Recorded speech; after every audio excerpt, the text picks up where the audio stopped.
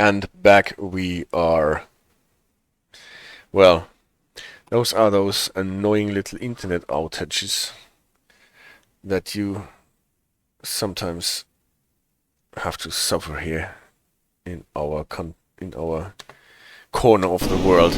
Whatever. We try to slow down for the bottleneck in Ravensthorpe.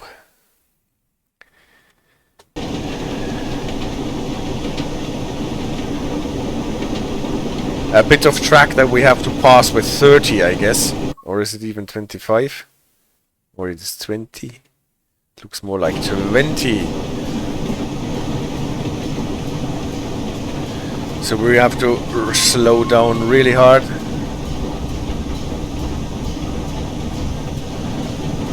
Ravensthorpe. Before we are allowed to go out on the main line.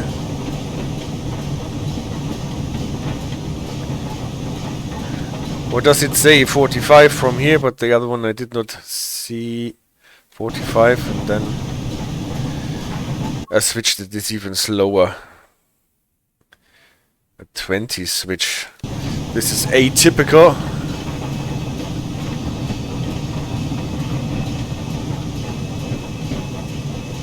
Because we are going on the other line.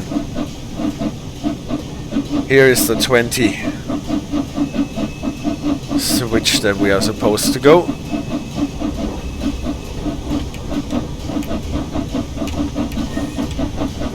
Well, at least I took the opportunity to make myself a couple of sandwiches.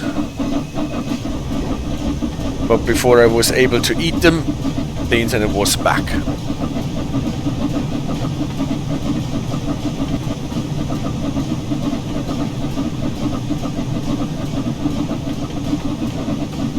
Interesting that they are routing us here on the left track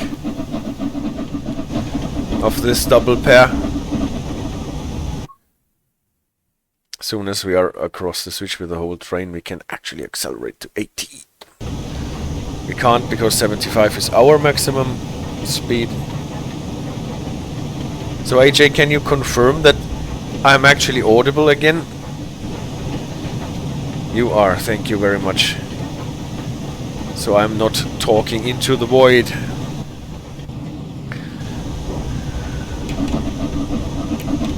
And now let's try to really accelerate hard without getting wheel slips on the wet track.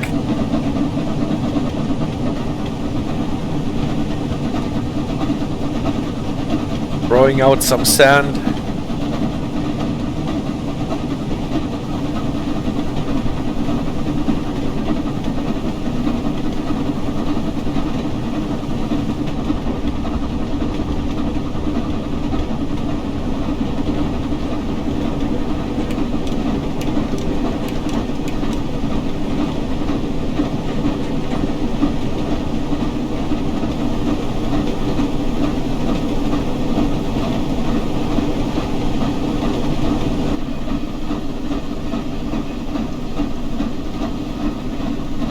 We'll pass this one station on the way and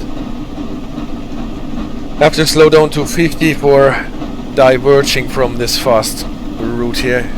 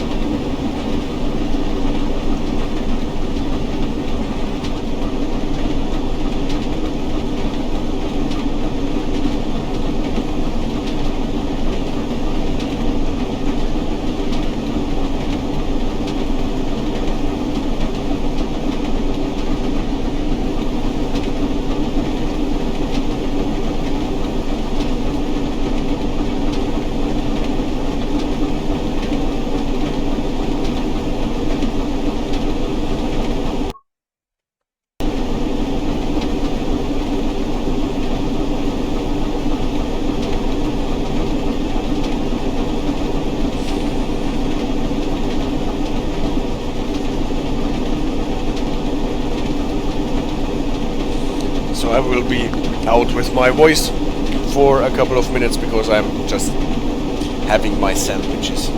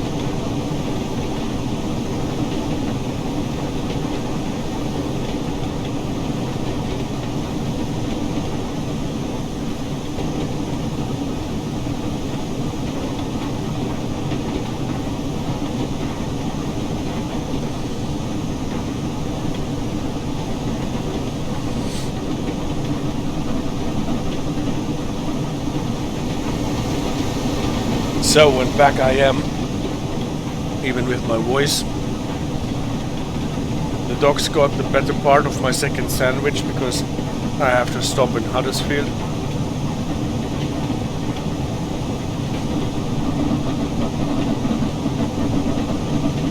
But they didn't mind.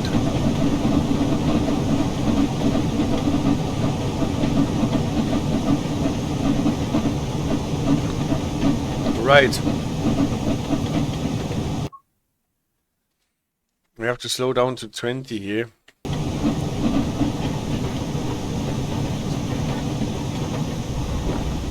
Or even 15. I'm not sure. Taking it easy here. Since last time I derailed here.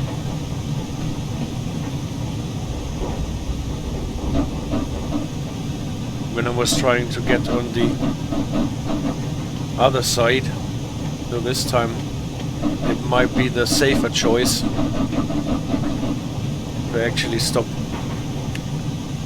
on the right side of this middle platform here.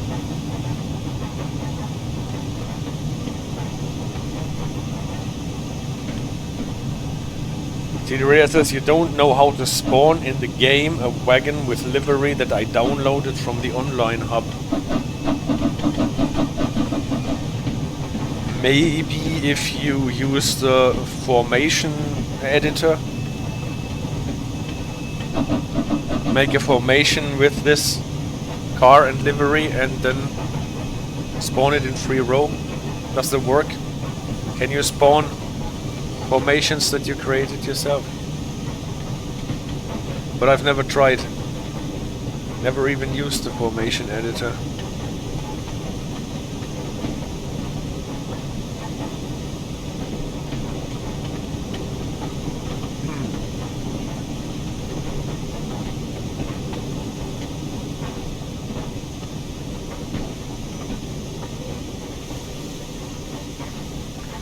So we made it to Huddersfield in one piece, even though the internet crapped out in the meantime while we were running through the rain.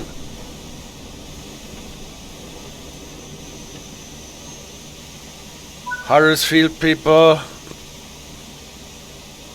get yourself some sandwiches. The next leg will belong to Manchester.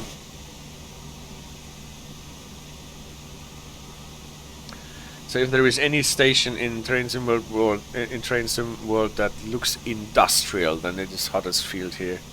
Don't you think so?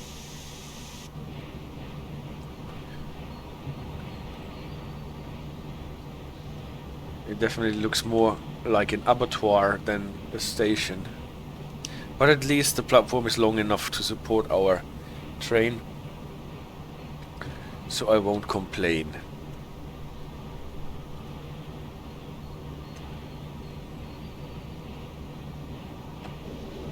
Huddersfield.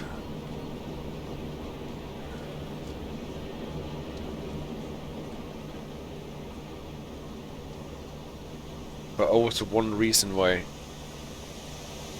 this DLC is one of my favorite British routes. It has a lot of atmosphere. Henky Denke, Yellow finally got the chance to see you live. Congrats to 500 subs on YouTube. Thank you very much for appearing on the chat and for the congrats. Nice to have you here. And we have to set a path for the next leg of our journey towards Manchester, Victoria. I think we do it the way that we actually stop once more, right? Does that work here? Is that long enough? Can we stop here? We will see. Can also run faster, further. Just check it out. Oh, it is unreachable anyway, so we cannot go there. Probably because there is a train already going there. Does this result in a section being unreachable if it is already occupied by a different train? Be interesting to know. Or is it just because it is the southern part and this train is going onto here, yeah? Well, then we take this one. In Stalybridge, platform 3. Guard, please let the doors be closed. Ready for takeoff.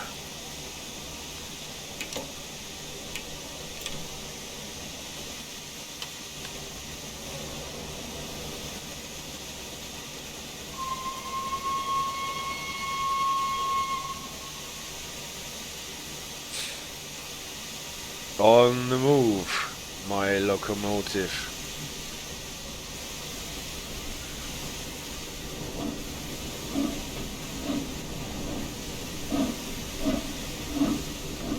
We have to go to through the tunnel once more.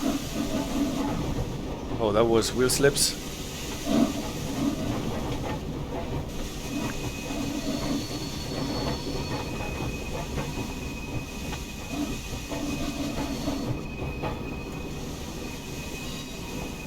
Hard to get some grip here. Well, we will try.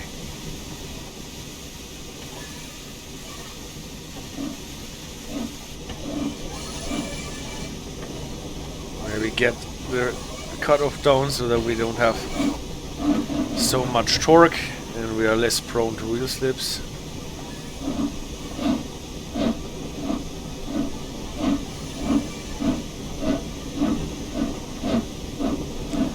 Yeah, we're getting there.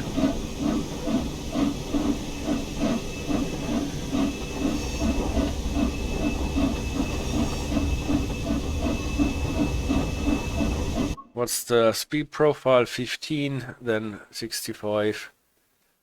And starting at Slaithwaite, it is 15.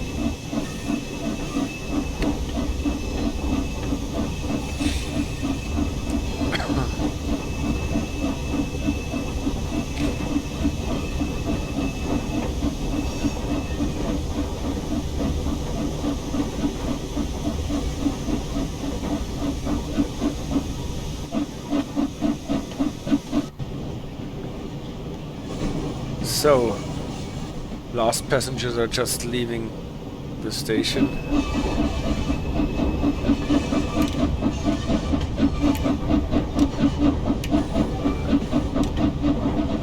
Yeah, that was the thing. Too much reverser cutoff and we are in wheel slips.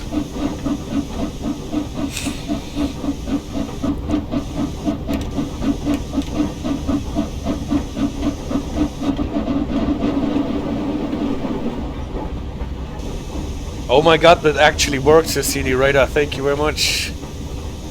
A pleasure.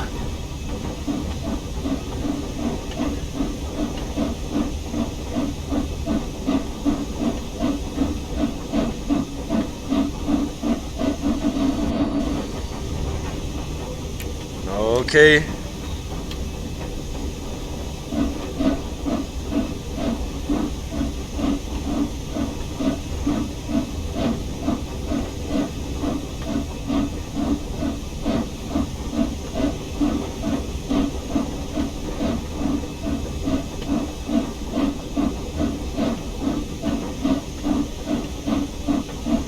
So why are we fighting here? Because we are going uphill through the tunnel.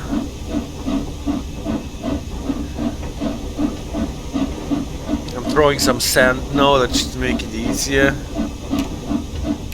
We are not so super heavy on the reverser.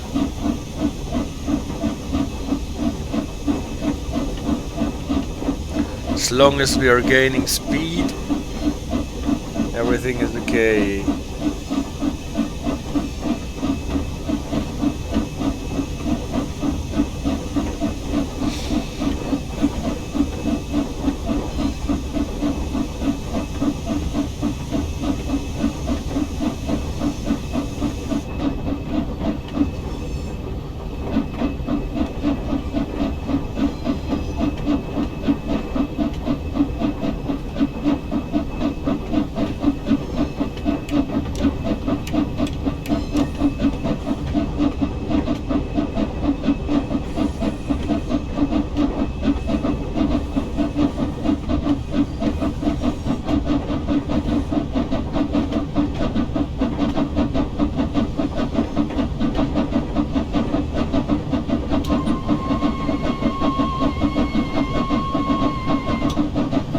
So at least we are out of the tunnels for a spell for this junction here, but we are going into the next one. Now I have a proper JD train in the game, says CD Radar. Great. Please send me a screenshot.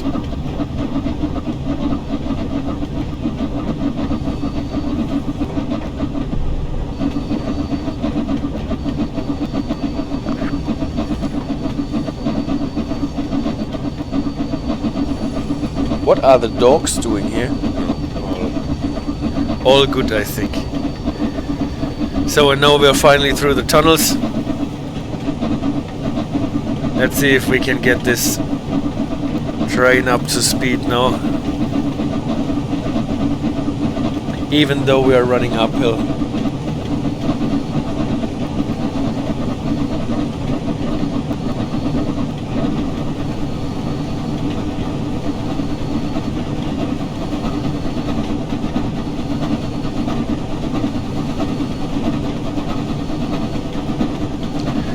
Yes, the sander is definitely your friend. Yes, of your railjet in the game. I want to see it in the game.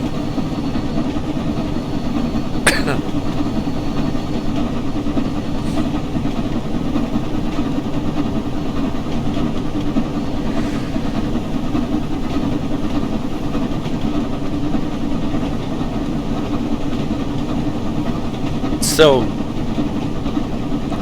Yeah, I see. Obviously, no, you can build it. This Vectron with IC coaches. Yeah. I thought maybe the 182 Taurus with IC coaches. Nevertheless, I want to see it anyway. Especially the livery.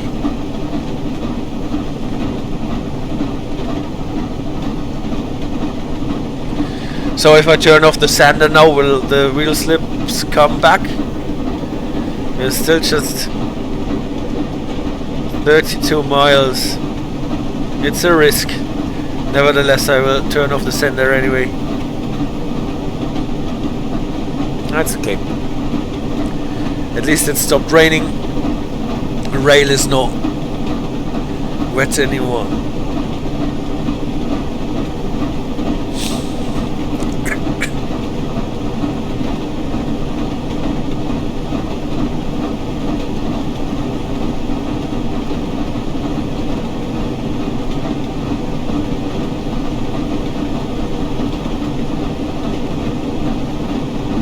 Railjet is supposed to have a cab car. Well, the IC trains with the 101 are supposed to have a cab car as well, and they don't have it in the game, unfortunately.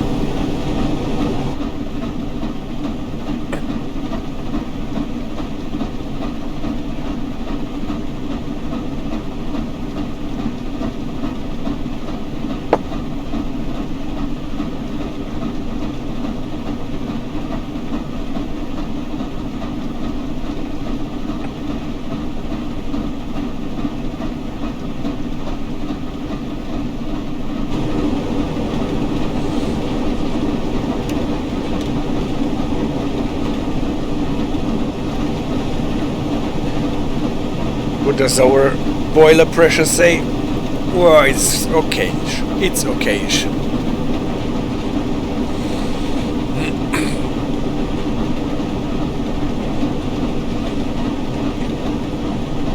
So if anyone knows what this rightmost dial here is supposed to indicate, please let me know. I have never seen it move.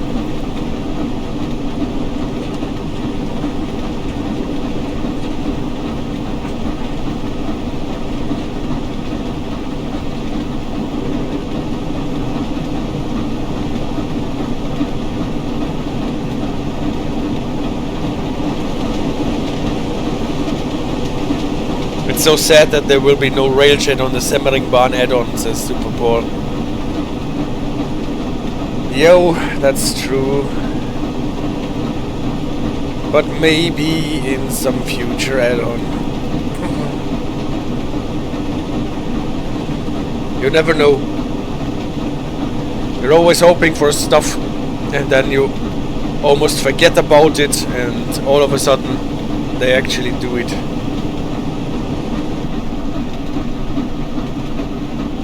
And sometimes you forget about it and they don't do it ever.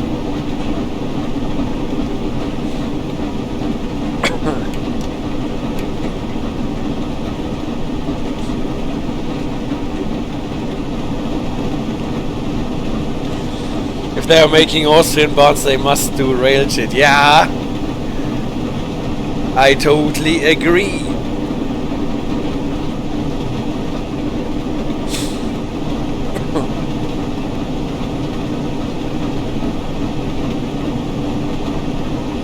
If they are doing American trains, they must do IETMS.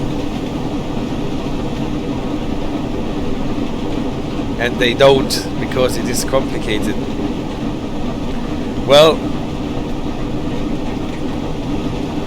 only thing that we can do is to make the best out of the things that we have actually in the game.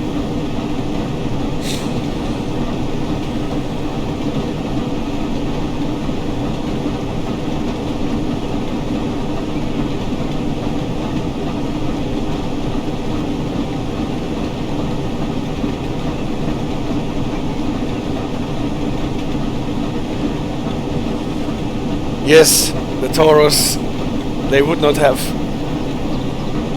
had to make a new locomotive, just a train, right? Anyway.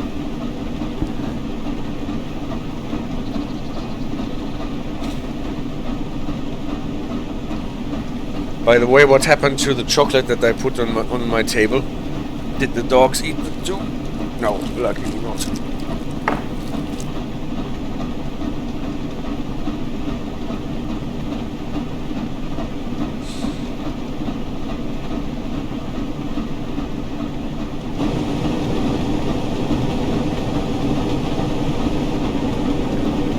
So we are still fighting to get closer to the 40. If I increase the reverser to 70, are we getting slower then? We are getting slower then, yeah. Because we don't have the steam to actually blow it through. Yeah, the steam pressure in the boiler is actually getting quite slow, quite low. So better settle with the 36 or whatever we have.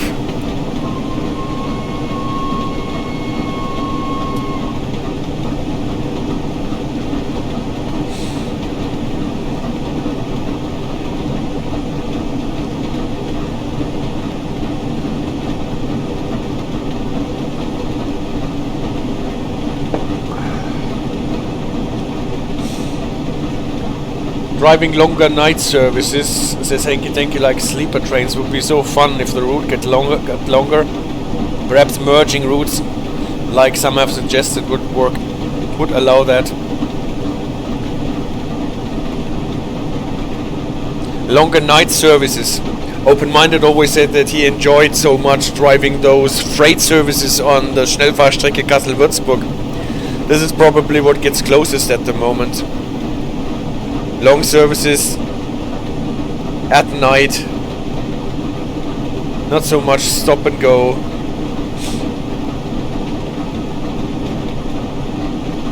And route merges, well,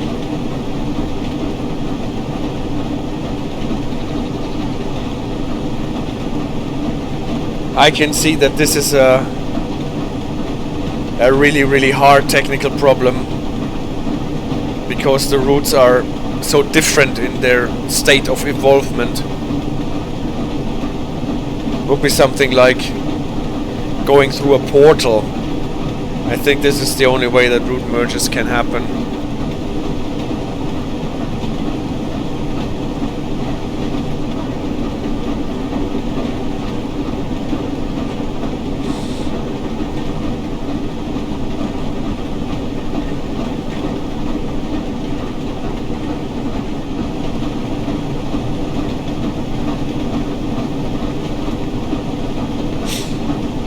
Like merging this route here with the Glossop line, for example. There are about 2 years of development in between.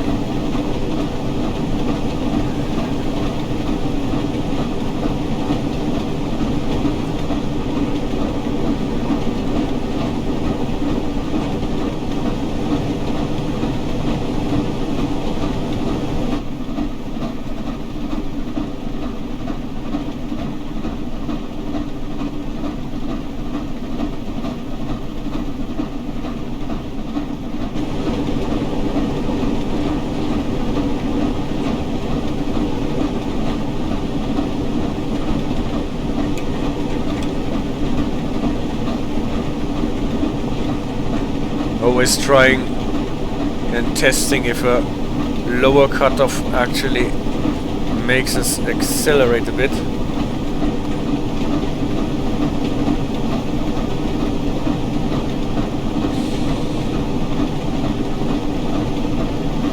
Perhaps if the developers continue to upgrade some old routes to TSW4 standard, if that would be possible, but I guess that they don't earn too much from that, says Henky Denky.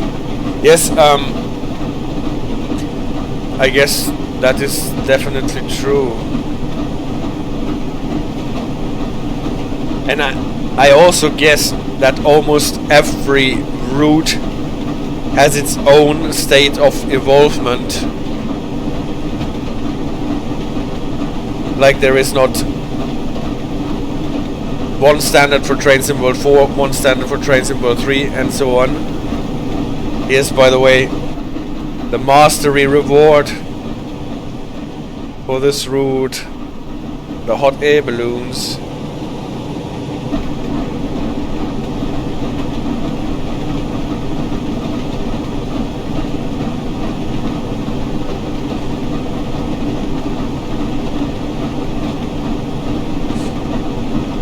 And one can easily see how many repercussions it can make if you change anything in the existing DLCs.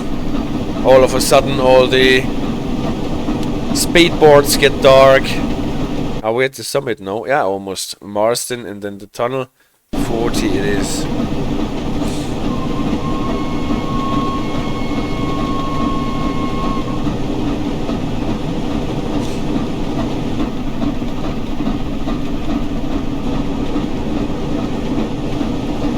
How do the core elements interact with one route or with the other?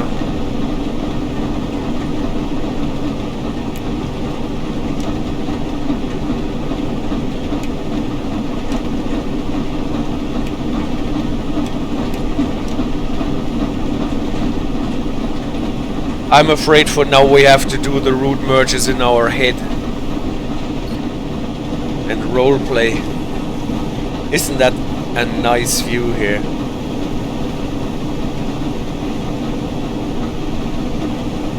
And in the tunnel again.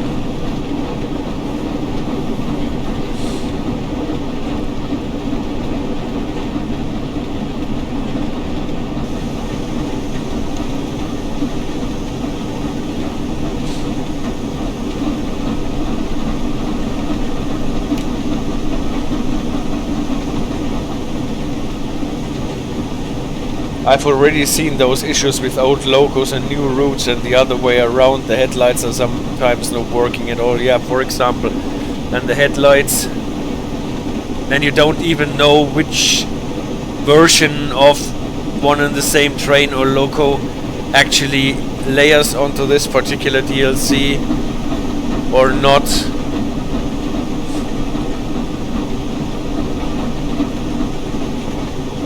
And we've seen this really devastating red light issue problem that resulted from moving the stopping points a bit, and all of a sudden all the AI trains in the game were not working properly anymore. And one day all the speedboards were set to 0 for some mysterious reason. And I can totally see that you cannot test it all. So I totally understand why they are so reluctant to touch their old stuff.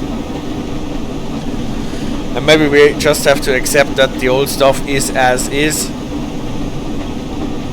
Even though one part or one thing that really got me into this train game was that at the time when I got Trains in World 2, they were more or less promising that the old DLCs will be kept up to standard by the preservation crew, so all the legacy routes and locomotives will be upgraded, but it became evidently clear that this does not work, and with the increasing workload of more and more DLCs being around, there was not even a snowball's chance in hell to keep up with that. And so my beloved preservation crew was abolished. First turned into the special forces or whatever, no, special task force or whatever, and then it was no longer talked about. So I guess we have to accept the old routes as is.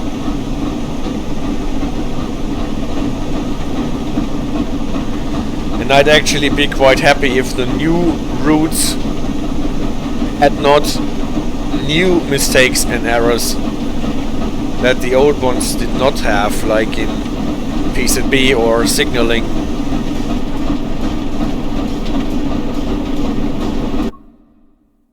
A 45 bottleneck there is. And then we can let the train run downhill.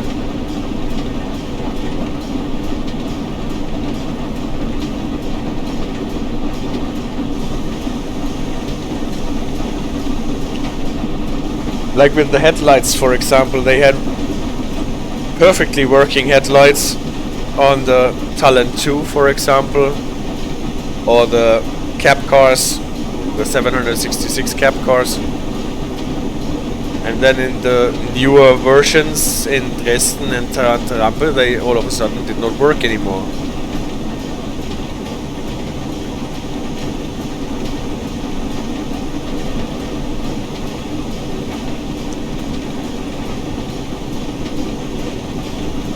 There should be some instance that makes sure that what you achieved already does not get lost, because you probably lose the employees with that knowledge,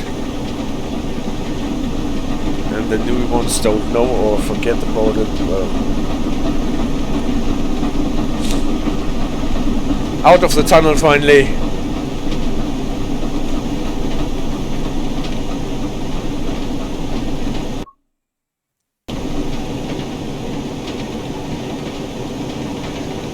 Soon we are through the 45 bottleneck, and then we can let the train run downhill.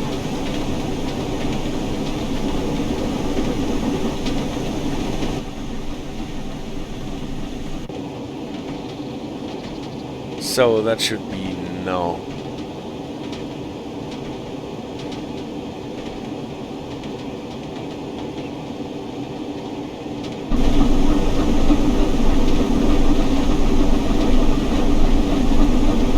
Now we can be a full-blown express train and steaming up to the 60 before we have to slow down to 50 later.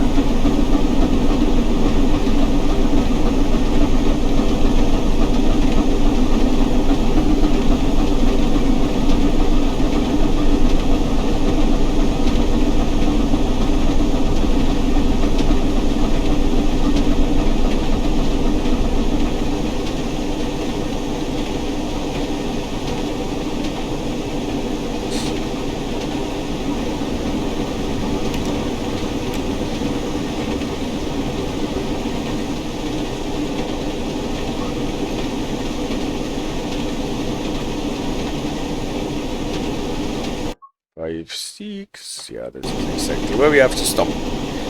Then I don't need to worry about an incoming speed reduction.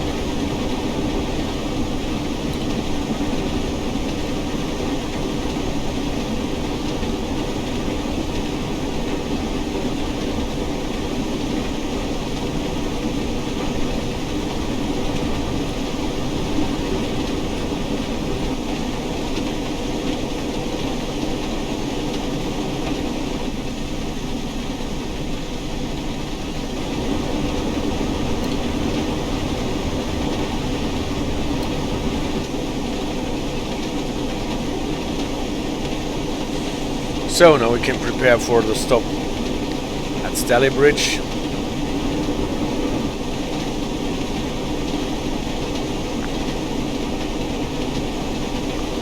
Mustn't be too late on the bridge, on the brakes, since we are running downhill.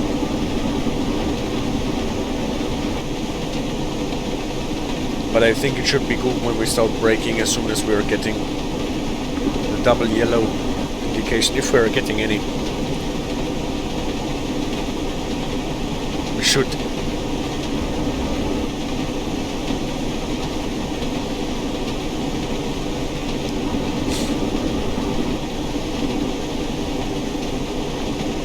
The open track signals are typically light signals,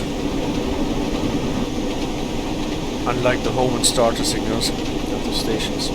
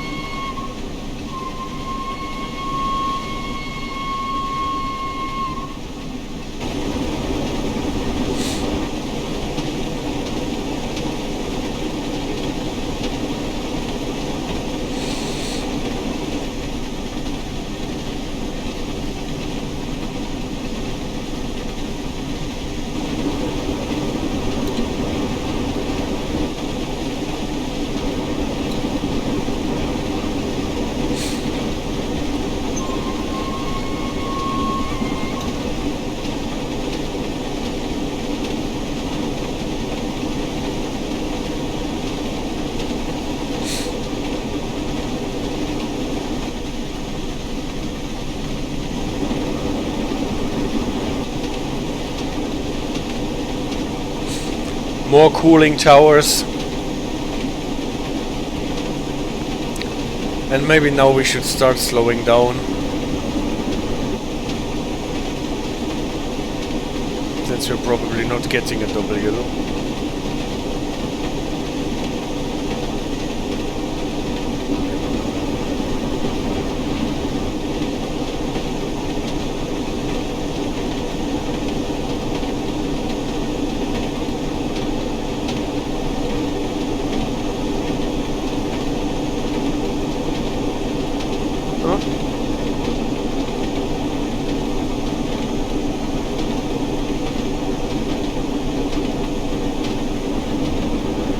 There were only 3 lamps on this signal, so at least this signal cannot show double yellow.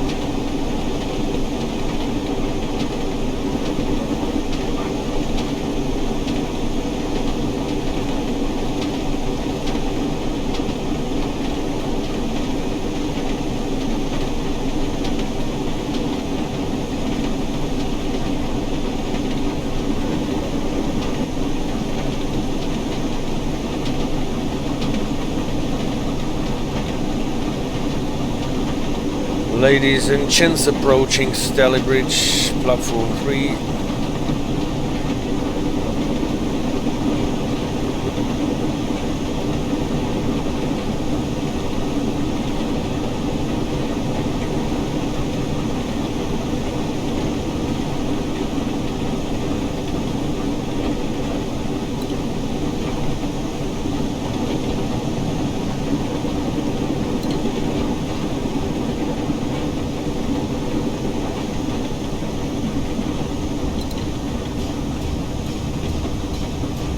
And the dwarves are back, and there is my single yellow.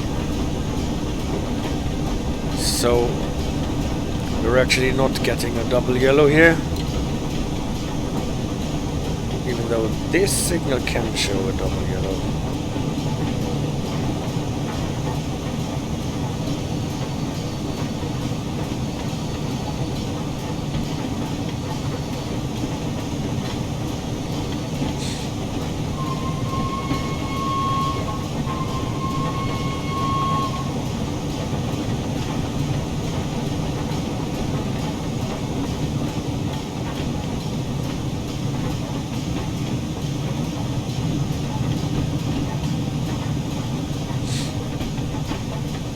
Let's see if we fit.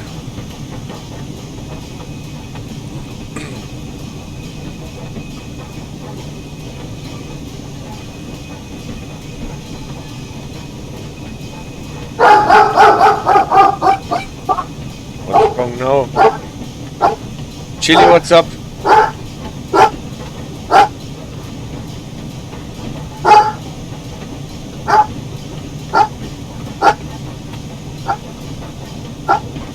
Elevator button. But the doorbell did not go, right?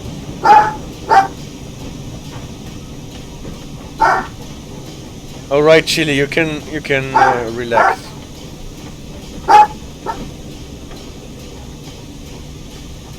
No doorbell, that is good. Sometimes I can't hear the doorbell over the noise of my engine. But I can hear Chili.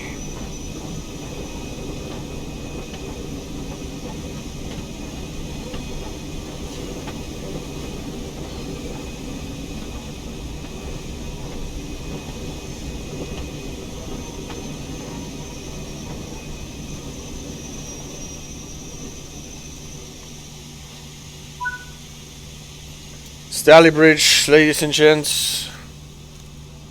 Please don't leave any valuable luggage on the train. Yes. I love it when the train fits.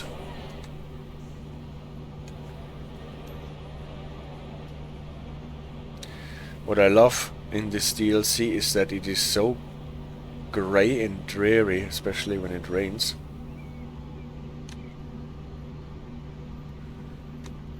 Just beautiful.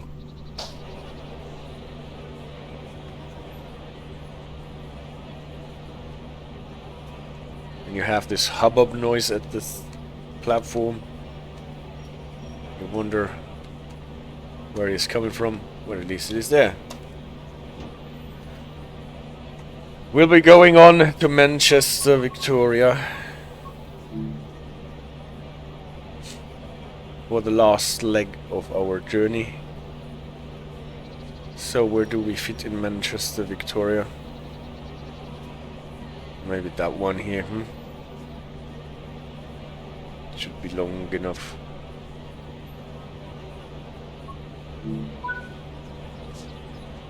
So this is what we do.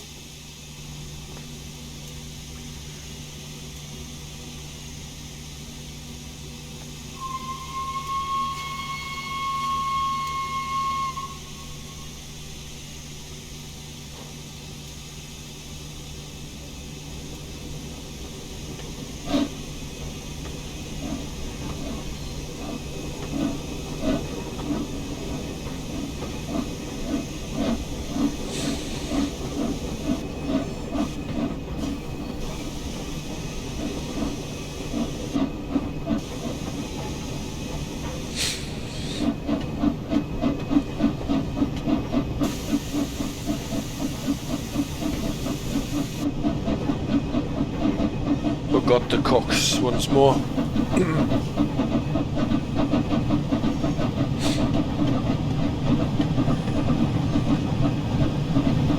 So starting the train downhill is so much more convenient than the other way around. But there is some speed reduction. Oh, whoa, whoa. I'm actually speeding here. Because yeah, when I saw this piece of track I thought, isn't there a speed reduction? Yes, there is a limit of 15 when branching off here.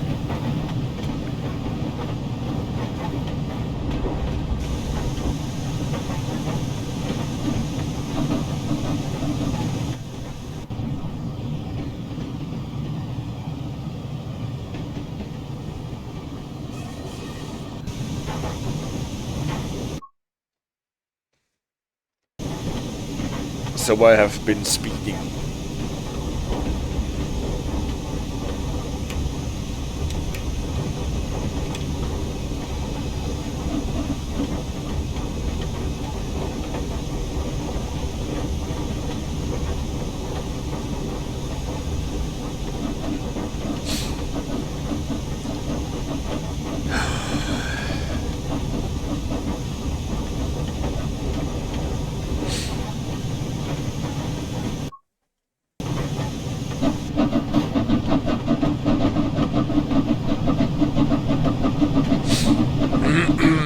Speed limit of 50 we should do.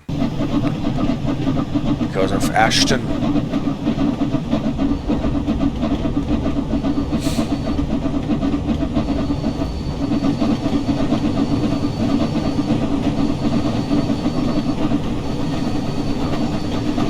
Downhill we don't need that much cutoff.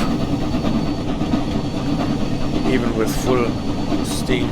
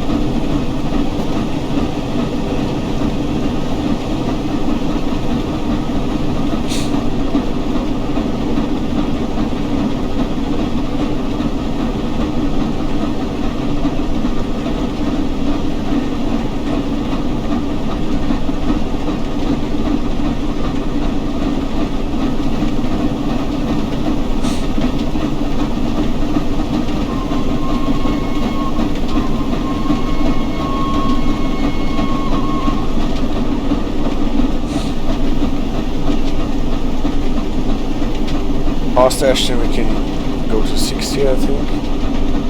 Forrest bell. Caution signal is green.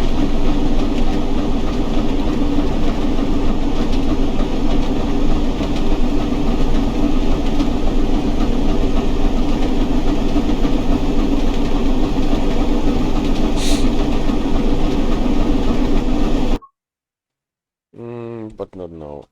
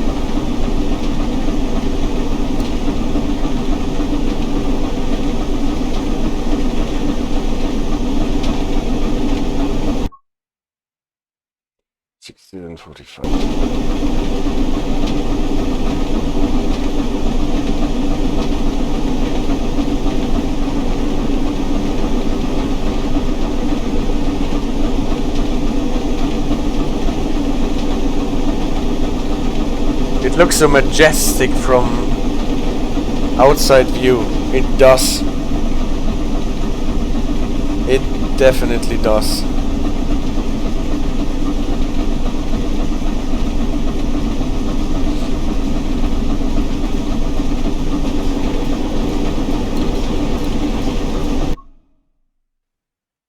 And why are we still in 50? I thought we are through that already. Maybe we're still... Okay. Then we will have to slow down a bit. Aha, now over. For some reason, the end of the train was not out of the 50 yet.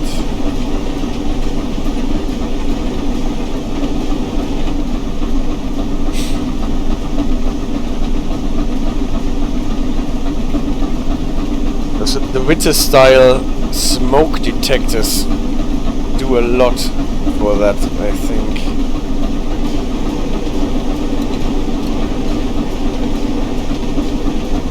They really look great on this locomotive. And the flat chimney.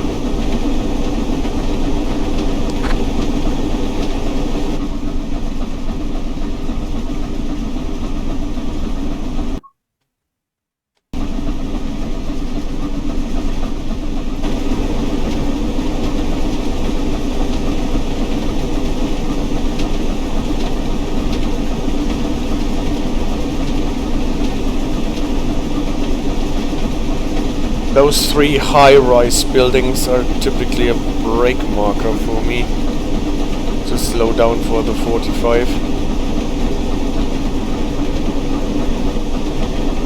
Let's see how this works out with our steam locomotive.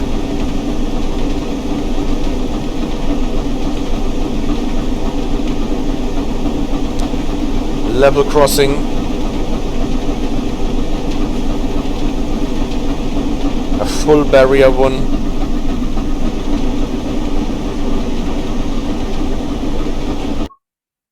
Okay. Long before.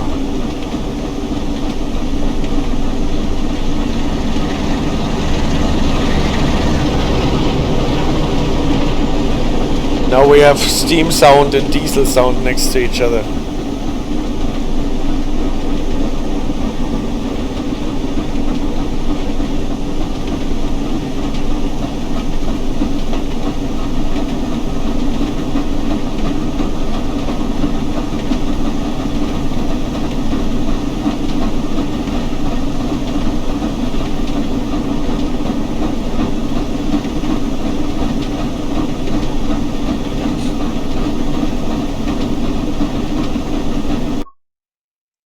Yes, 45 through Park and then down to 20 at Miles Platting. And then back to 40 until we are in Manchester. The 20 more or less start at the end of the platform in Miles Platting, if I'm not mistaken. Here's the 45.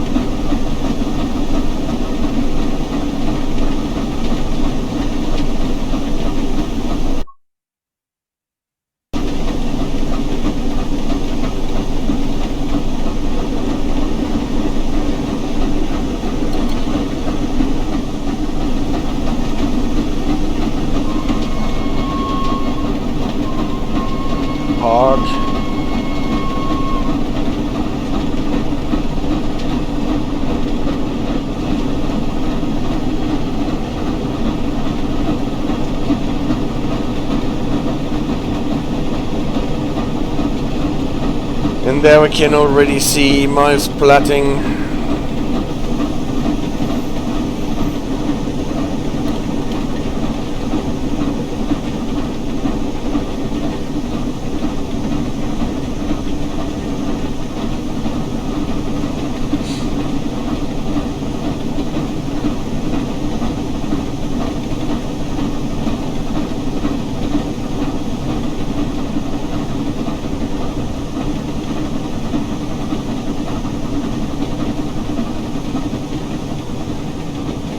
Why is my reverser open, by the way? Not the reverser, the regulator, obviously.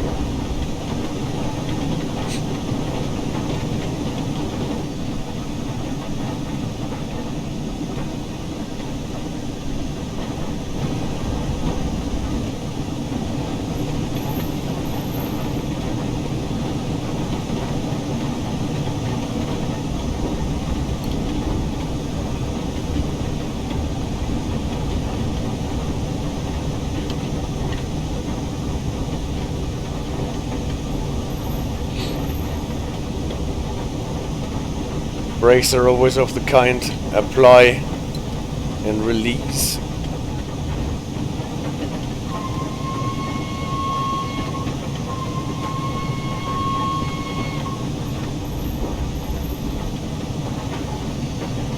Miles Platting. You can see from the right a train coming from the siding area.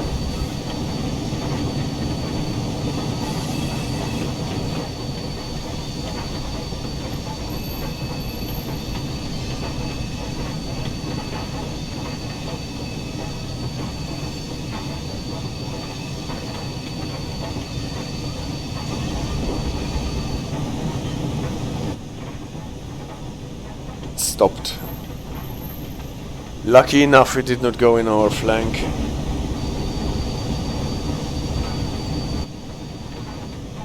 Cross the switches.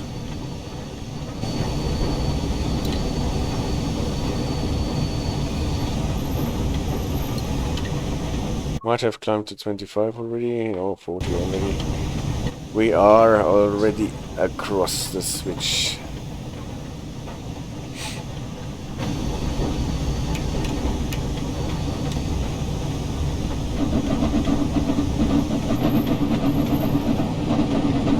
So we can get our iron horse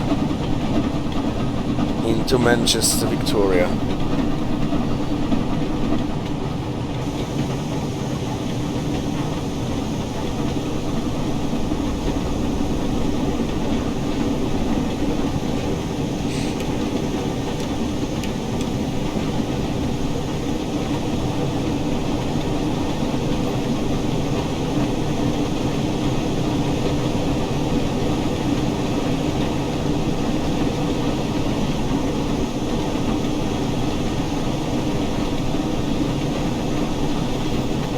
Careful that we're not overdoing it because we are running downhill.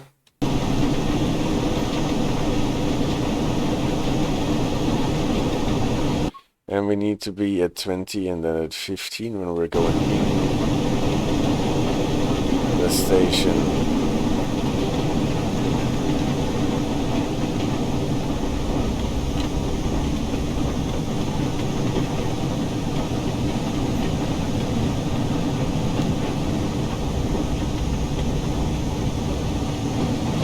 The AWS does not really work here, does it?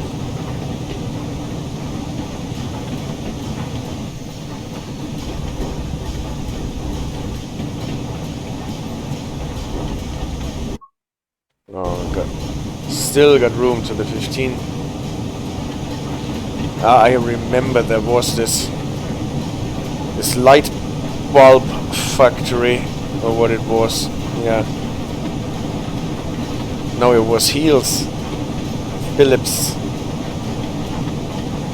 Sticker soles and heels.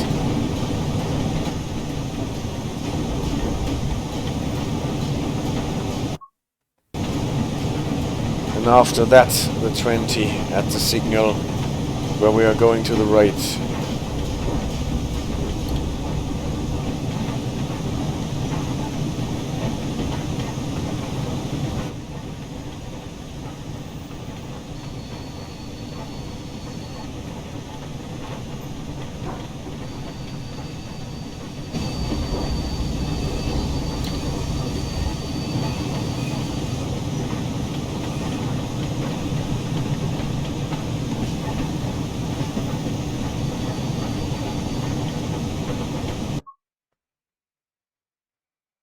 Oh, is it 15 and 10 and not 20 and 15? Maybe.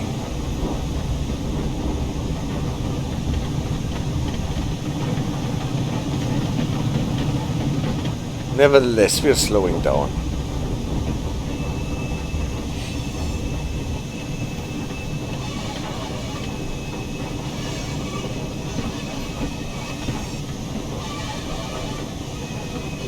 Yeah, we're just fitting underneath here. Screeching around the corners.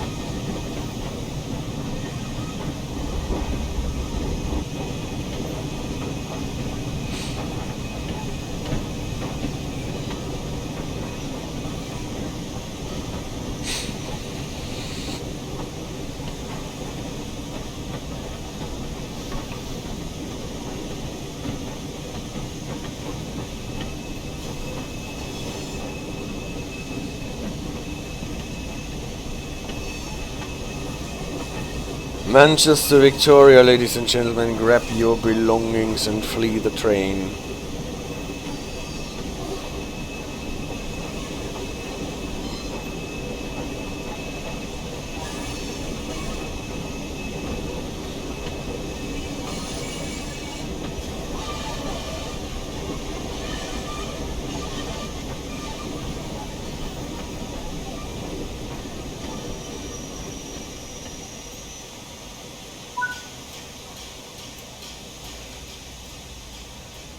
So, second service done.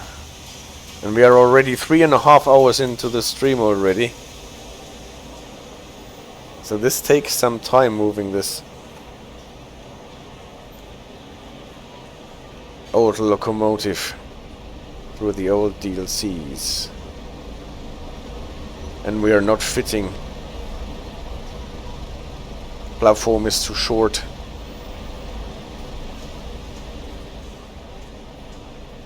Maybe we should have taken this one here, that was longer. Number 15.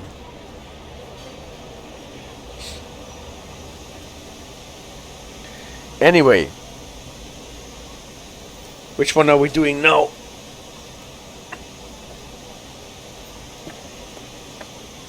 We've done Edinburgh, Glasgow, Northern Transpennine. What I wanted to do is Birmingham Cross City. And then I think we go to America. Then to Continental Europe. And for, well, Liverpool to Crewe. Spirit of Steam was on the agenda. Well, we will see. But Birmingham Cross City was one of the routes that I wanted to use and check out how that works with our steam engine.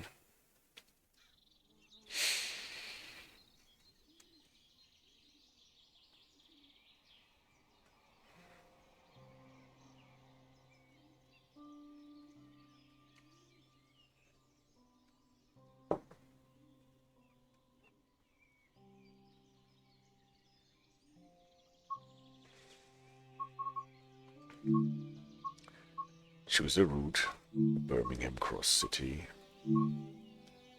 On foot. Lichfield.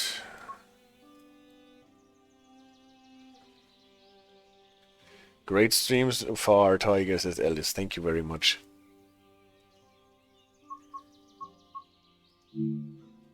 When I'm done, my ears will be ringing from this engine noise. Are we going to Redditch or to Bromsgrove? What do you prefer? Bromsgrove down the hill, probably, or Redditch. I think when we're going to Redditch, then we cannot really move or train anymore.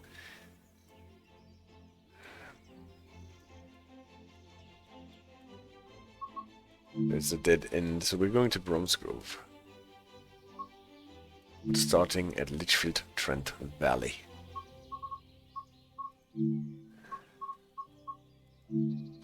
Let's see if that works.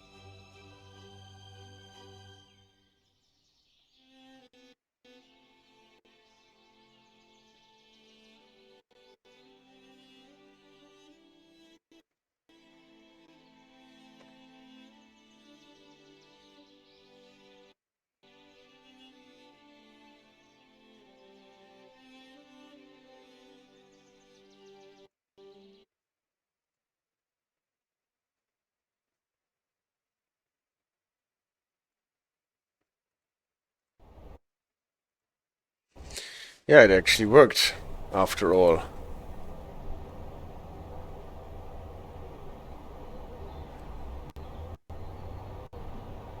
Starting here at the elevator, telling us OTPR for whatever reason.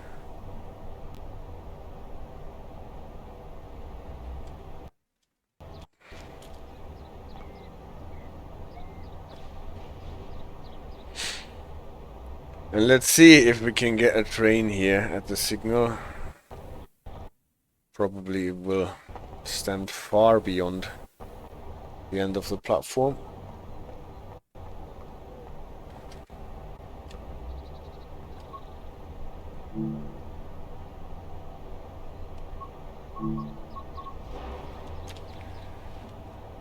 Holy moly, is that slow now?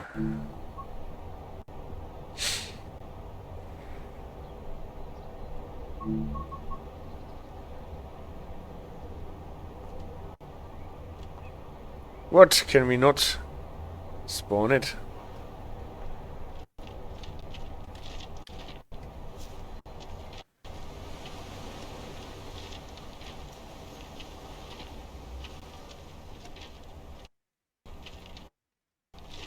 How long do I have to go until I can spawn it here?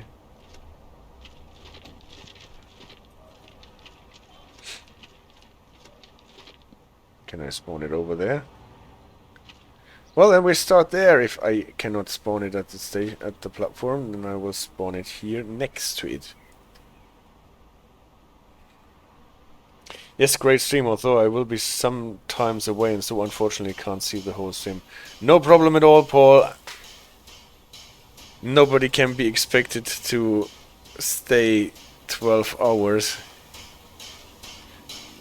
Except for you, HJ, obviously. It is more like drop in, drop out, just as it is convenient for you. Drive your own trains while having it run in the background or on the second screen.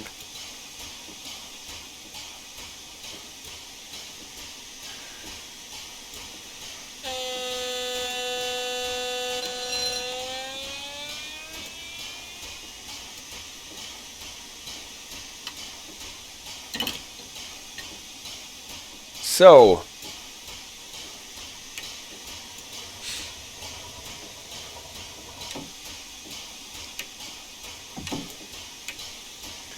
since we have to start our train from...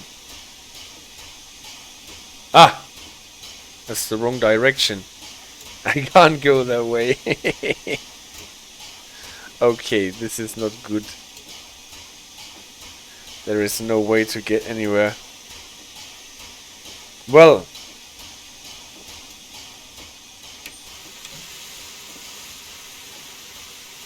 then we have to get rid of this train here again.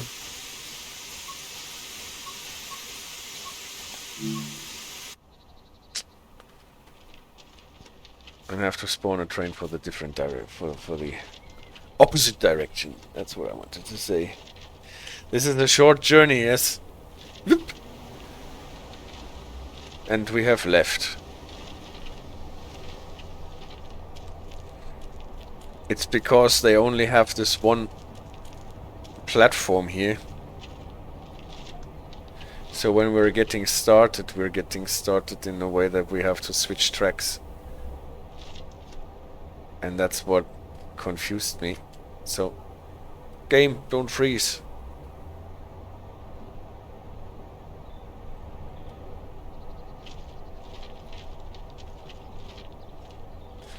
So, but this actually gives me hope that we can spawn our train here. And then probably at the next crossover we will be routed to the correct track.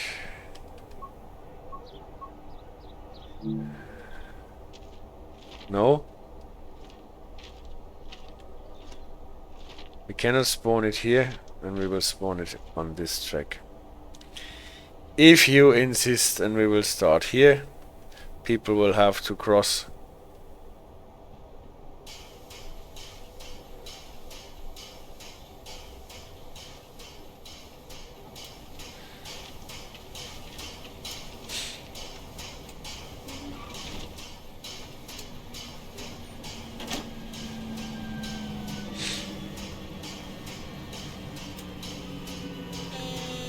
This is why I couldn't spawn my train there, because there was actually Class 323 already incoming. Yes, you're right, Paul. Definitely, that was the reason. Are your presentations public available for download? No, they are not available for download because my presentations are always like work in progress stuff that I use just like a blackboard, more or less, so I rework it all the time. And so I don't have it publicly available.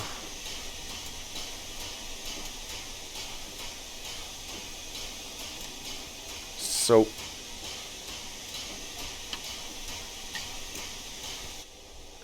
then we will start our train here.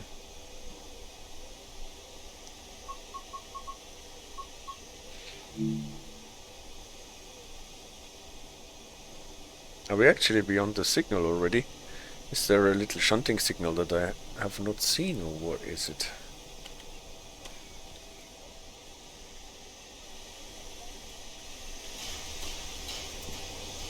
No, this doesn't qualify as a little shunting signal. It is actually a big signal. Nevertheless, we will start the train from here. Let's see how the thing does it. How the dispatcher handles this situation.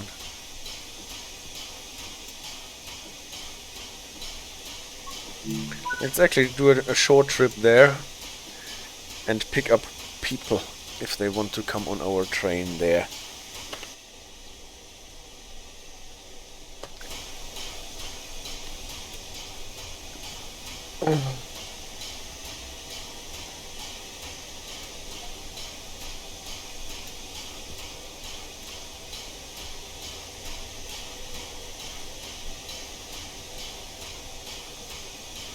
Alright, let's get this train in service.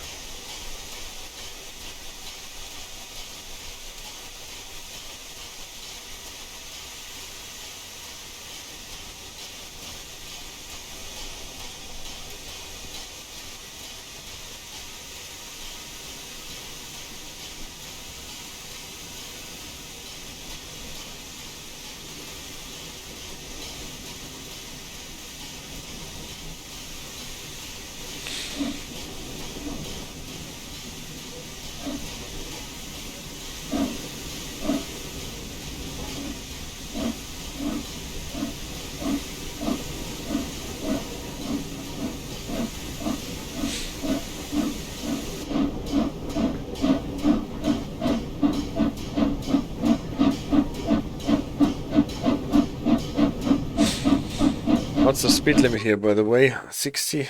Ooh, then dropping to 20. Obviously, we are going across some cross.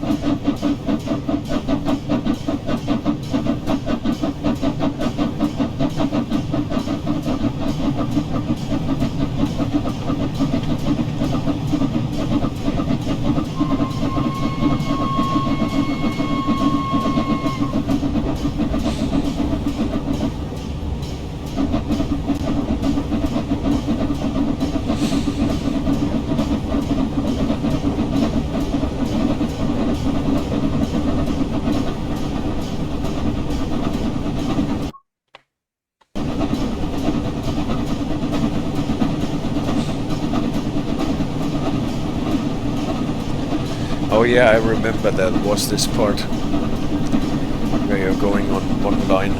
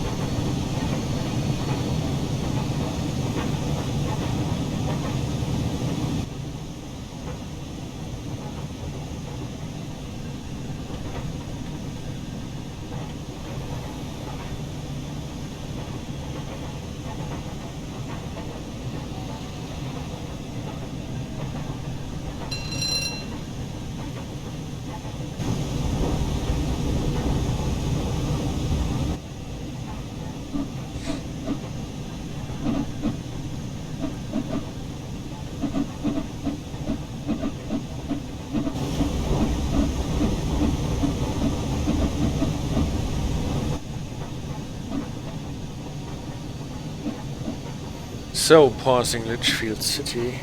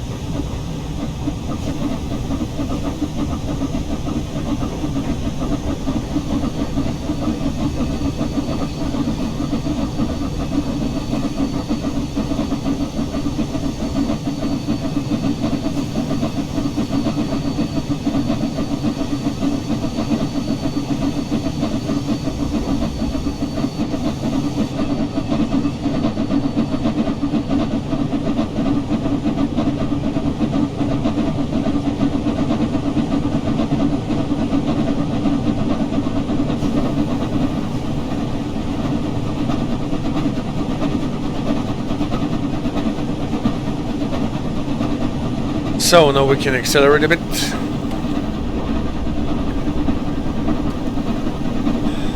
Proving that this locomotive is not the greatest one for commuter trains where you have to stop every second mile and accelerate fast in between.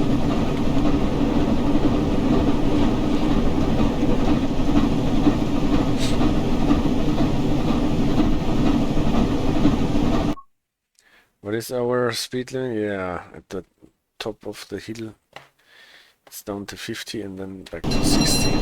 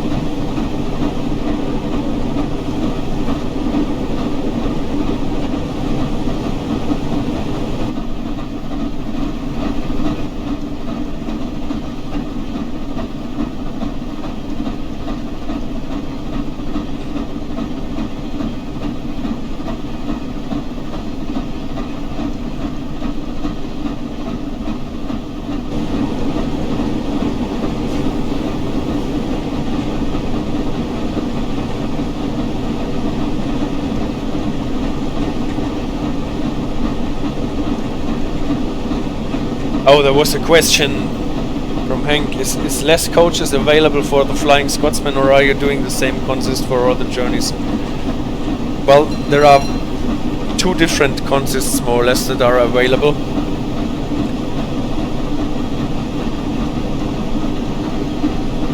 With Mark 1 and Mark 2A cars, so ones that are vacuum braked and one set that is air braked. For convenience, I was doing the air braked stuff so far.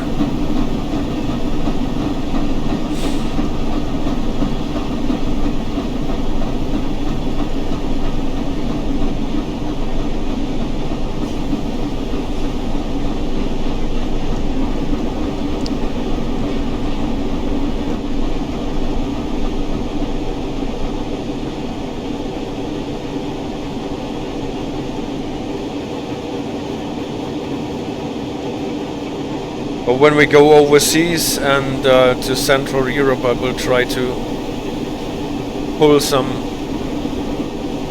outlandish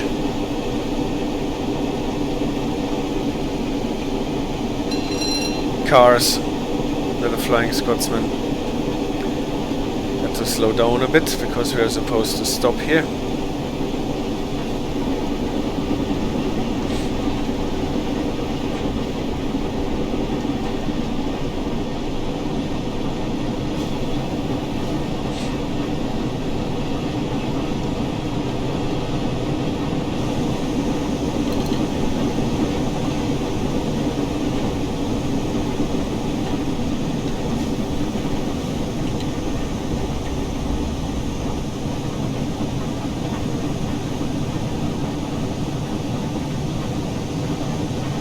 And the rain is chasing us.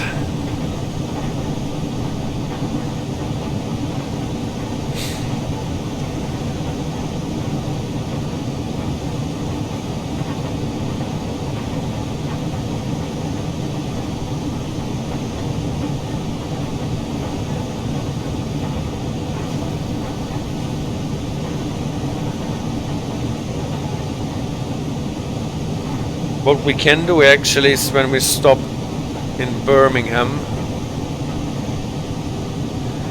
we can despawn our cars and spawn a new consist with vacuum brake cars.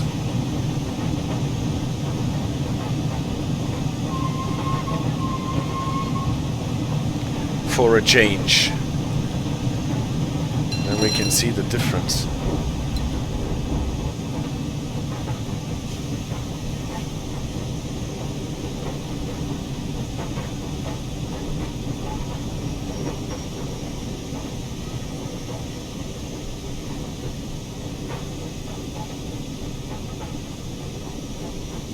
So is there a stopping marker for a flying Scotsman train?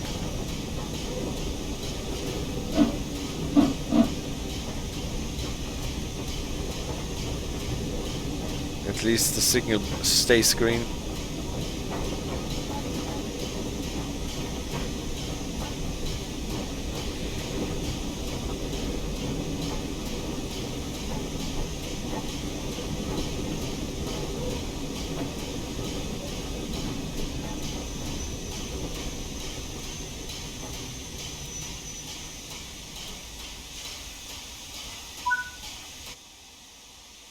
So did we fit?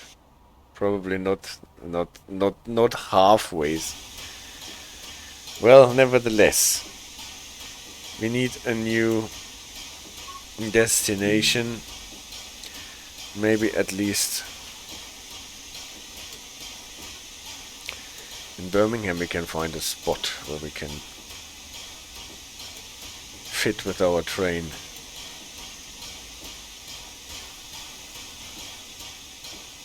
Maybe here? Does that work?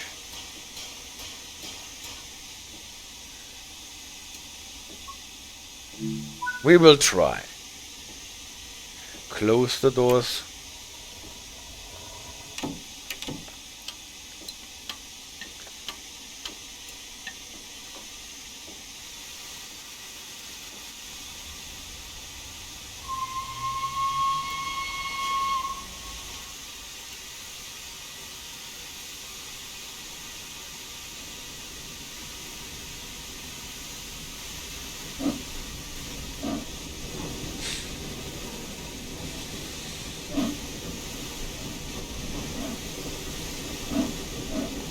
What is its speed? Is it 64? No.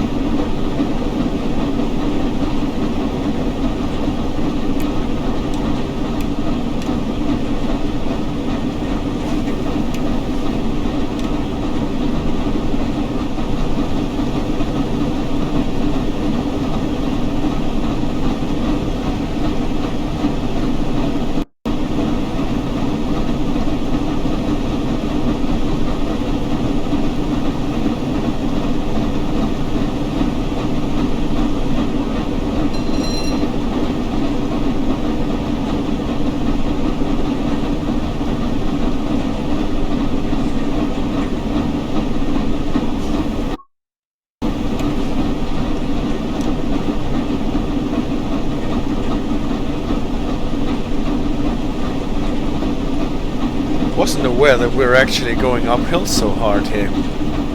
We do. And there's the 50 limit uphill.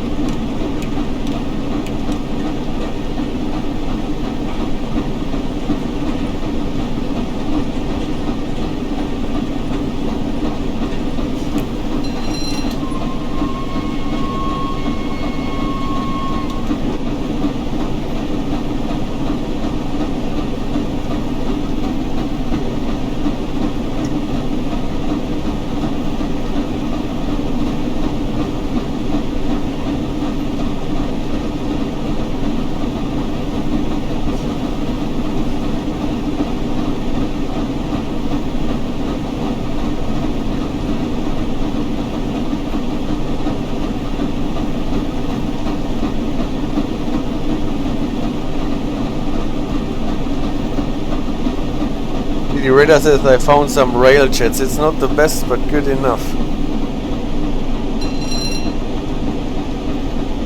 That's cool.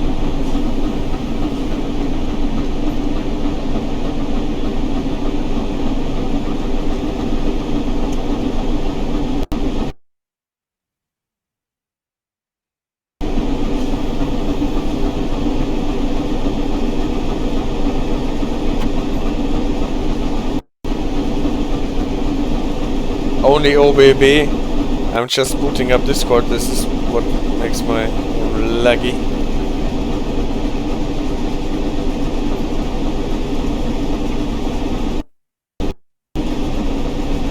I've seen the screenshot of your Vectron in the blue check livery. Very nice.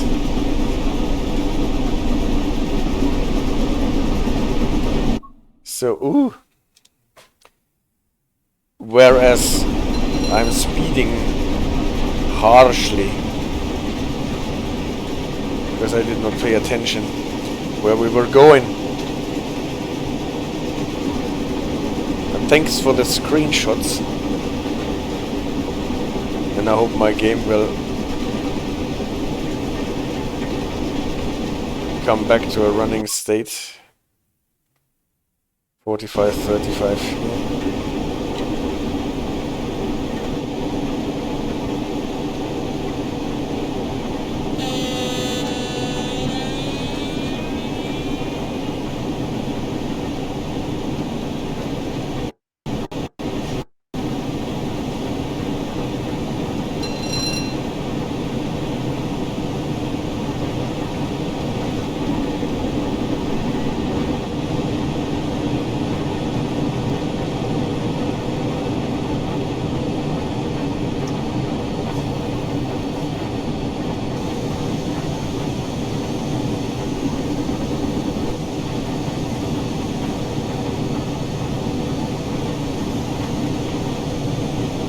So we're ready for the 35 reduction here.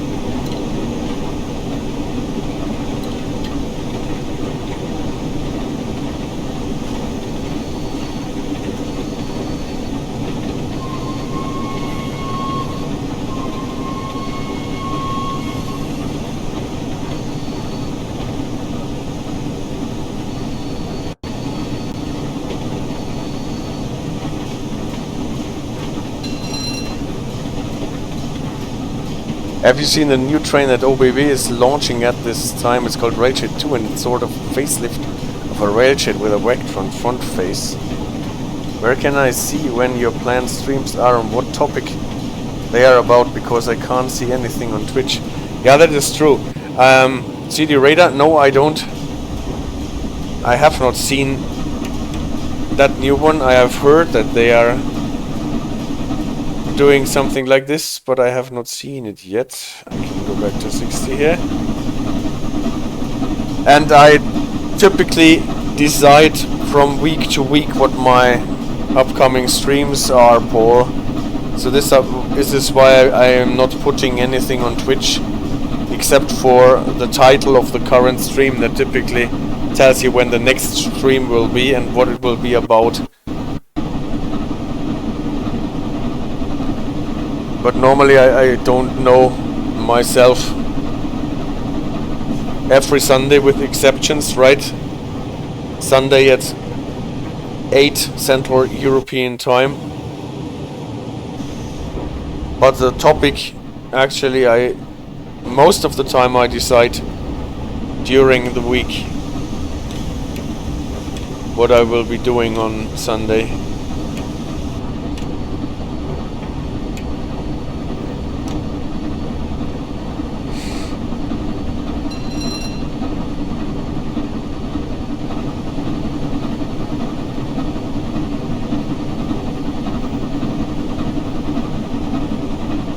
So, the fog has been switched off.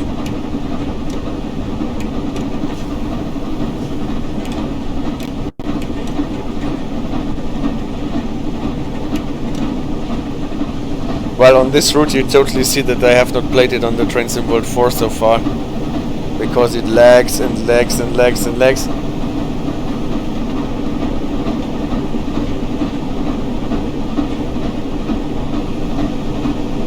But nevertheless, I should focus a bit more on my driving.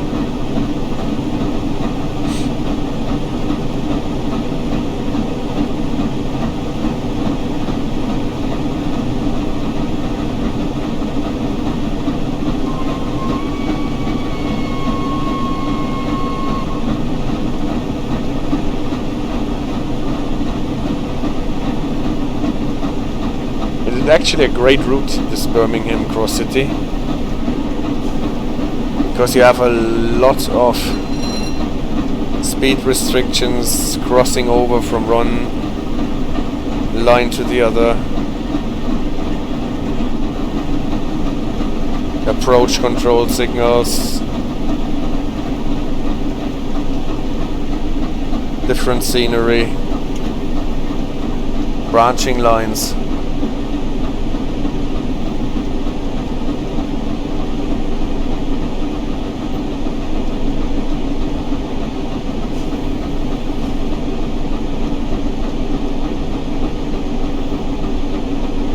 Of the 323s,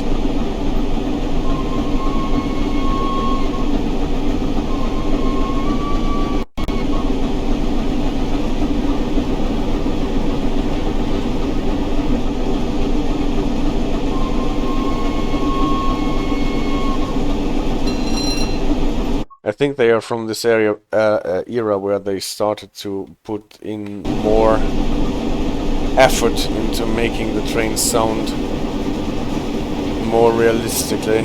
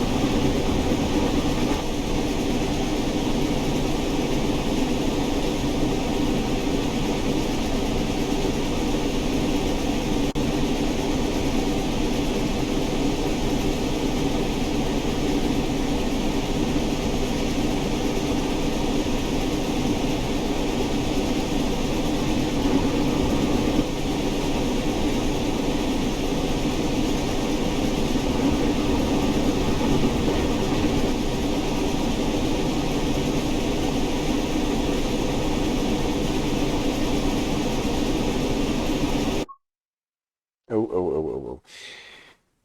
It's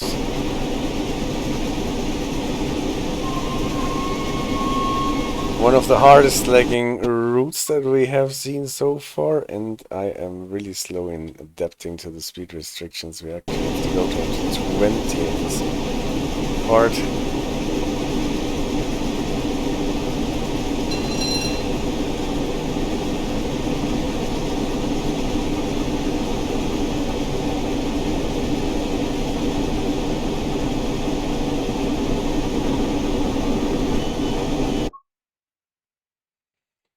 Just like this, 50, then 40, then 20.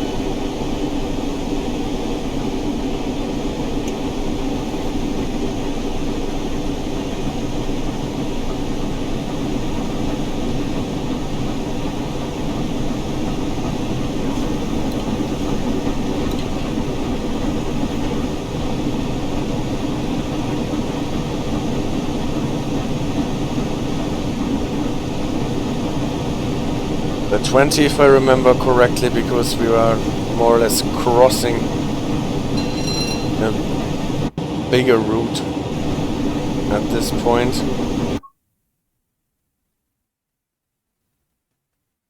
Before we get to Aston.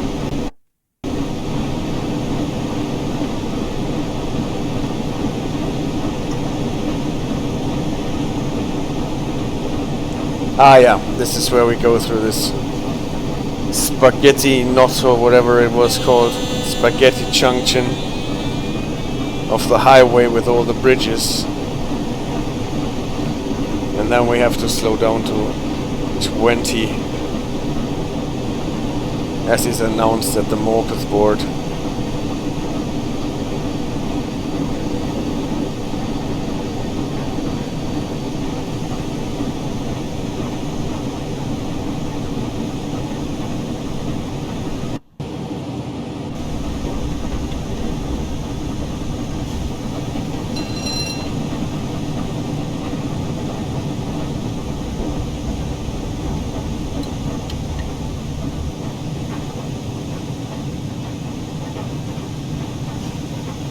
Whatever I had in route knowledge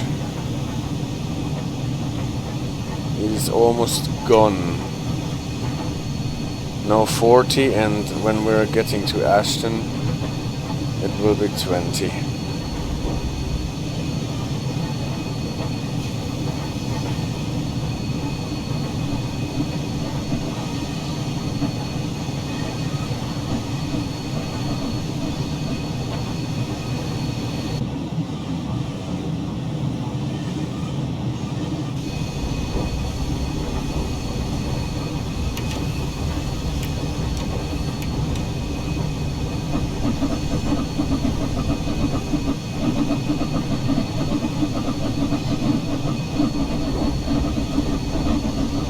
I think it is the first DLC where they started to implement the cats that you can find.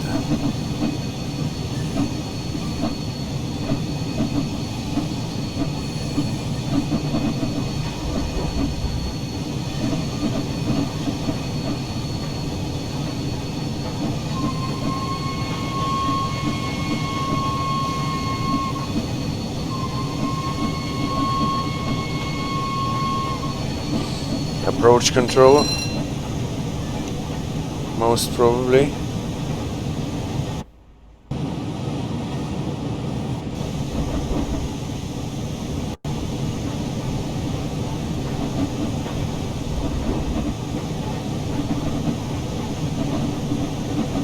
That's one of those cats here, for example.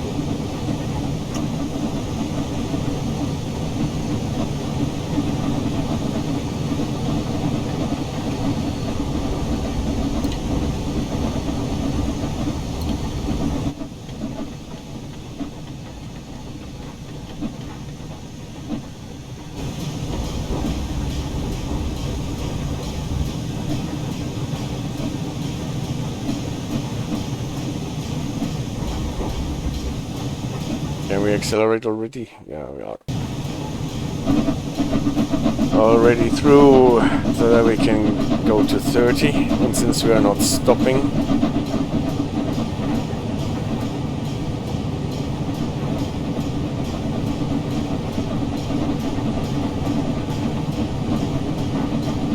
And are a passenger train. Can accelerate to 70 before we get to the bridge to Birmingham New Street.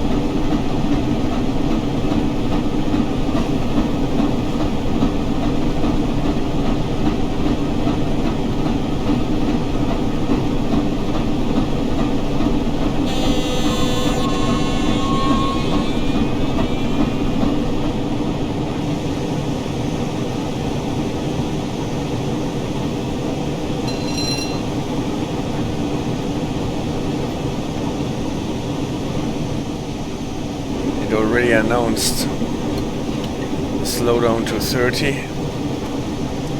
Then we will get on the bridge.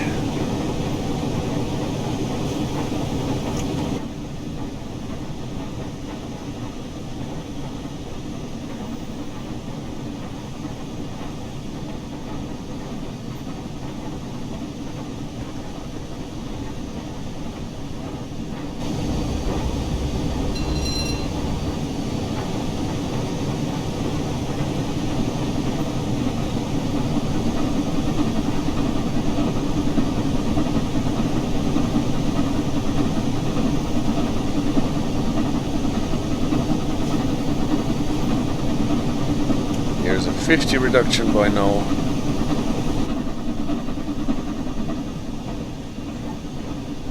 And on the bridge, when we're going towards Birmingham New Street, there will be a 30 reduction. Signal here actually announced with countdown boards.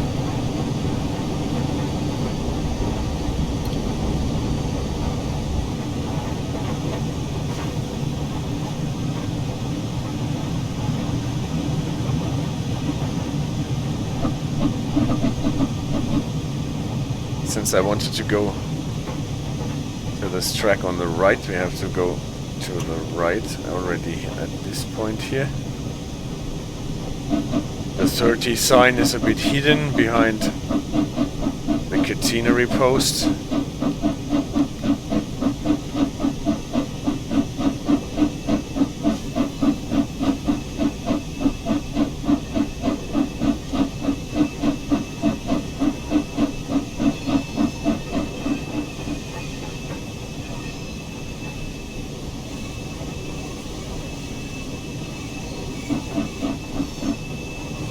We have to stick to the 20 because we're going across the switch.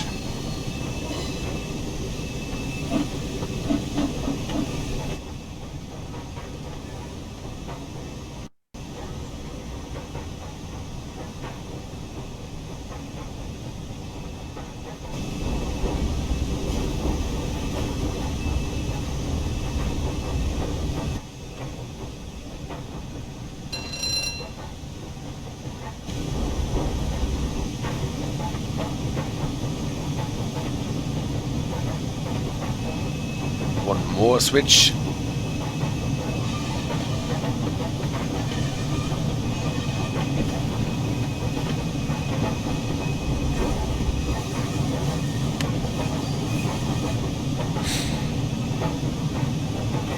It sounds like if you drop spoon to plate, yes.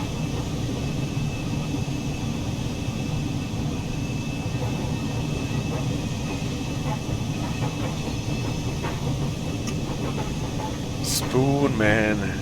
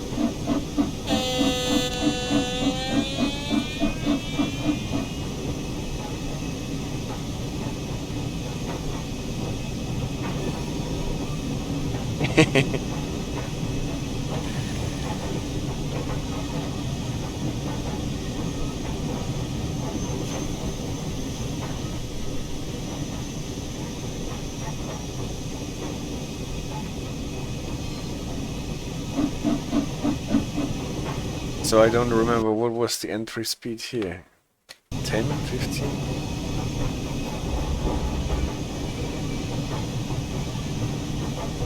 If you're going across the switch. for now. Yeah, the AWS when it is releasing.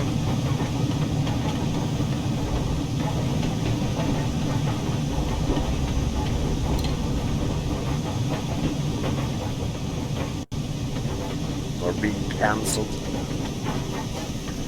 would probably be the word. What's wrong? Are we getting into a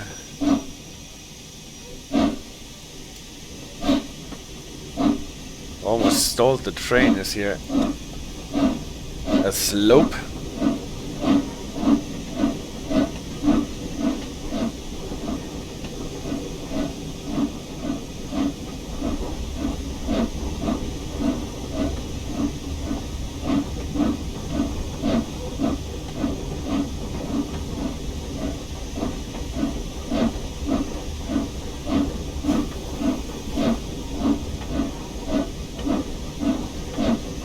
Jelinek says I have to say goodbye for now. Thanks for your great job, not only today's tiger. Thank you very much. And Alice says it sounds like Chili is panting into your microphone. Well, have a good time, Pietro, and see you soon. And Chili is not panting into my microphone. If anyone is panting into my microphone, then it's me.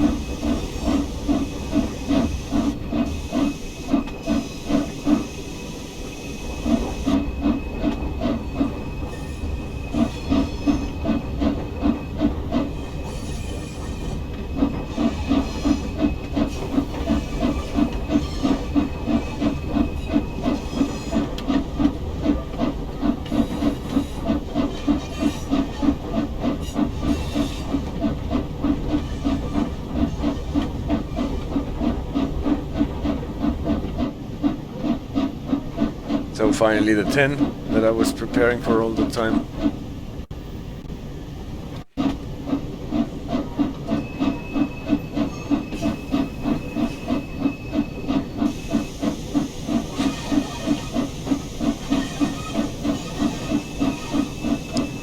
At least it says welcome.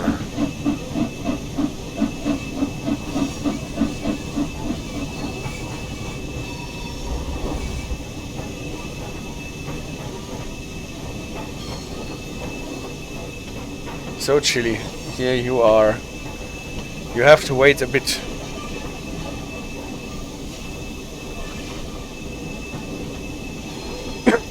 After this route probably I will have a break and take you out for a quick pee.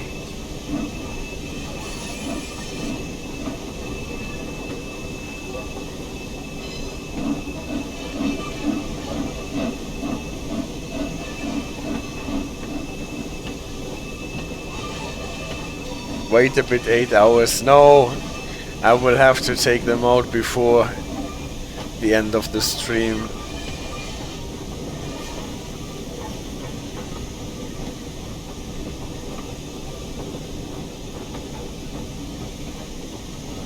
There need to be toilet breaks for the dogs. Otherwise, they won't make it until midnight.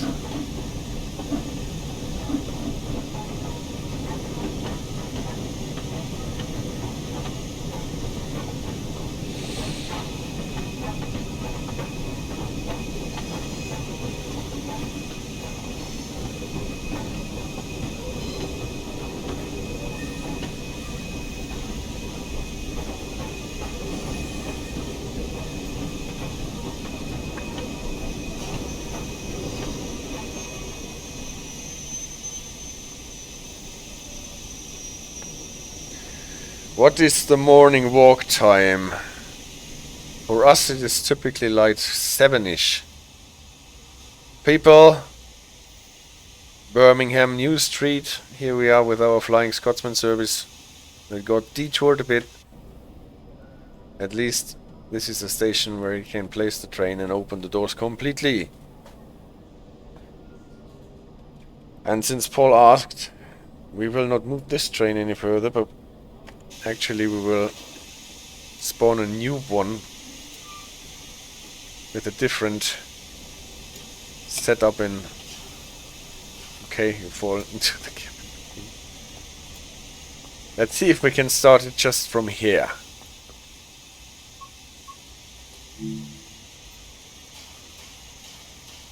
Ah, I did not want to spawn the respawn the same one. I want the other one. I wanted a Scotsman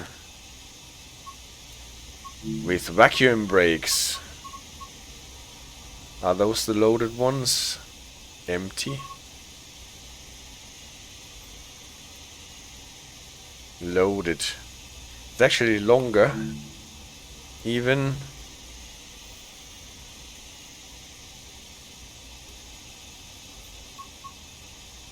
But there is no way around it. So here.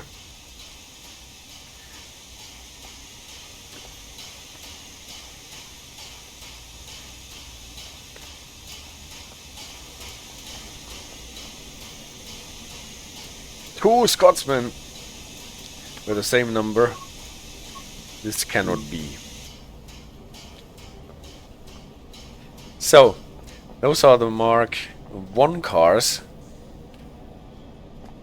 I don't like that setup so much because, in my opinion, the different liveries on those coaches do not really work well together.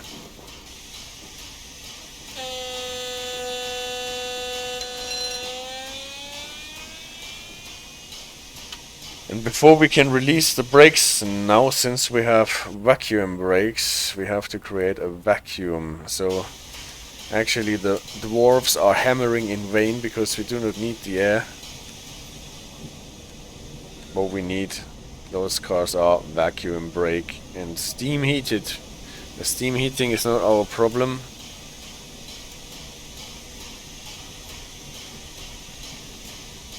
What is our problem if we want to start the train is the vacuum, so we have to get to release it. Those two readings for the reservoir and for the pipe, 221-ish. For that we open the small ejector and the large ejector.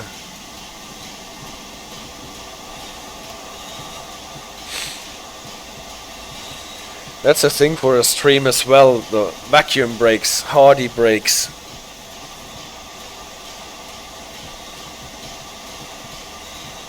But not for today. Light setup. By the way, do we have lights in front? No, we don't have lights. Can we put some up here?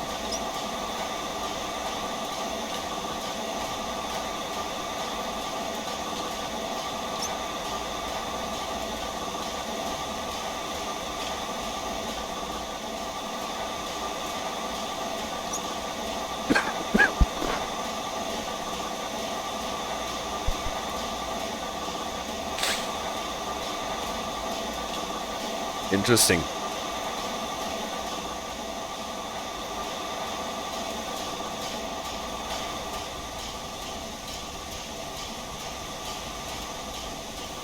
The head coats and lamps thing is maybe a thing for a stream as well, but I have to read up on this. I only know very little about it. Yeah, morning walk time, CD Radar. This morning we actually went very early because I had to get all the stuff ready for the stream.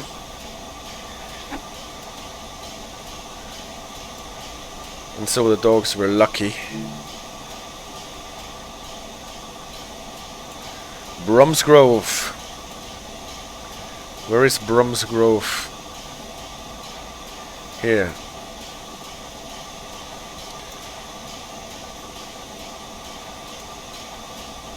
There we can actually go there. Alright. I got a different shirt.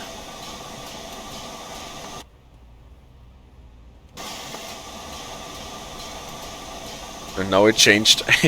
Maybe because the temperature changed.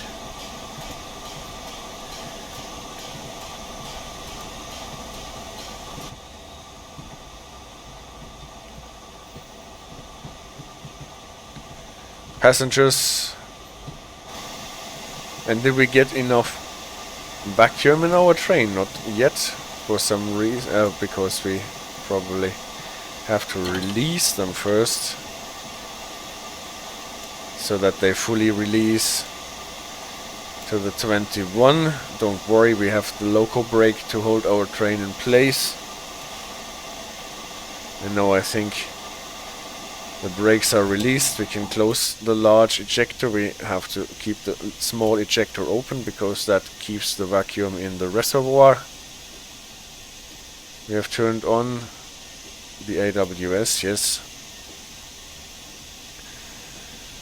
Are the doors closed, guard? Then we can actually start the train. I thought so. Or did I not set a path? I did. Why is my signal red then? Ah, no, it's not red, it's yellow. It's just hard to see that it is yellow and not red. But nevertheless.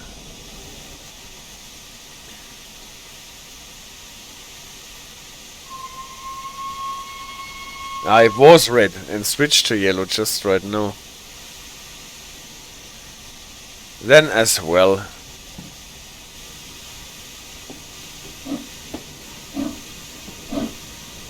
Now it switched to green.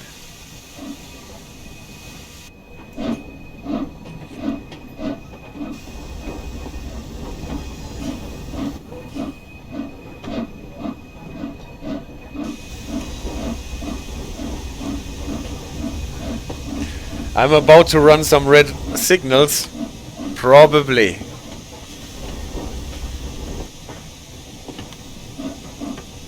With this speed, not no, but we will speed up more.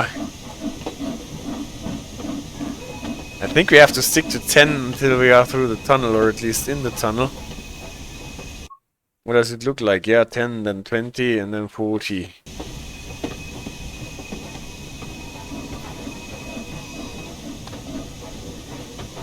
Well, as long as I think the yellow signals are red, then I am safe. It's the other way around that makes things complicated.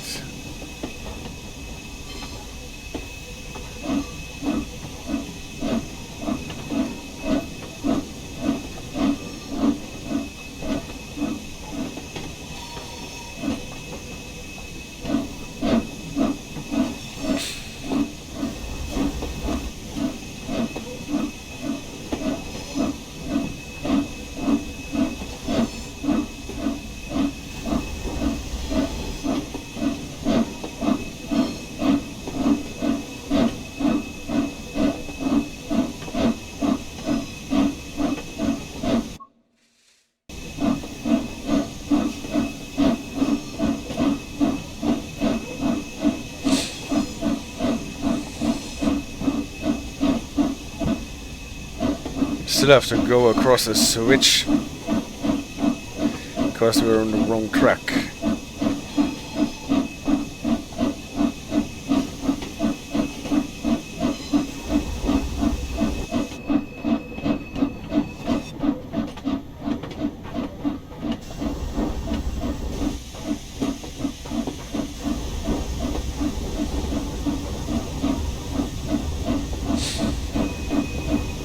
May I go 20 by now? Yes, I may.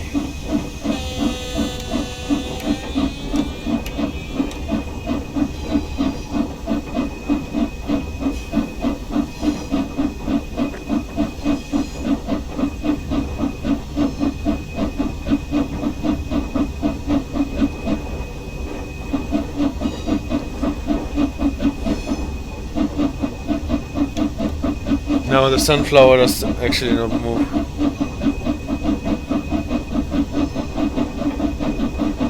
I'm not sure if it should be illuminated or something.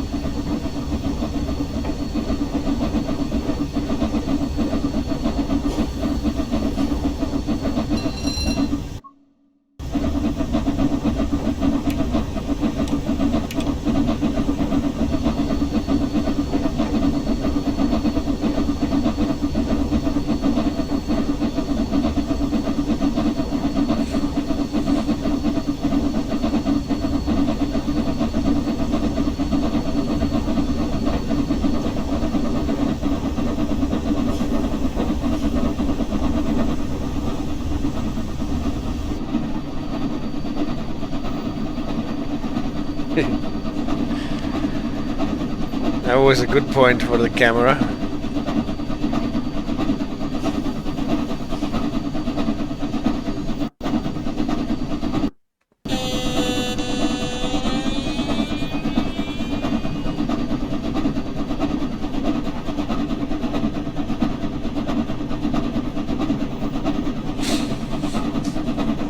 So what's the speed profile? 40, then 60.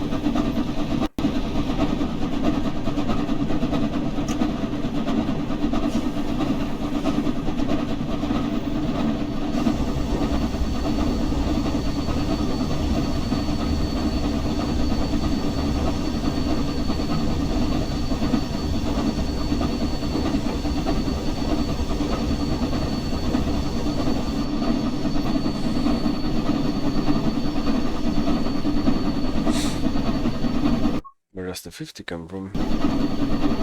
No, it is only 40.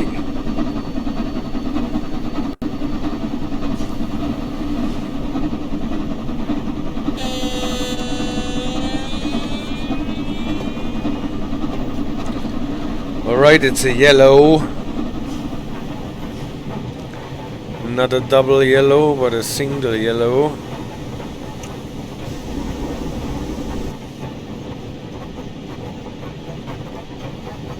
Probably there's a train in front of us.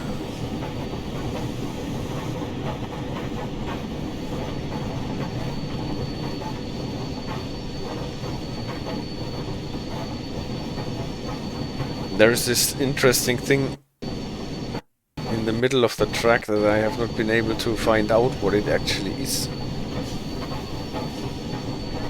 Some Easter traditions on plan, he asks CD Radar. Yes, actually on Sunday morning we are going to have an Easter brunch with family.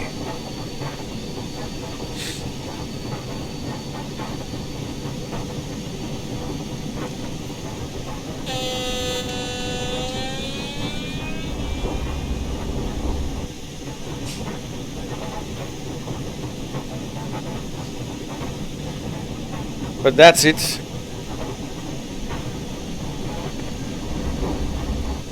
For Easter traditions.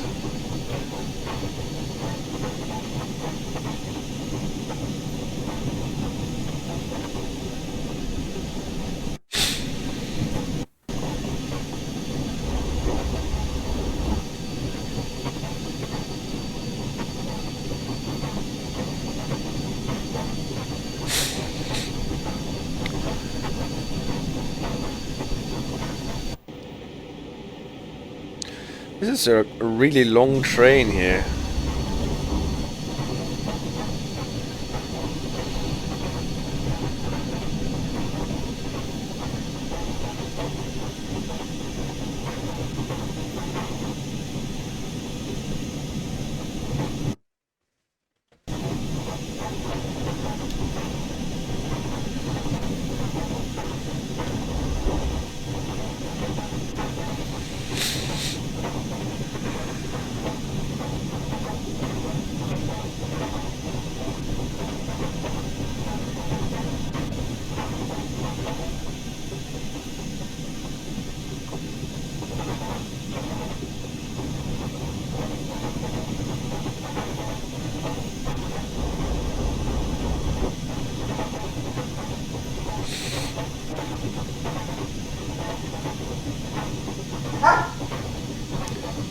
What is it, Chili?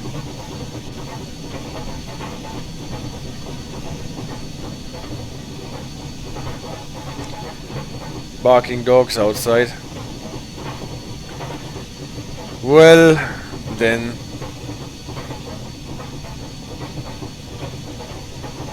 What does the repeater tell us? It's proceed.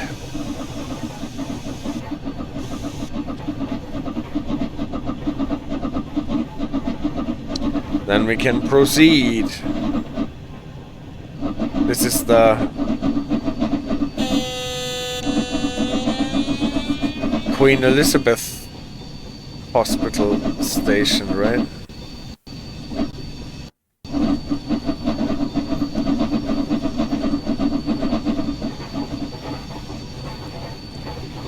Barking riverside, yes.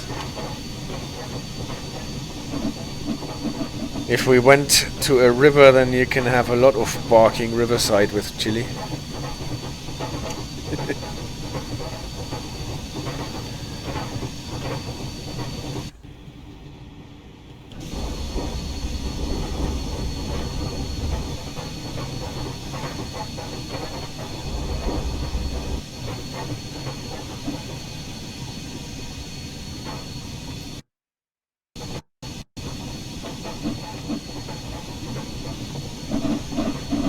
Well, I have to play this route more.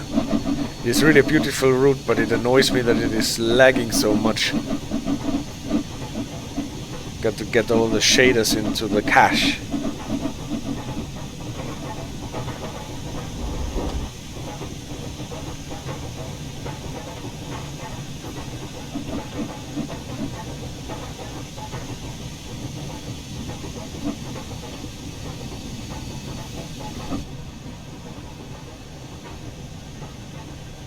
Hospital in the background.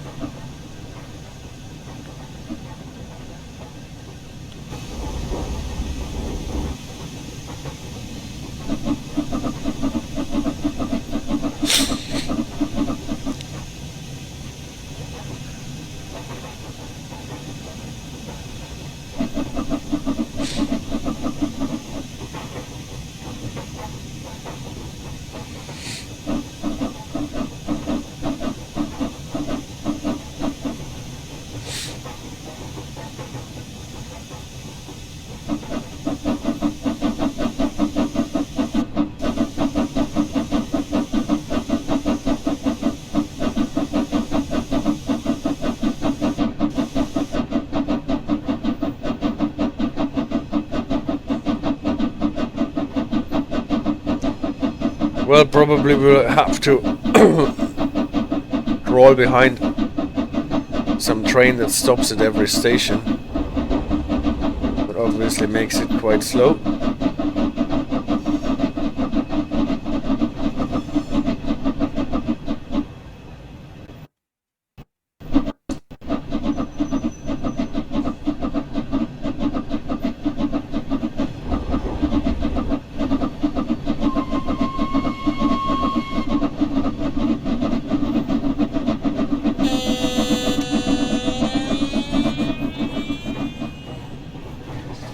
Yeah, Kara, what is it? Do you want to go out as well?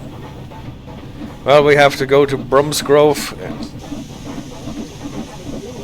Chili, no. I can't drive my train if there is one dog at each end.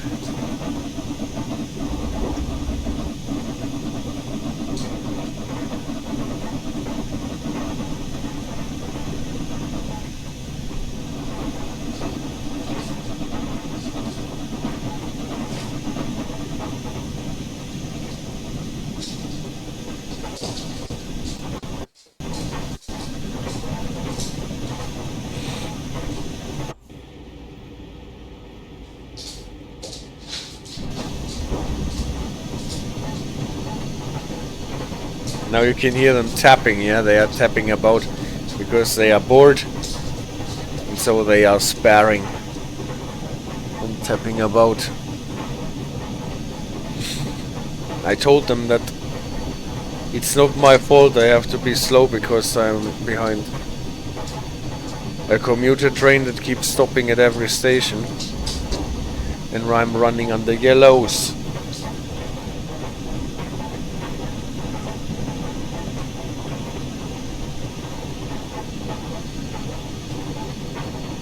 Derail says you're welcome to bring up to 2 animals with you, no extra charge. If you want to travel with more animals than that, there may be an additional fee. Please contact your train company for more information. Both on the train and at stations, we kindly ask you to keep your dog at the lead, on a lead or in a pet carrier. Whichever you and your furry friend prefer. As for other animals such as cats or birds, please keep them in a pet carrier or similar. So you cannot have your bird on a leash. That is discrimination.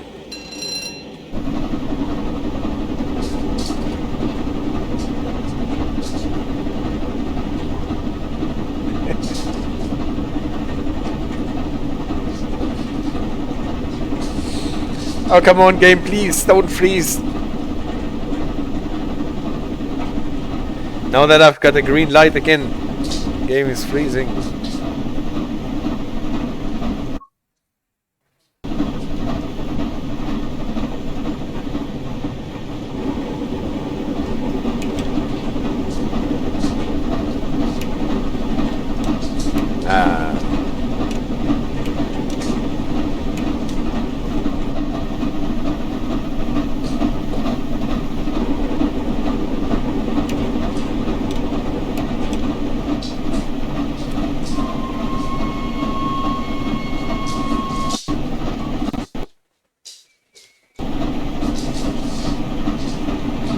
Cadbury station.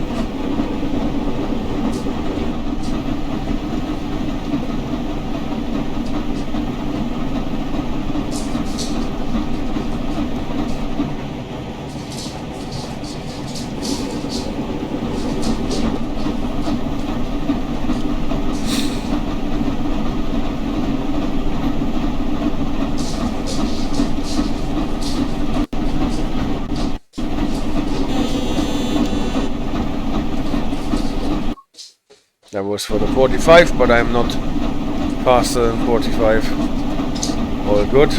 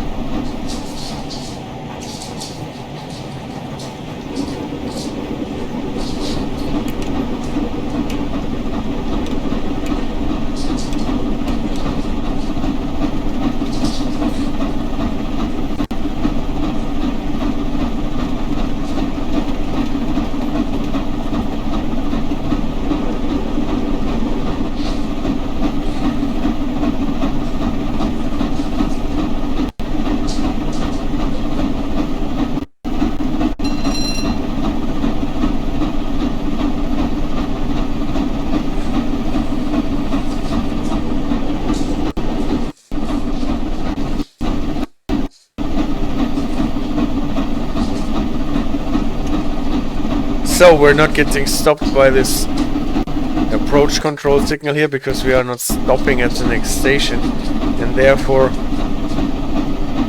do not need to cross over all the tracks, but can just go on.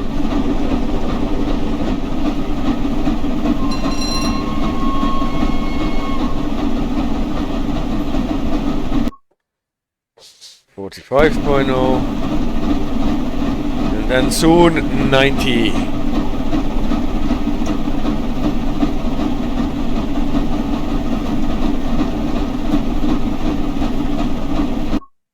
Yes, or 75 for us because our loco cannot go faster than 75.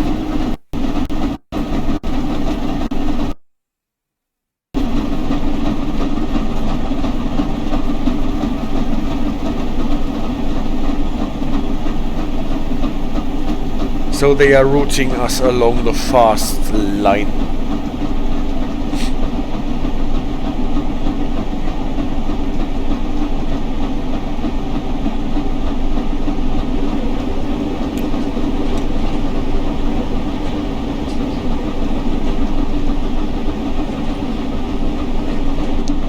Oh no, it's a yellow again.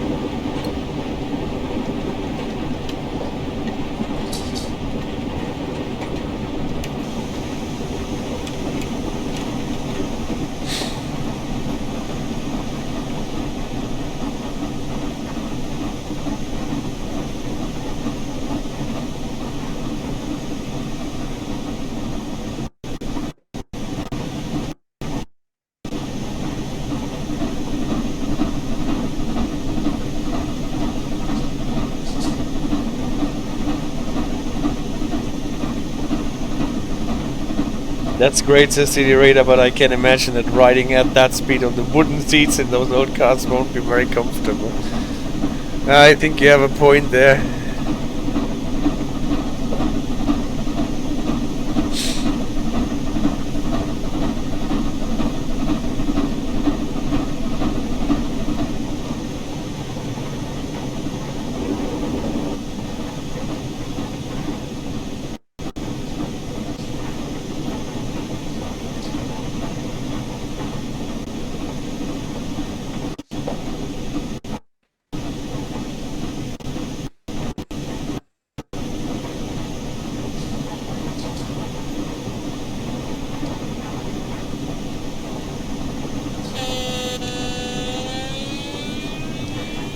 It's a good thing that we do not longer have fourth class carriages.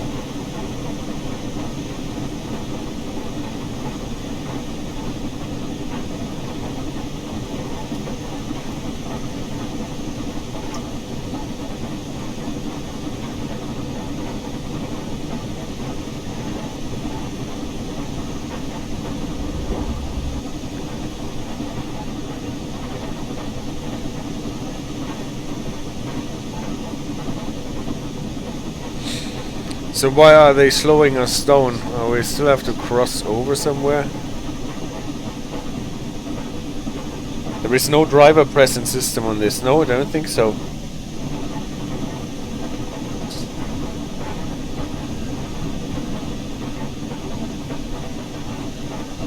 So you could actually go through your tender corridor or corridor tender back to the train and have a nap while nobody is driving the locomotive.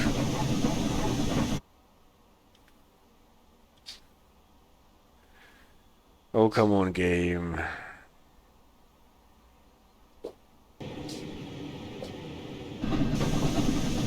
Interesting when you can easily fall out of this locomotive and then nothing would stop it. Yeah. This is why you typically would not drive without a fireman, so that at least the fireman can activate the emergency brake.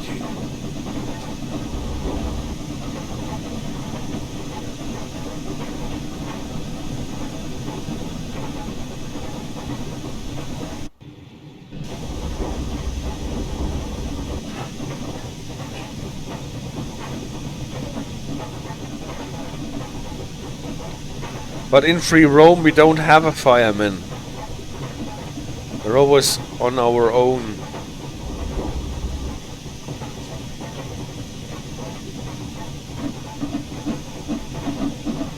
It's quite a bit until we get to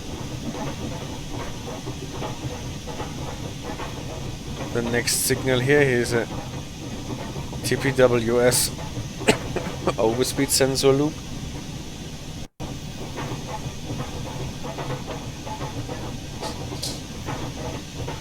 But Bromsgrove should be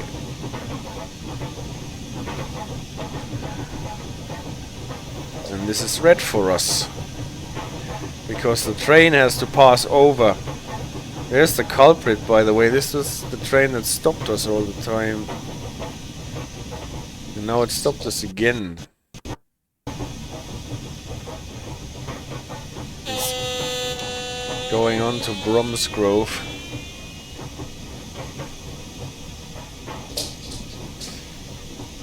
Some locos have automatic coal delivery system. Yeah, I've heard about it, but I've never seen it. How this actually works.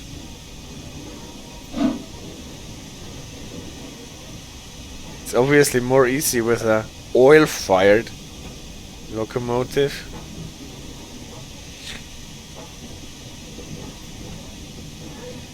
What is also cool on this locomotive, but what I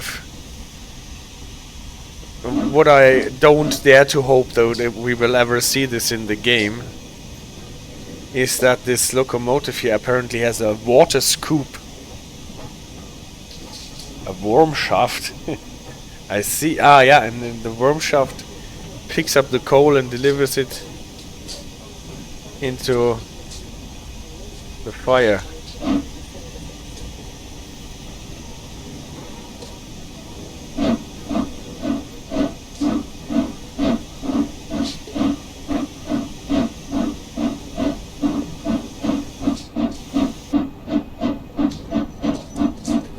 I think it's like a screw in that more or less automatically transports the coal into the fire.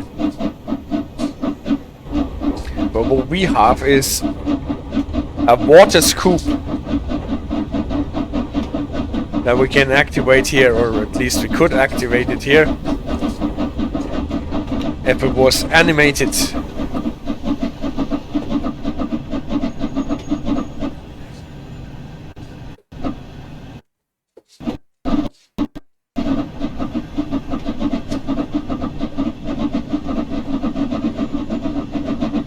And that is a really funny system, a water scoop, so that the locomotive does not need to stop to refill the water supply in the tender. They had a system of troughs that were in the middle of the track, so between the rails, where there was water in it, and then you could lower a scoop from the locomotive to pick up the water as you drove by.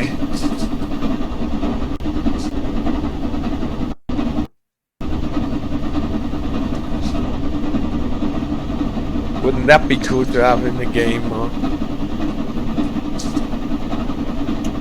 Well, we're never running out of water, so this is not really a problem for us.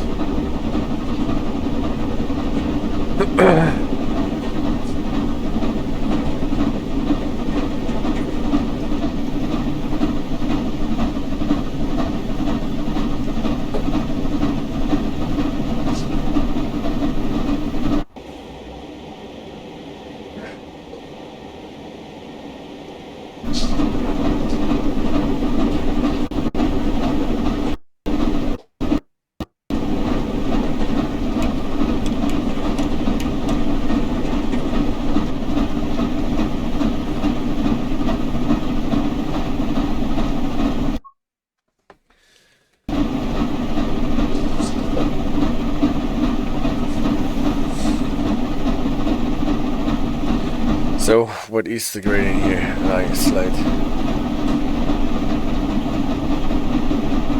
This leaning out of the window reminded City Radar of Jan Perner. No, who was Jan Perner?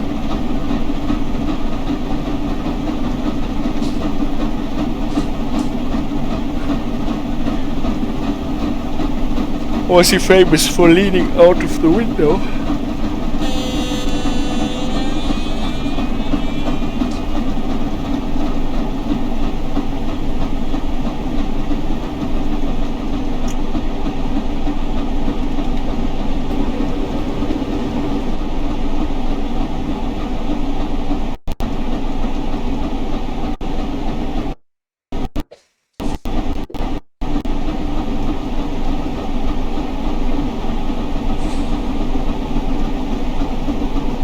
So, now we're getting closer to the descent, and we will see if we will be able to stop our train.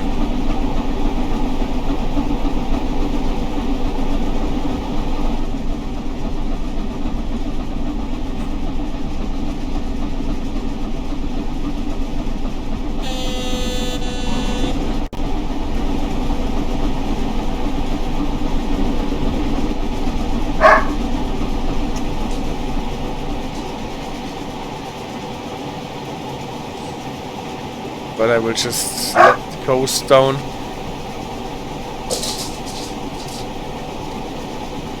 Dogs, don't get too excited. We will go quite soon. They just want out, yeah, I know. We have 4.3 miles to Bromsgrove, then we can go out.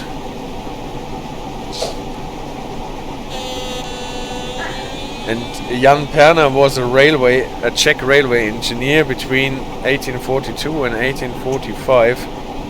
He was responsible for construction of several railways in the Austrian Empire. When returning from an inspection trip, he looked out of the window of a moving train. His head hit a pole and he was severely injured and died the next day. Oh, that is not nice to hear. But teaches you never to poke your head too far out of the window, even as a railway engineer. Okay. Double yellow. His own work killed him. Hereditary vibes again. Well, yeah.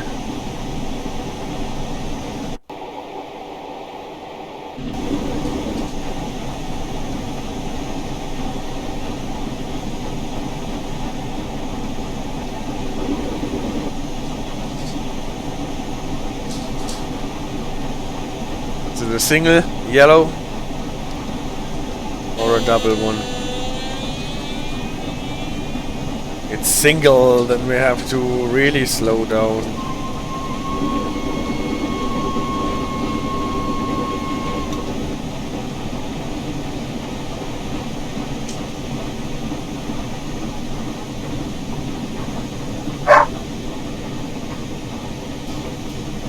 Today one of the faculties of University of Pardubice is named after him.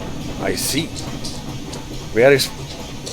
or what is the University of Pardubice? Is that a city?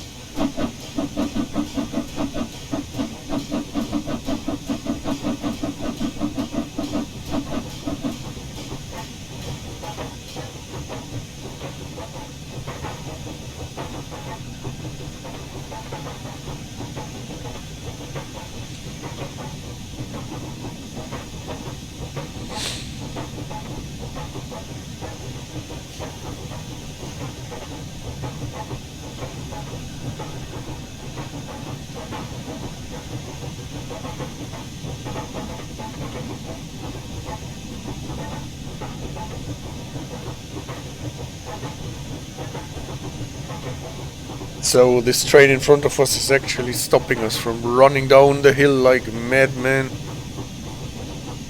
The 9th largest city east of Prague, Pardubice. I see.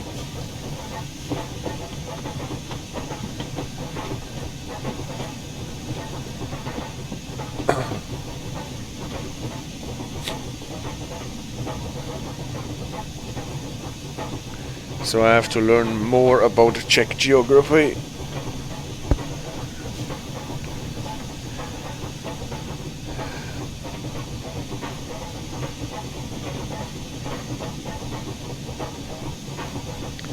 Here is the entry to the descent.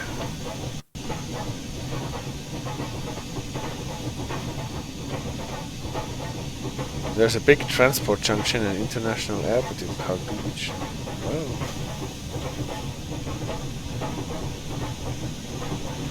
Chile, there are so many things that we don't know.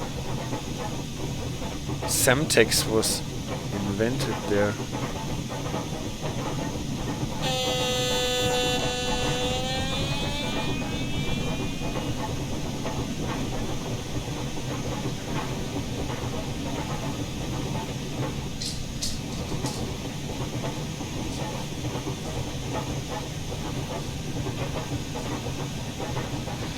A flashing yellow we're getting, Chile.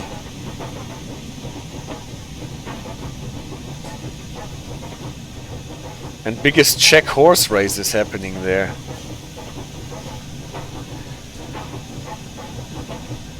That's great to learn so many new things.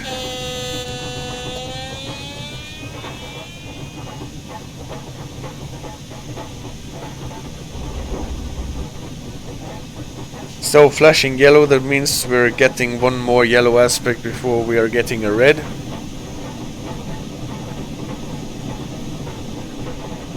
And that we are diverging. So we can let the train go a bit. But Never forget we are in a very heavy descent. You can learn similar things about every city. That is the point. You can learn a lot of things about a million cities, and then there are still more cities that are interesting and have interesting things about them.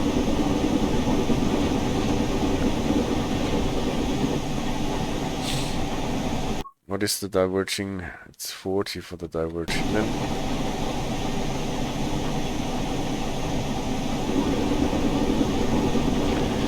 But this descent here actually brings your train up to speed.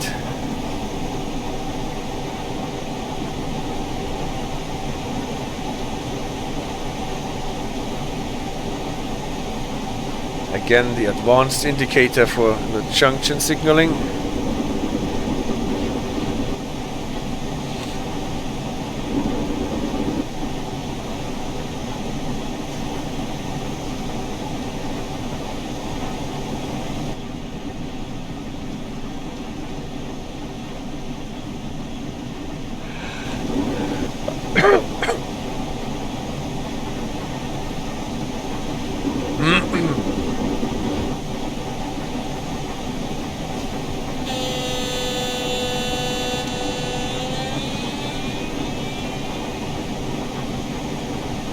And now we're diverging. There is a single yellow for the diverging branch. Position 6.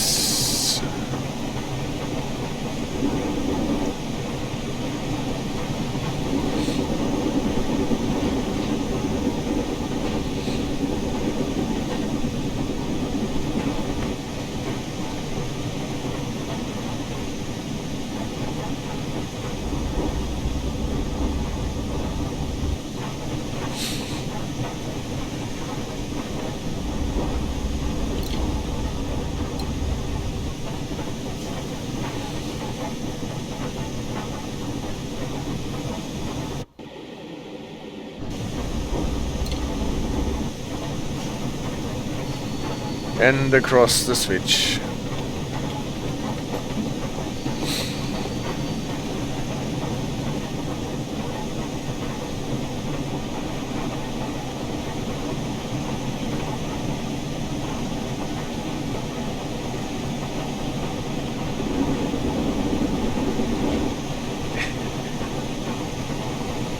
And properly use your brakes. Because you're shooting into the station here. And then make sure you don't get stalled with your train.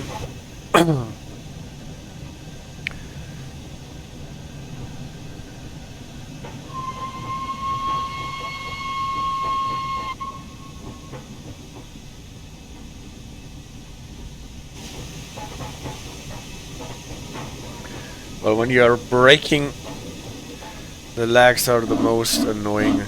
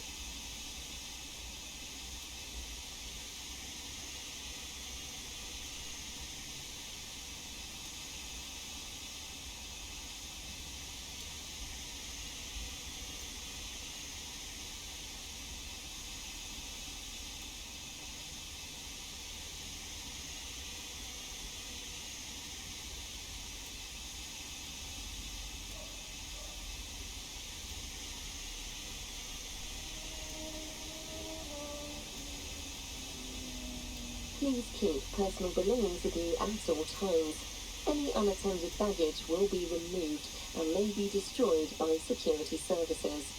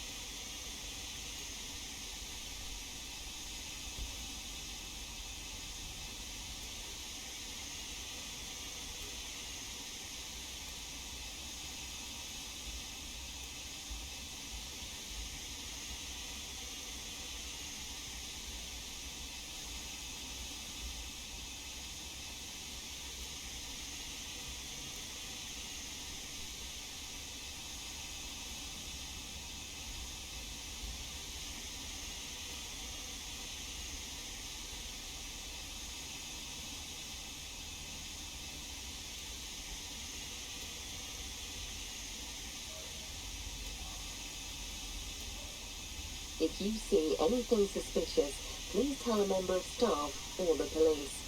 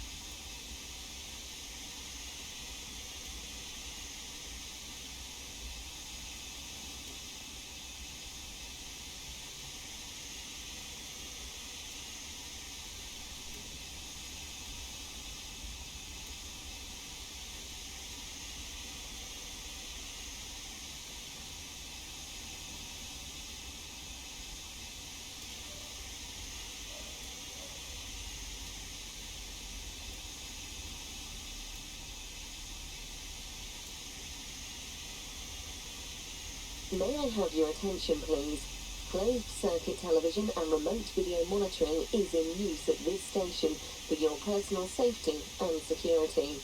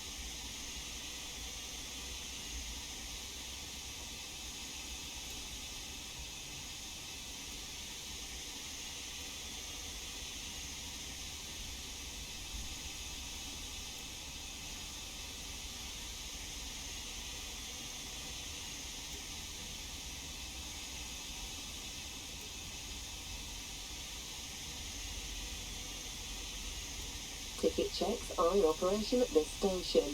Please have your tickets ready for inspection.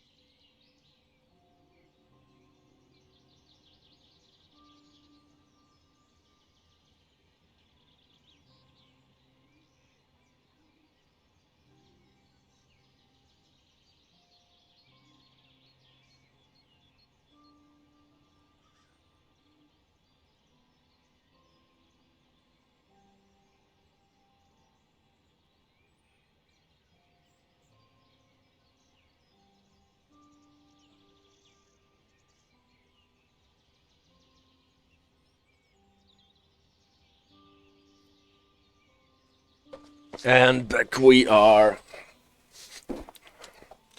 AJ, are you good?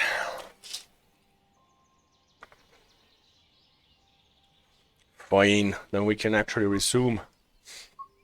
What have we been doing so far? Let's see at our map once more. We've driven our Flying Scotsman from Glasgow, Queen Street to Edinburgh, Waverley Station, and then down the East Coast main line with a side track to Leeds, from there Northern Transpennine route to Manchester. Then we have done the circle around Birmingham Cross City. Now we're going back and driving it from Crewe to Liverpool, because in Liverpool we can put it in a boat and get it to the United States, and then we can run on the United States, or in the United States, on United States tracks. Liverpool, Crewe. In our case, the other way around. Not starting at Liverpool Lime Street. We're starting at Crewe. What else do we have? Crewe Yard North. Oh, Crewe. We start at Crewe, 10 o'clock, I think. That's a good time to start.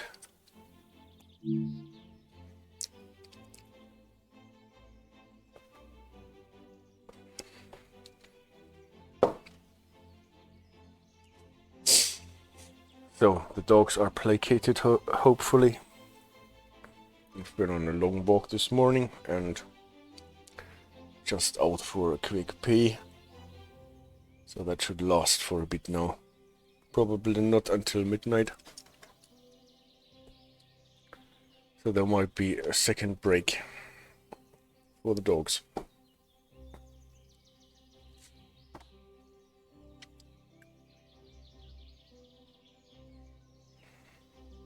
I'd guess like 3 hours till the next break. We'll see. I guess 2 routes we can do at least before they start nudging me. Probably they start nudging me before, but they have to wait. So come on, put us to Crewe. I think I have not used this DLC on the Train Sim World 4 yet. So let's see how this works. Hopefully there will be less lag than there was in Birmingham. I blame it on the cats. I've decided this is your favorite route of the night. Crewe to Liverpool. Spirit of Steam, because of the name. Yes. Why does it take so long to boot up?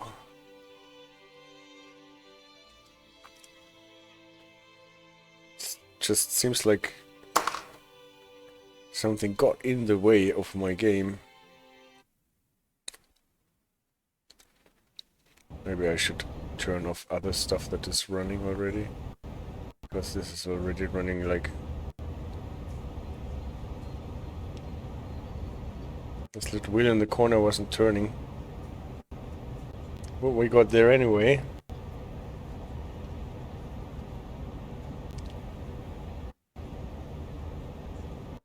But look how laggy those people are walking about. You know what? I will restart at least the game.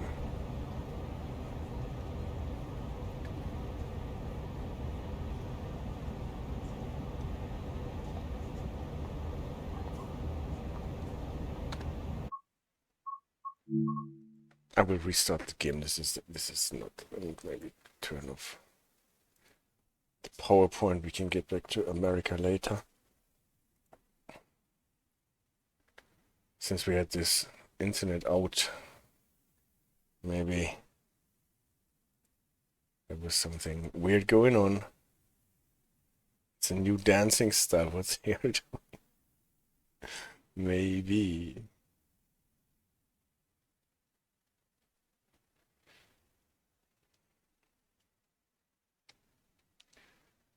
So, Come on, game. Stop up a new. If it still doesn't work, then I might have to do a clean boot.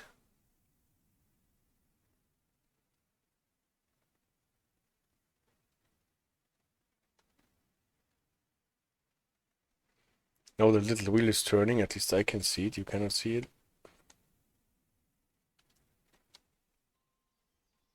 Let's see how long it takes for the game to boot up.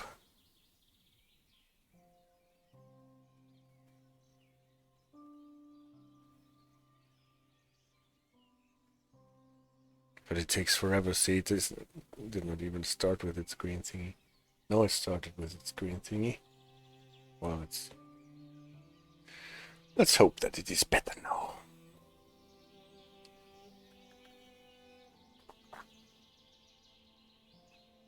Should have probably done a clean boot while I was taking out the dogs. But this chance is missed. We can do it next time then.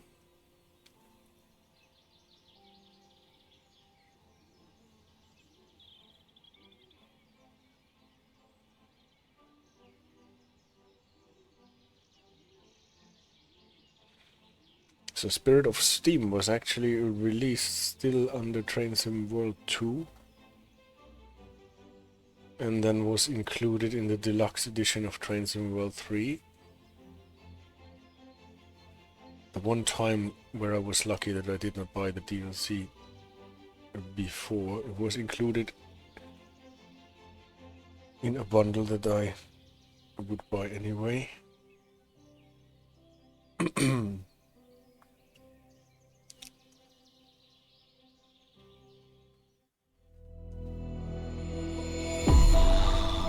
Here we are. There's worse things.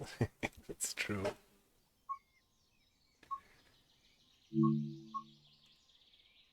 Liverpool Crewe timetable on foot, not in Liverpool Lime Street, or in Crewe. At 10 we said that was okay. Let's see how long it takes now to boot in. At least your little wheel is there.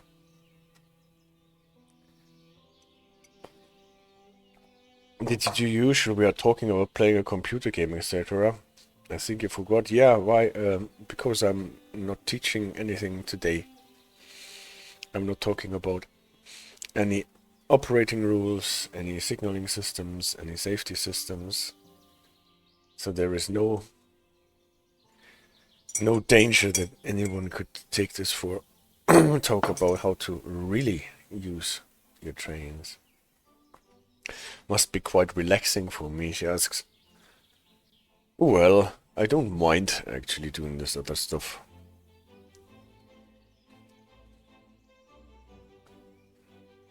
So it's nice for a change.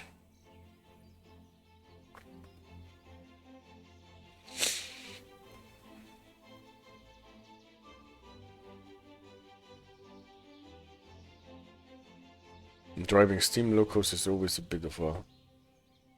Well, it is more challenging than driving most of the other trains.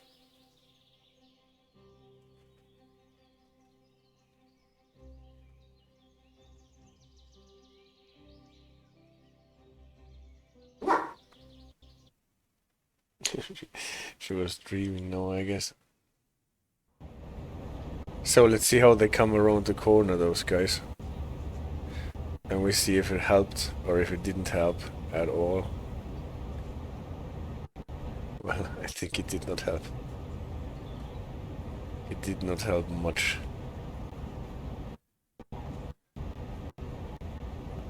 Judging from the lags in the sound.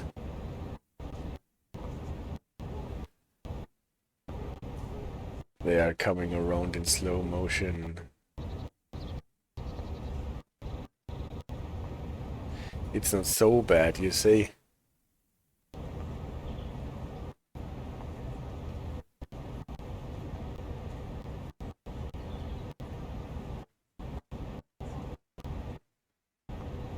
I'm not entirely sure.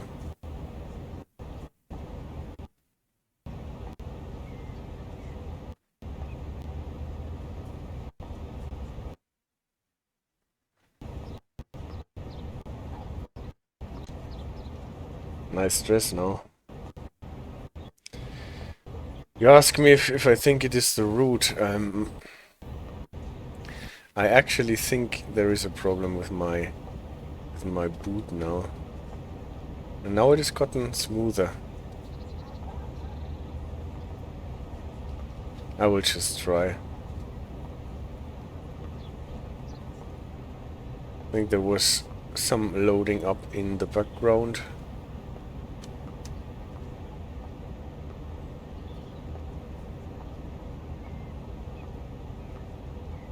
And that made it.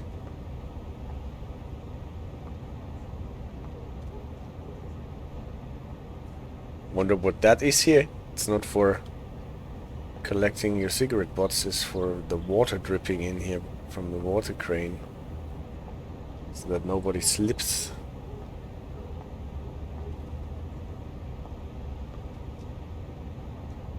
Interesting. Street light. It's a bit like a scarecrow. Again, I think this is where I will spawn my train.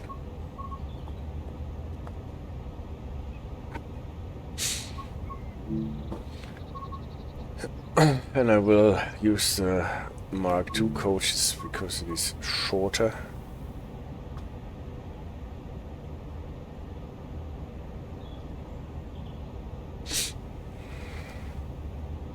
See how long it takes for the train to load in.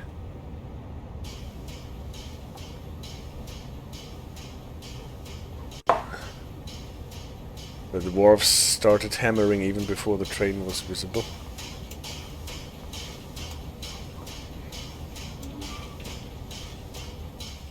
So. Ah, the lamps, yeah, you're right. But I can do this with the external cameras, I think.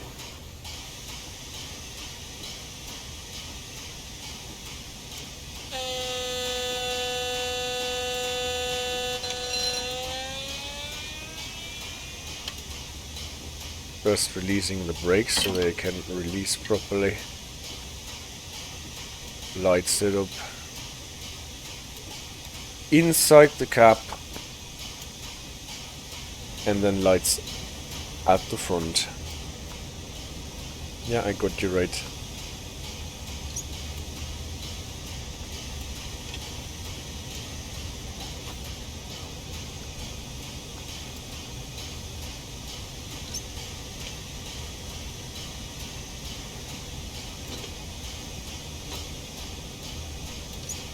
I'm actually not sure what Kobe should have here.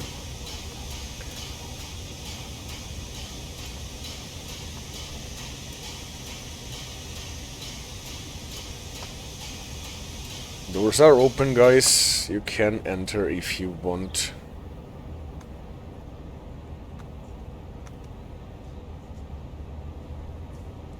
Dual heated, air braked. Then we can set our path. Oh no, I put it the wrong way about. Again.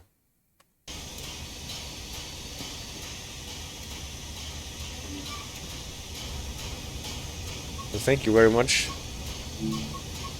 But we need to start in the opposite direction.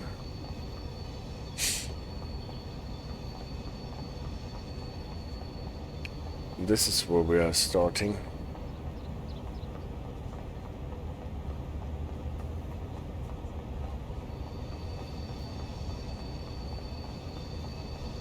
Where is my starter signal?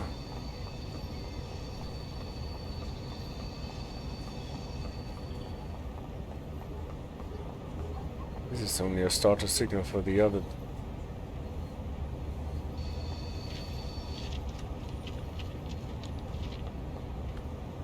Well, I have a starter signal here at least.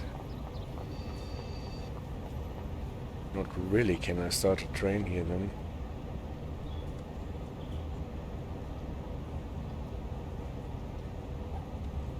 I need to go to the north.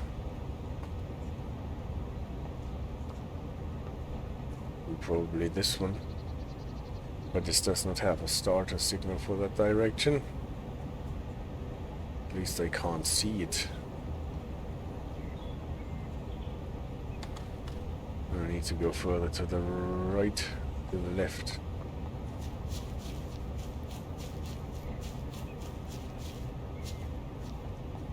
We have a starter signal here. There is a starter signal. But this is only for... Well, then we will take this one. Here is a starter signal. Here is a track that goes to the direction that we want to go. So we will take this.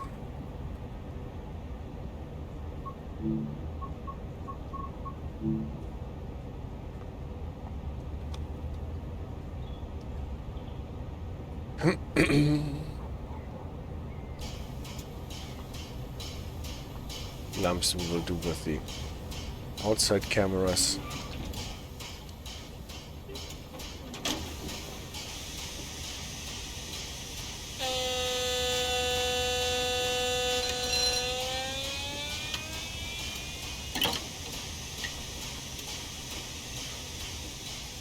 Inside lights,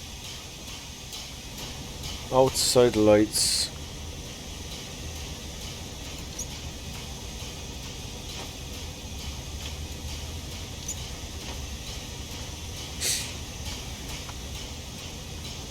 Camera into place. Open the doors. Alright. Probably we can work with this.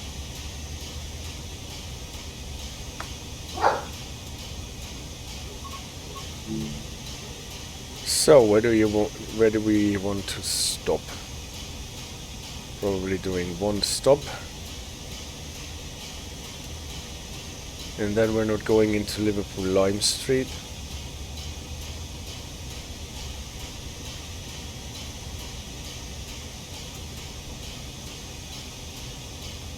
But to the harbour. So that we can be transported to the United States.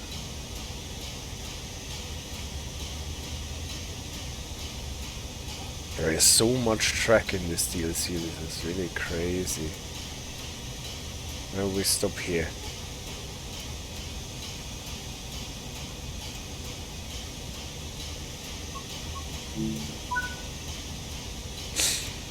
In Ditton.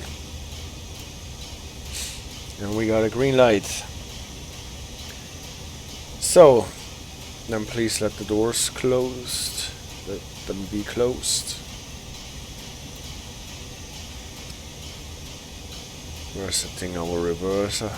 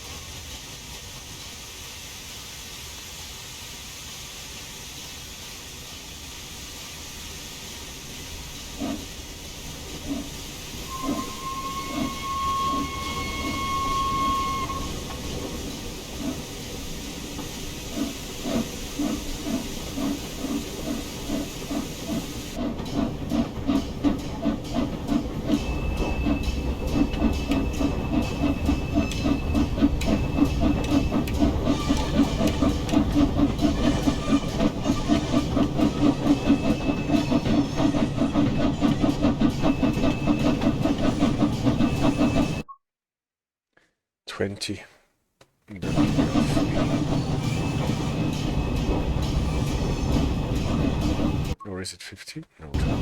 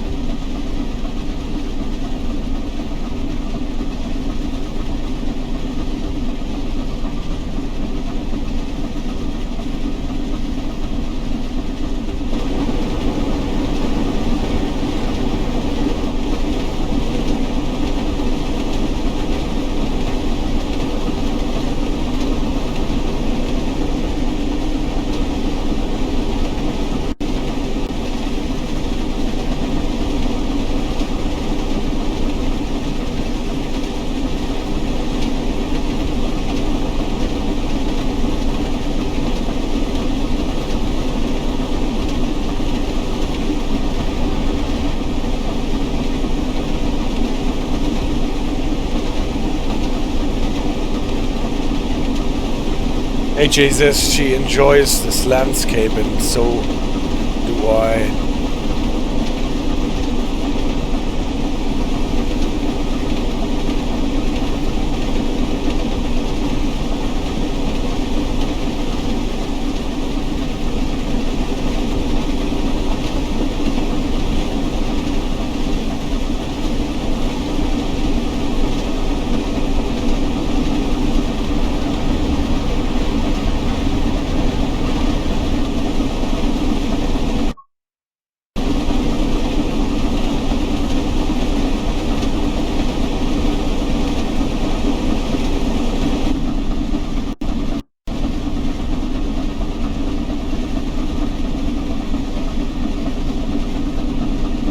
It's only using one of the two chimneys, right? I think it should be using both.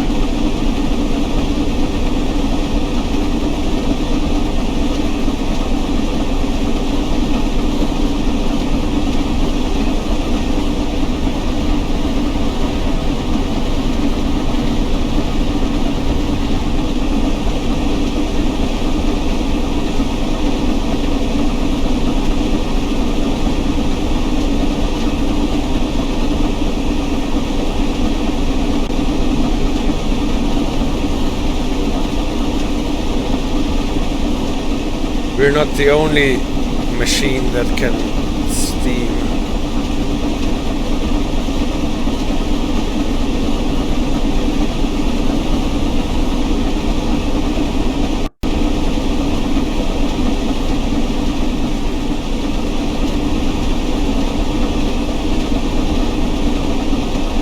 And all of a sudden there is fog.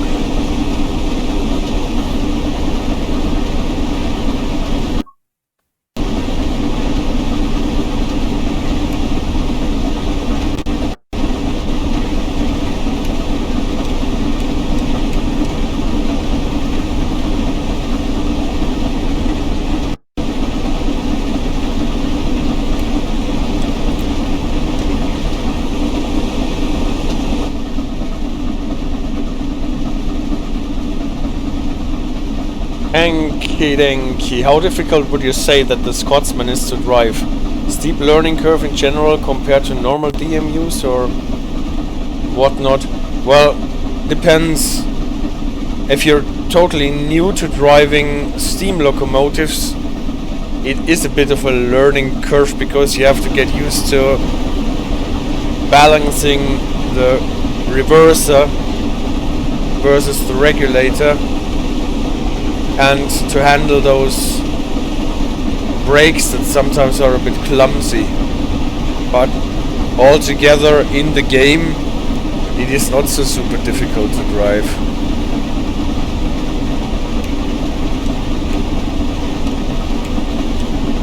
I think it's actually easier to drive than the Jubilee and the Fowler 8F.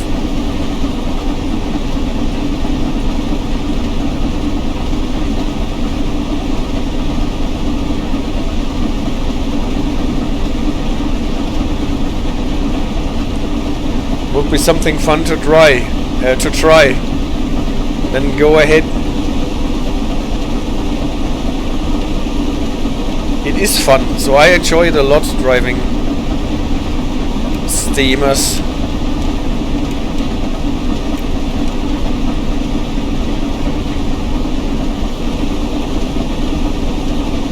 What makes the Scotsman rather easy to drive is the fact that it has a speed clock.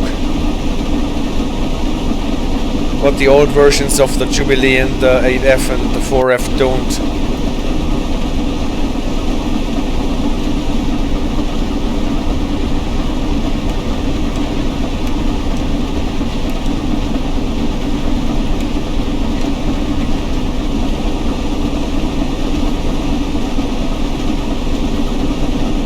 What can be sometimes a bit tricky is to get those thingies started in icy conditions or on wet rail.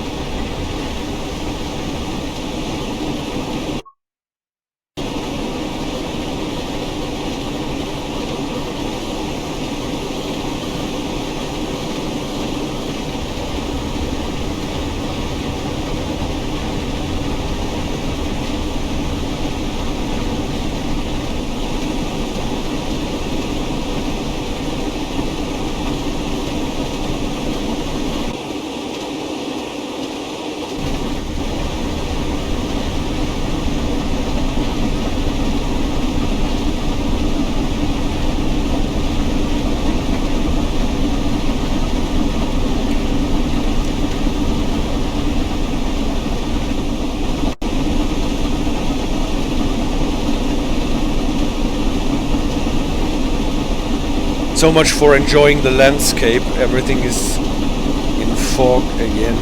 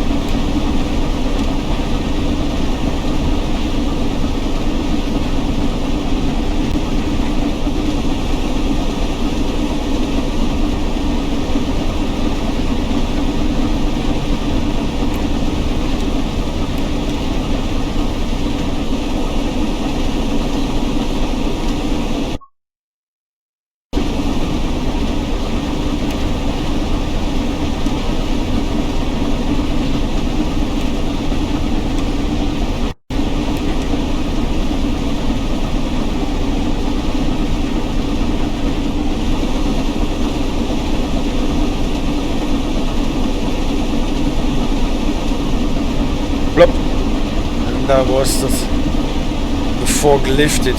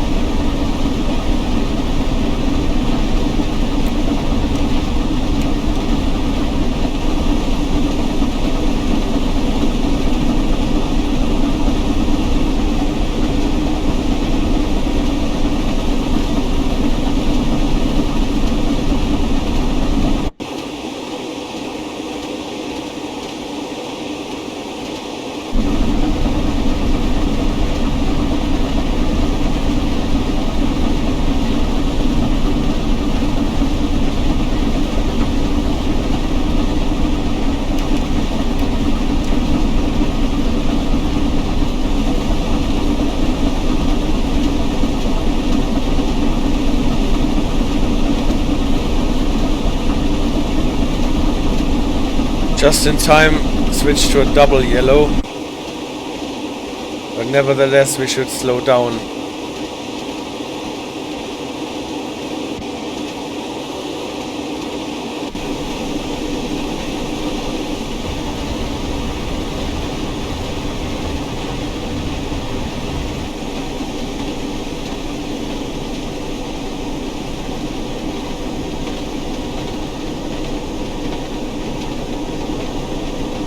That means we're diverging. But don't need to slow down for it.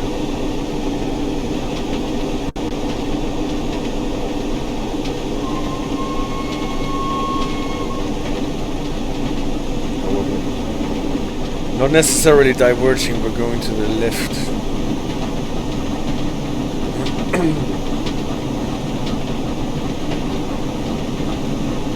Now we've got a full green again.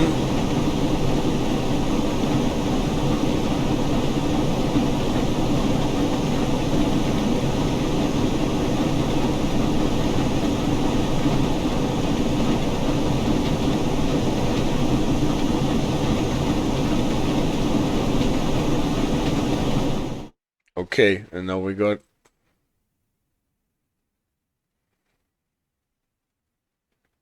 interesting. Now we've got a spat out here. We got a double yellow, then a full green on the next signal, and then there was the red signal. No, yeah, you say that you name it correctly. Was that my mistake? Because I mistook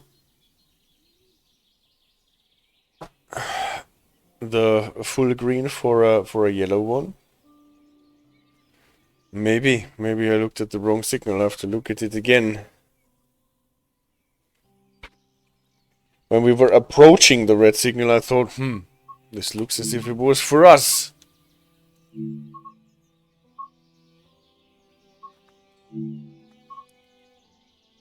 But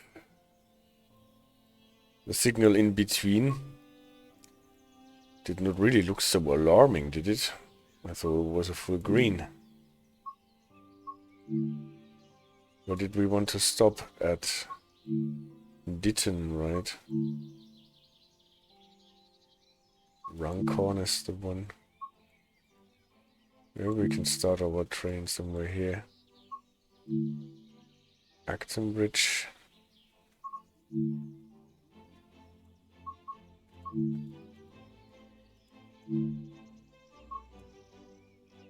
Yeah, I've got to rewatch this again. The red one was definitely consistent with the double yellow that we got, but the one in between did not look like a caution signal at all. So make sure that we're not starting into the wrong direction again. Oh, that was a short platform. Nevertheless, and we will have a long train in the short platform.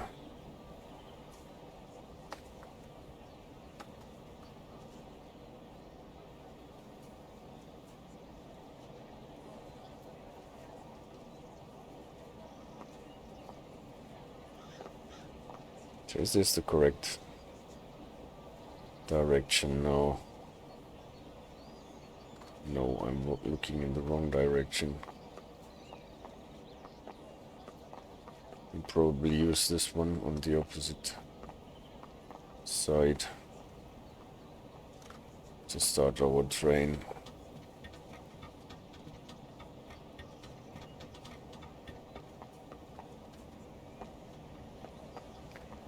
So interesting what we got here.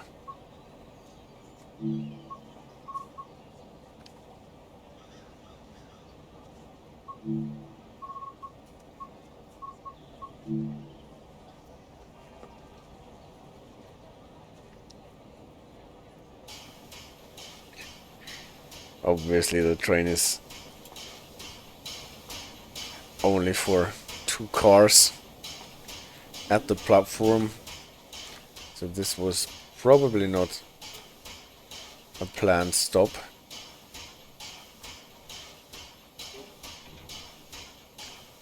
Oh, come on, door.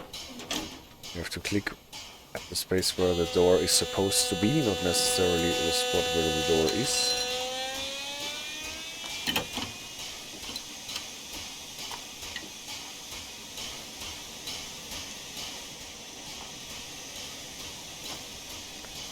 Okay, I will be more wary with double yellows.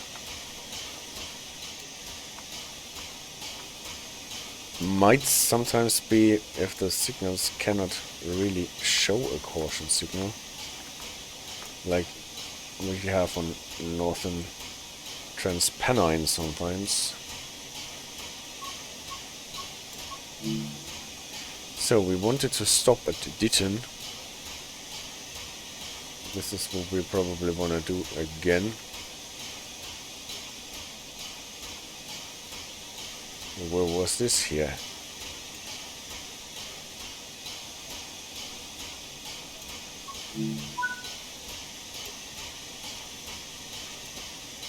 So, this is a high green.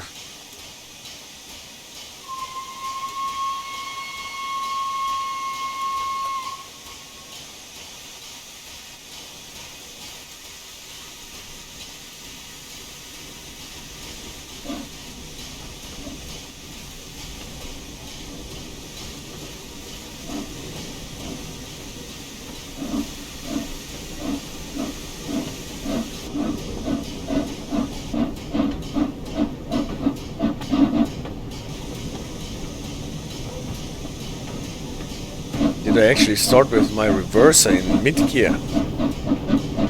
Interesting enough that the train started at all.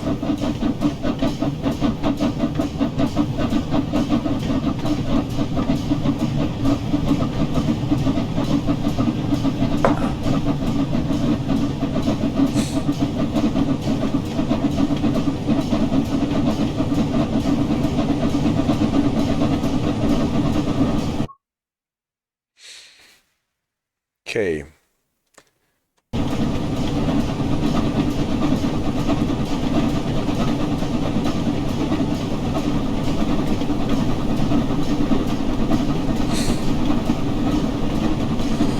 Let's call out the signals. This is a high green.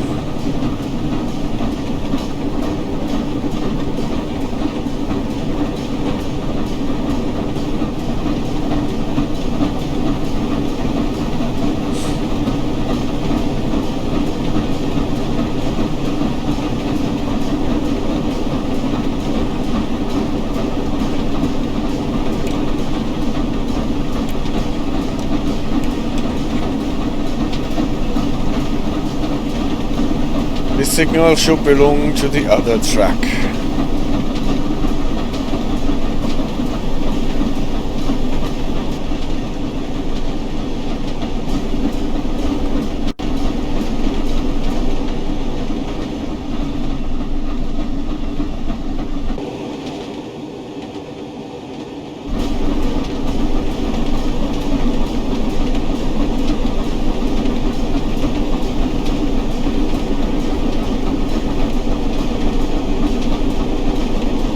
Got a caution to the right and a off caution to the left.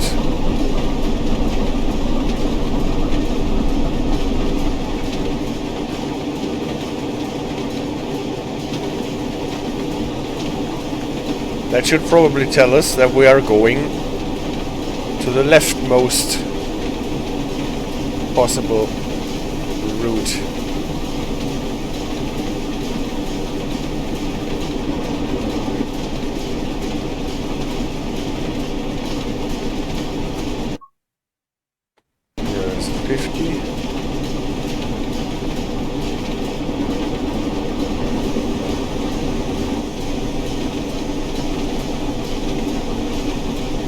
Stop to the right, open to the left, we're going the leftmost, just as was announced. And we're going the leftmost. Alright. That makes sense.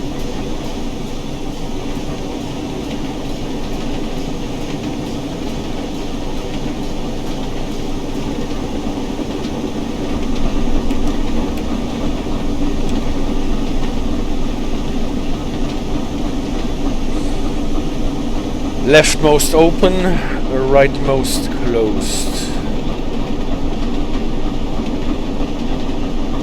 Again, we're staying on the left.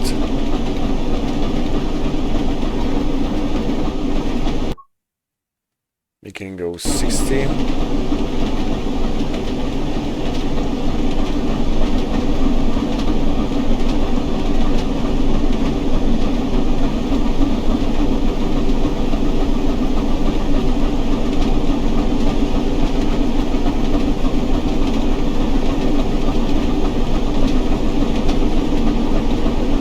Green.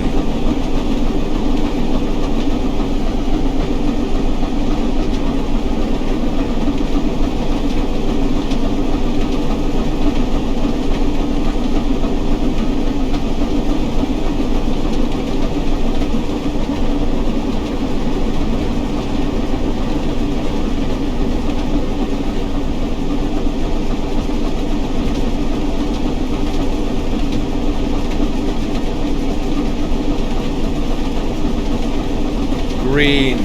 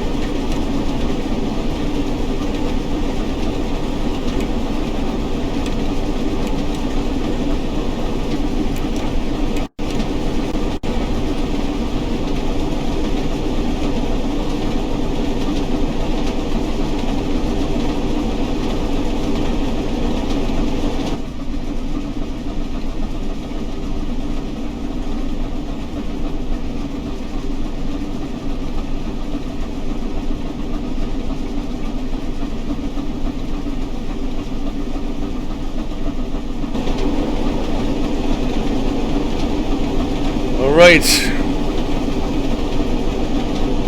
a high green with the caution signal off.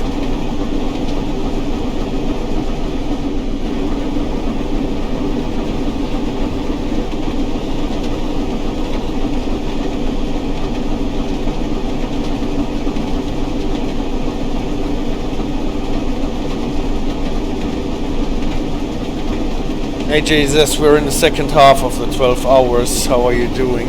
Well, I'm holding out.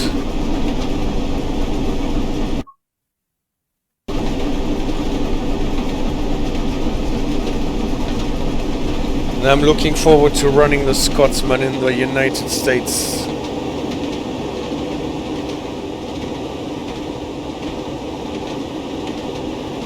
Even though we do not have a cow catcher.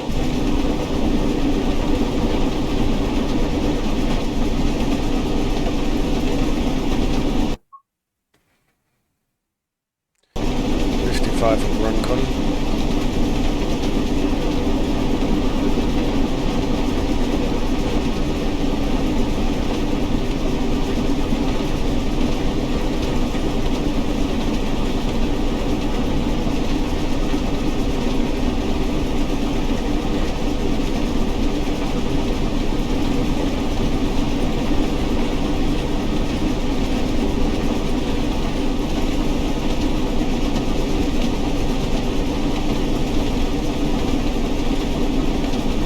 I read this as a high green.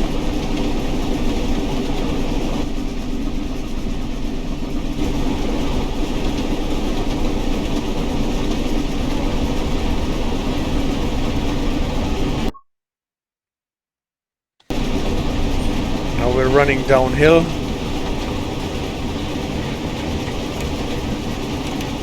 So we can actually coast. There's no point in accelerating anymore, since we have to slow down to 55 at Runcorn anyway.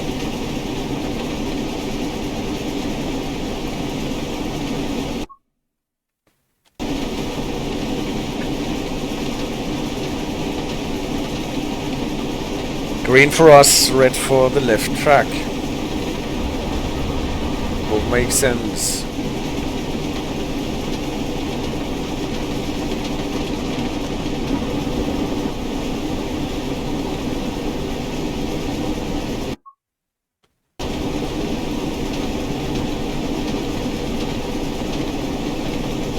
High green. Green with caution off.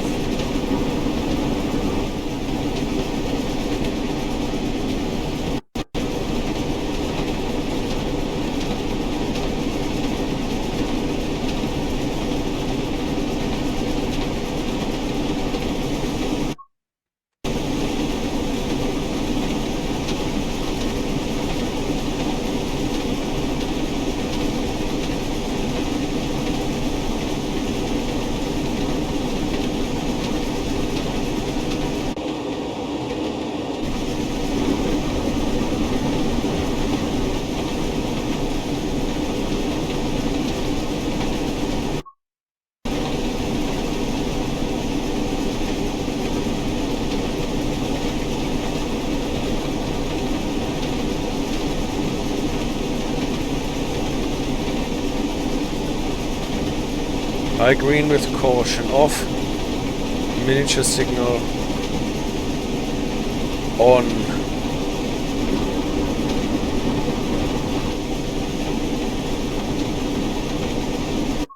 Probably I entered too fast.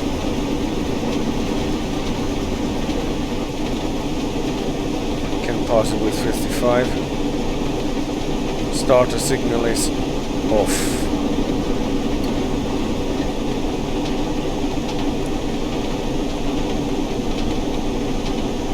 Passing the Runcorn gap.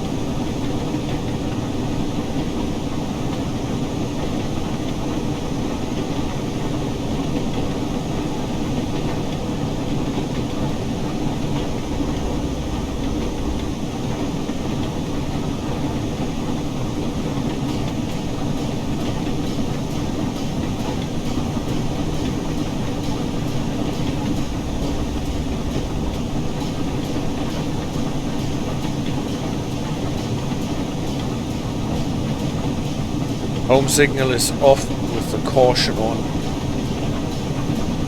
We're going the rightmost.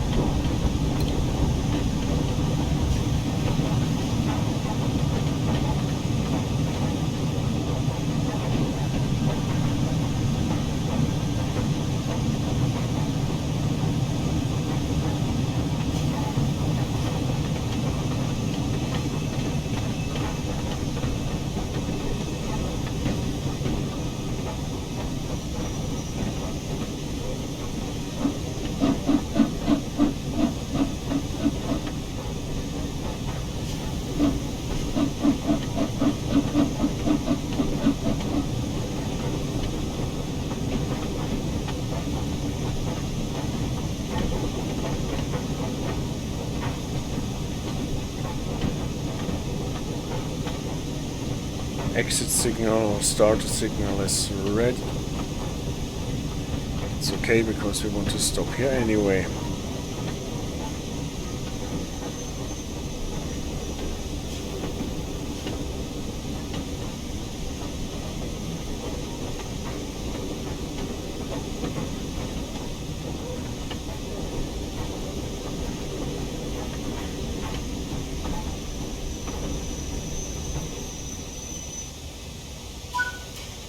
Alright, at least this part worked as expected. Did we get the train into the station? No. Again, it is too long for those short stations here. But what I would like to do now is to detach the cars, leave them here to be picked up by a different locomotive, and then drive only the locomotive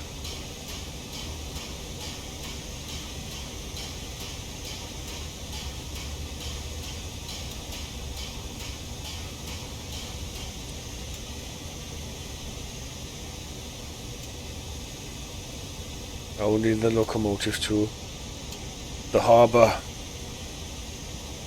And for that we will take it so that it can be picked up by a boat.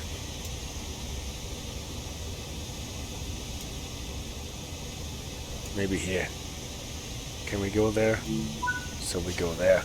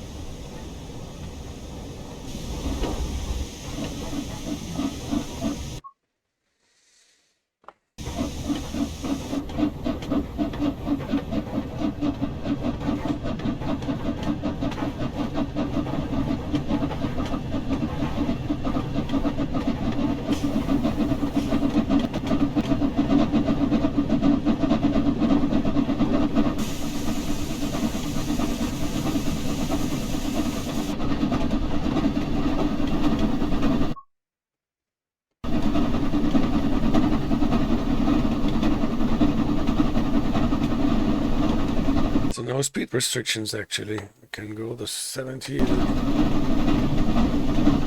track provides.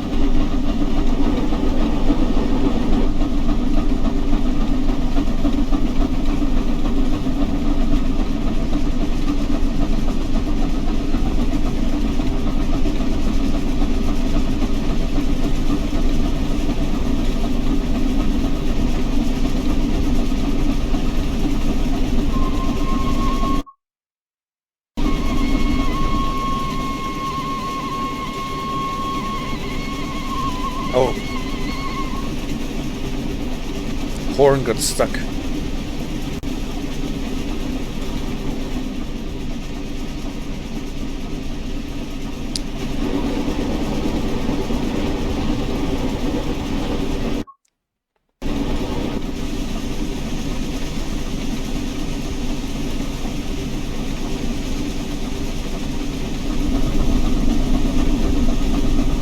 Yes, the fog has been lifted.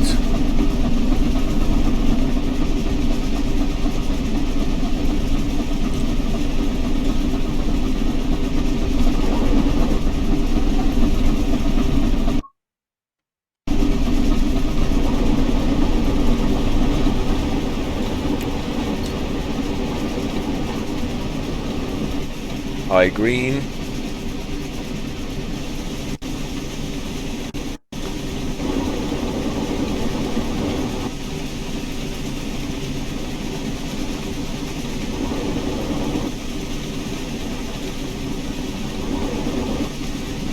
High green still.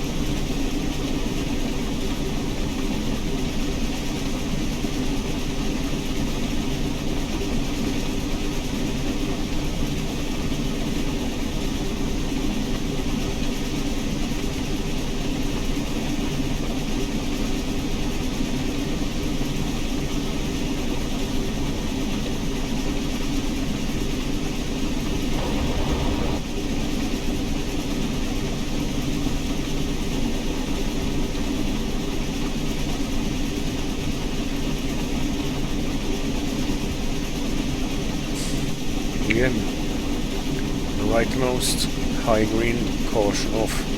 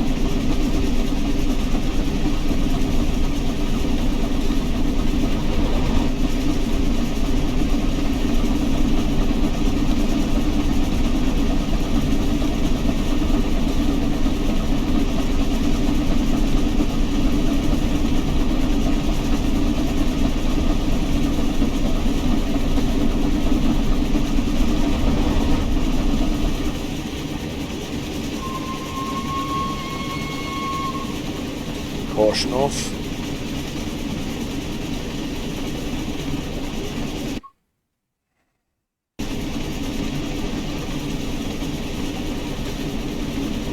But now we can coast, because in 2.5 miles we have to be to 20.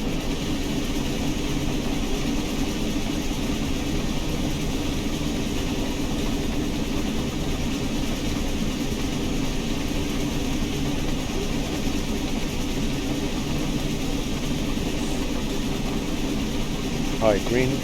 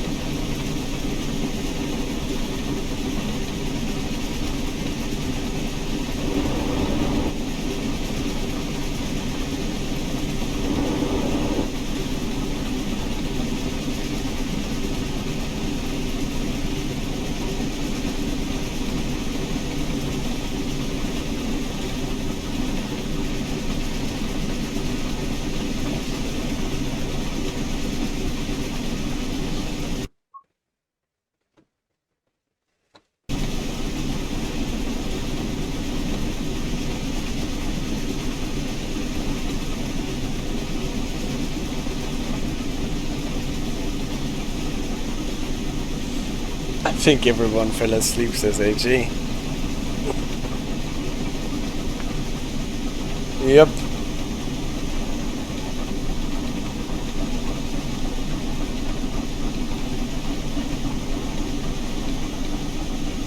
Double yellow.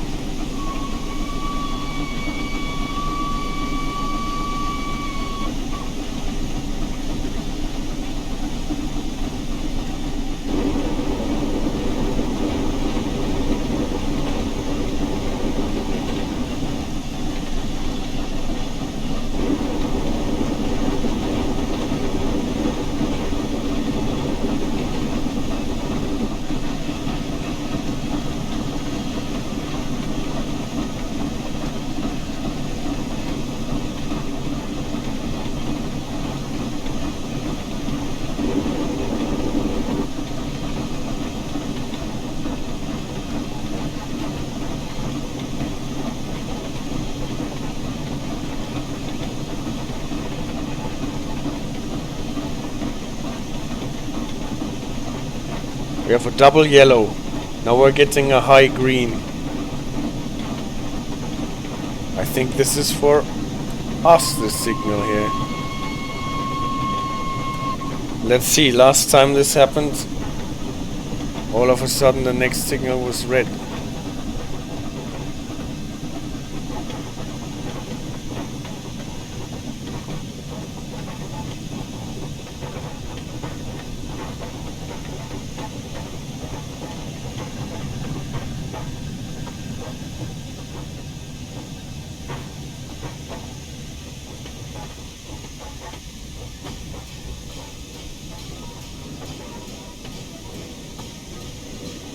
And actually, there are red signals that might be relevant for our destination. But it's actually green, see? Our signal is green, even though it looks red.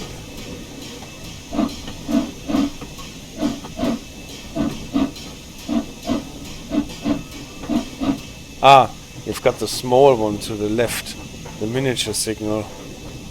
That's ours. The left miniature signal.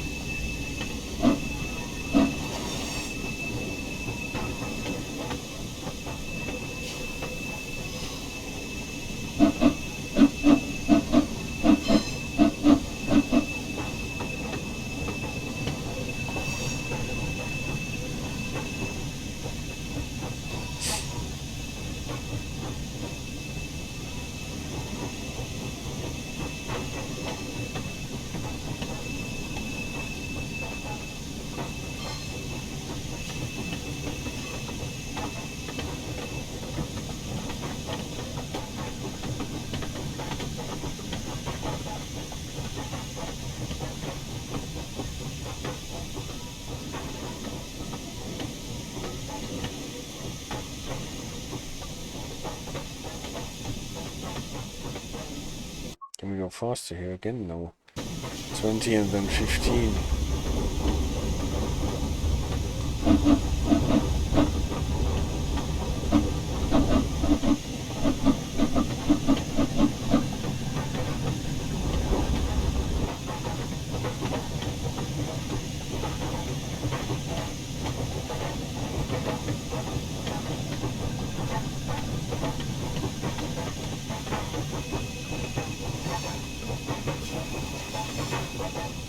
Someone left our cars there.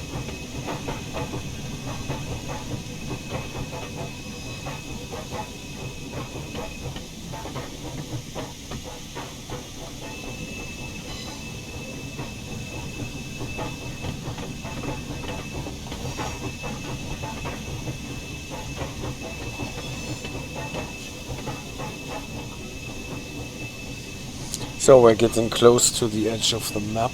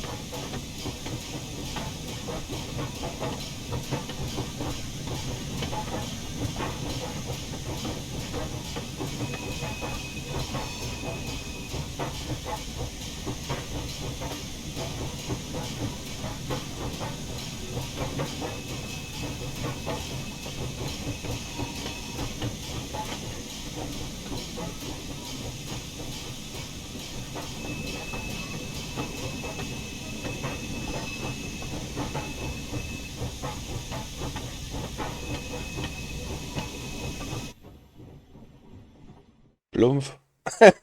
And we derailed, unfortunately. Maybe this was the sequence how we got loaded onto the ship.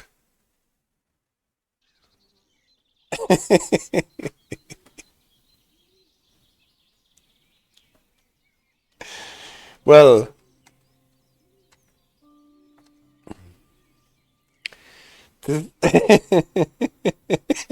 yes, nice save, genius, she said.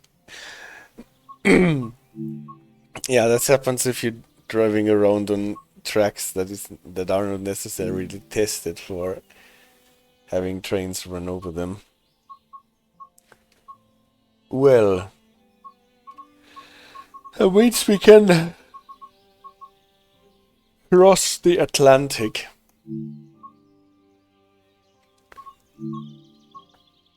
And resume our journey.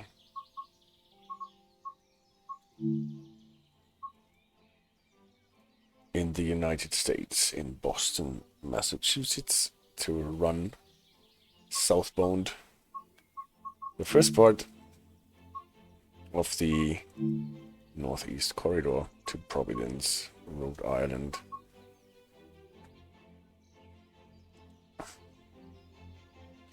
That allows us to have a look at the map that I closed because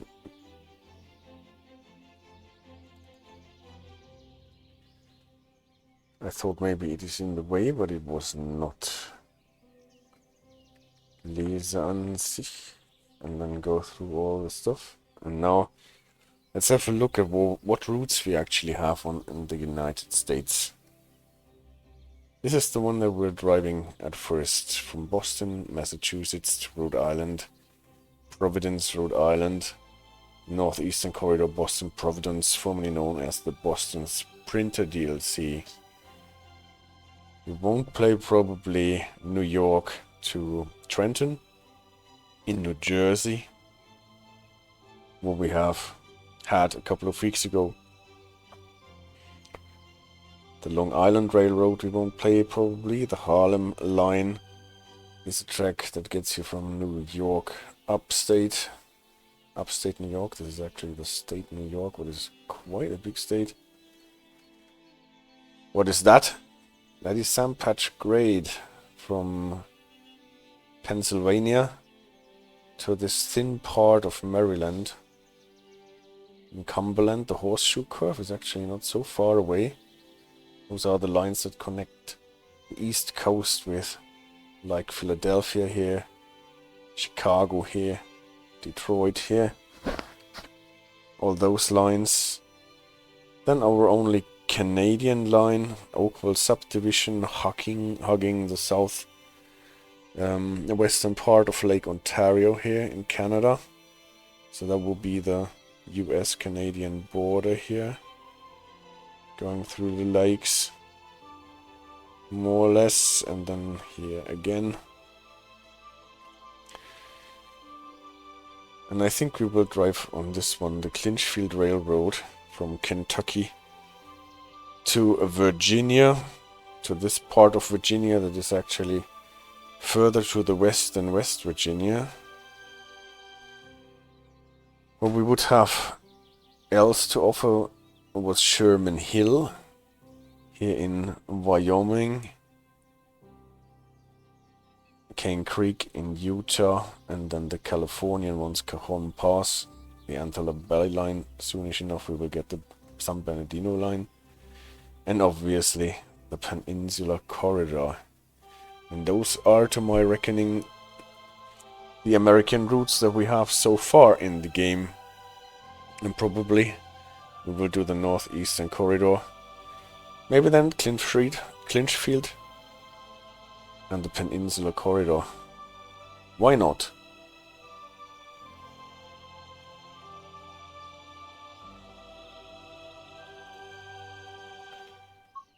Let's spawn in Boston. And what I wanted to try here actually was whether I can couple up my Scotsman to a set of American coaches. Whether this works or not.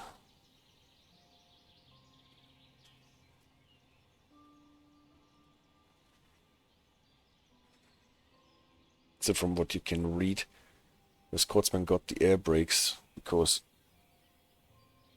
of its being in the United States, and also the automatic couplers, but I don't know if the couplers actually work, if the Buckeye couplers on the Scotsman work with whatever coupler we have on the American Amtrak cars. Or we just give it a try, we will see.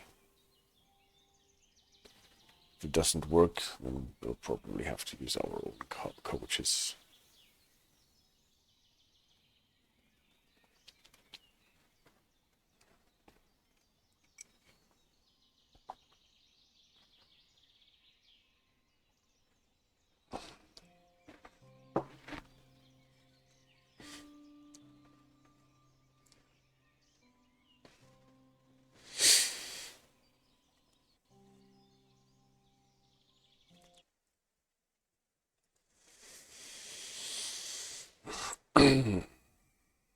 Boston. Here we are. So what coaches do we want to have?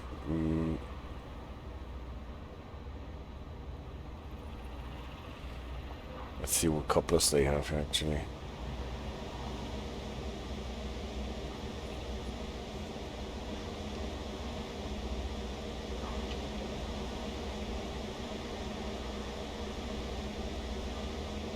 Look a bit like our Buckeye couplers, but I'm not sure if they are the same. Let's just hijack this train. Remove the locomotive and put our own locomotive at the front. Almost looks like a steam locomotive itself. This F40 now.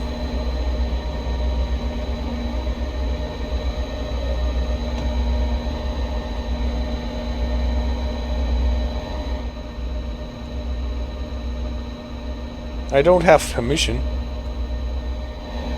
take this train.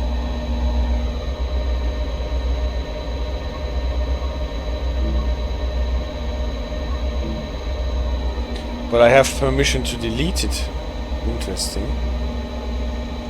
Is there any chance that I can uncouple that here?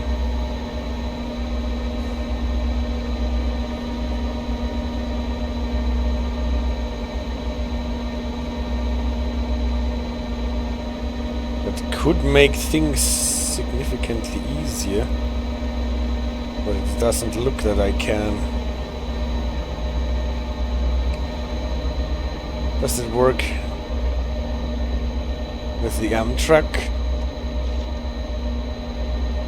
cars?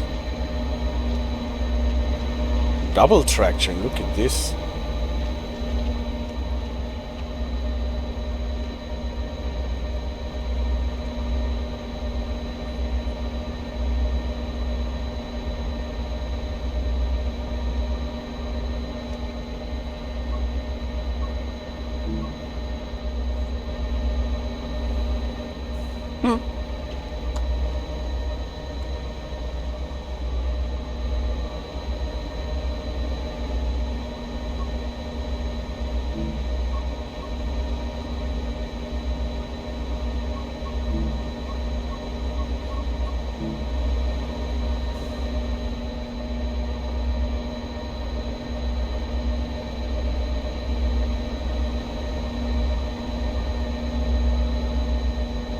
What's wrong?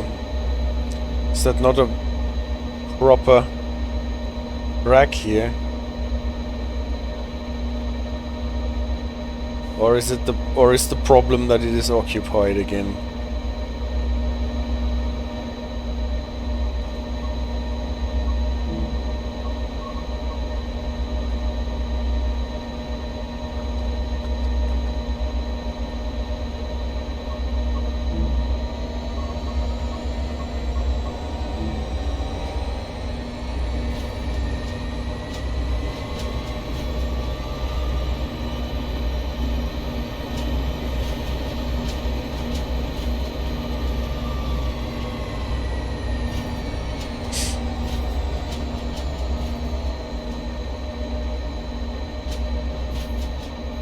This track I can spawn. On the other one I can't.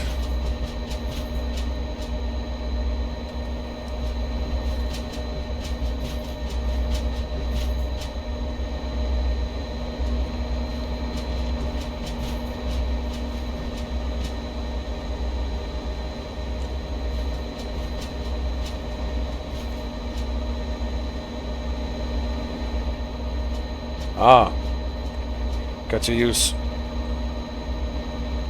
that one.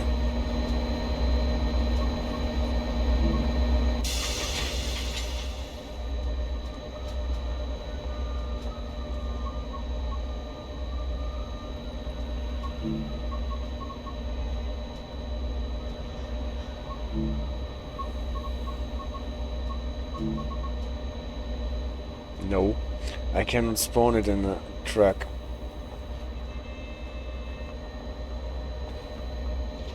Where I just deleted an existing service, still occupied, I'm afraid. But what I can do is spawn an F40 train.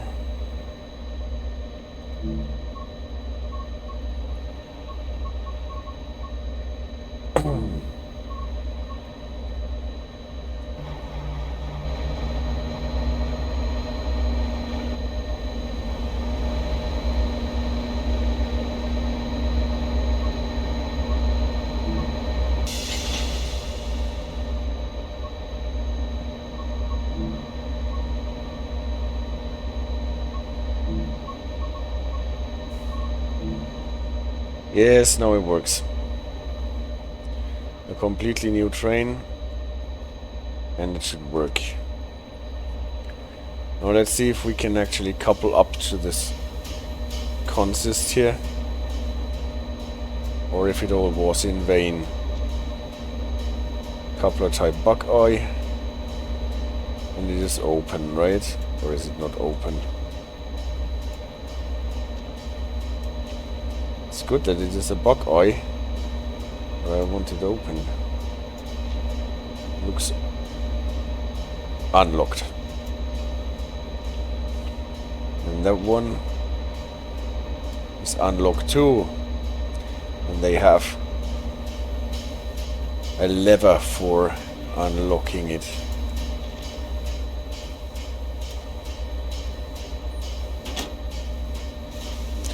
So I caused a bit of mayhem with the other trains around myself.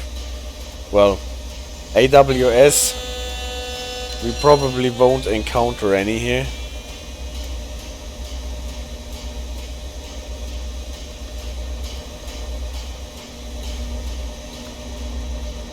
So let's see if we can couple up to those cars.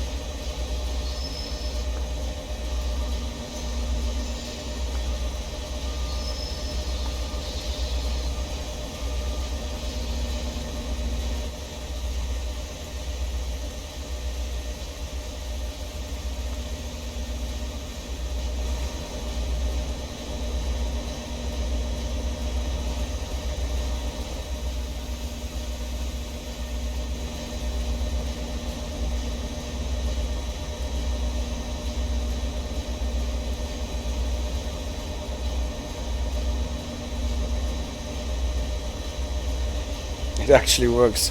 You can couple. Why am I sitting so deep?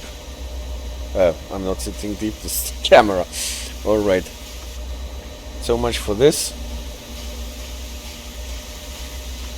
Then we will run MTBA coaches to Providence with our flying Scotsman.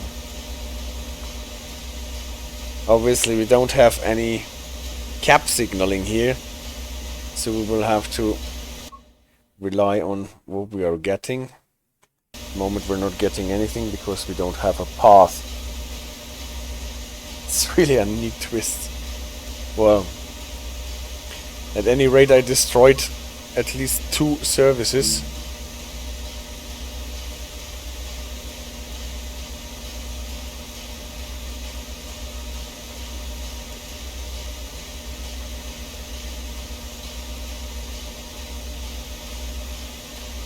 We're driving on the right now.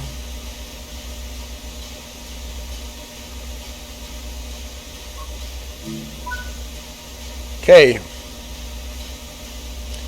Reedville. We stopped at Reedville.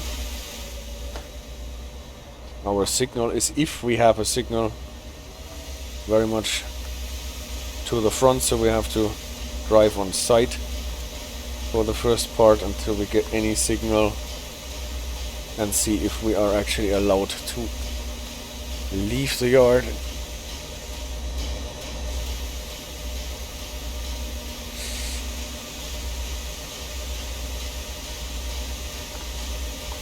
Brakes are released.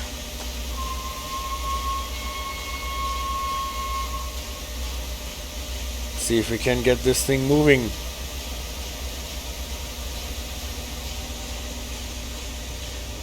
Or if maybe we cannot release the brakes on the cars, that is always possible.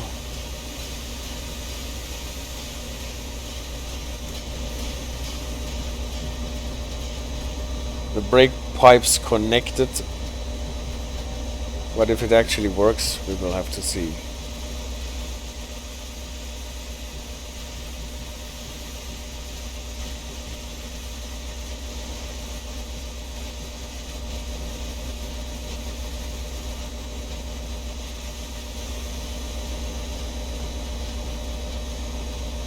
I guess we don't need to create a vacuum on those cars.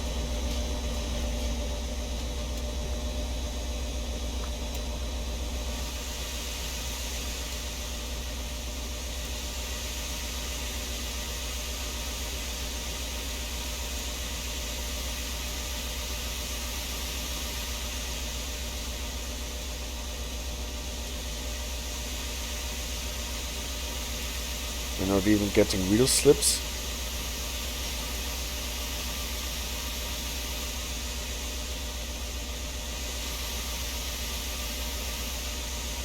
Okay, this doesn't look too promising.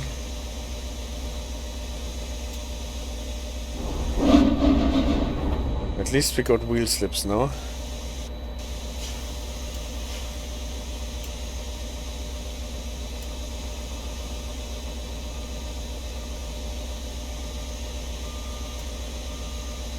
Diablos is here. Nice graphics. Did you use a mod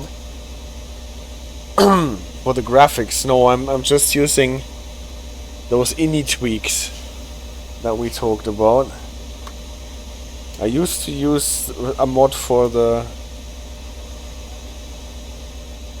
rain, but I'm not using this anymore on the Train Sim World 4. No, I'm not even getting wheel slips anymore. So I'm afraid it does not work with these cars here.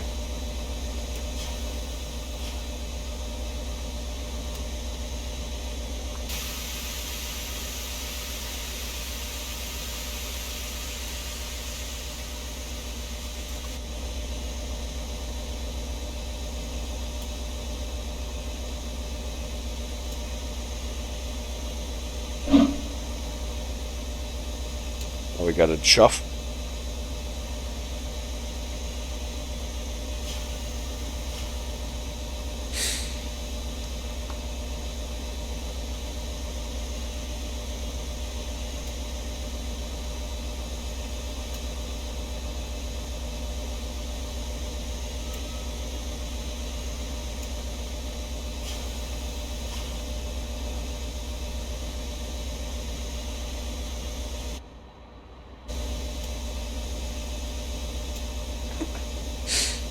The reading for the brake pipe. Oh no, it is climbing. Yellow text. Oh yeah, thank you very much. The yellow texts, our DLCs, are the Boston Sprinter now.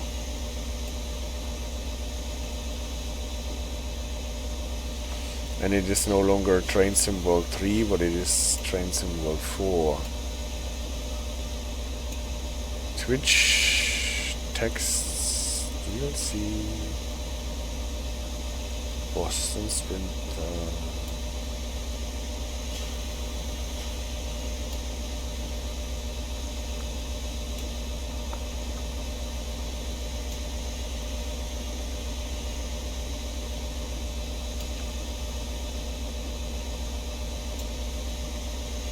It still says Boston Sprinter, even though it is not longer used, this name, but nevertheless. Now you can see that the brake pipe actually goes back to 79. Maybe that is what it is supposed to be. On those cars, I'm not sure.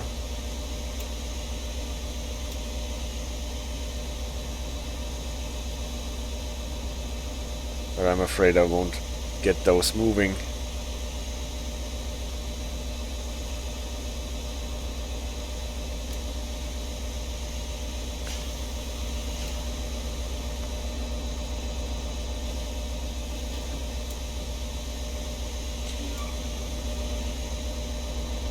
Nope.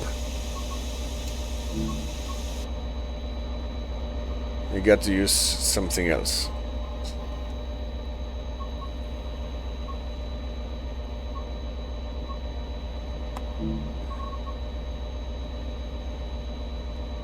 Then we're running what we have been running all the time. But it probably doesn't fit here in the station.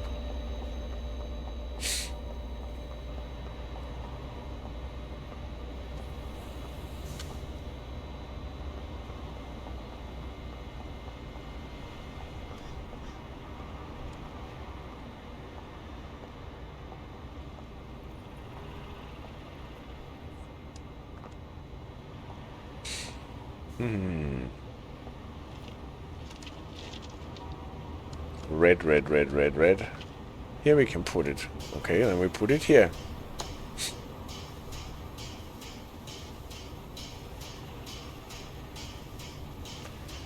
Now it froze. Now it worked again.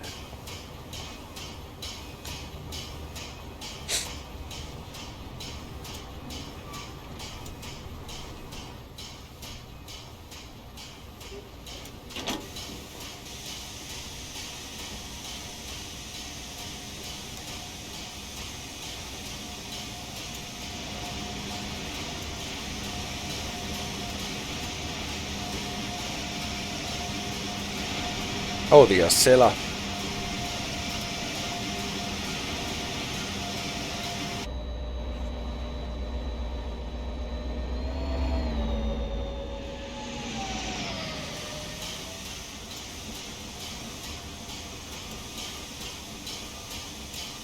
So signals are to the right, we are driving from the left. That is actually what makes things a bit difficult.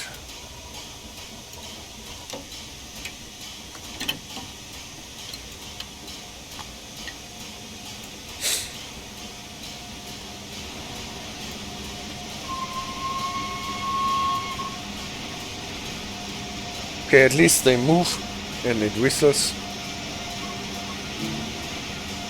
So we want a path. Reedville, I think, was where we wanted to go. Here, right? Was it here? No, that is something else. It's not Reedville.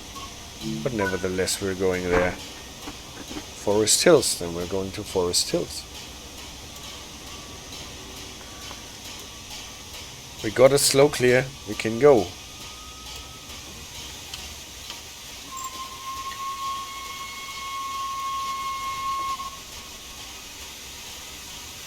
And the Scotsman is moving in New England.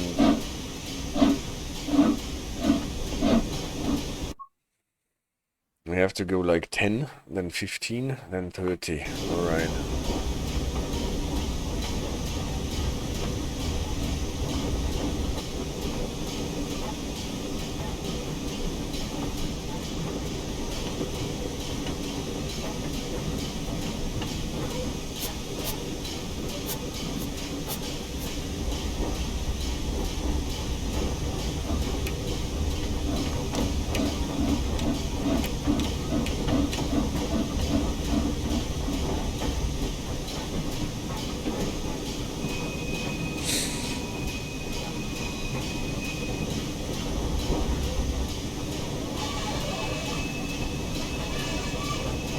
And the fog is everywhere.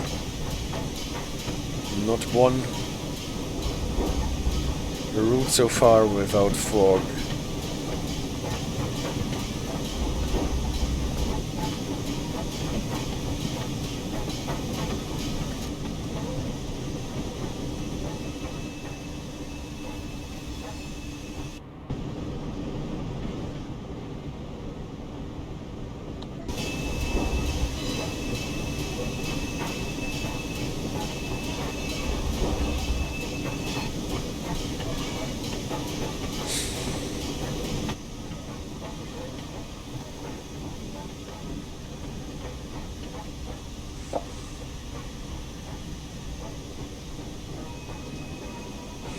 Actually, it's been just 2 hours that we have been out.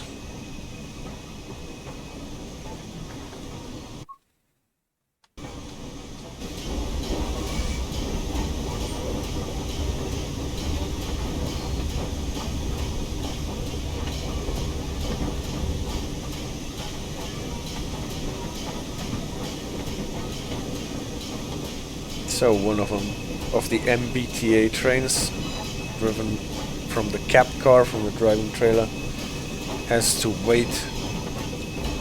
And I'm afraid they have to wait quite a bit, because we caused so much mayhem at the station that there are at least 2 trains sitting about without locomotives.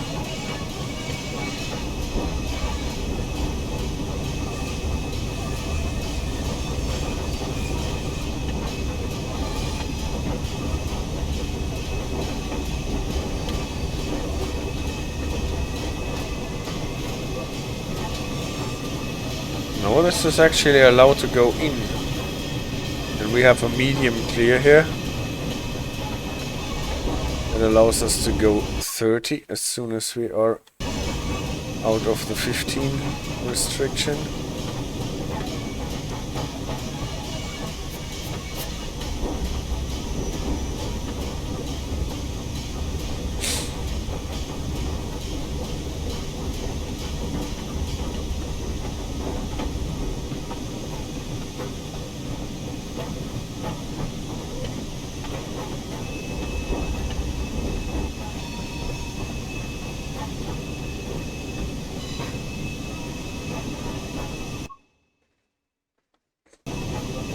15 now.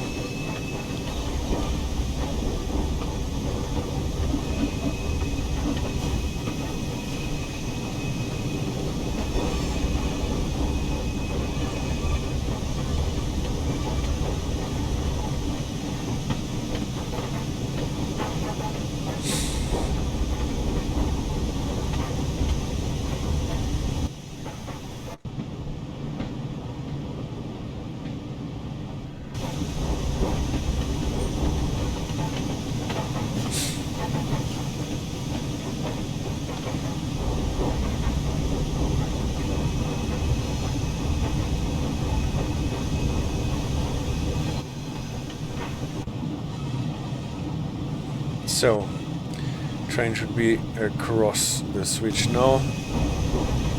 We should be allowed to go 30. Yes.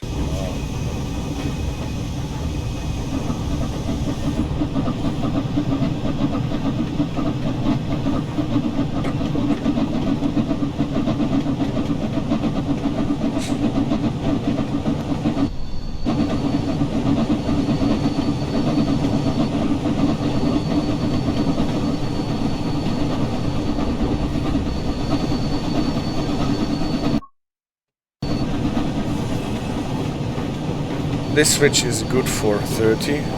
Why are we going on the left track? Well, dispatcher will know. Because we are a British train, maybe we are sent on the left track.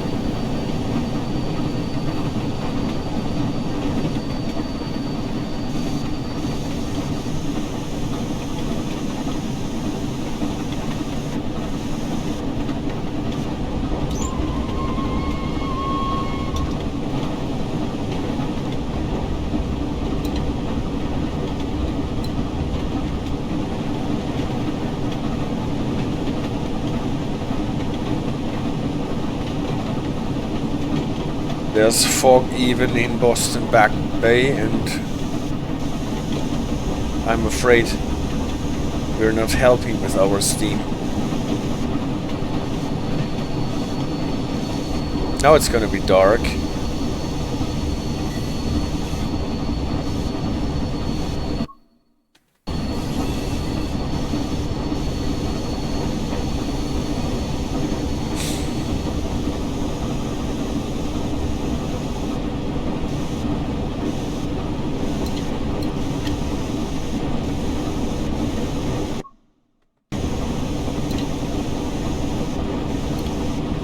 Without the access cap signaling,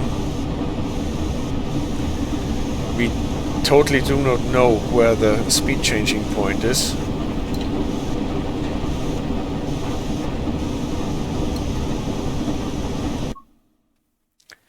Where we can accelerate to 60 and then it's open game.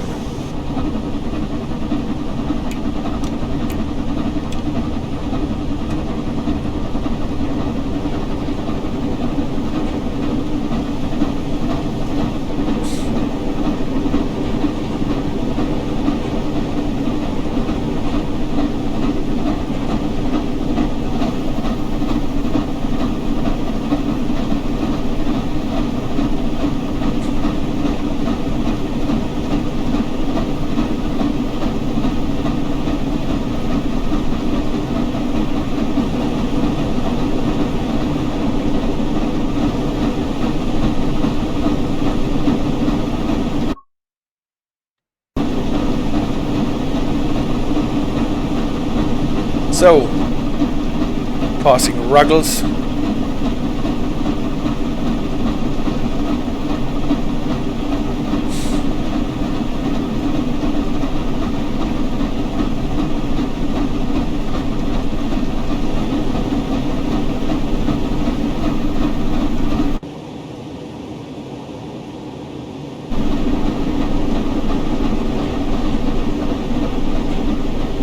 Why are they routing us on the left track?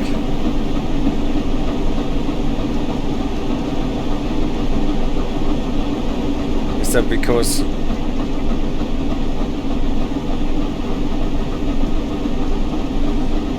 now we're getting an approach medium?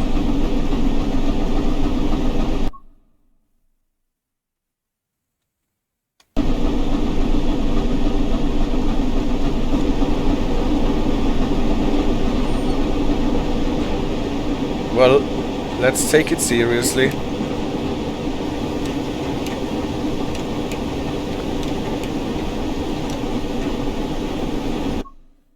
We're going across a switch there with limited speed, so why are we getting an approach medium?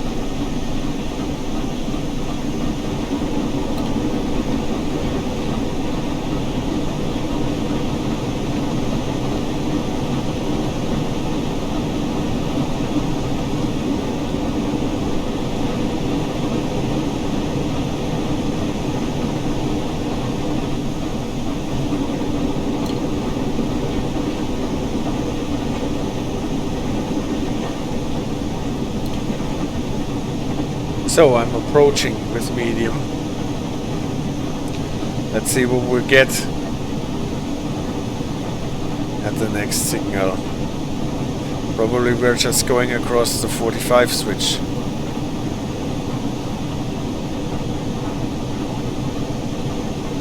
We're already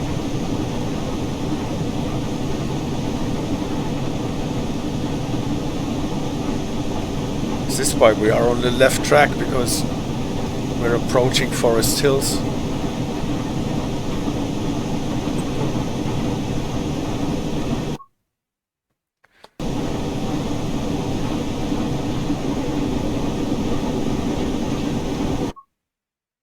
It's a 45 switch.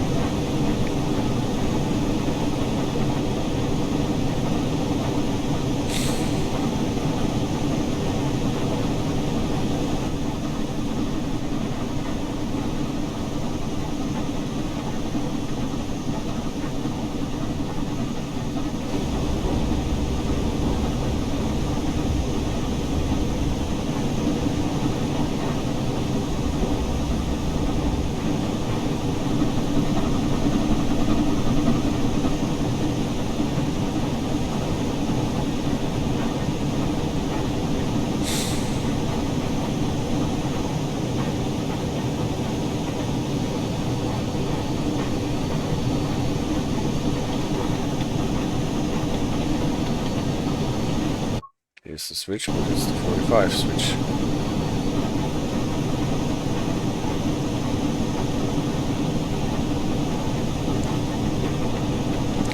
At least we got rid of the fog.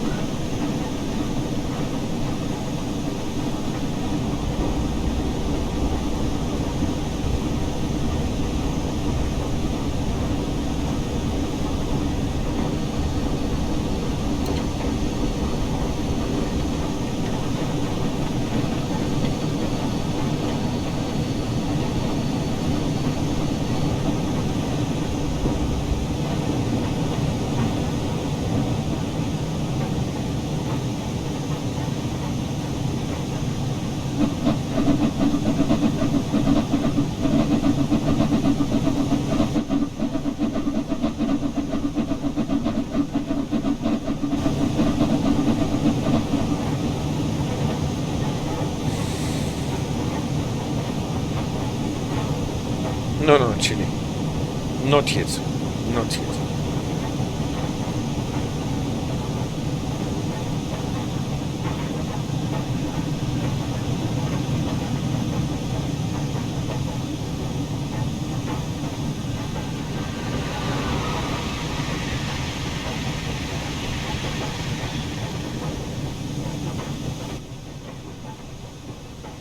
At least those platforms are long enough.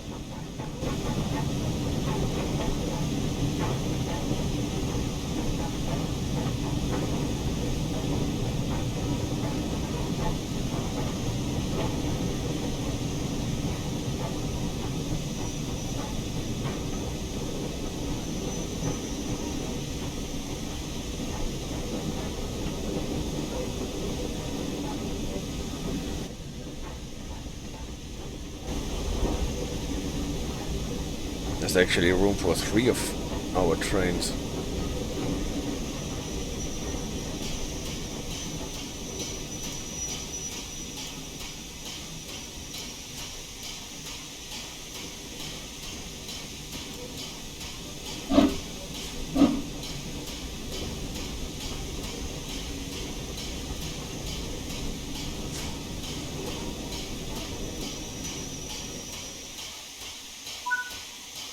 Alright.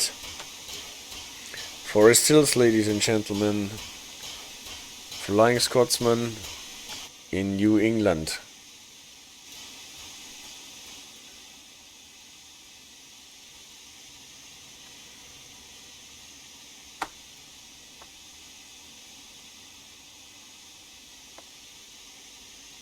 And now we are going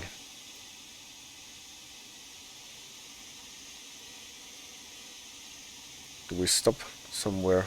Maybe here.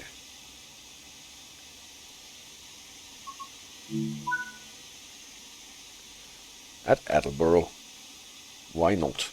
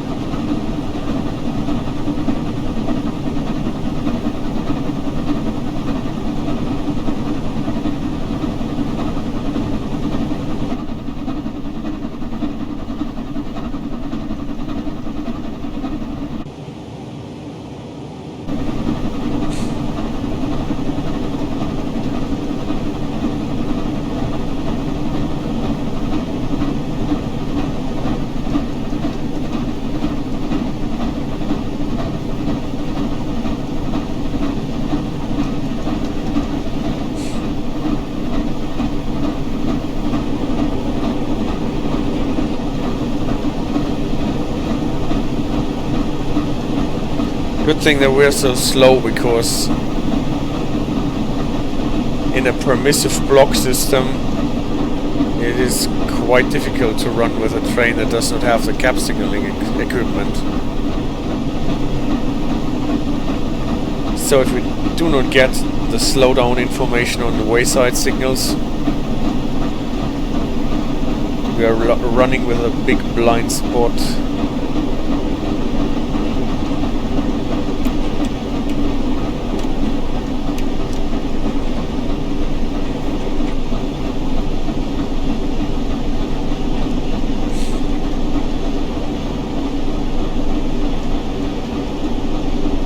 Well, we'll see how this works.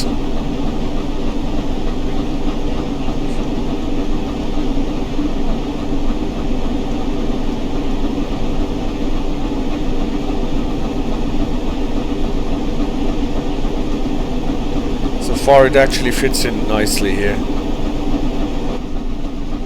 The Flying Scotsman in Massachusetts.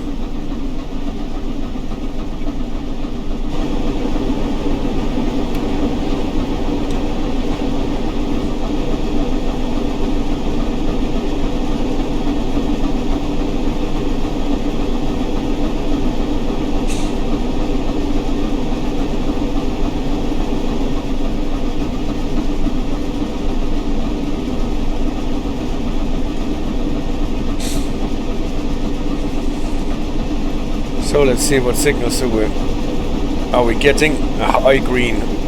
That is good.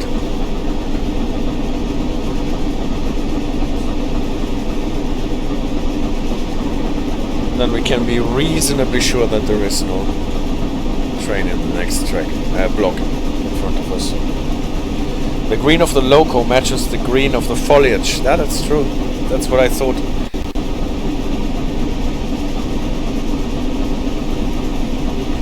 It's supposed to be apple green on the locomotive, but I prefer to see it as foliage green.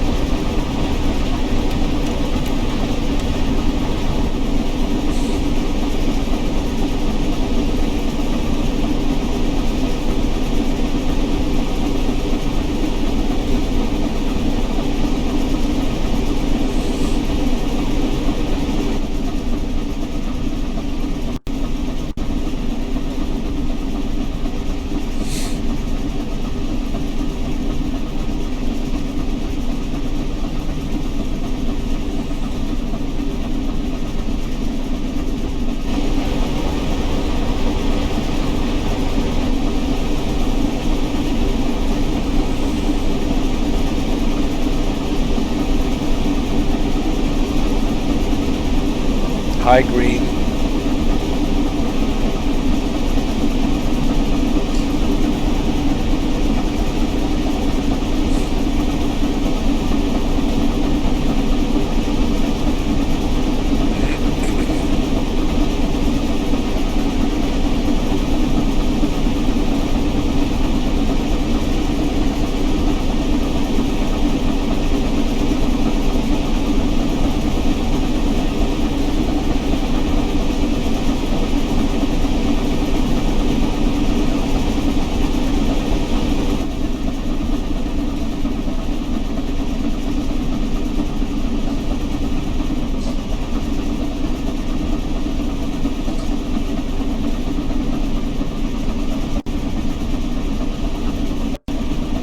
That was Reedville.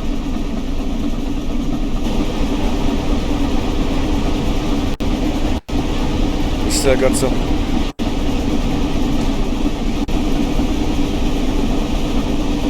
Might have missed some signals now. Well, we'll see.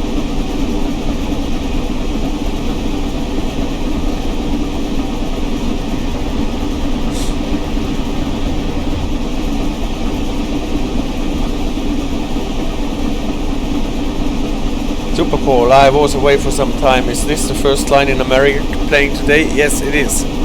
First line in America. We tried actually to couple up to some American coaches, and we were actually able to couple to them, but we were not able to release the brakes apparently. At least the train did not move. So we're back to our Mark IIA cars.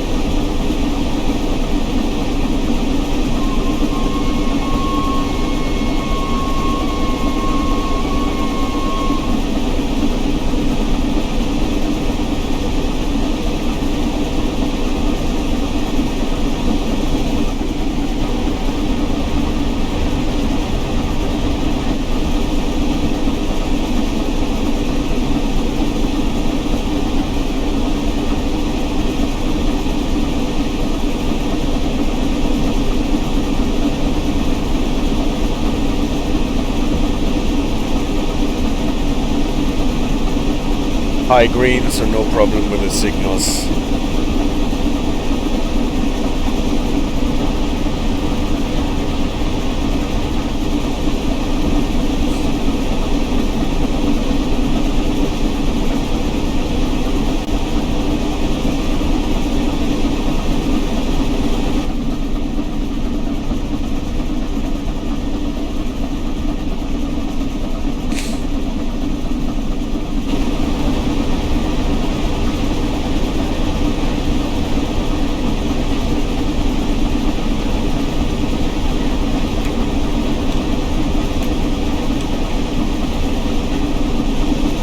Oh, I see. Paul says, yeah, that would have been nice. Too bad that it didn't work.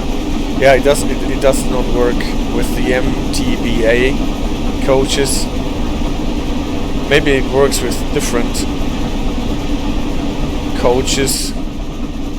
The brake pipe's actually connected when coupling up, but the train did not move, so I guess they are not compatible.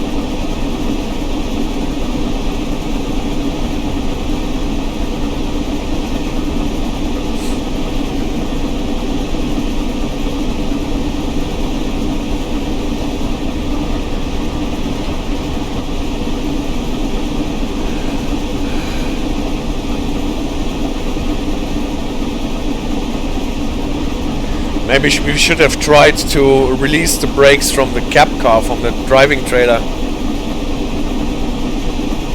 in those cars.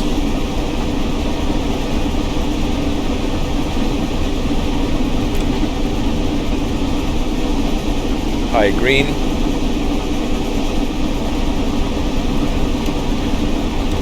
That would be an idea for next time.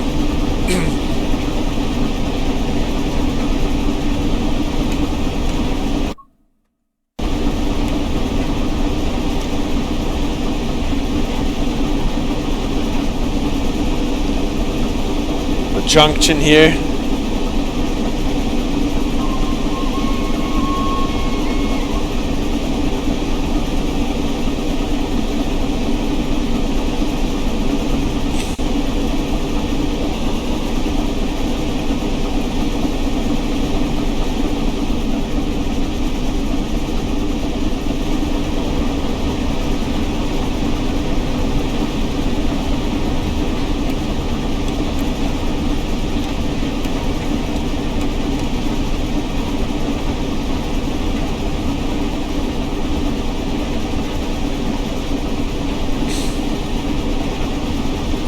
Losing quite a lot of speed.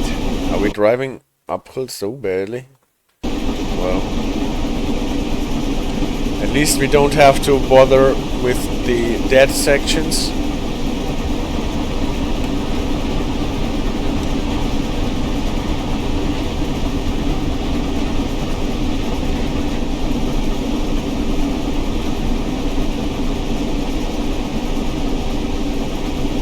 Boiler pressure is probably too low to keep this up.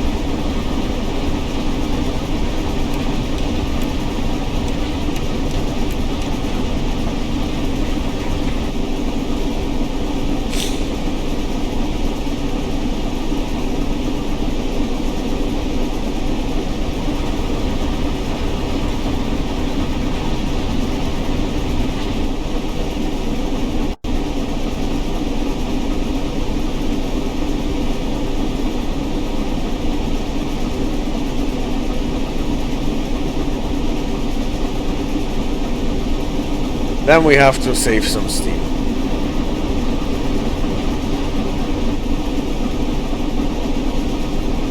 Set the regulator to a lower cutoff value. And if we slow down, then we slow down.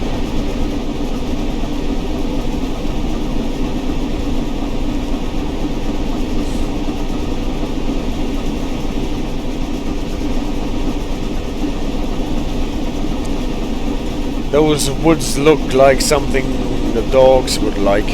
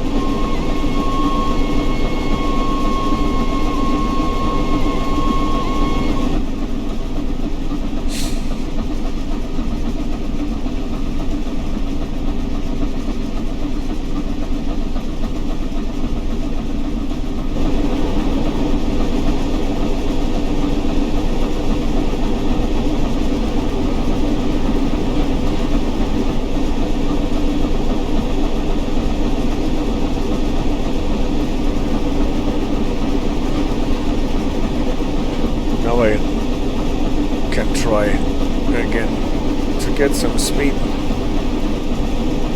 since my boiler pressure has recovered a bit.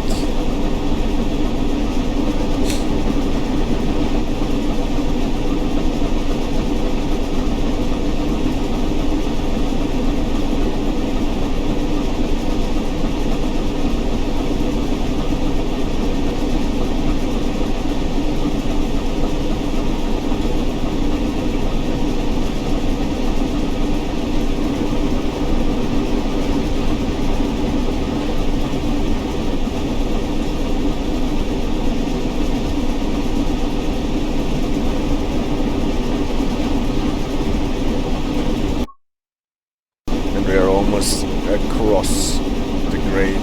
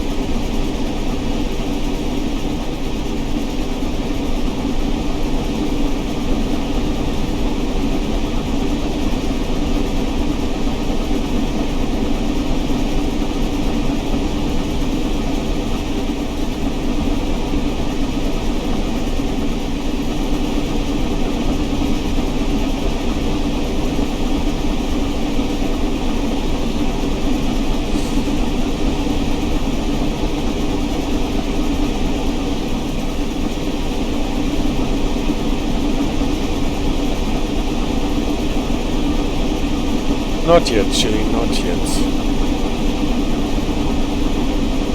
Another hidden signal, but it was a high green.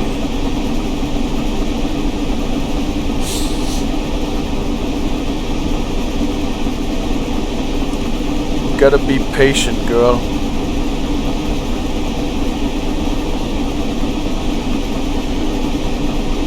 You gotta be patient.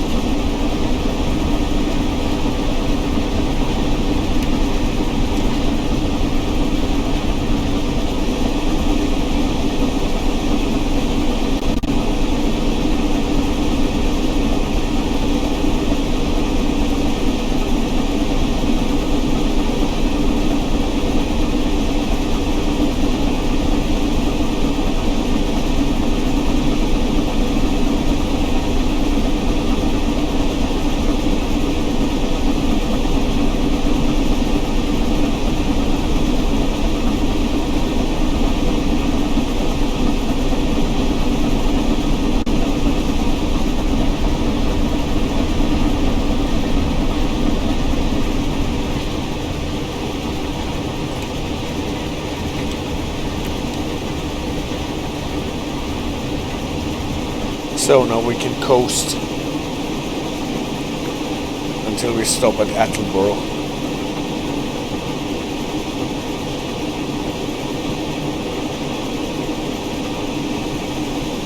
Bing, signal changing point,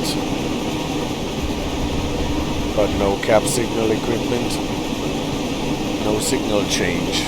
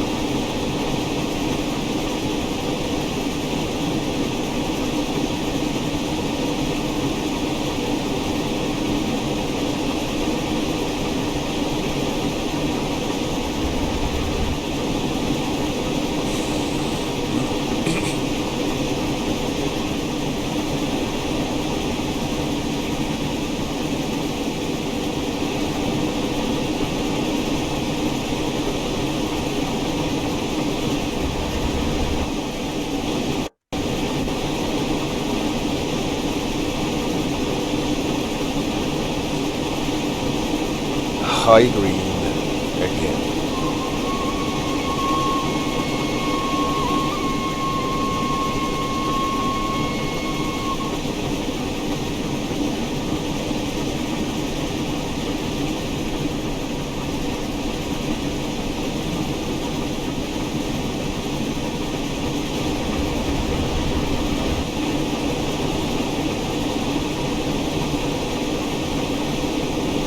Are the controls for the train driver on American steam locos on the other side so that they can read the signals better? Do you know that? Actually, I do not know. I know that the controls on the Flying Scotsman actually started out to be on the right side and were only transferred later to the left side. At least I have read something like this.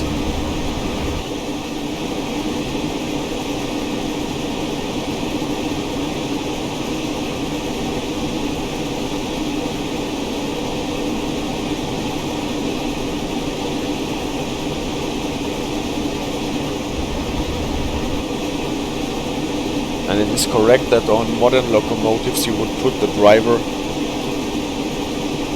on the outside of the locomotive so that you can read the signals better.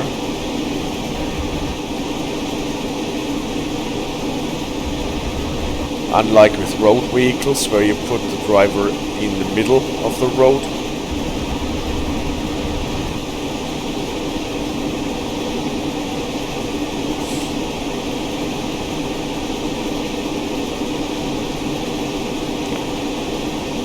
Might actually be so that the American trains have their controls on the right side. But it's always hard to judge from pictures that you see.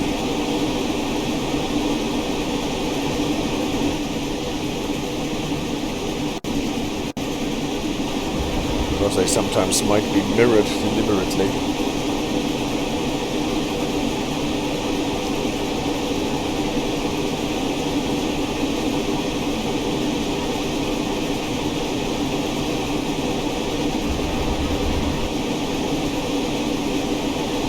Yeah, apparently the thing was that the fireman can actually shuffle more easily if situated on the left and being a right-hand worker.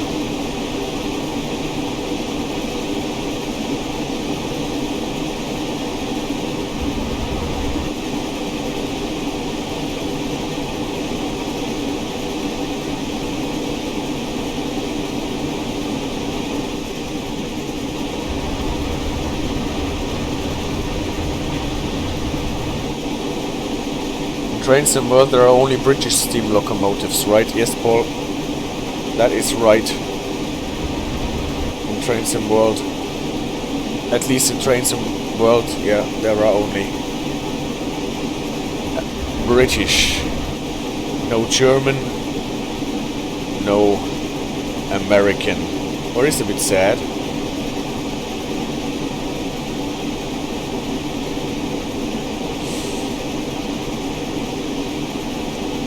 Approach limited, the signal is telling us. So we're slowing down to 45.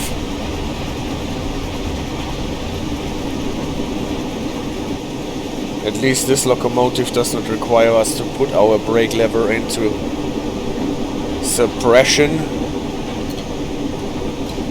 Nevertheless, we apply a significant amount of brake force. Now actually slowing down much too heavily.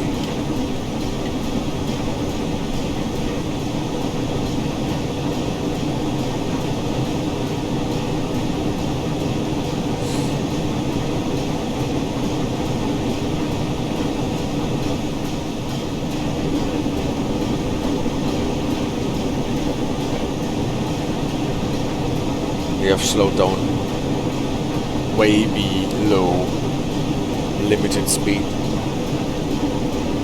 What is in the NORAC world, 45 miles.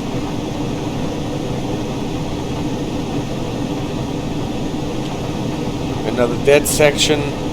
That doesn't really bug us at all.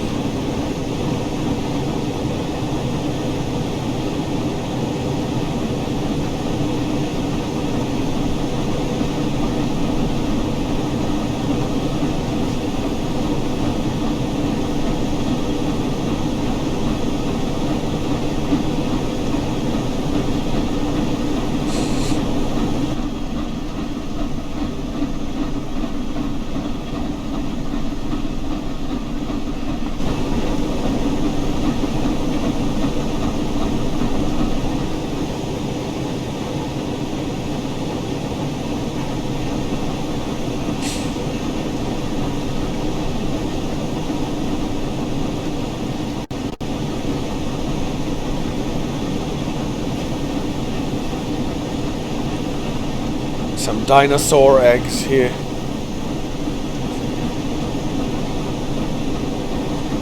Limited clear.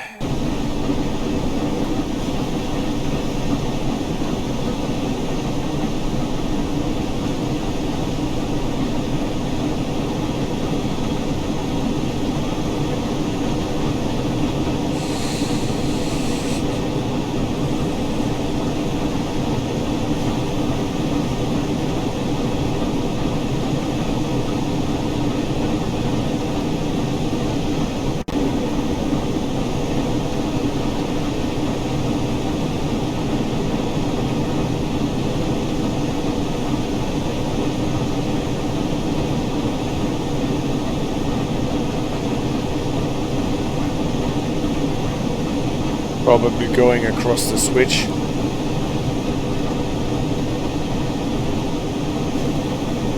And we're getting an approach, that means we have to slow down to 30.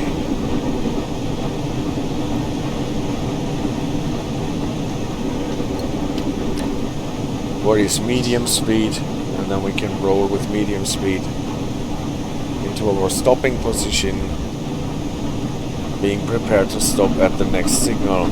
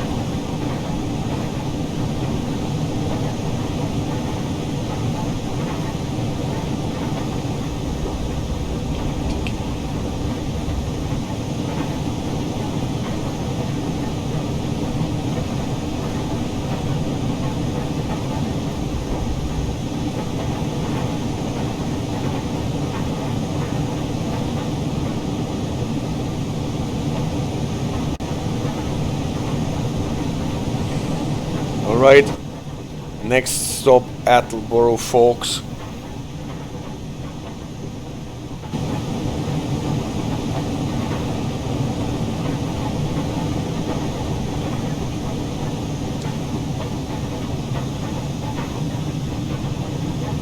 Penultimate stop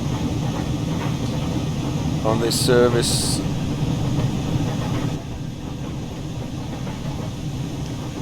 Thank you for redeeming this, Paul. Whoops, this car. Okay. They are driving in a funny way.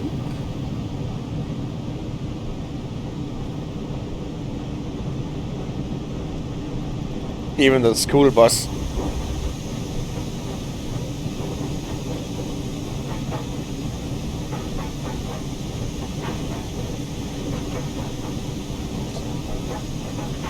Very interesting driving techniques, pocket snickers, you name it.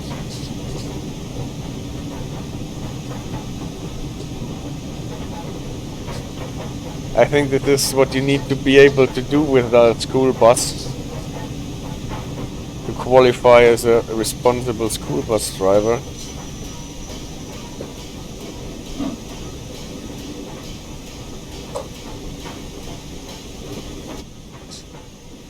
So,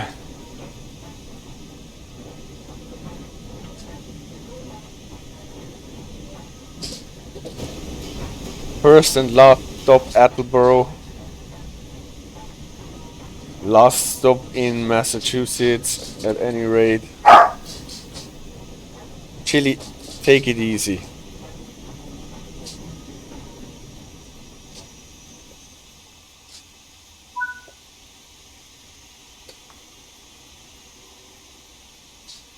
Pocket Snicker says, I think if you drifted a bus while getting your license, they wouldn't like it. No, but I guess the students would like it.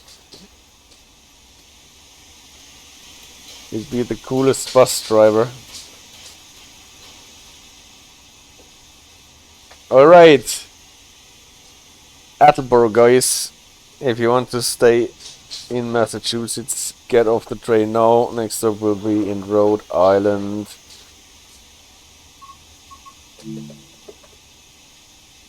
If I find Providence here on my map.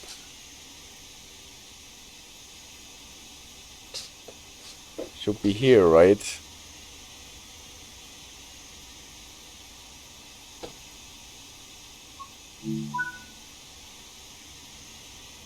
Alright folks, that's it. Close the doors.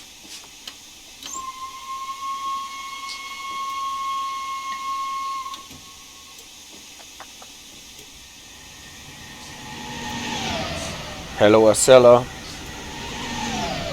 Peter, nice to have you back.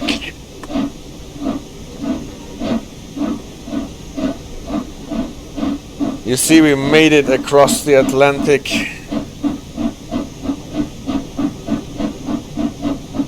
More or less in one piece.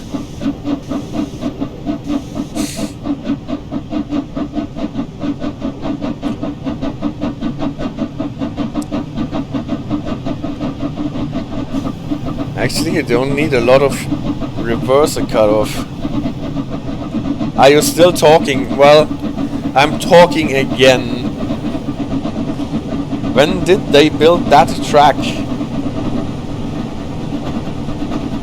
You mean when did they make this DLC?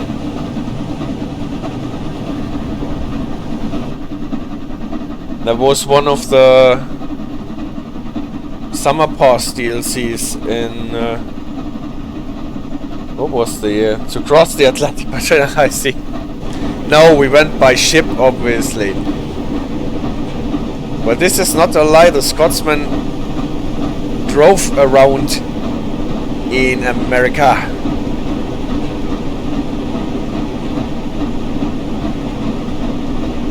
Limited clear for the switch here. He messed up and suddenly we were in America, she said. Well, it was a bit like with Alice and the rabbit hole. We were just on our way to the port at Liverpool.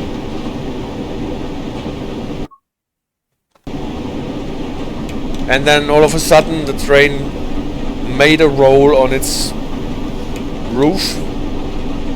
And we respawned at Boston South Station. Caused a bit of mayhem there, deleting locomotives, decapitating trains, trying to couple up to a cut of MTBA coaches. What succeeded? We weren't able to get the train moving anyway, because probably we were not able to release the brakes in those cars. And now we are on our way down the northeastern corridor.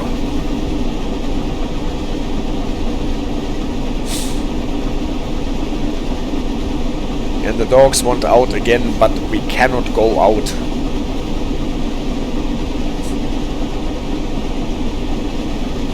Sounds like that could all happen to anyone. Yes, it's easy.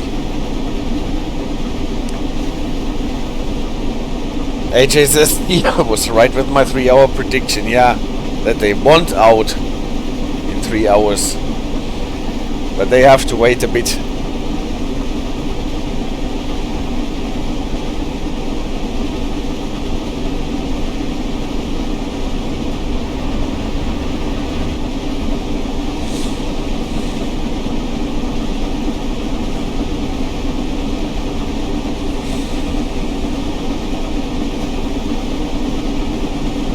Tank car curve, and now from here it is downhill on a very, very straight line.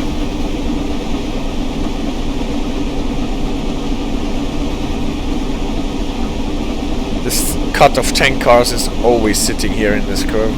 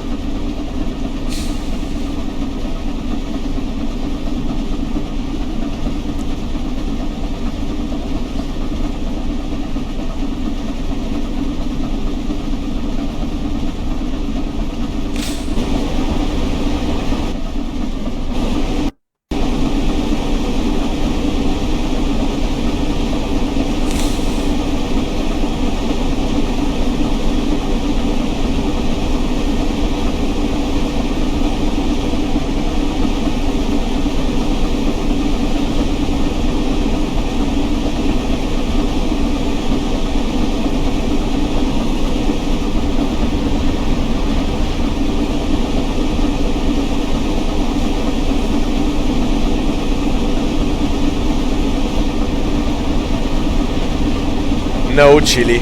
No. No. Don't pull out any plugs.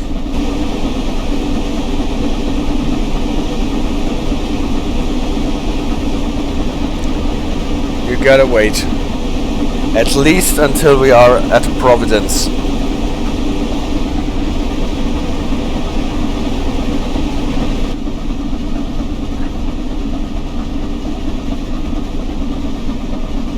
Now she's not trying to climb behind my stuff, she's trying to get her nose under my headphone wire and pull out the headphone cable.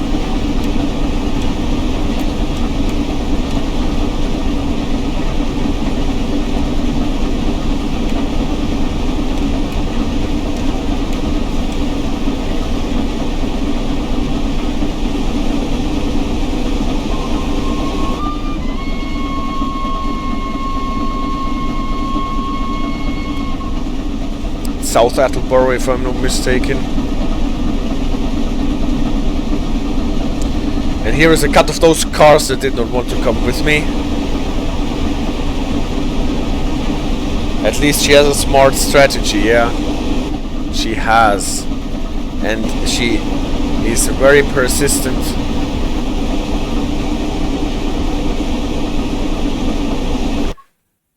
We have to slow down to 60 soon.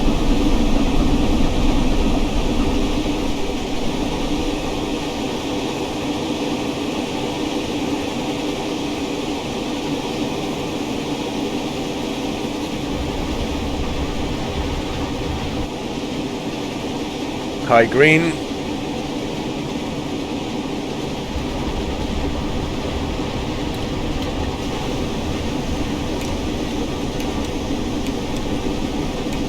Have the train coast. Yes, 60 is good.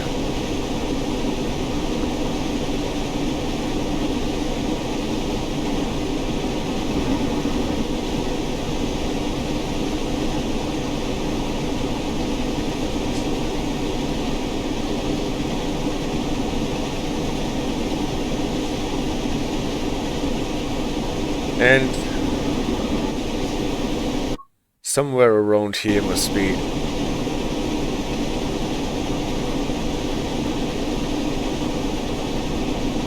Where we're getting closer to the border between Massachusetts and Rhode Island.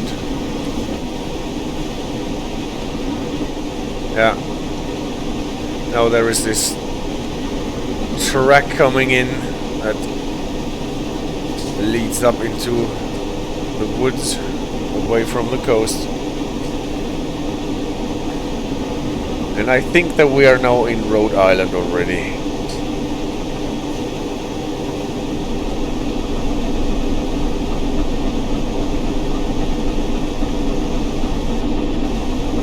Can go on with 60 until we're almost in Providence. We don't necessarily need to do the spells of 70.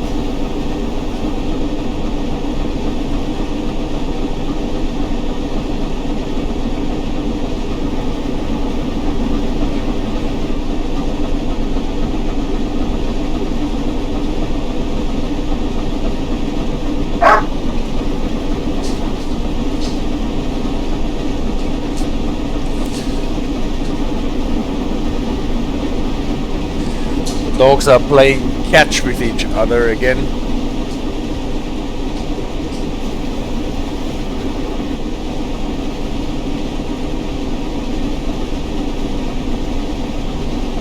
This is always confusing here, right? Looks like, oh, red signal, no. High green for us.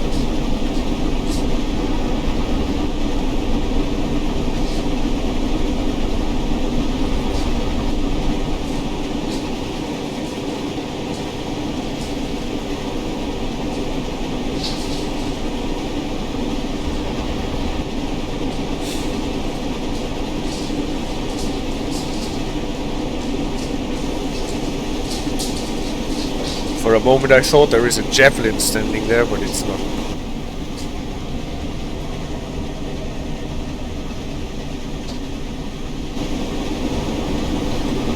That dwarf signal was for a siding or something. I think it was for the line that was coming in from the left, if we're talking about the same dwarf signal.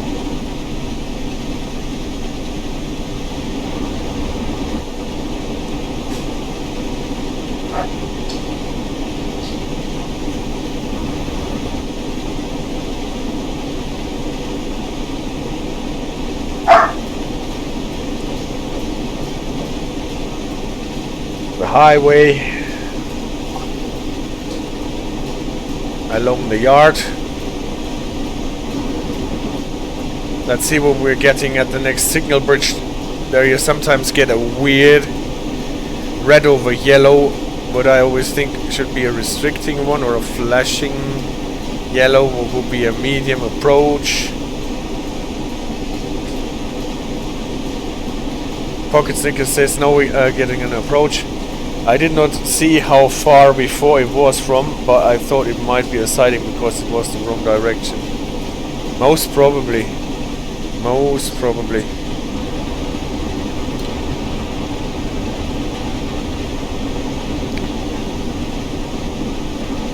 We have to slow down to 30 now since we got an approach. Should have done this a bit faster actually.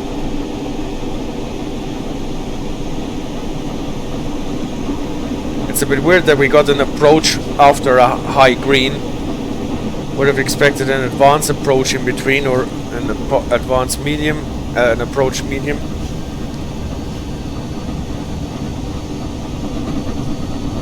It was yellow over green. Then I got it wrong.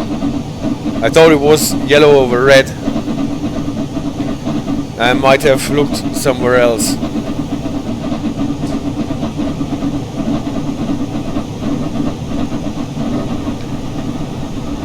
If it was yellow over green, then it's totally not a problem. Then we have to slow down to 30 anyway, but eventually. Well, we'll see at the next signal. Ah, you're asking. I thought it was a yellow over red, but maybe I was just confusing things after more than 8 hours in the stream now.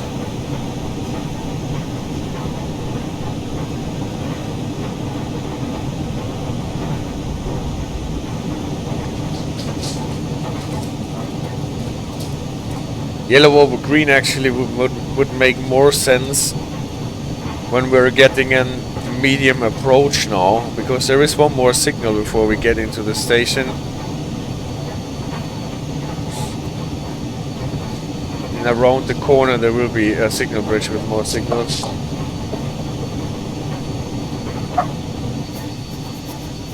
But I'm a bit distracted by those dogs playing catch behind me. Jumping on the couch, jumping off the couch, running into the bedroom, jumping on the bed, jumping off the bed, running into the living room, jumping on the couch, and vice versa all the time. Yeah, we're actually getting a medium approach with red over flashing yellow. So probably you were right. And it was a yellow over green and not a yellow over red. That would, in my opinion, be a proper sequence. Medium approach means we have to stick to medium right now and prepare to stop at the next signal.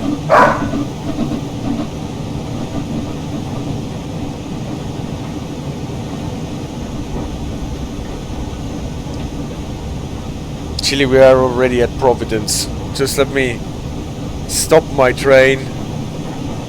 I know there is a speed restriction to 20 or something when we're getting into the station, so typically on the cab signaling you would get it restricted before you actually enter the station.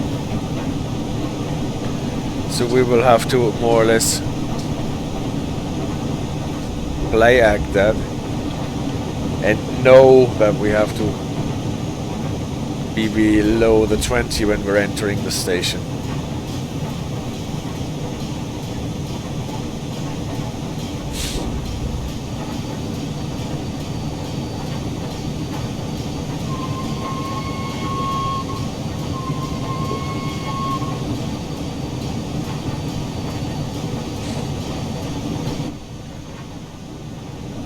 Providence, Rhode Island people. Sometimes around this corner, yeah, here you can see this. What is it called again? The state capital or the state house of Rhode Island.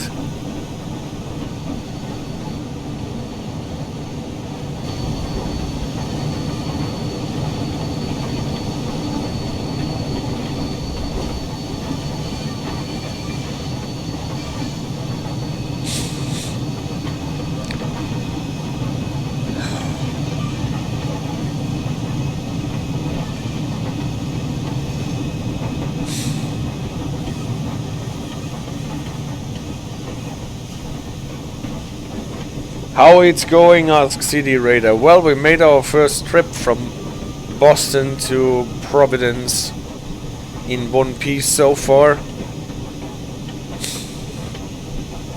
The dogs want out already again.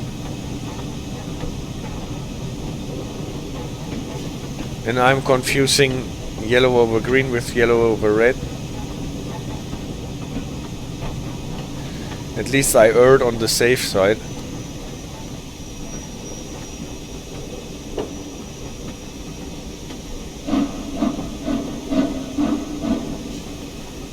Oh, it's nice how you get this echo effect here on the chuffs.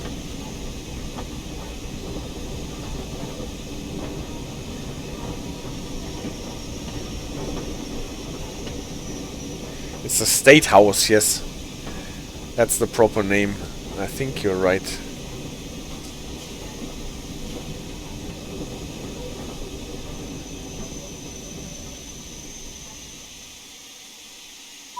Providence, Rhode Island, ladies and gentlemen. Everybody who doesn't want to join us to Kentucky gets off the train here, please. The pocket niggas just looked it up, so okay, good. Thank you very much for that.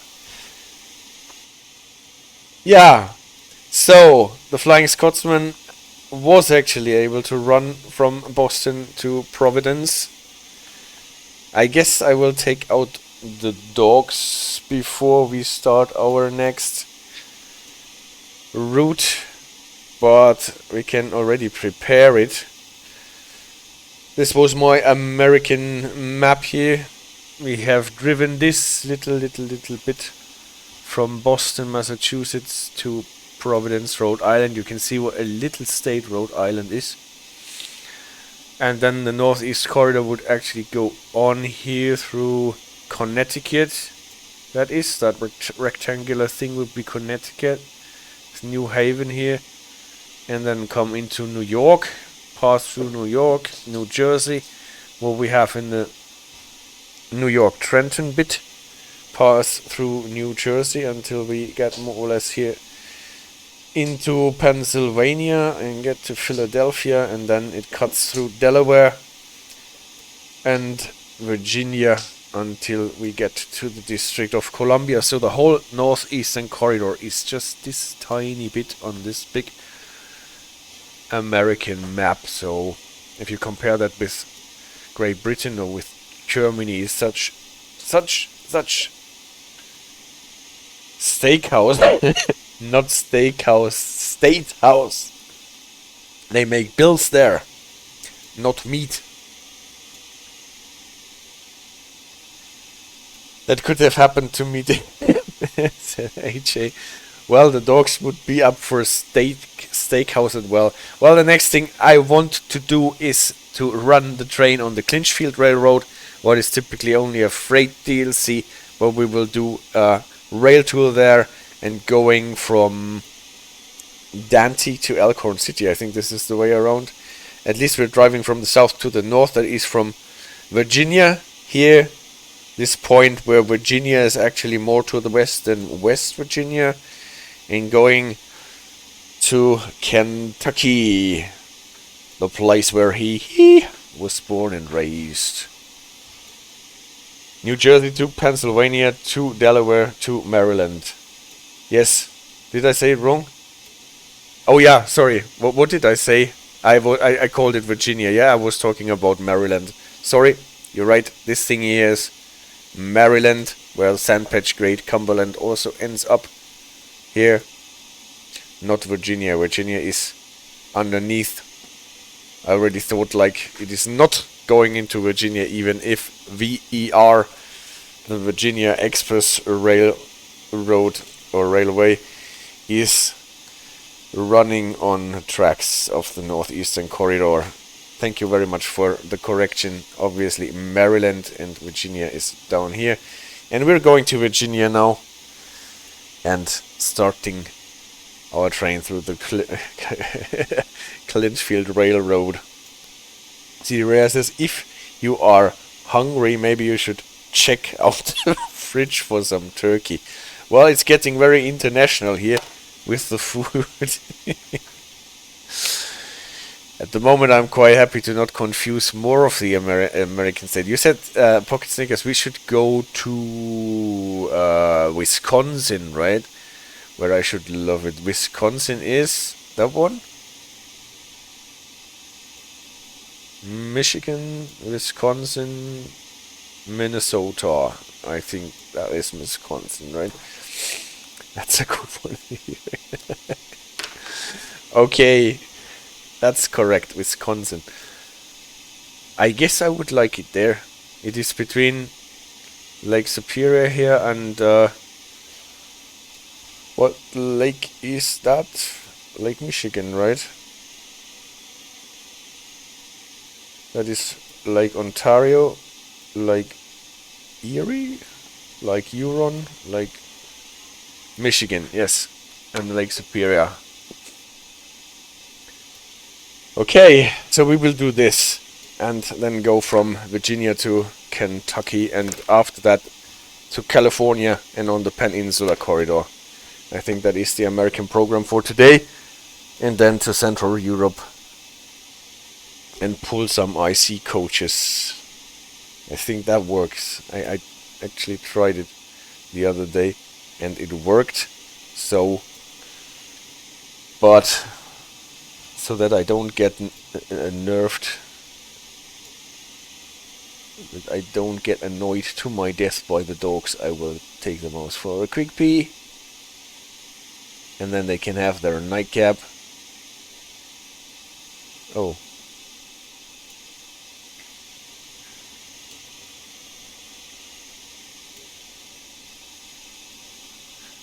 That does not work, and it is not true either.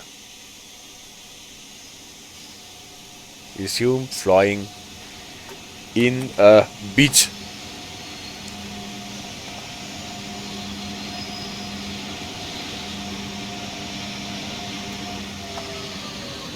That's what I wanted to say. And maybe after all, get the map out of the way and stick with the game. Then people can watch the Acela leave while our Scotsman is still blocking the way. Alright guys, I'll be back very soon, and then we go to Virginia and Kentucky.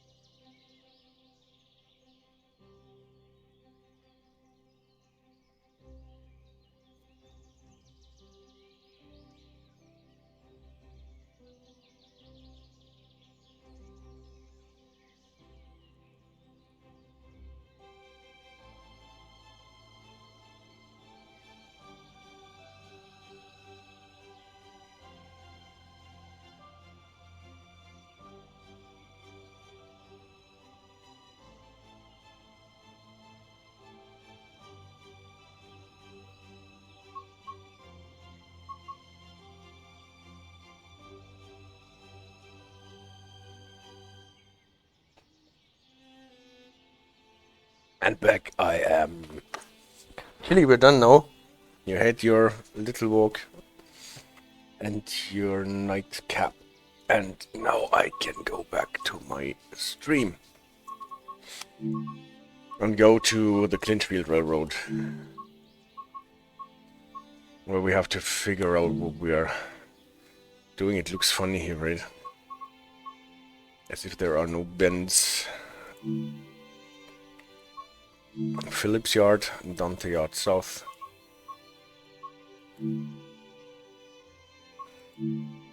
Dante Yard North.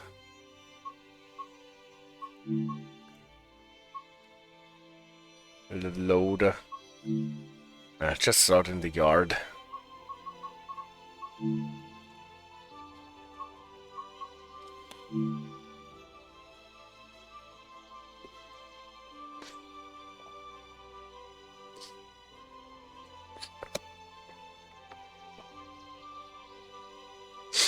So what are we going to do?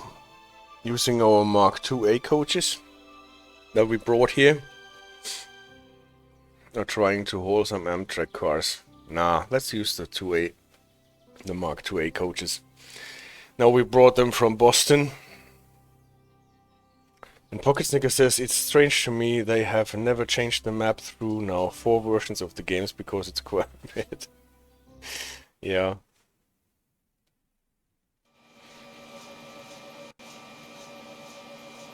So for the Clinchfield Railroad I actually used to use a mod because it was sometimes a bit dreary. But we will see. It's really quite some time since I last played the Clinchfield Railroad, except for the limited power scenario that I played on stream quite some time ago. And the foliage here is sometimes subpar. car if you look at the trees. Someone lost a pallet there. Yeah, I saw it too. I know, I don't know where it goes. So maybe here.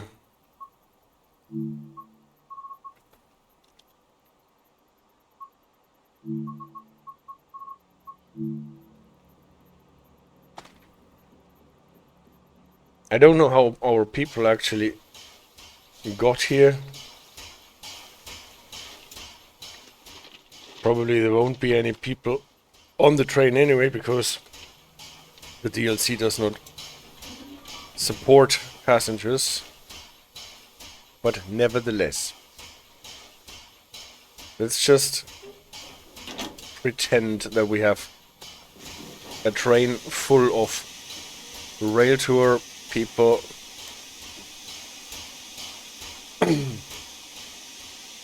They got here maybe by helicopters and are now up for a unique experience of running along the Clinchfield Railroad track on a passenger train. Pocket Snicker says, if it was blue and you worked for the right Australian company, it would be worth... Is that so? Oh yeah.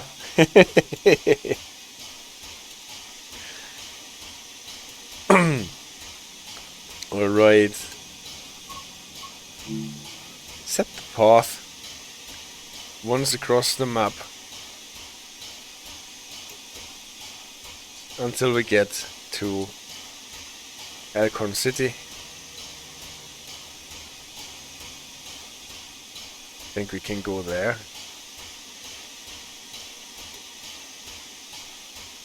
And we go there. And then we will be picked up and brought to California.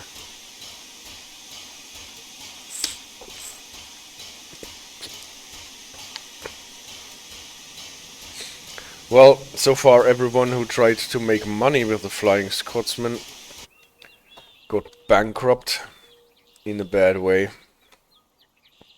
It's a good thing that we don't need to invest anything in our locomotive here. That looks funny, that plume of our locomotive.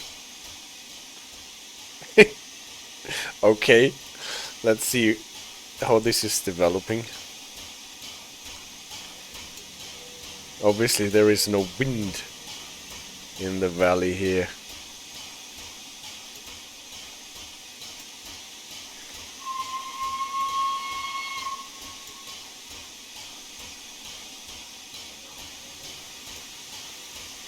Dies out awfully quick, yeah.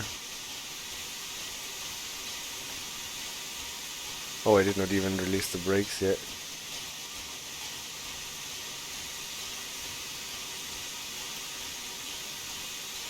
Still funny how different the DLCs can be.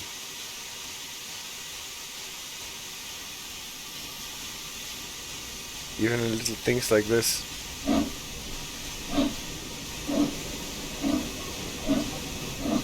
Like how the smoke is behaving.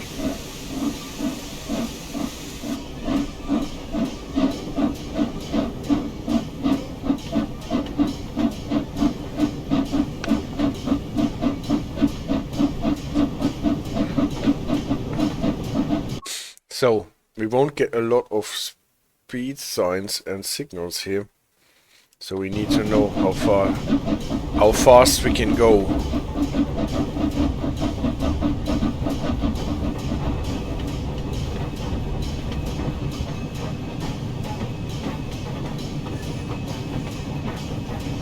This is a mainline one, yes. As far as I know. This is fully dovetail games.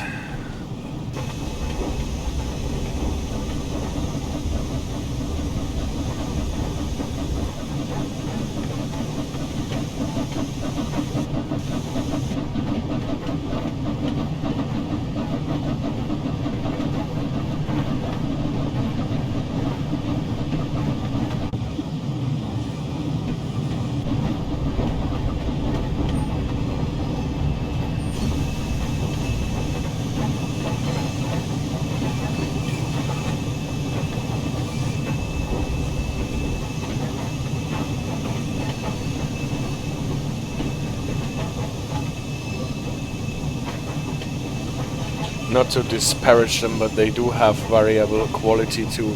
True. The main line as well as the subcontracted devs. And this one,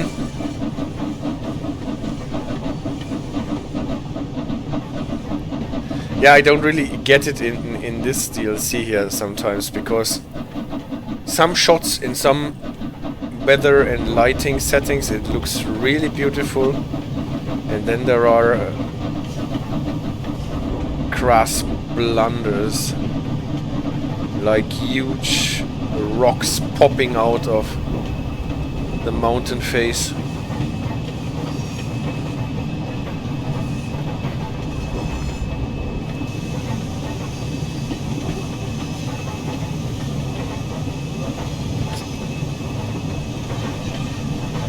What is sitting there?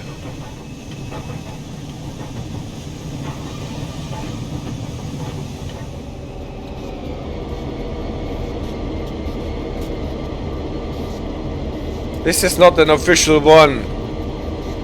I never released that.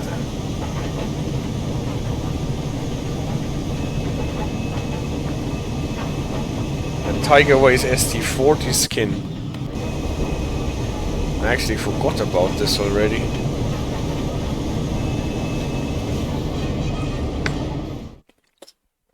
Oh.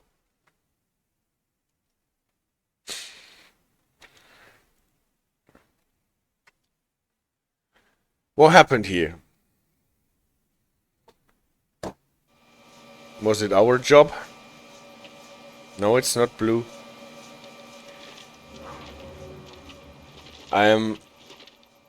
Are we going to America again? Yes. There was another rabbit hole. I have to check if there are any switches in our track that we have to set manually.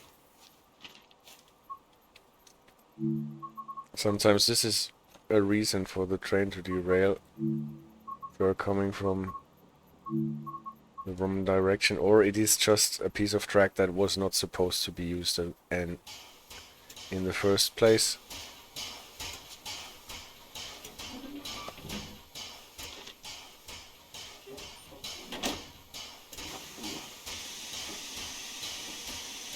Let's check it out. Maybe we can change the routing slightly.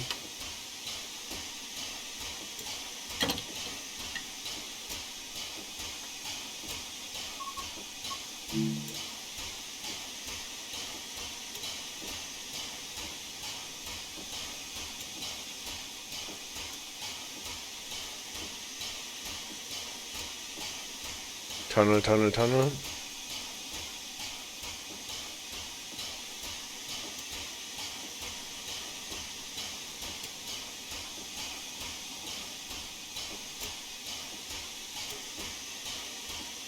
No, I want to go there. Well, let's take this. Northeast Elkhorn West Loop. I have seen really good derailments, but I have never done one myself, and I don't honestly think that makes me good at the game. Well, derailments don't make you good at the game. So let's see if we got the switches correctly aligned. Maybe there was one not aligned properly, and we stumbled across that one. It actually looks quite okay-ish here.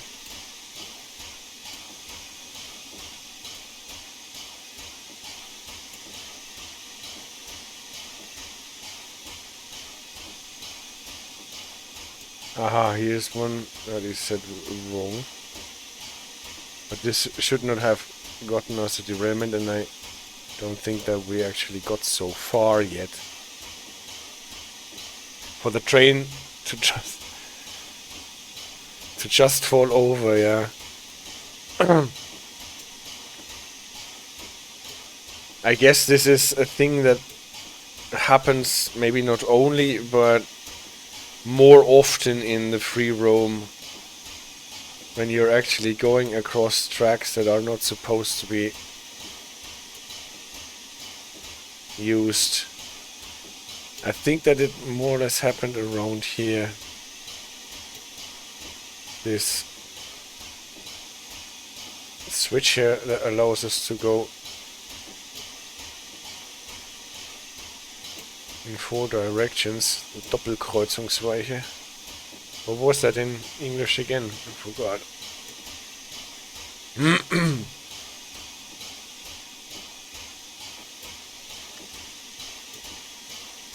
Let's see where it actually happened. Exactly. The streamer Limmy got an ICE train to jump in the air and turn completely over, somewhat intentionally. Yeah, I have seen stuff like this. Doppelkreuz, double crossover. There was a special name for it, for this kind of switches. What was it again? I think I have it in one of my German presentations.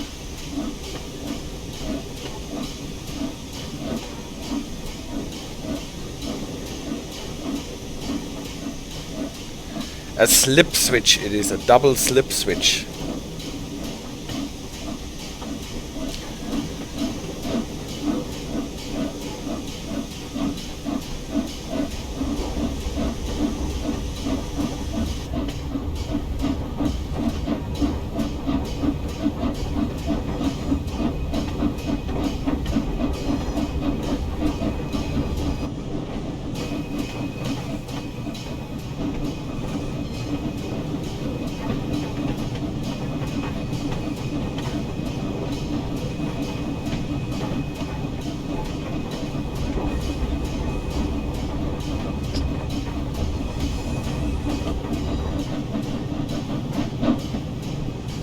We did not even have the reverser forward.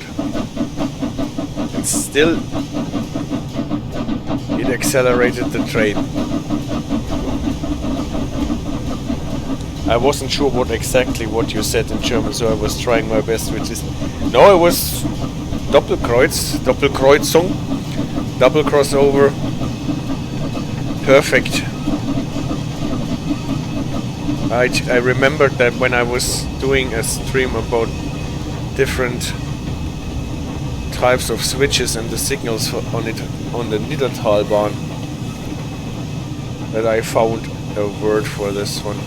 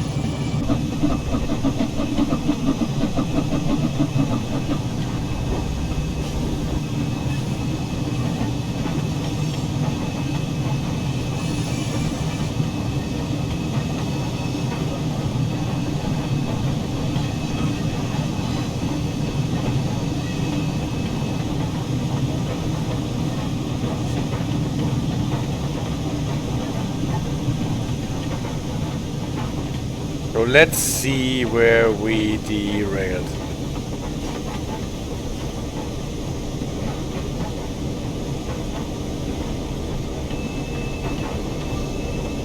This is this Doppelkreuzungsweiche, the double slip switch, and we're supposed to go to the right. And is this what makes us derail? Not yet. Yeah, that's where we derail.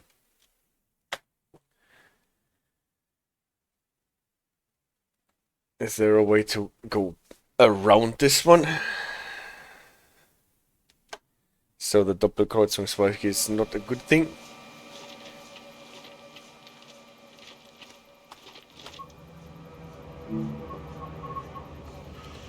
A double slip switch made a slip.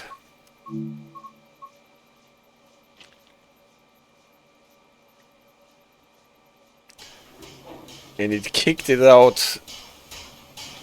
It makes it easier for the passengers to get in if they aren't crushed. Yeah, that's true.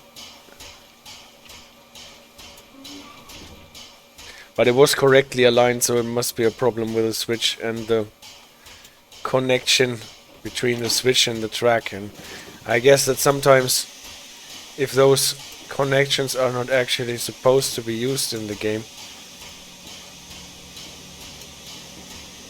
Yeah, Scotsman just said no, I'm not doing this, and for a reason maybe. So is there any way that we can go anywhere else on this track and not go on the double slip switch? Like for example here, unavailable.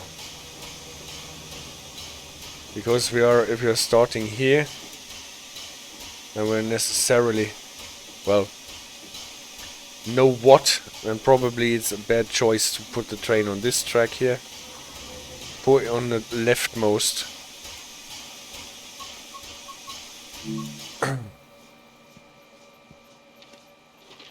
Then we don't need to go across any... Almost looks like this thing has LZB, where it's not quite centered.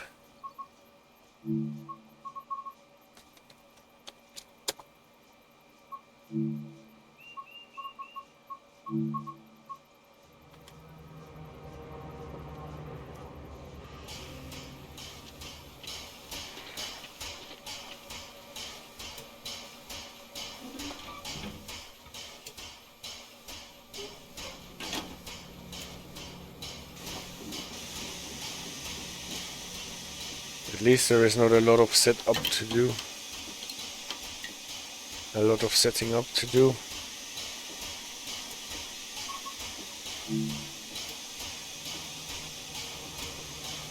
Maybe there is some loop where we can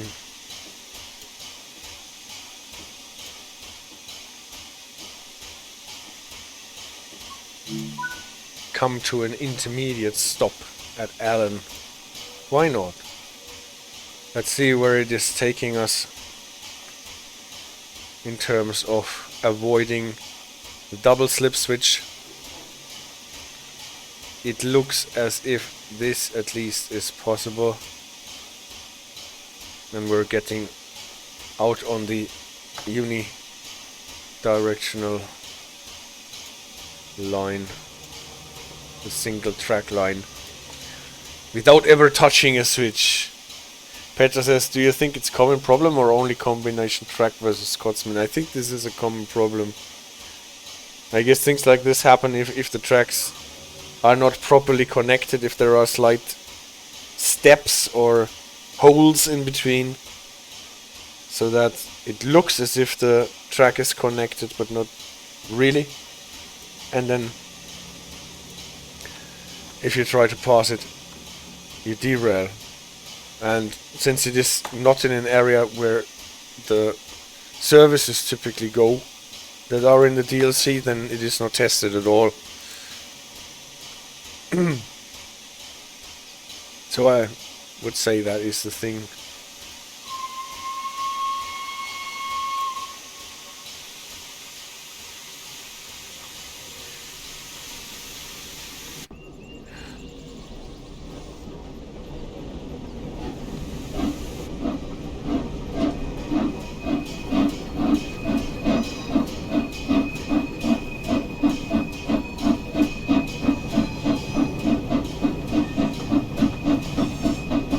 So let's see how far we get this time.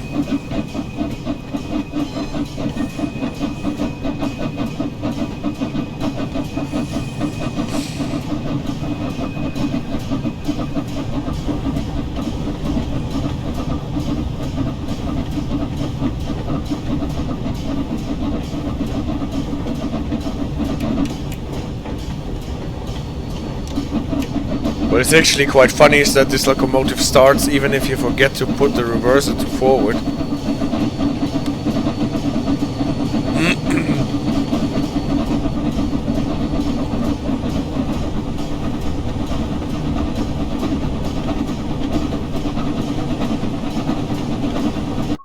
Okay, at least we have 25 miles on this track already.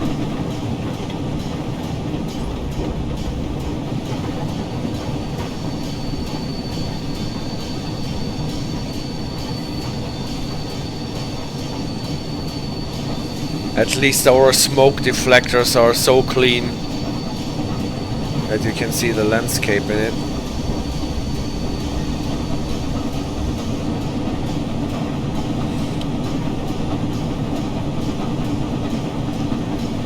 What we obviously do not have is a bell.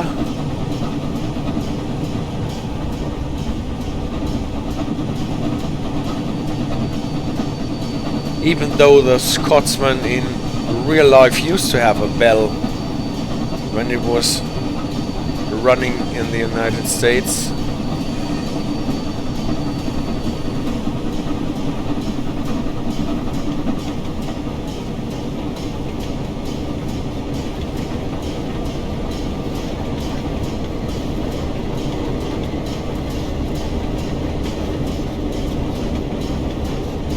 Yeah. Did they not want to introduce something that prevents work in progress skins to appear in the game?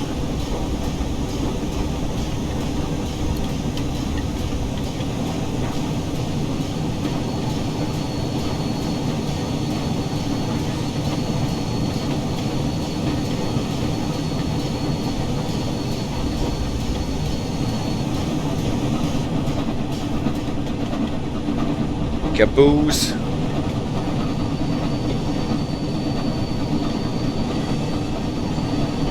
I was playing around and wanted to make like a 70s livery for those SD40s.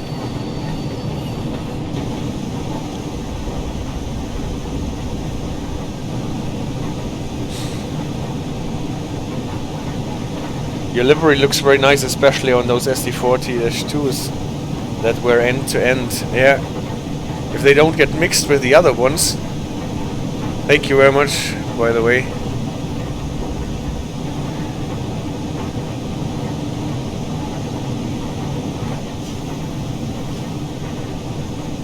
But it needs to be a bit refined still.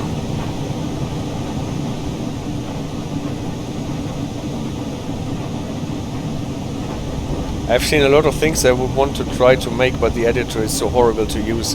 That is true. It is horrible to use. It got a bit better apparently, but I think it is still quite bad. And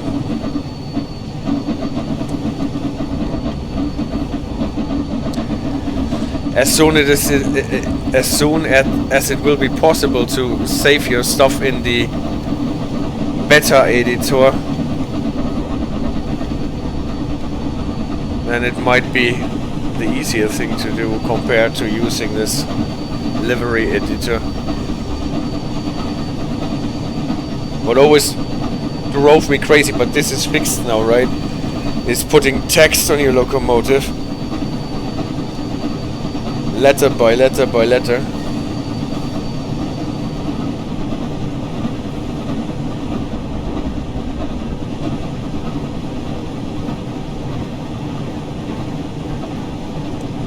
So views like this, that looks really nice here in this DLC. Just want to go there and hang out on a lazy afternoon. If the lighting is correct and everything. Here is this chapel that once was affected by the mod.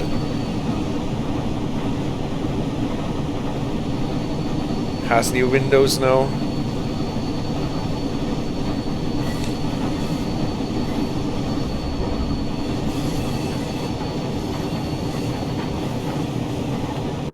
Now we're actually speeding.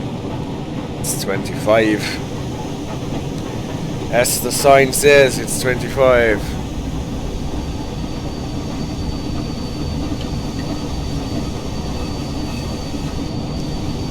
Like American flag style bicentennials that are just solid stripes. It's so bad, or yeah.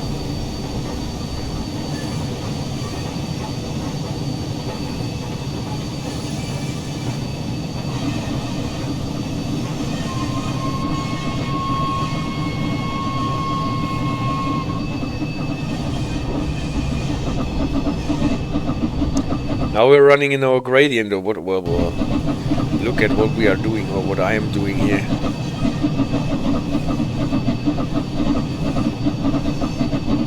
Go for a walk with one good book.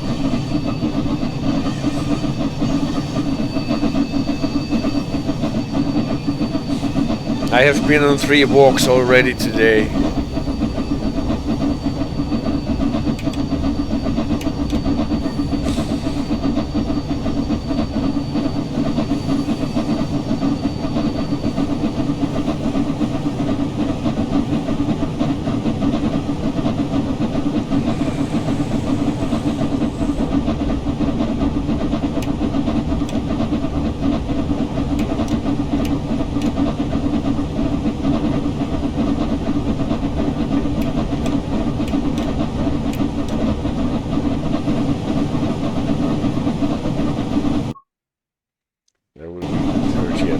Point, but first we stick.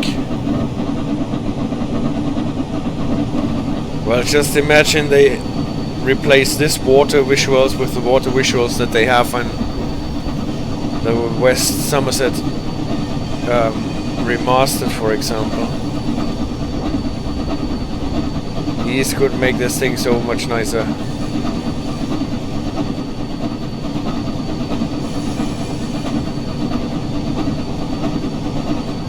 If you don't mind, could you use the left arrow key, out, view, up?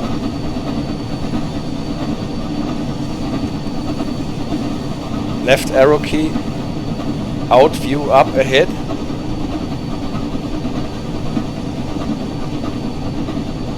Ah, left arrow key, out, view, up, ahead. This one.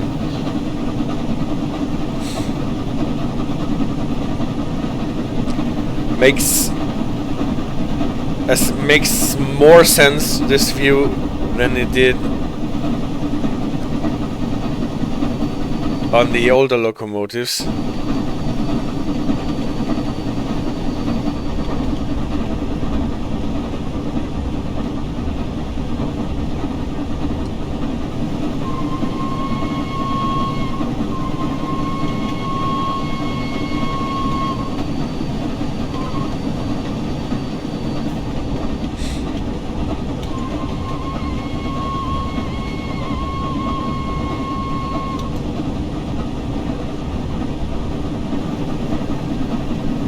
Yeah. On the 8F and the Jubilee, you have the problem that you don't see a thing if it is raining, because there is no wiper on that little glass that you have in front of your eyes then. And here, fortunately, they flipped to the side. Maybe not in the tunnels, yes.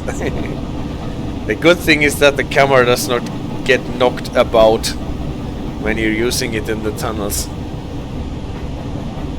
unlike the external cameras.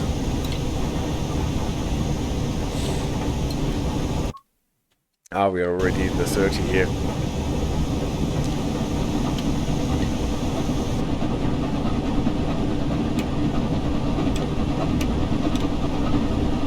Also, that glass is not tempered, so you're getting shards into your face instantly. Oh yeah, true.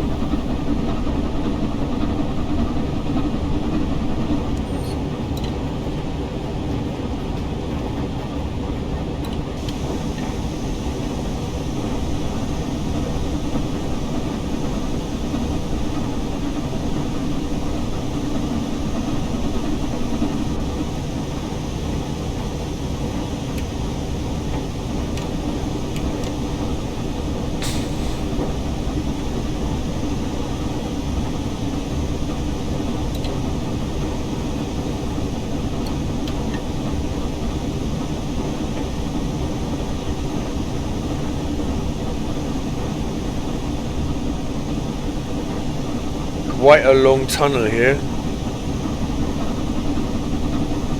And it does not have the sound modifications for running in a tunnel, this DLC.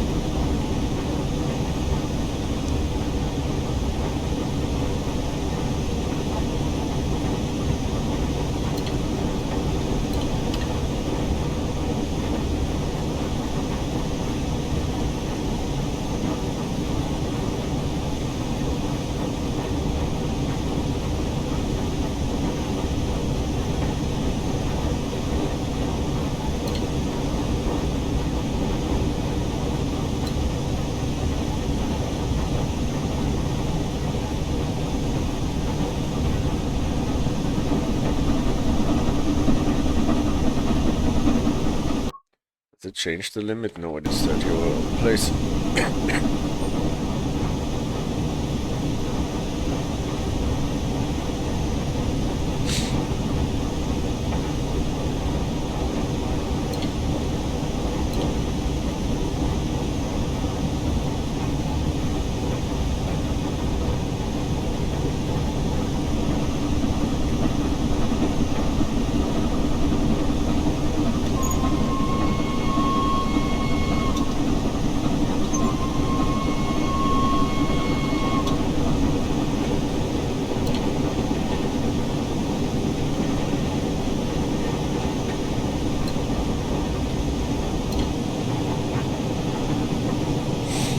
I don't know that any of them do, but it seems unlikely the smoke from the boiler would look like that way in a tunnel, yeah. Starting tomorrow you'll have to edit the stream countdown. It's gonna be summertime, AJ says. Yes, that's true. I have to make the stream countdown new anyway, since I changed it for this one. Oh no. It's 30, not 40.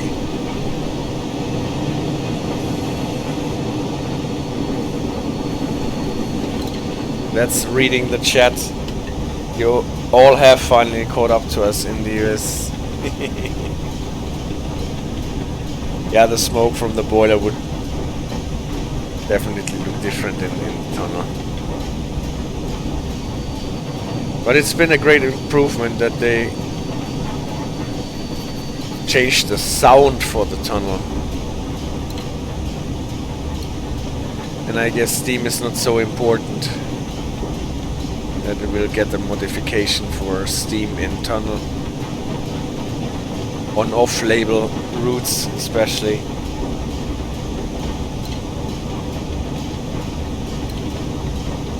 With a summertime daylight saving time. 2 or 3 years ago it got almost abolished again in Europe, if I remember correctly. But now we're still doing it. Oh, you already switched to daylight saving time. And now we're catching up, switching as well.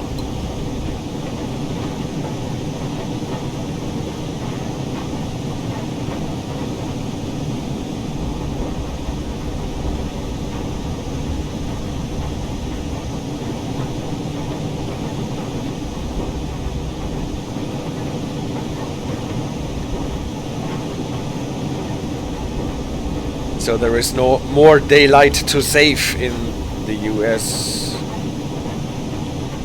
than summer in the EU.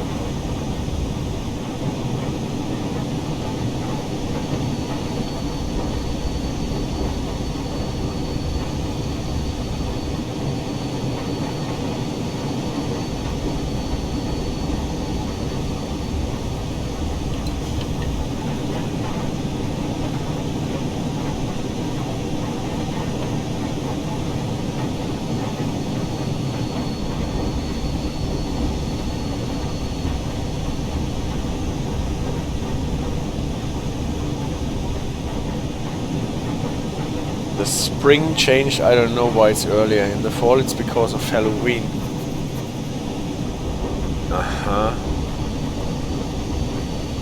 Don't even know how it is with us.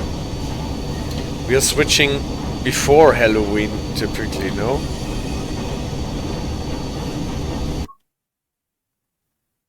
Before we get to the ground.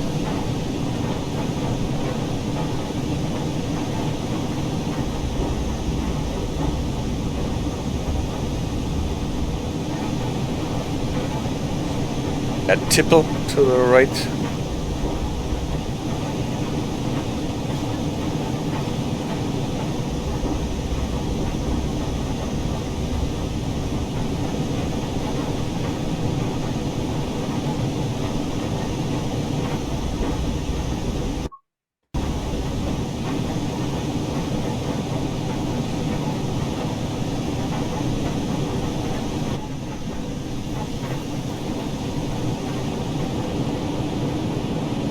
Still quite long, our train.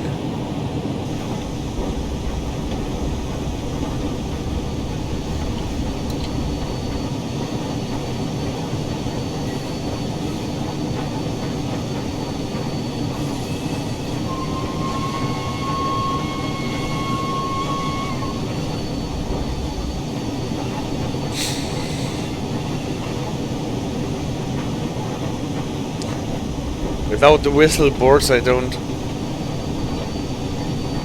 know when to start my 14L sequence.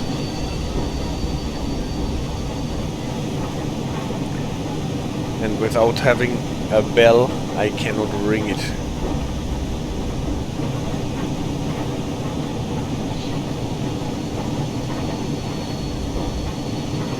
Sorry, my point is in the US it's after Halloween because it's still light out in most places at 7 on Halloween, if the change is in November.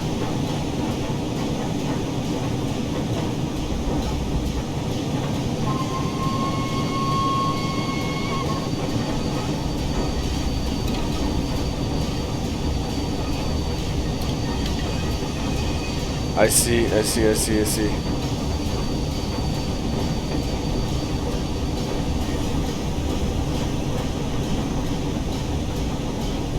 It's 15 seconds before the crossing, yeah, 15 to 20 seconds or a quarter mile, right? And you're right. But I don't know where the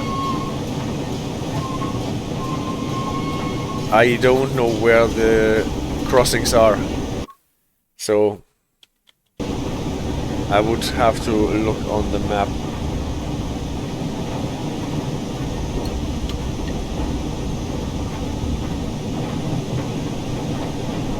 And I understand it now with Halloween. So if you switch before Halloween, then all the kiddies are running around in broad daylight.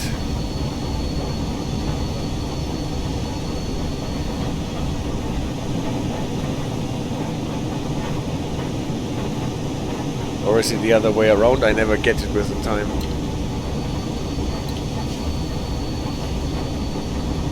No, in the dark, and you want it to be still daylight for them to run around. I see. The candy companies want it to be light. I understand.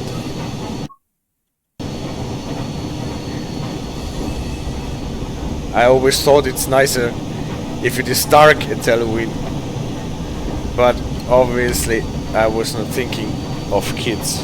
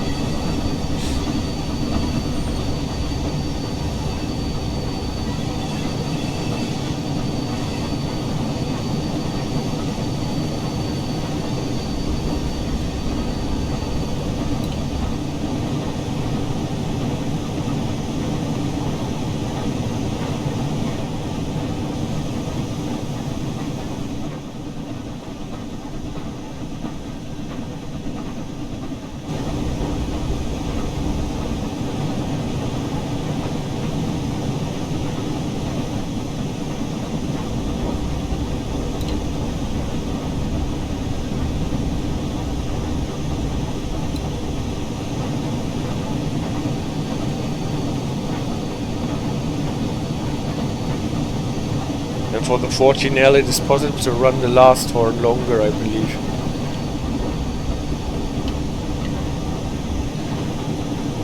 Yeah, for what I've read in the rules, it says if you have not passed the crossing when you're done with your first cadence, then prolong it or repeat it. And it requires track knowledge, definitely. And I don't have the track knowledge here.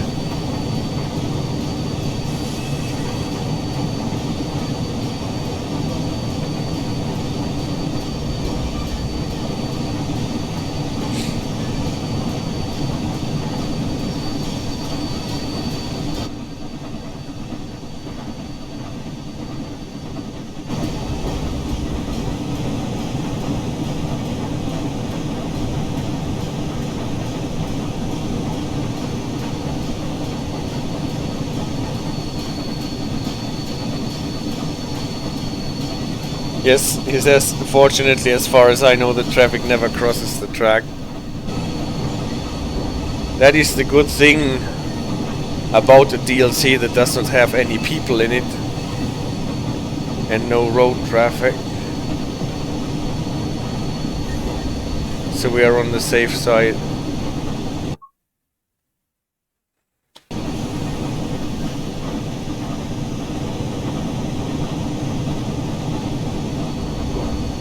Yes.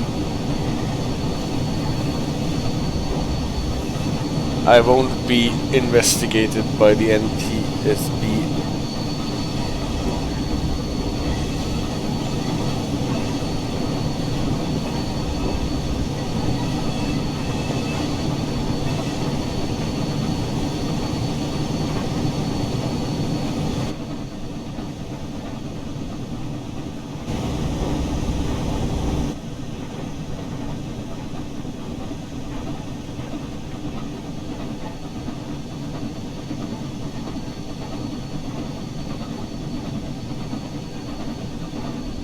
They would never figure out how you got this train on this track anyway. That is correct. But it does not look out of place at all, in my opinion.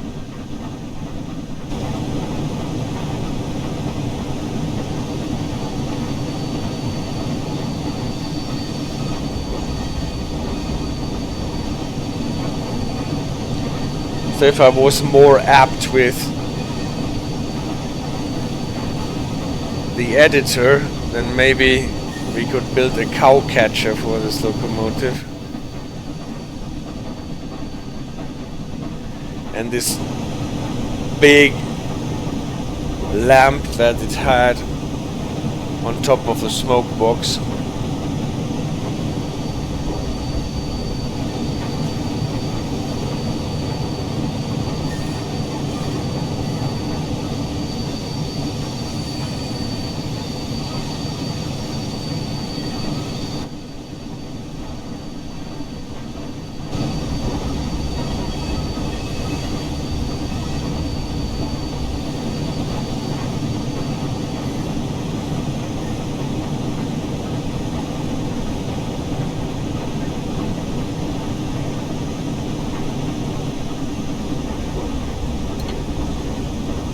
Pocket Snickers says, I just re-downloaded the Spirit of Steam because it's my second or third favorite way to play the game. Playing Steam?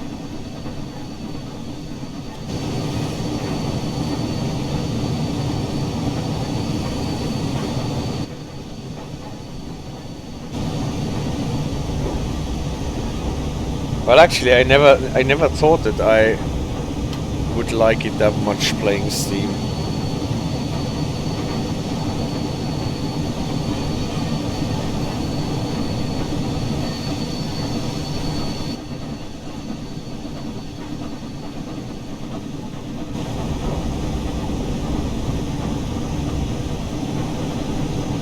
Still a pity though.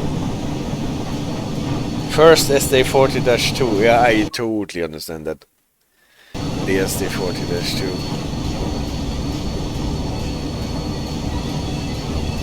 And then Long Island Railroad. Interesting choice. But I understand this as well. The Long Island Railroad. It would be so great if they could implement this automatic speed control system that they had on the Long Island Railroad before they were forced to take access.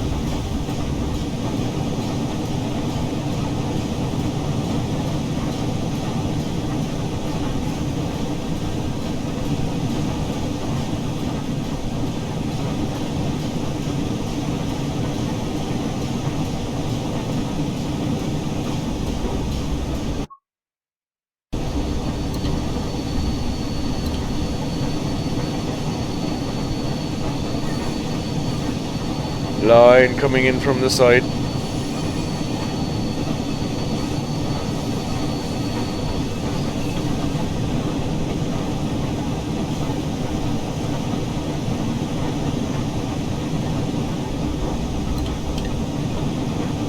I could pitch to dovetail a west side of Chicago DLC and then be the only person involved that bought it, and they would never be able to buy the ride.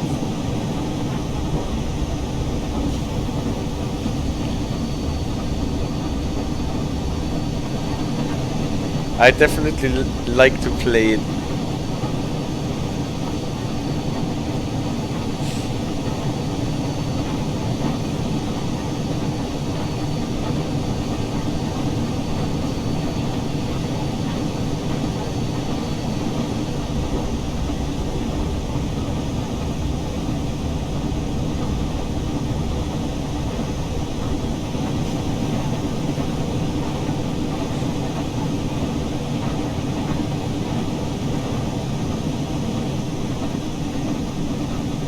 External camera 3. Thanks for the redeem. This is the second one. And that is the one, the first one that we're using all the time. At the end of the train I moved it away actually, but I will move it back to you, so no problem at all.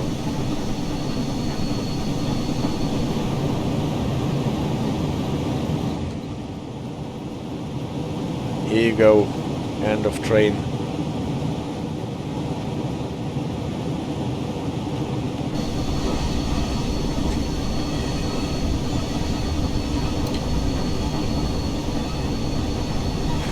Four or six locos with 800 tractors on flatbeds.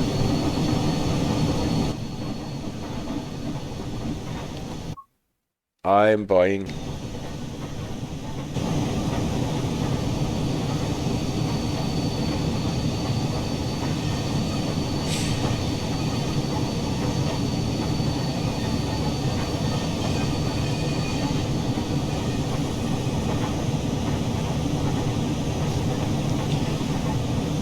Do it, they need it.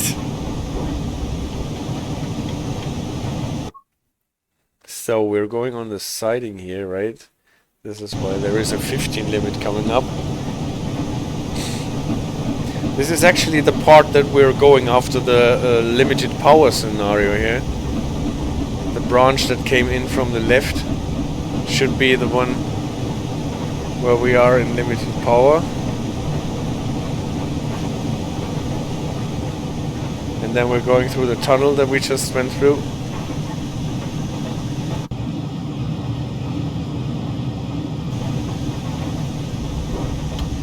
Oh, I overbraked it. Are we going uphill? No, we're not. I'm just overbraking it.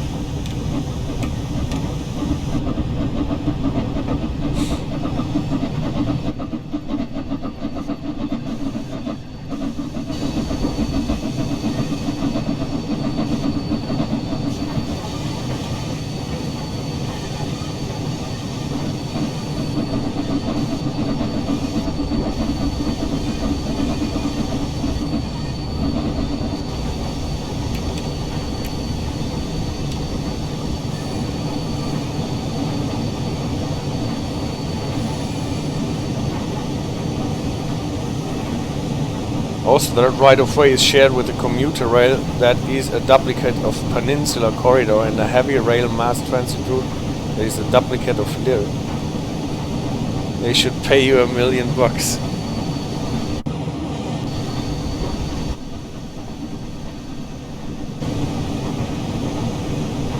It all sounds very promising.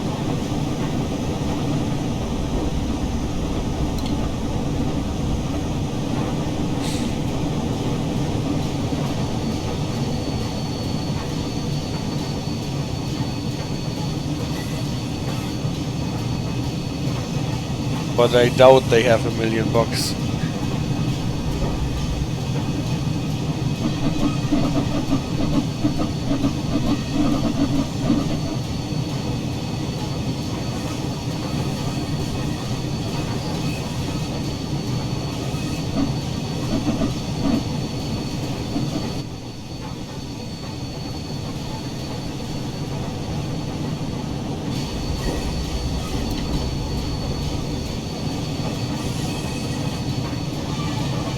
Alright, now for the 15.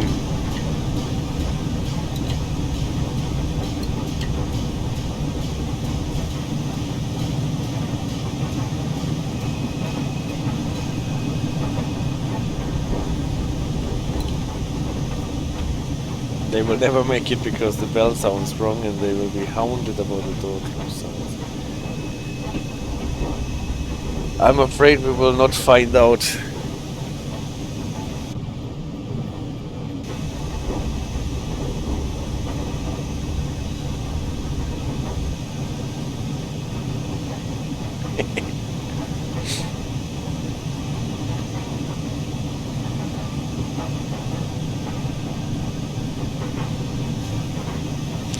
Yeah, I got it. Everything I have ever seen from American fans of the game is whining about horns and bells.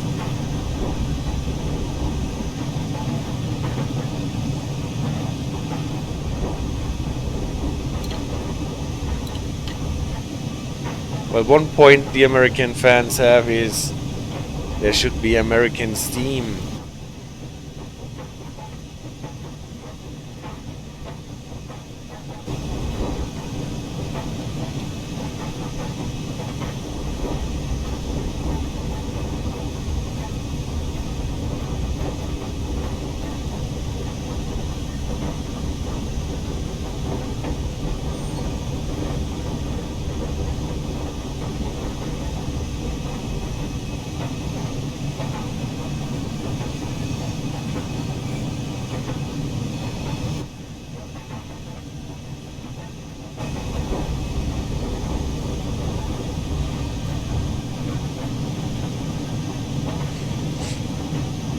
Those sidings are so long.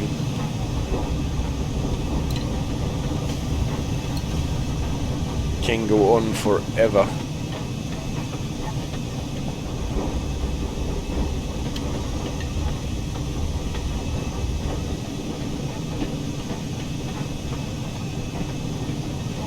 It's just that the game is fun. The game is fun.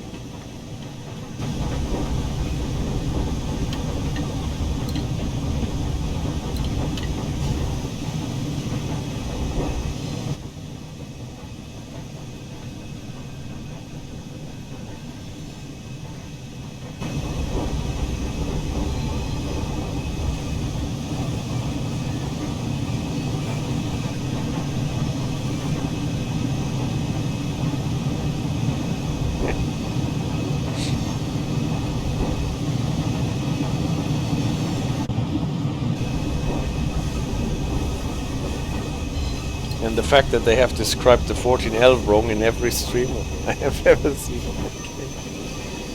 Oh, I overbraked my train. Are we going uphill or?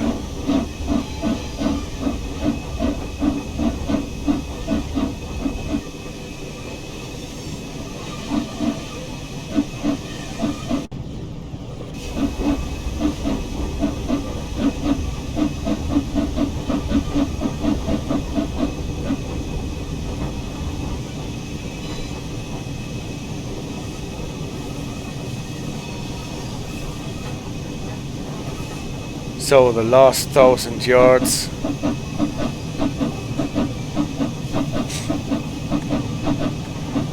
Matt has never done it correctly ever in a stream I have watched, and I have watched way too many of them.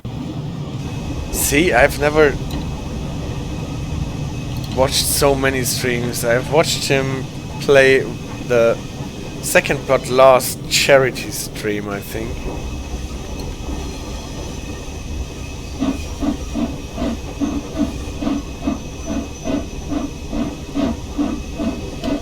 What happens now? What did I do to my poor trainer? We're running uphill? No, I'm just coming off of my seams.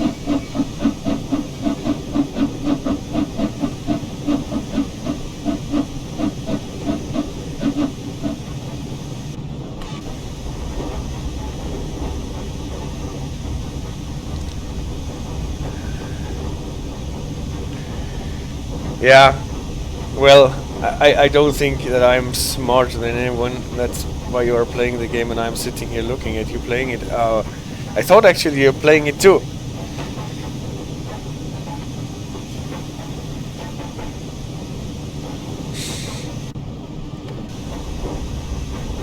On the side.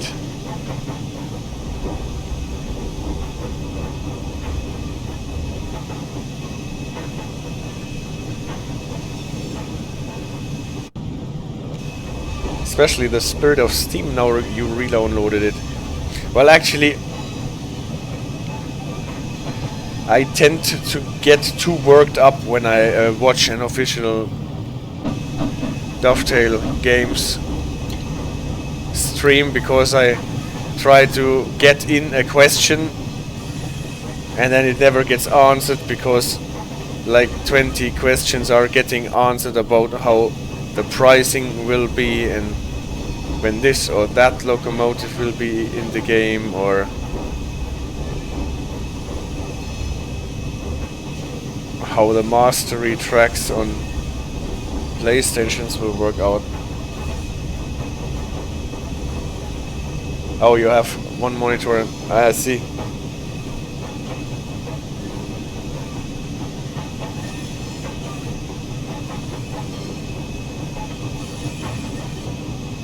All right.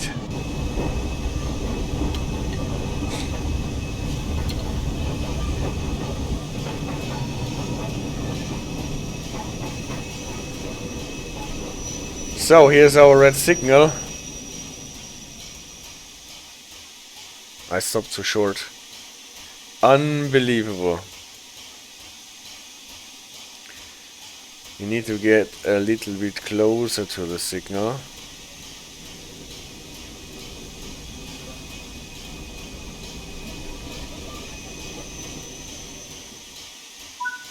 Now it's good.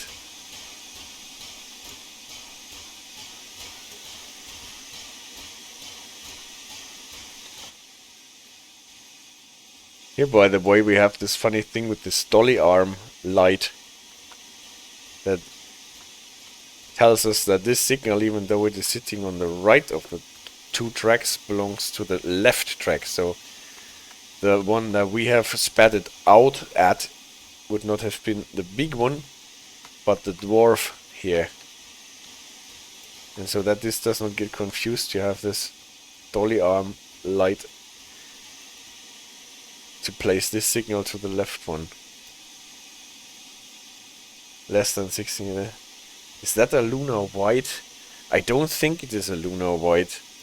I think it is just a normal white here. But I'm not exactly sure. It should be a seaboard signaling that they use here. Let's just check it quickly. And I can tell you. Like, refer to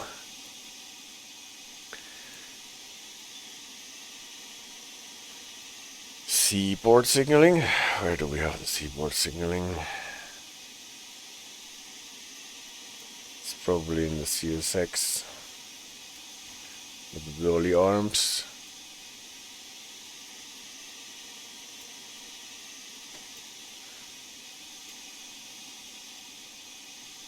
It's actually called a blue lamp here in those rules. That is optional.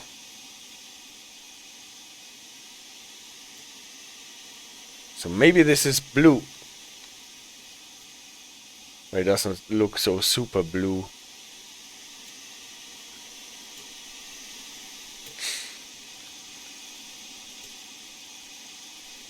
So I can't say for sure whether this is lunar or not, but typically lunar is only on main aspects of the signals.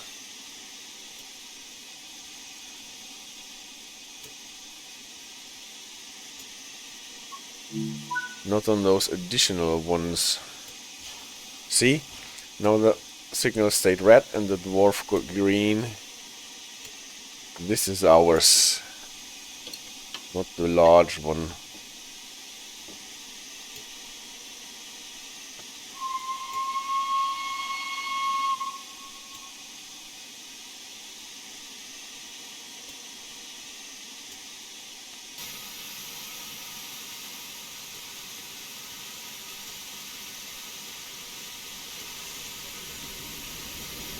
Yeah, at least here we need some reverser to get the train going. And I'm producing wheel slips.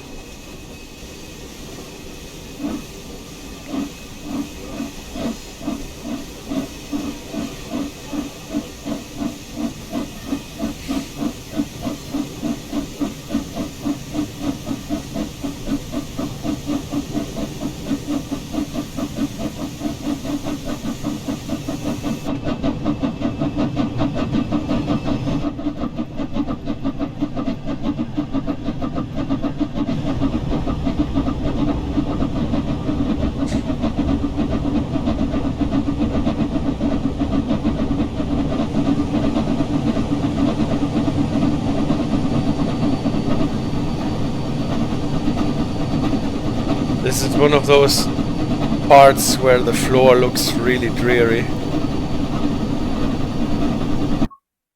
Oh, and I'm speeding tremendously.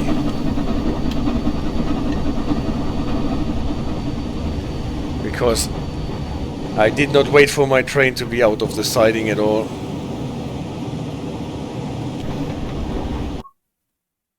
No, it's good.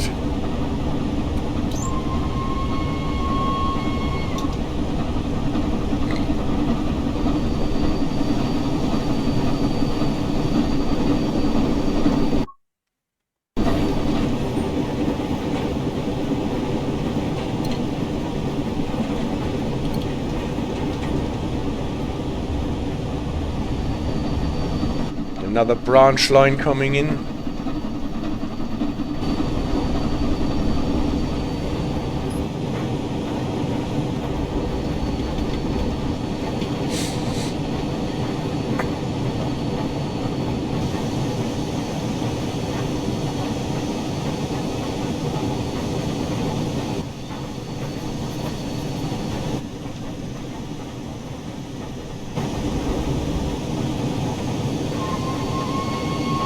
Another 14L missed. Peter asks, what is the difference between white and lunar white? In American signaling there is one kind of color that is designated specifically as lunar white, and this is even in the Code of Federal Regulations. And it is a kind of white that it looks a bit bluish because it is with a slight blue filter, and it's a very cold and clear bluish white that you typically would use for restricting aspects. If you don't want to use a flashing red or a red over yellow.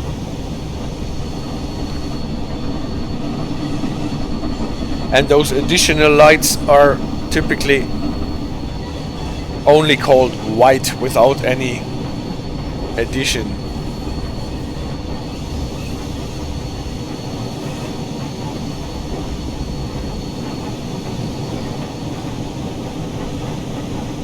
It's only for American signaling, yes. As far as I know. Maybe there are other signaling systems in the world that are using this.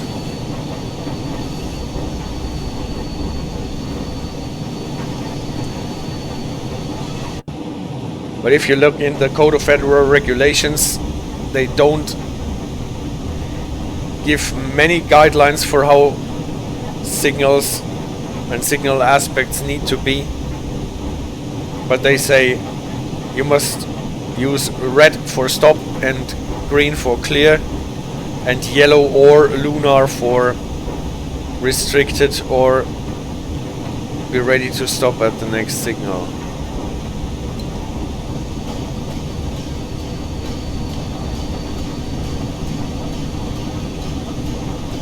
Yes, I think you're right, Pocket Snickers. Lunar white is not used in the same positions as white. You would typically have the lunar white in the main signal aspects, and white you would have in additional lights like the orbitals on the color position light signals or what have you.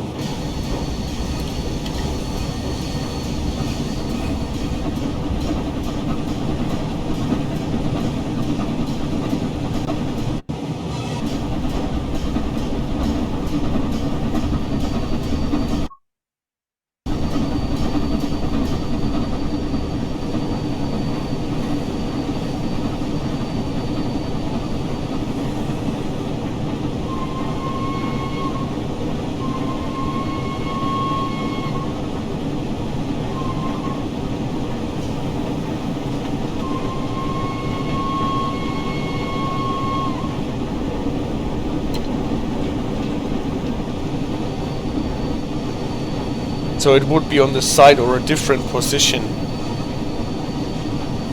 the circular signal. If I get you correctly, I think yes.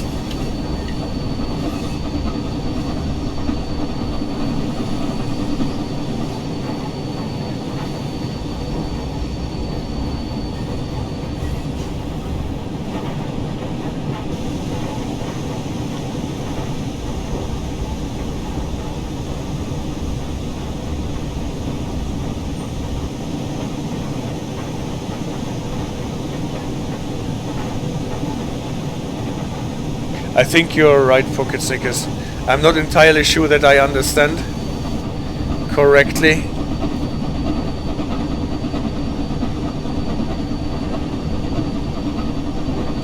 I see.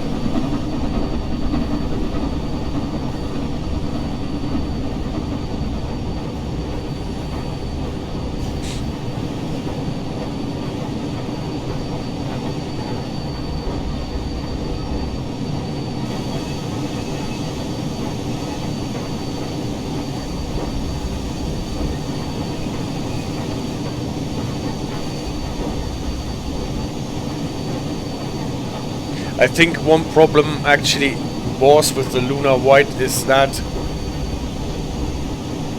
without filtering it in this bluish sheen, it was easy to confuse an old white lamp with a yellow lamp.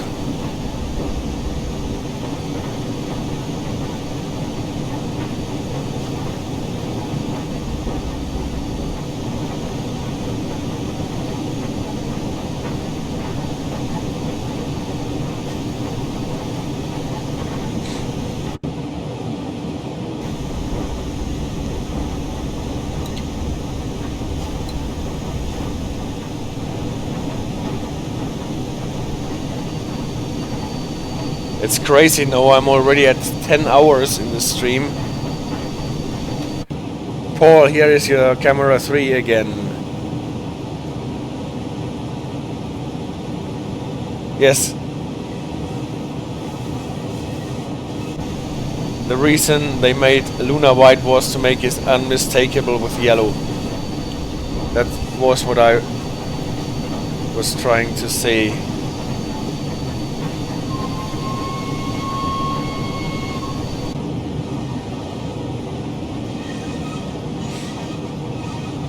In passenger seats. Alright. I will try. Just see if I can leave my train alone so long.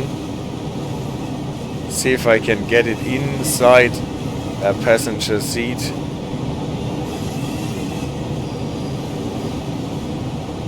Oh, it is actually locked. I cannot get inside.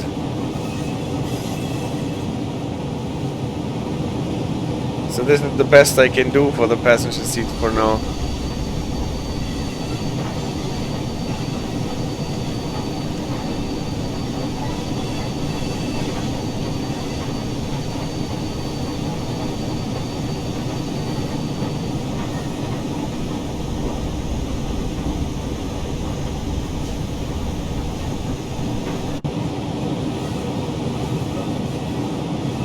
I might, no, but I cannot open.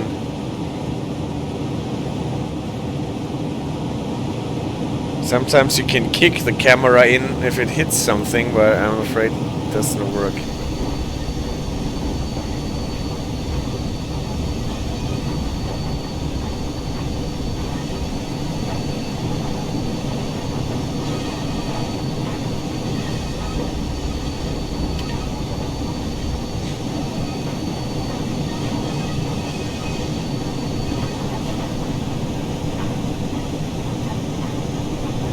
That's true, I can go back and let's see what we are expecting here.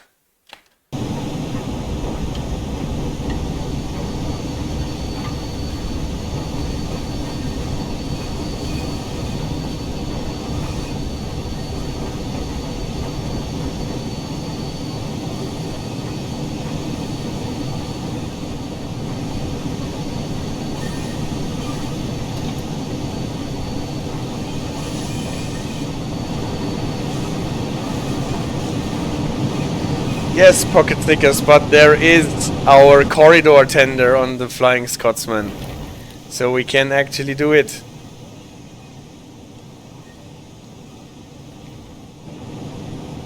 And here we are. Redeemed.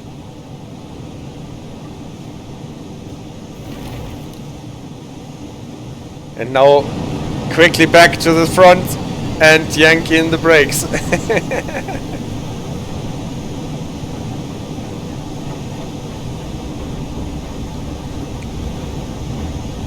Alright, all good. We survived.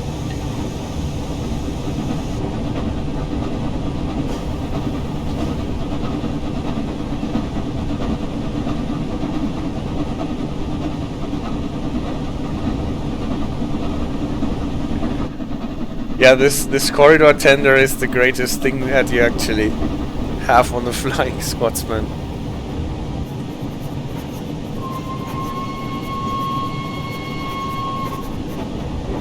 So the attendants can bring you stuff from the board restaurant, from the restaurant car.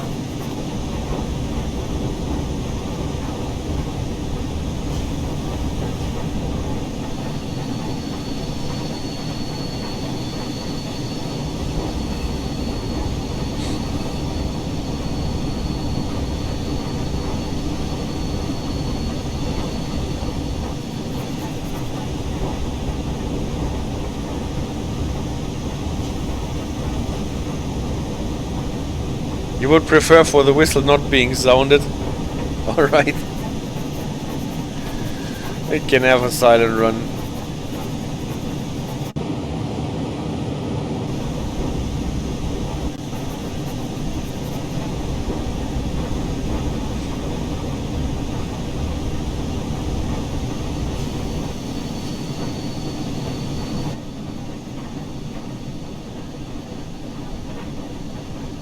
Ah, I see. If I was on the train, on the stream, it's fine.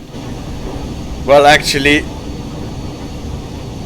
if I was to drive a locomotive of this kind in real life, I'd be totally deaf by now.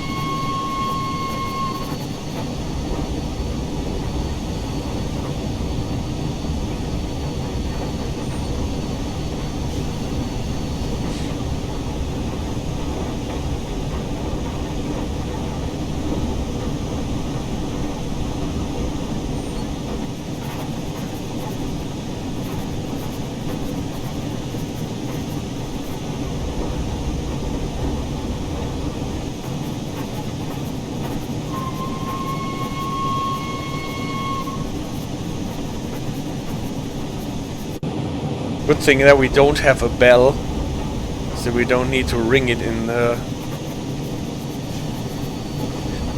tunnels.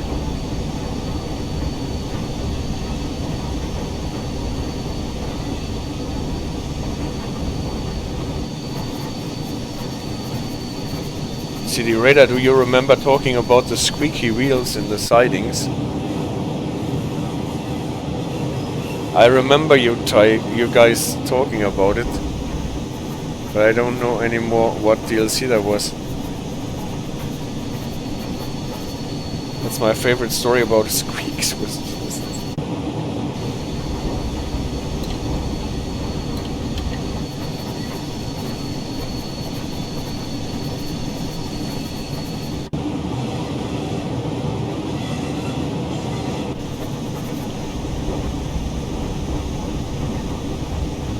Was real life. Yeah, he was talking about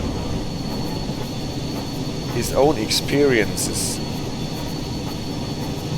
with Prague Metro.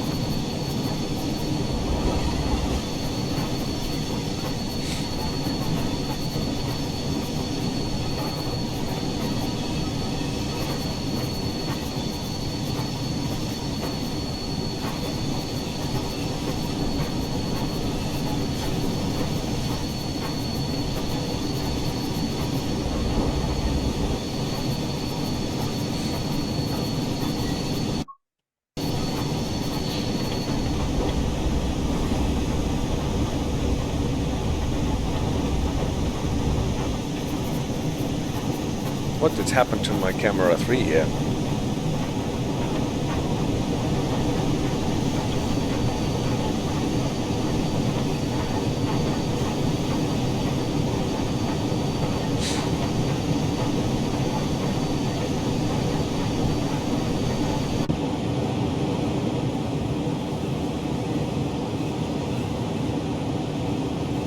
Windows.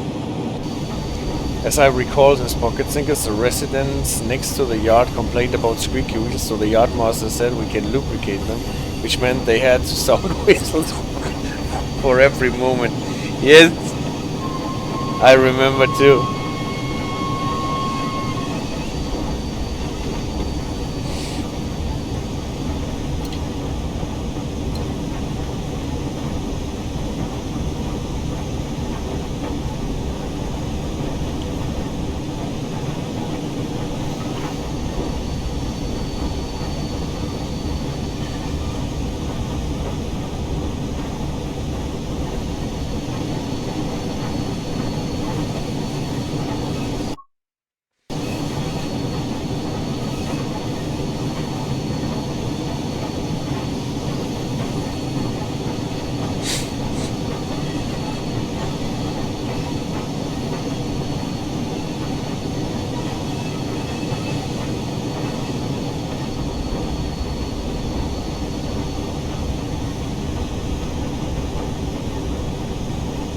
You reap what you sow. Yeah. Well,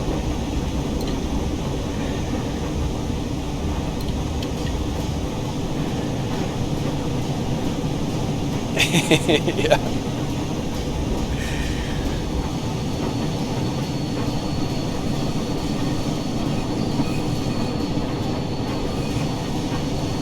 See the radar here is back.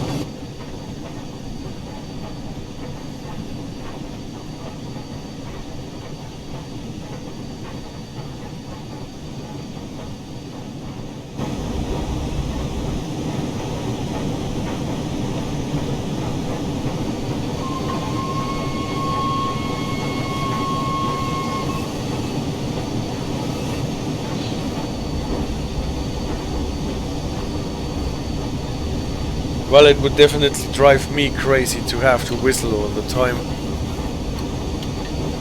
And even more to ring the bell. Bing, bing, bing, bing, bing. In every tunnel.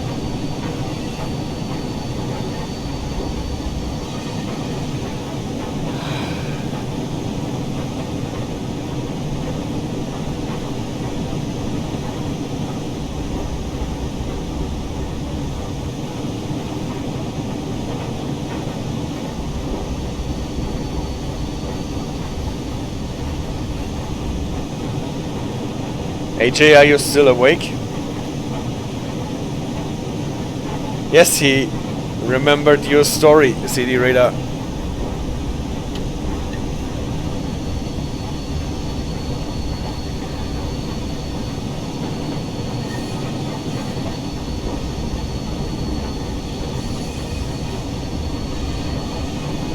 And I remembered it as soon as he reminded me.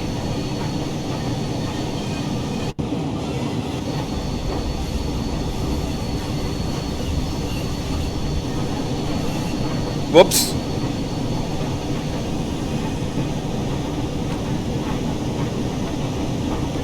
I got jump scared. I just saw the red light, but there was luckily a green one underneath.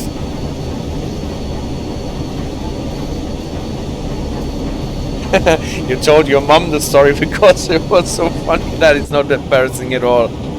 It's okay to tell one's mom funny stories.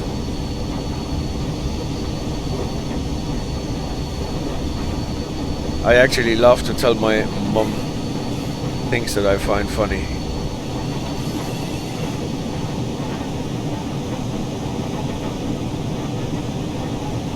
I already know about you, Tiger, that you remember everything and take everything very seriously. Well, even fun can be taken seriously. Unfortunately, I don't remember everything. That would be too hard.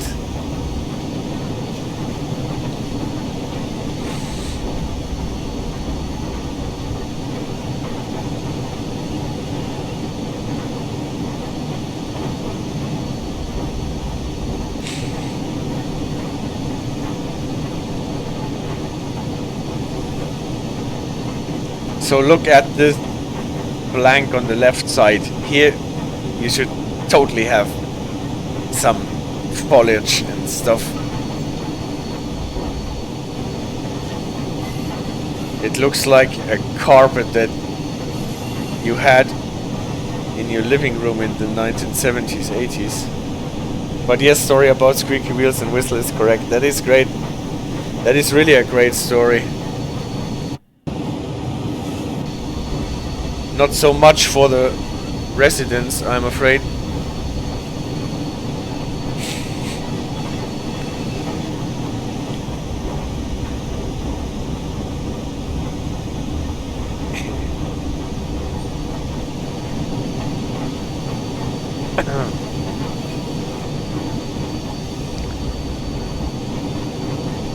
They reaped what they sowed. They did. They should have accepted the squeaking.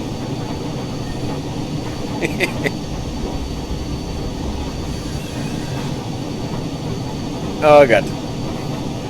AJ, you are asleep, right? I guess she is. So are the dogs. If I look over my shoulder, dogs are sleeping.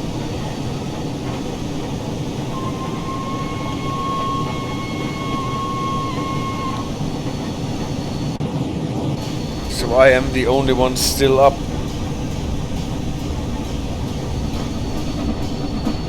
In this flat here. She has not appeared since I took the dogs out, yeah.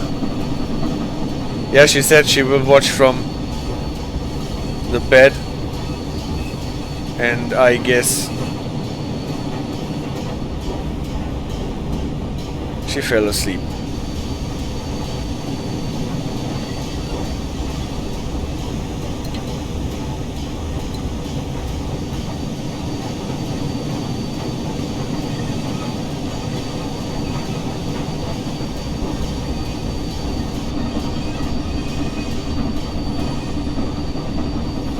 That's a secret code for going to sleep, yes. I will watch from the bed.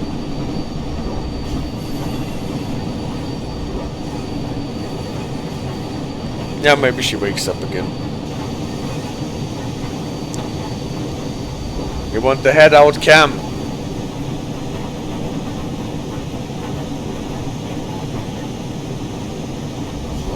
That's fine. Here you go.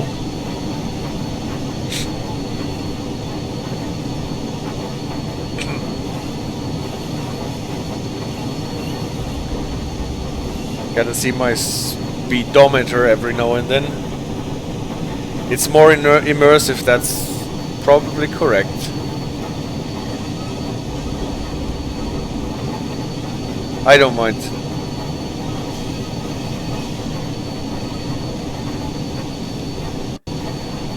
It is definitely more immersive.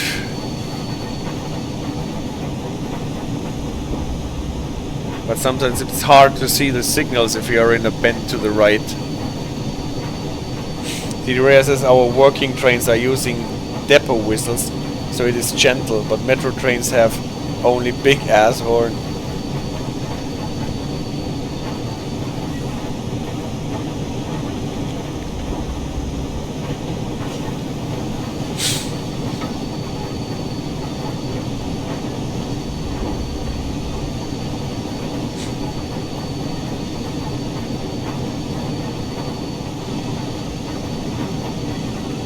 Can do head out to this side as well if I'm not seeing the signals otherwise.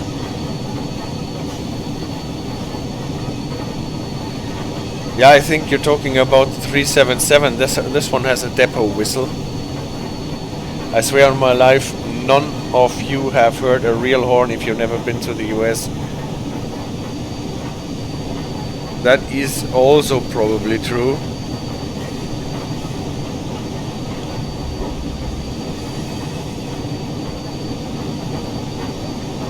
Without doubting this, the noise that our trains make is hard enough for us.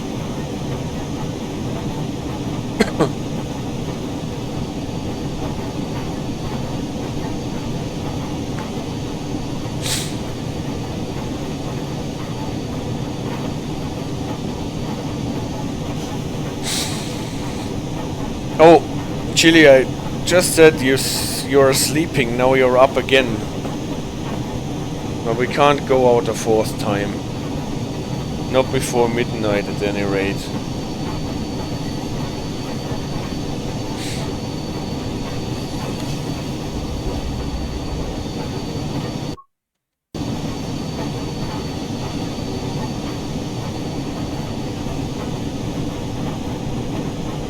You hear 14L from a mile, which is 1.8 kilometers roughly, yeah. I guess you can't have horns and whistles like this on European trains, otherwise there would never be any quiet anywhere. Hola! That was... that was another beautiful jump.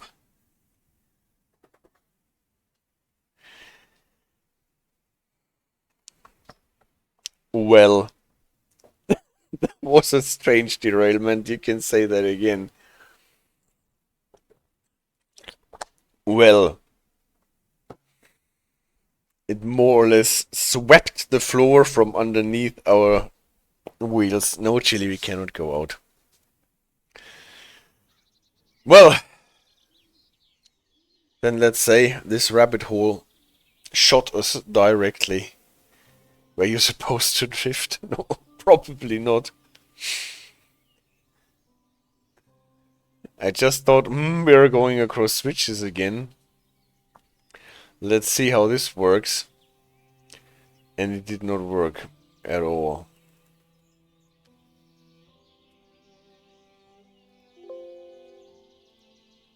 So it's time for the Peninsula Corridor. We still have 1 hour and 40 minutes to go.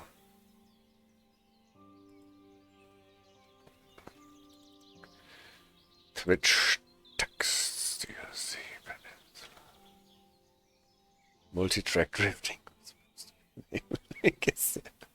Speaking about metros, etc., I moved all my videos to another channel, so if you are subscribing for these, there will be no more on my...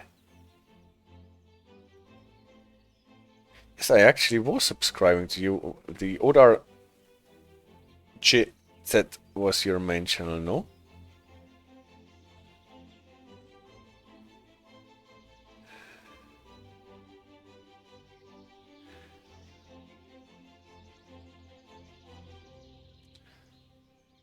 So let's fix the Peninsula Corridor to number 4.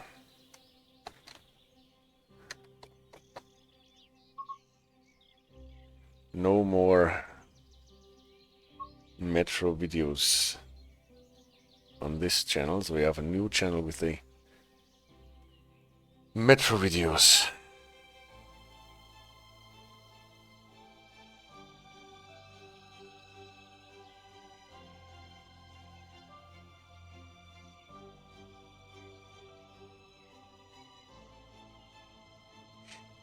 Not Clinchfield.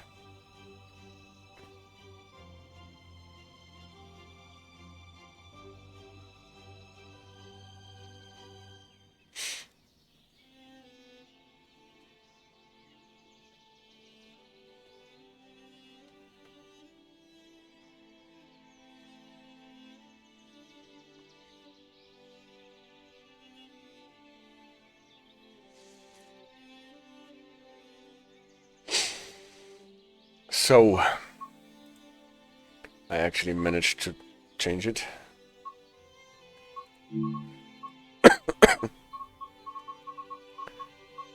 Chili, come on, go sleep again.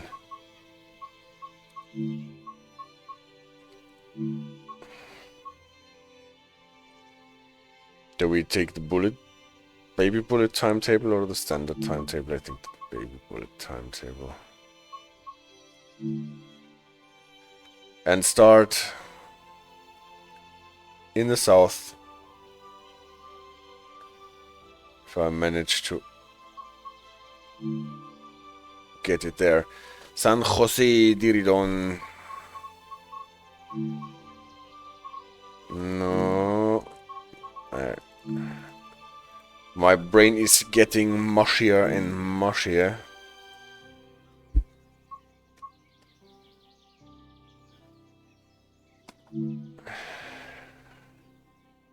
Chili, you mustn't nudge me all the time, okay? I have been out twice during the stream already. Probably we will go out as soon as we're done, but this will not be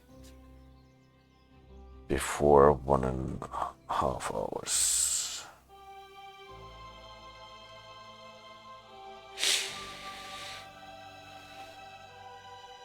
So the Clinchfield Railroad is probably not the best for free roam.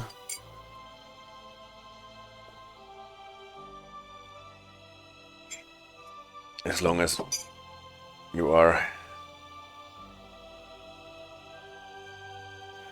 That makes you a better train operator in California with a mush brain, alright.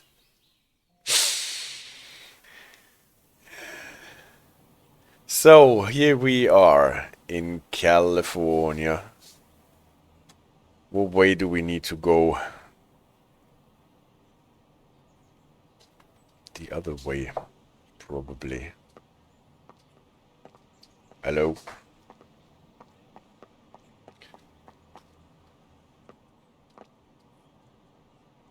Better health.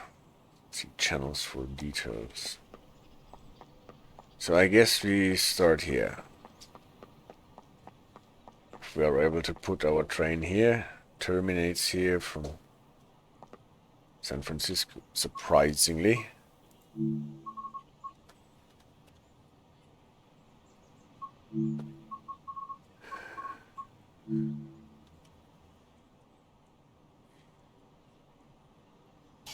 And for a change. Yeah, what about Europe? Probably I'm not getting to Europe anymore. Better health is if you walk onto the track. I doubt that. Better health if you walk instead of using the train. Maybe. But not necessarily on the track. Because you can zoom. I see. Yeah, maybe.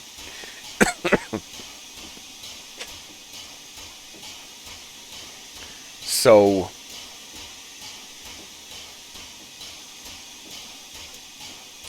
Europe must be done somewhere else, sometime else, I'm afraid.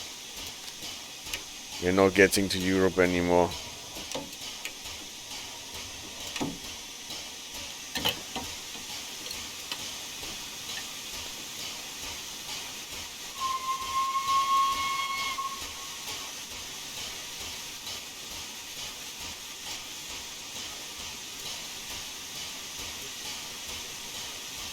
What is a pity, because I prepared a map for Europe.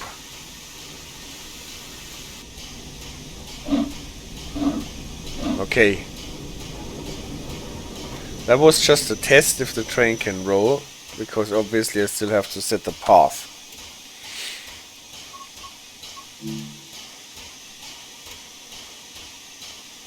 Where do we want to stop on the way?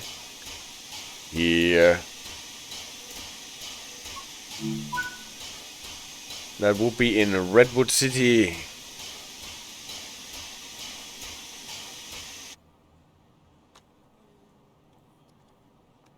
Do we actually have a signal for us? That little dwarfy is for us. Alright, then we will take that one. Then we will take this one. You can show the map anyway, CD says. What happens when you only spam the tender? Then you have only the tender. What is a bit weird, because you can spawn the tender without the loco, but not the loco without the tender. And if you want, you can have like a train with 10 tenders.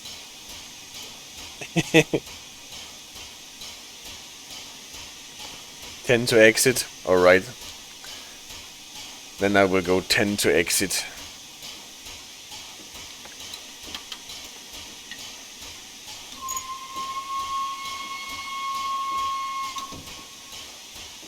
Ten tenders.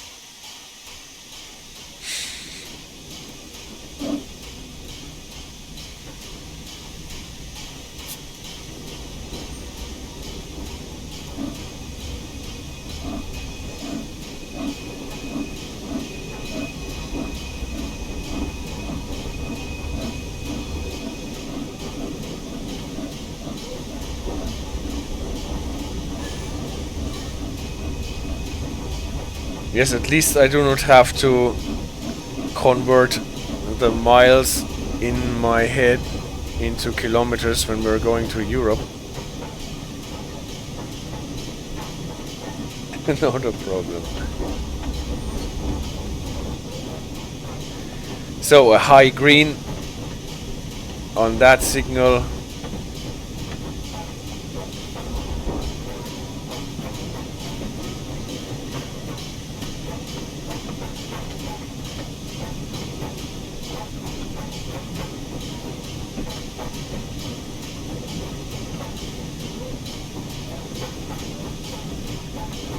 Is it possible to uncouple the tender? That's a good question. I've never tried.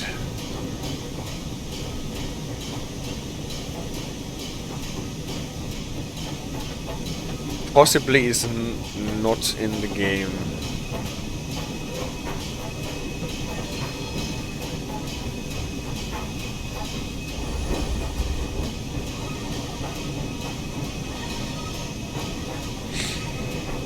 There's a board in the curve ahead that will give you 15. Alright. So I have my track knowledge pilot It is a very convenient thing to do, to have.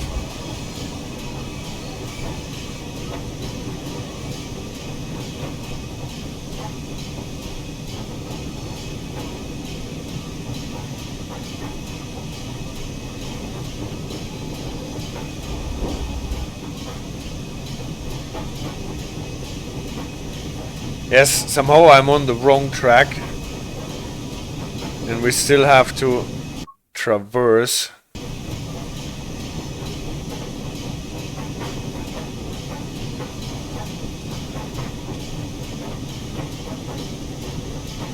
That's always a bit of a lottery where you put your train and then you end up on the wrong track. We left Boston more or less on the wrong track. So we will have to go all the way until we get to a point where we can cross over to the correct track.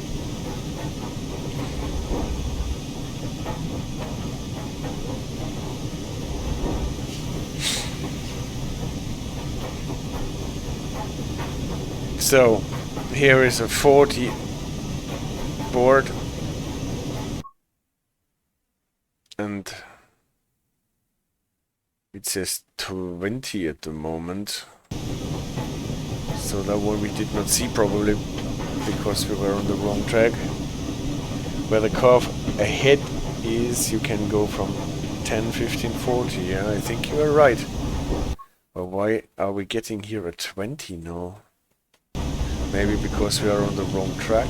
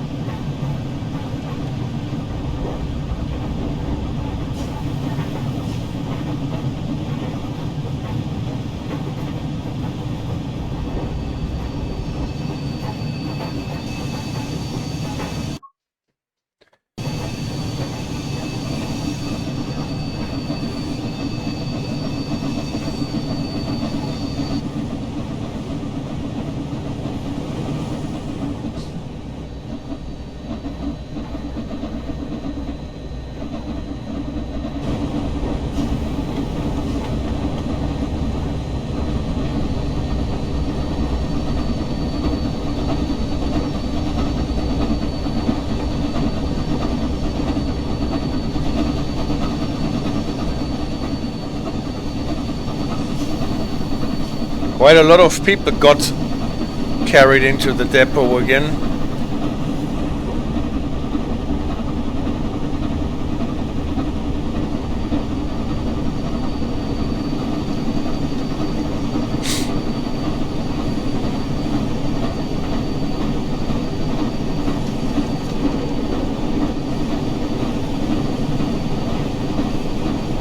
A high green, that means we are not crossing over so fast.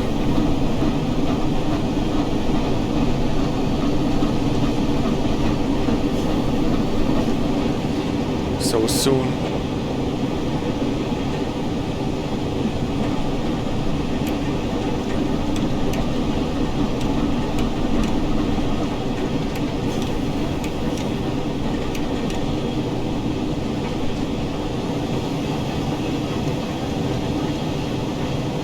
Now we're even faster, starting at this thing. As soon as we're past, we can go to our personal maximum of 75. Those Caltrain cars are the commuter trains that I see every day, says Pocket Snickers. They look definitely cool. The commuter trains that I see every day are a bit more, well, boring compared to them, I guess.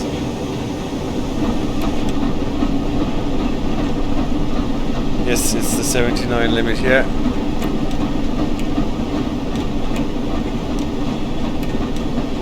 So let's see what the old loco can put on the floor.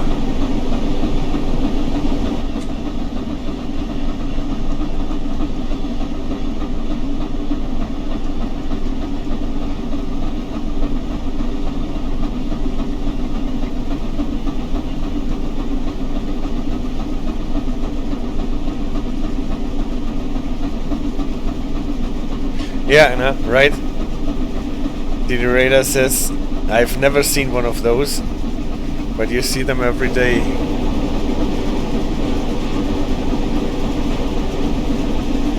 And the other way around, more or less, for us.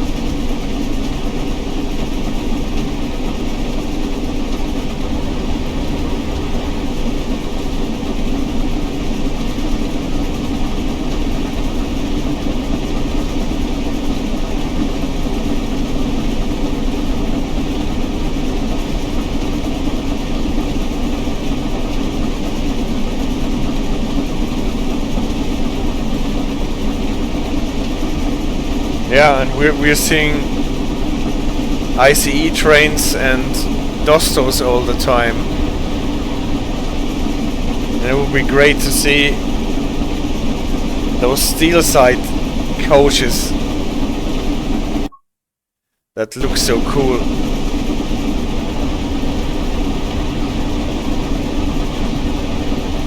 Our stuff is always red and white.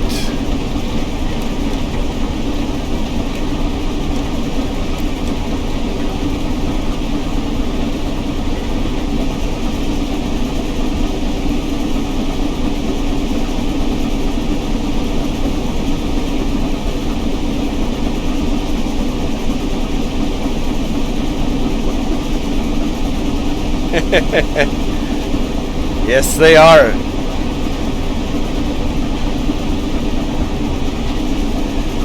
But actually those Dostos are super comfy. I really like to travel on those Dostos.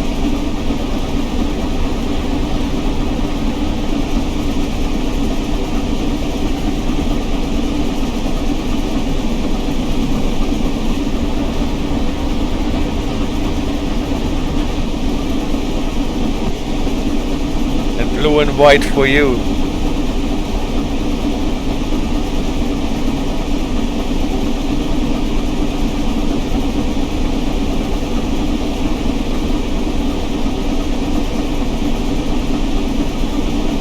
And if you could catch an ICE, that would be ecstatic. Just like CD Radar says, it's really interesting.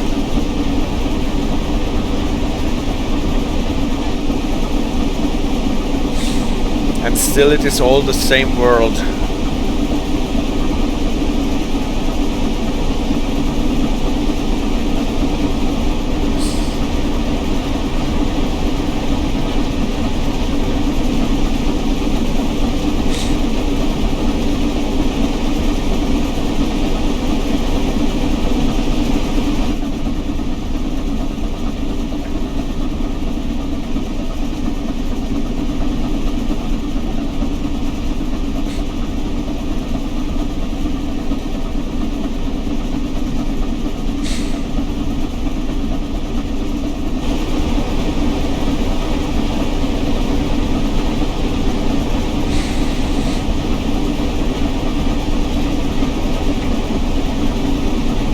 Pocket Sticker says you all have so much better train service. And if you go out and ask people what they think about the train service that we have here, they are always complaining. They're always late.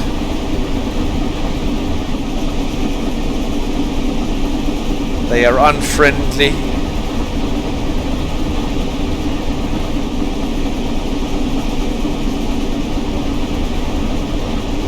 They are always on a strike, always wanting more money.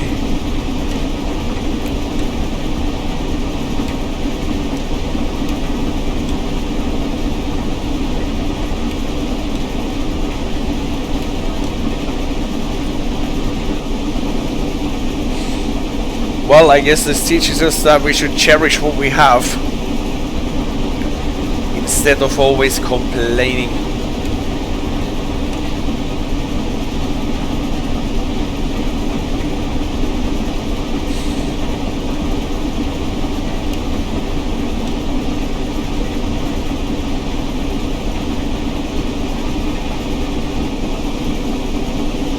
People here typically say, so how can the people in Japan or in Switzerland can have so great train services, always on time, never late, never any train cancelled?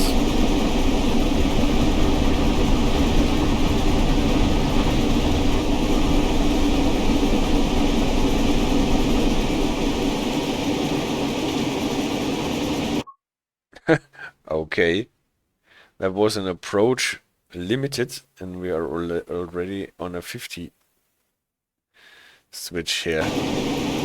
Whoop.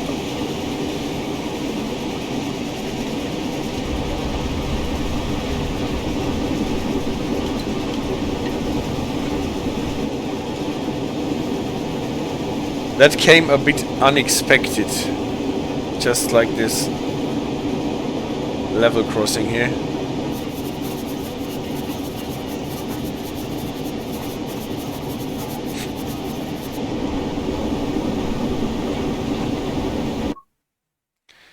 But that was the crossover that we were waiting for all the time.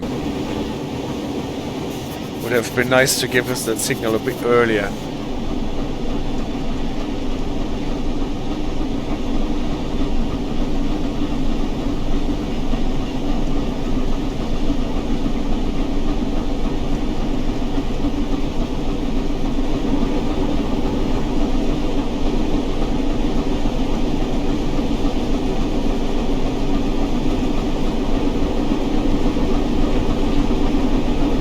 Now we're back into in the 79. You would be expelled for not sounding the horn. Yes, I know. Not even my mushed brain would save me.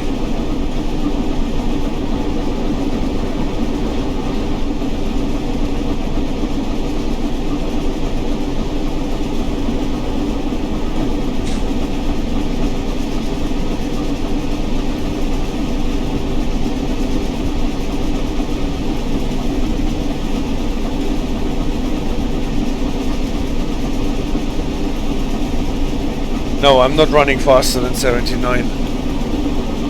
Not on this locomotive. It's not going faster than 75.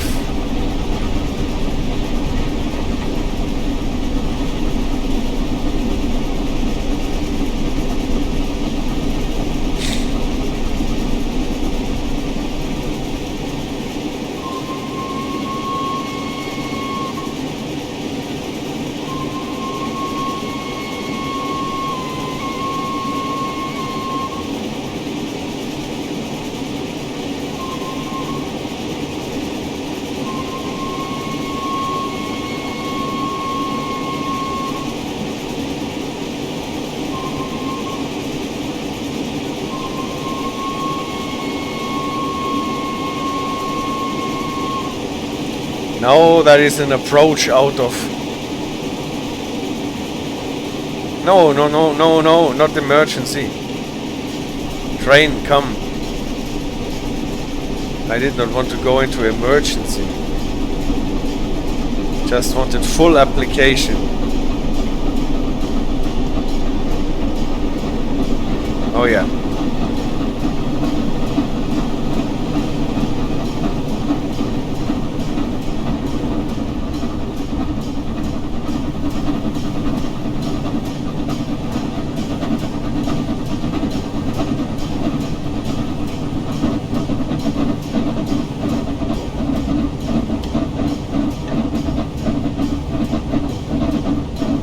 Brake pipe recovered, cylinders are empty. It looks like we did not get an emergency application.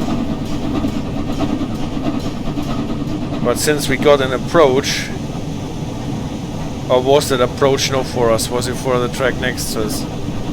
I'm not sure. We did not get an advance approach at any rate. Now we're going with medium speed and prepare to stop at the next signal.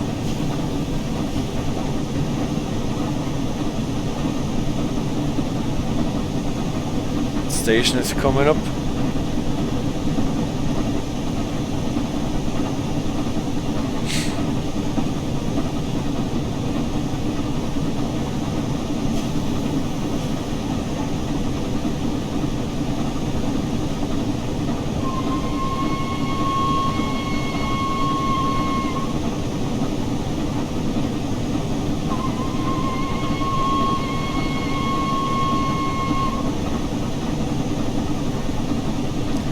So here is our advance approach.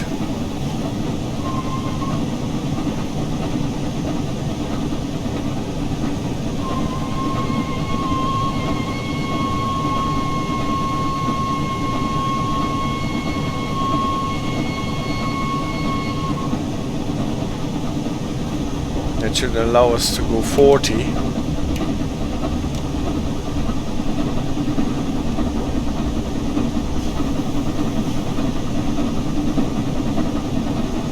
Thank you. Maybe it's actually a good idea to look out of the train on the right side so that I can see my exports. I did not hold it through the crossing. Alright.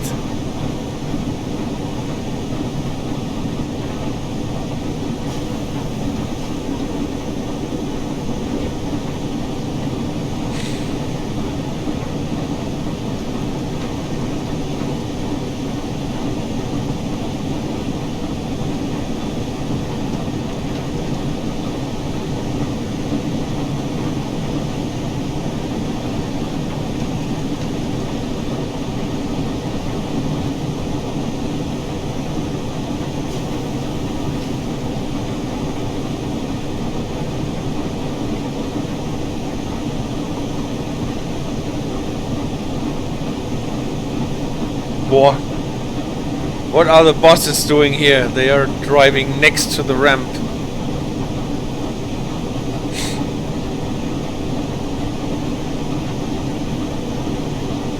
The tender passing is when I should release. Okay, I will do it next time.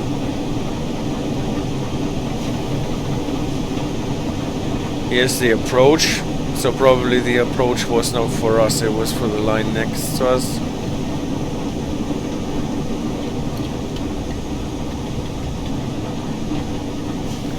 Is that already the signal that we got?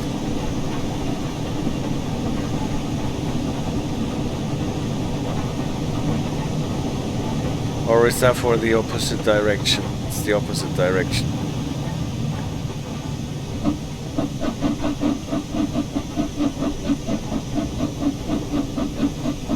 So I prepared to stop for nothing.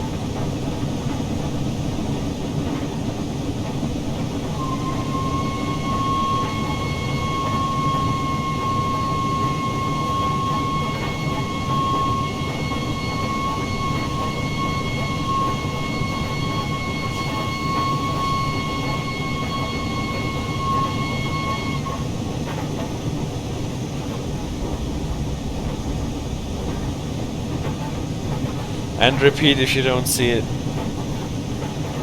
Well, let's count. Now we're at 20. So we have about like 10 seconds.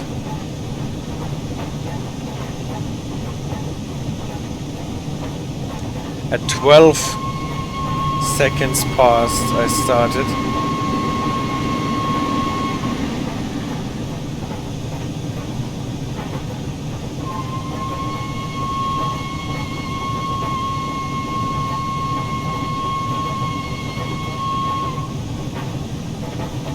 Now it's already 20 seconds.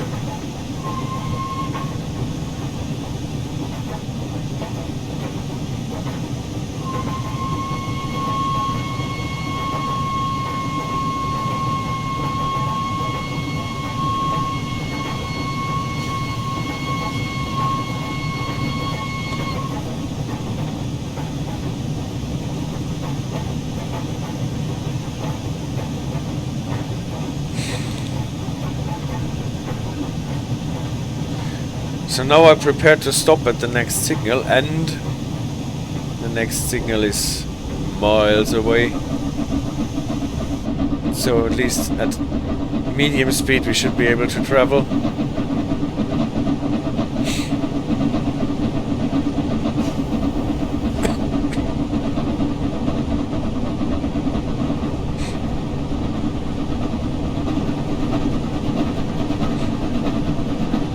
Station marker.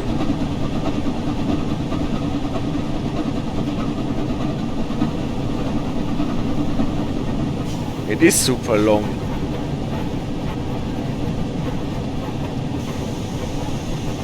And we got the next advanced approach. So we can actually go to 40.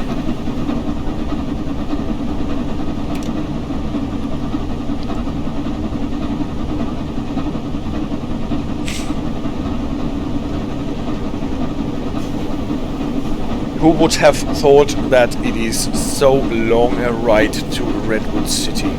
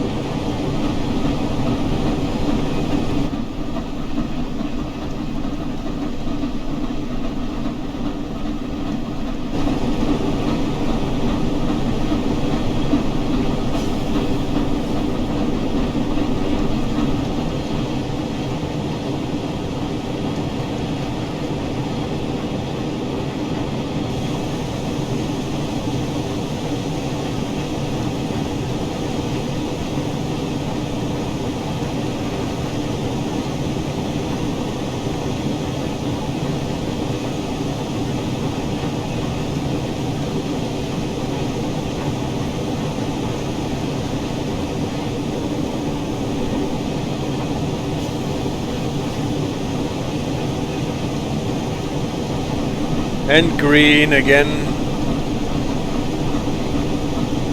High green traffic. Ooh, guy. All those, always the guys with the phones in their hand.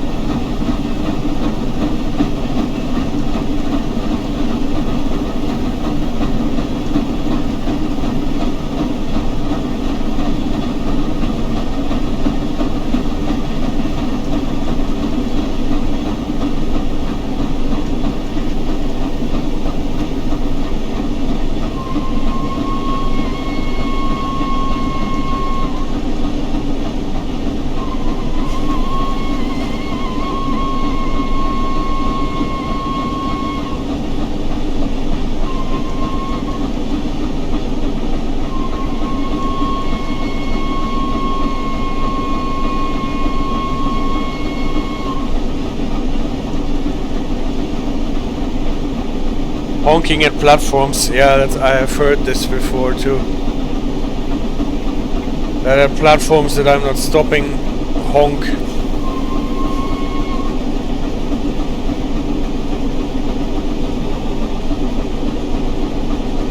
Advance approach again.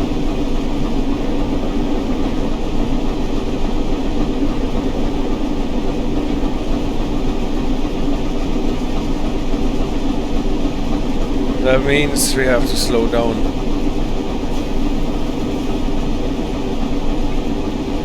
$240.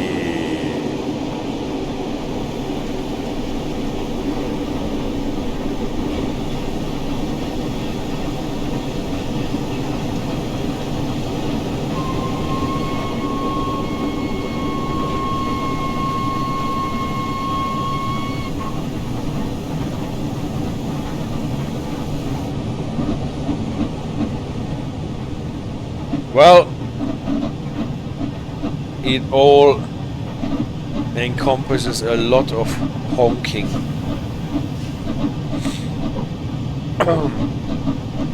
Palo Alto.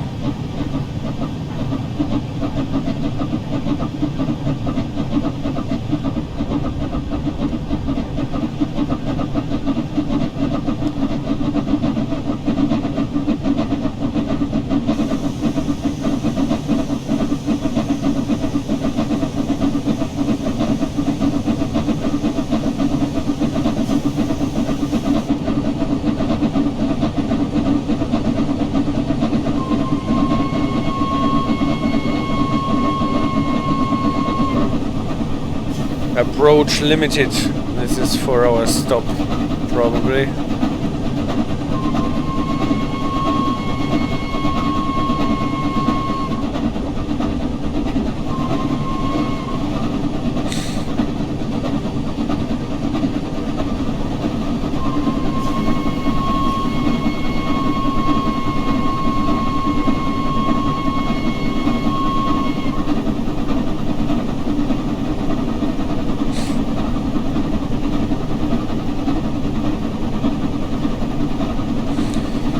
Derail says our rules say that if you are not stopping, you must honk from start to half point of platform. I remember, yes.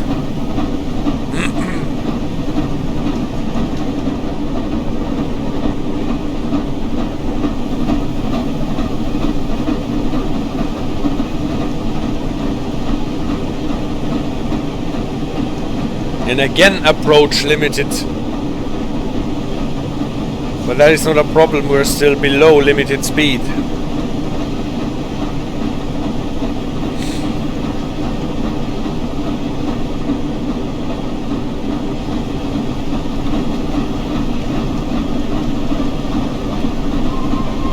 Five.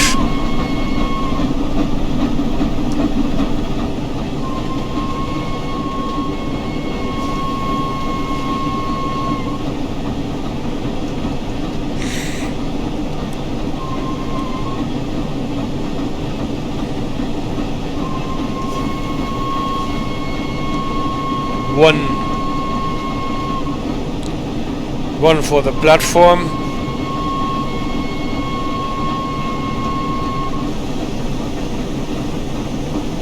Another one for the second crossing.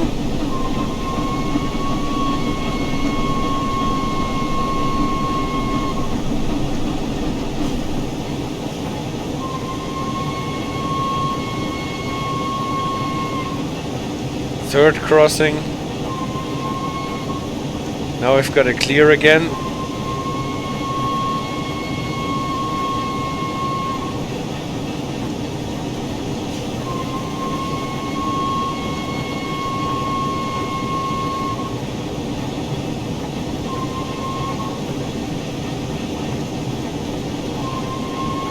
That's the fourth crossing, right? Or did I miss one? Now I must have missed one because there is a new sign again.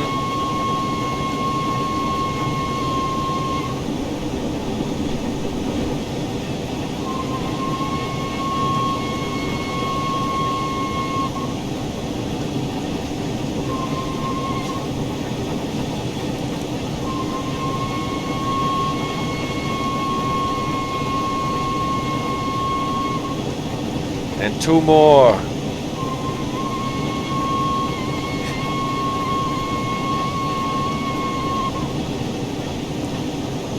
Approach limited again.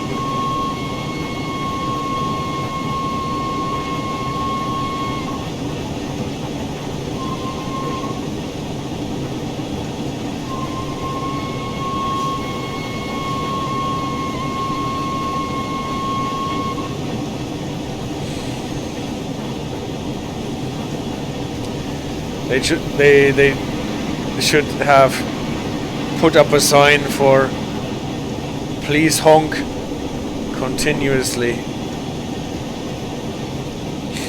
Advance approach to 40.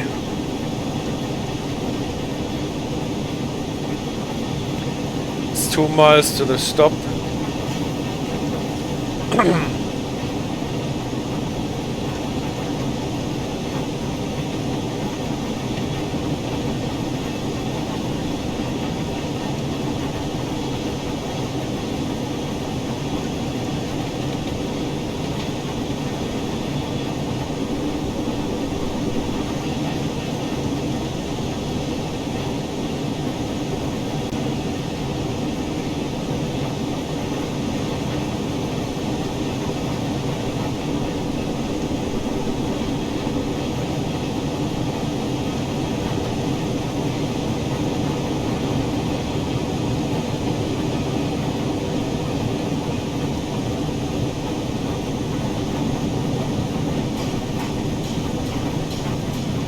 And the dwarfs are backhammering.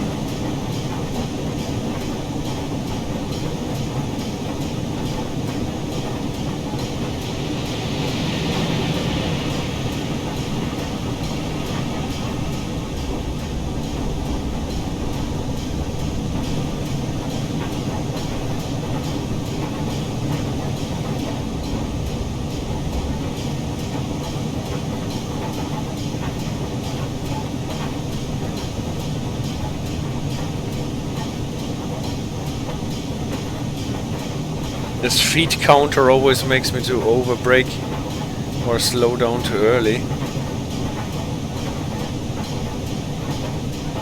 But we are still more than 2,000 yards away.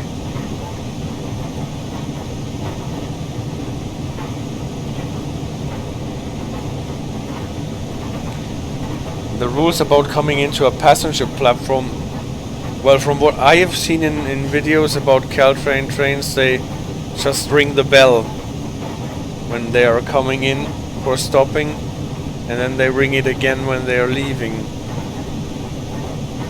In Chicago, when trains come into an L stop, they can beep at you if the driver thinks you are too close.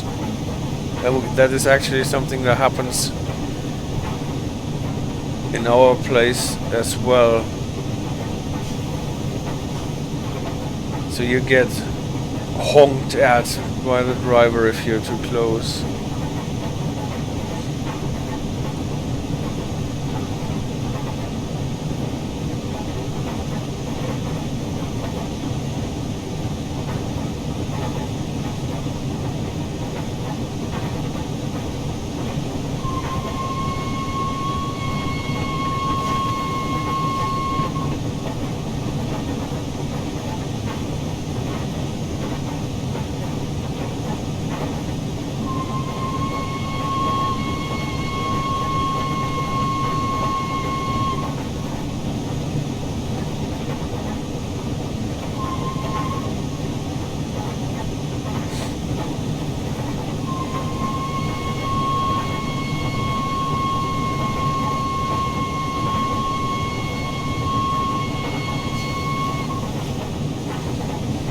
Those three are actually in front of the station.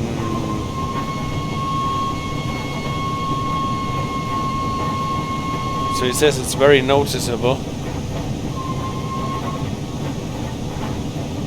Well,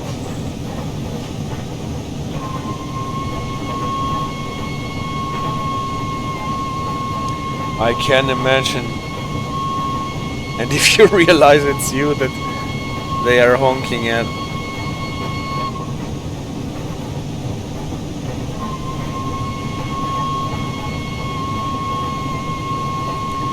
So the third one.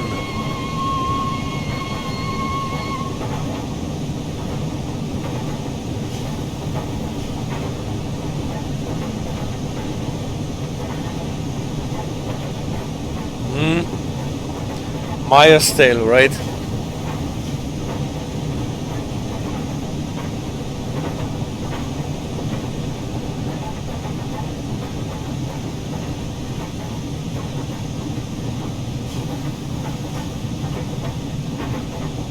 And 3 more. Well, we have to stop after the first, I guess.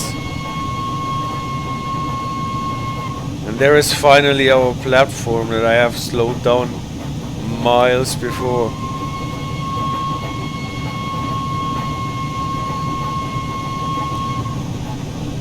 And if you're not running on a schedule, it's not a problem at all.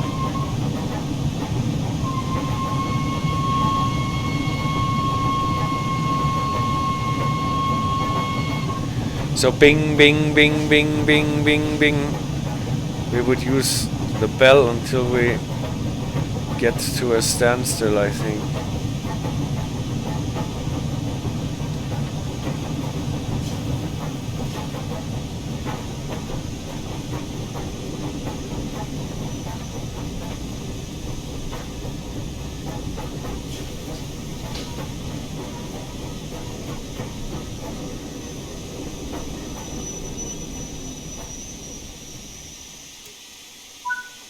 So, Redwood City, guys.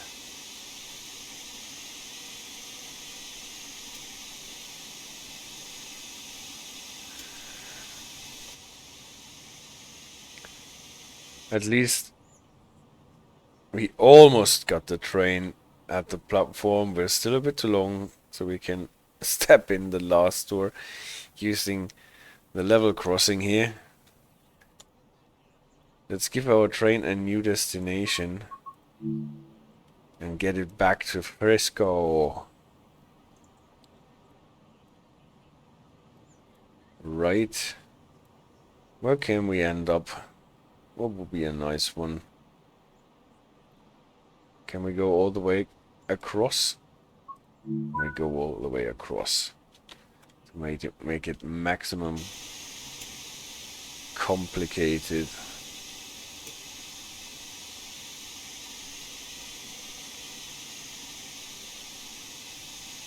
The chimes, well, I guess it's the same that they do here. So bing, bing, bing, bing, bing.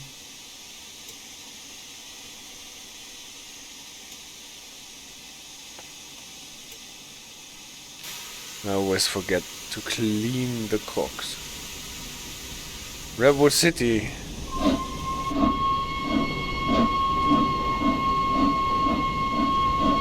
Climate best at Covenant tests.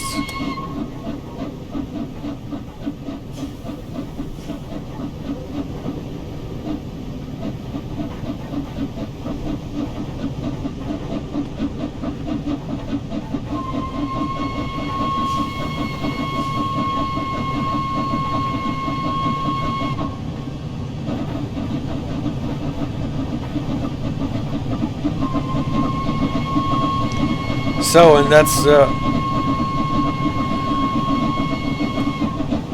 last one of this batch of 3, I guess.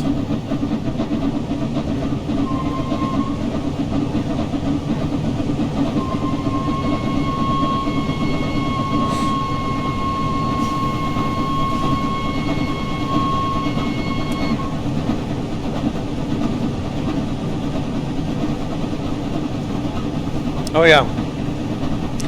When you come to a stop, sound the chimes. When you pull away, let them sound until about 30 miles. Yeah, this is what I might have seen over and over.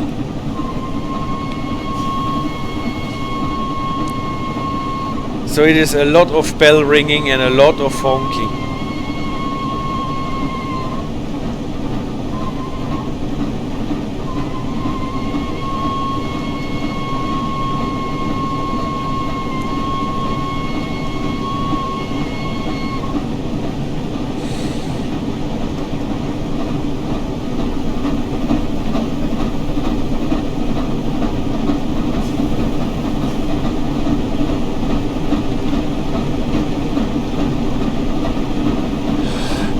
He says we love the horns.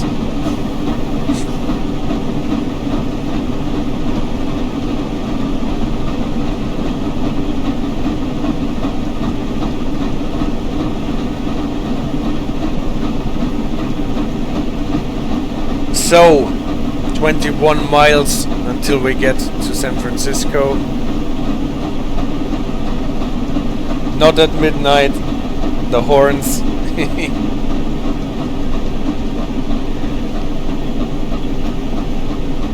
Well, at least in the UK we stop sounding the horns at midnight. From midnight to 6 in the morning. But I think now we are through this part with the million crossings and on this dam where there is obviously no level crossing because we are elevated. Chile, no, it's not yet midnight.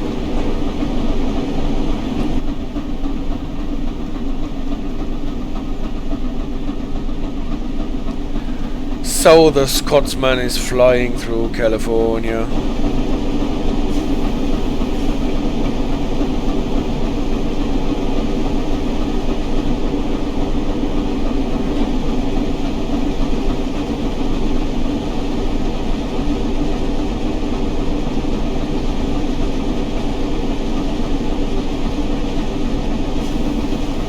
Let's hope that we don't derail again.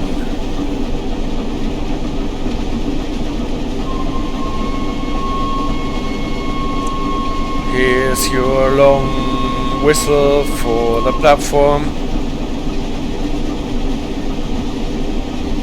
that we are not stopping at.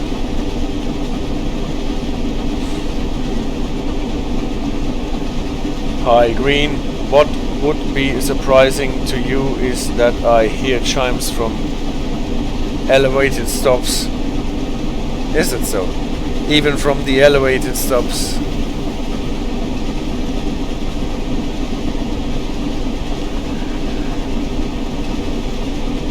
Actually, people would sue the Deutsche Bahn to death if they did this chiming and honking here.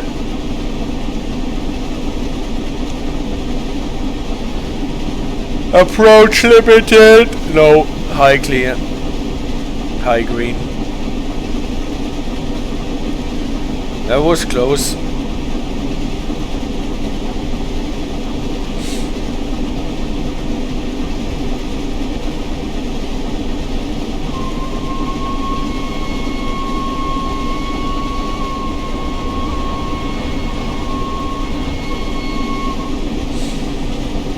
But now I won't escape. Approach limited.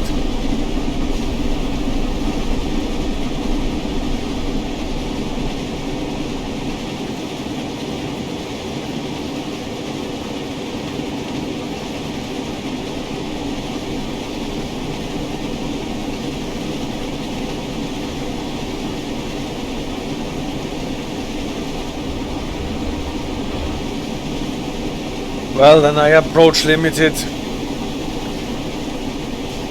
Then we slow down.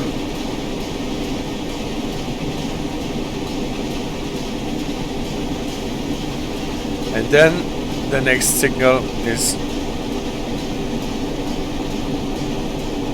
a high green.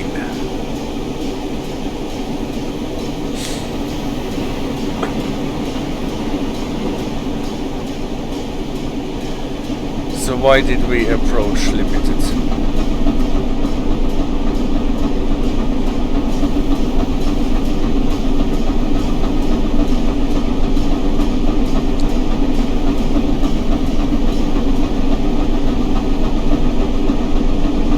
Definitely, yeah, we would really be surprised what alone this thing of doing this honking at level crossings that are totally protected by barriers and whatnot.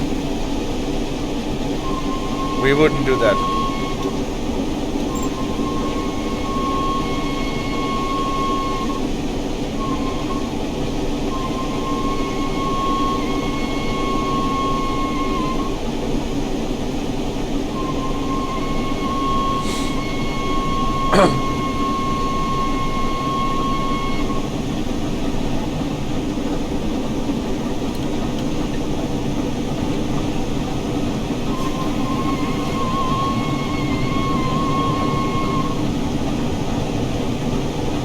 He is 14 L's at all hours.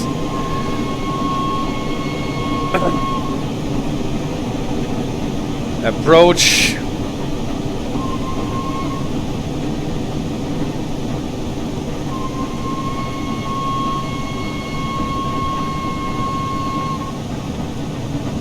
Once every 3 hours.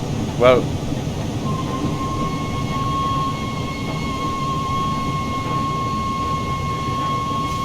I think I have once or twice heard a train honk for a level crossing in my life.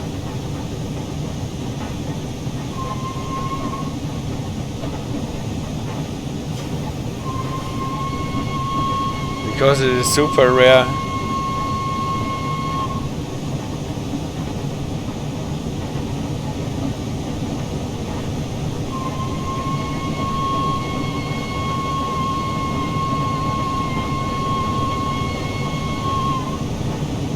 They do unique sounds.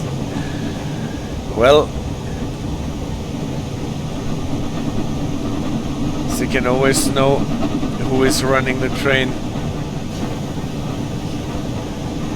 And then again, advance approach.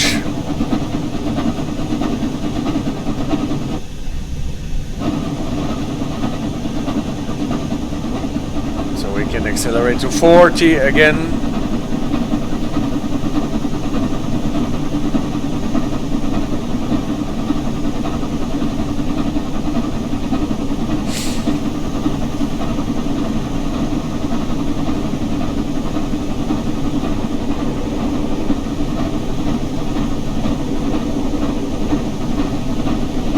They're sending out messages in Morse code.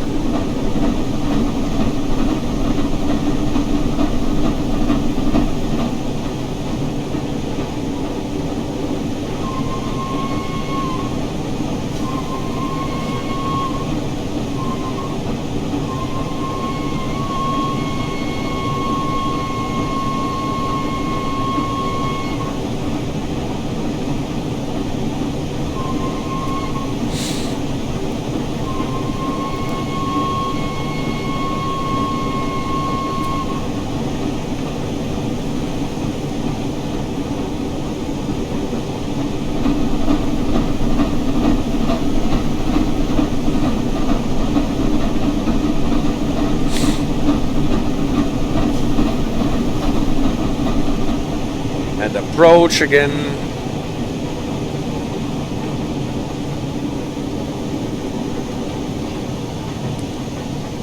That it's a law and they fulfill it, but the way they sound the horn is different, and I like that they are allowed to make it differently. Yes, that's actually a nice touch.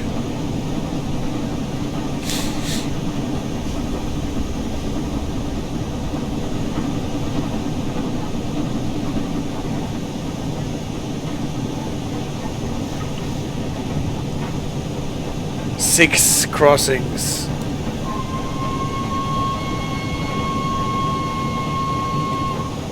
'79 and approach.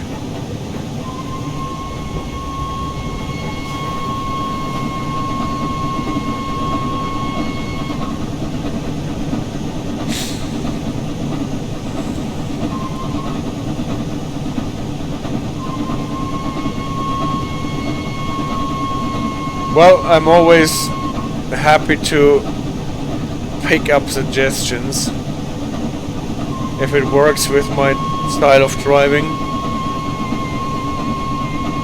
I just had to put it on the right side to see the signals and signs. So I lost count. How many do we have? This is the first one. See, the radar says I don't even know how the law here in Europe deals with it when we have a certain night silence here, but if you blow your horn for safety reason, it probably doesn't apply to it. No, safety reasons, emergency is always a special thing.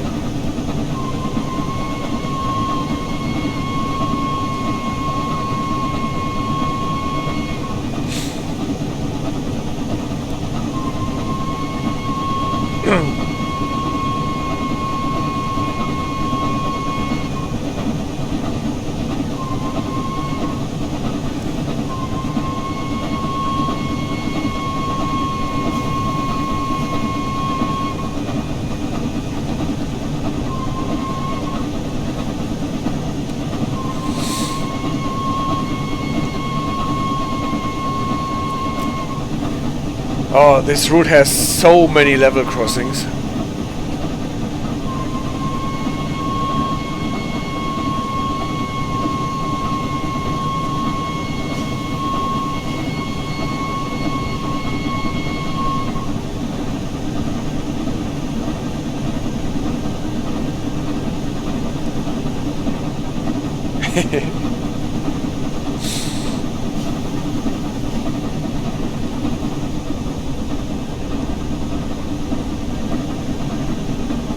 Approach again.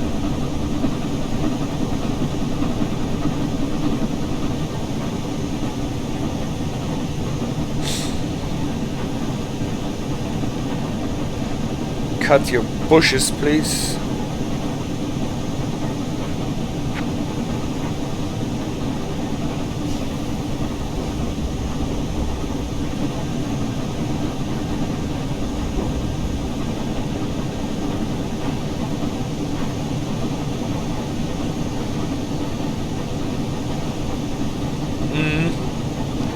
Repeat crossings. Are there another 6?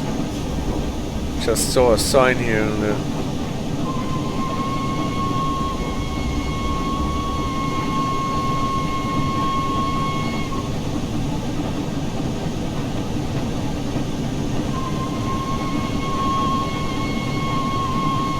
There is another 6.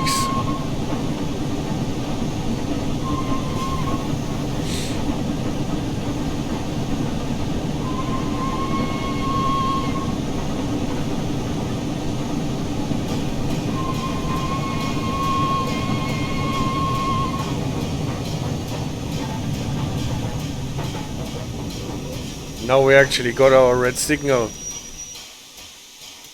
And I overbraked, obviously.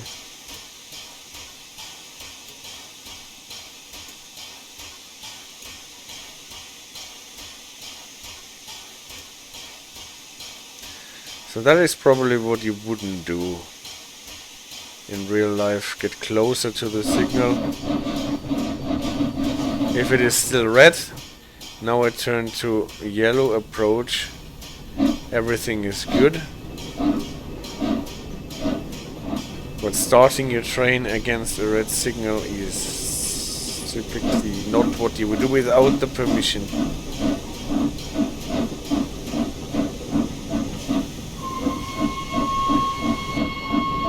Yeah, good chime.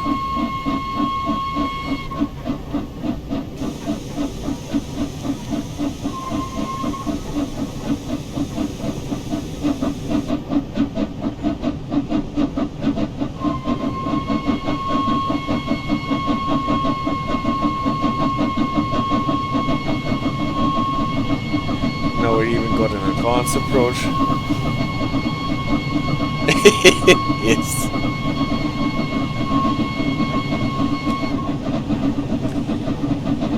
I think tonight I will dream about the whistle. The whistle is tired. Yes, and the bell from the ST40-2 is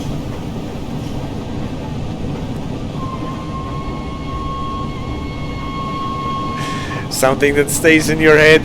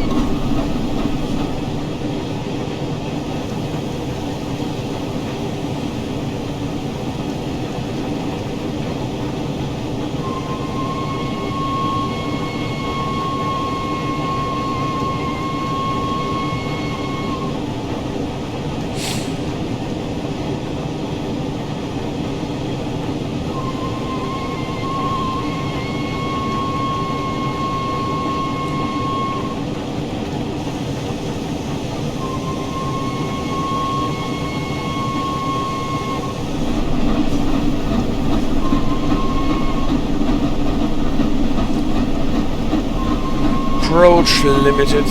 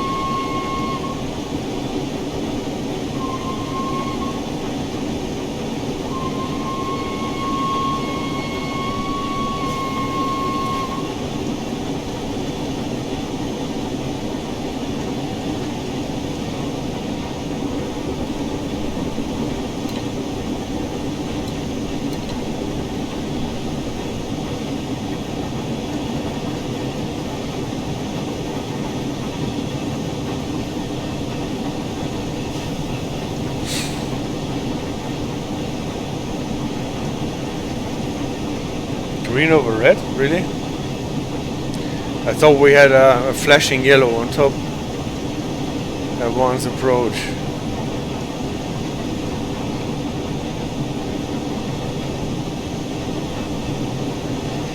But at the moment I'm only seeing trees.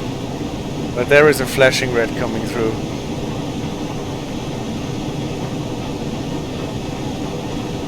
A flashing red, a flashing yellow.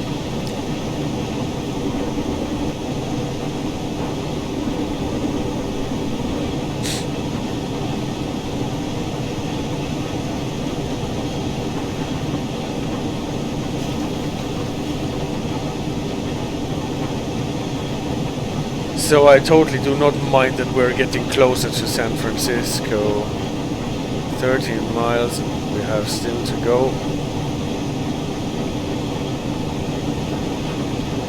Flashing rail over double red, yeah.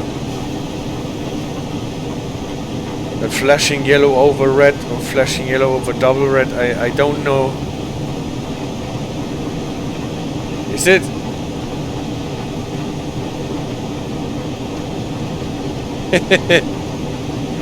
Maybe, you never know. There might be one awkward signaling as a system where it makes a difference.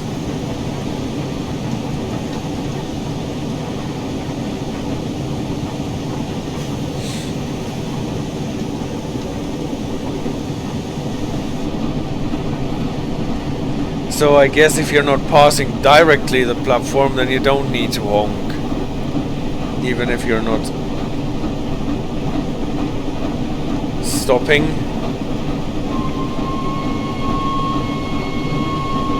This being said, I'm passing a part of the platform directly. This is a beautiful station here.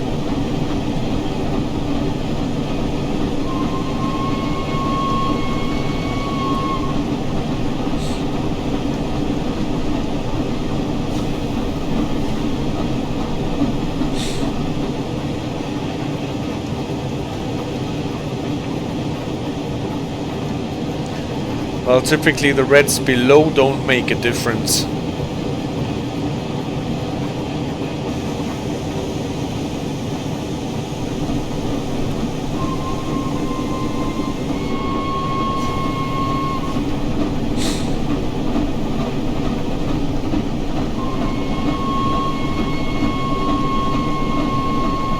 I don't even recall that there were that many level crossings in this route.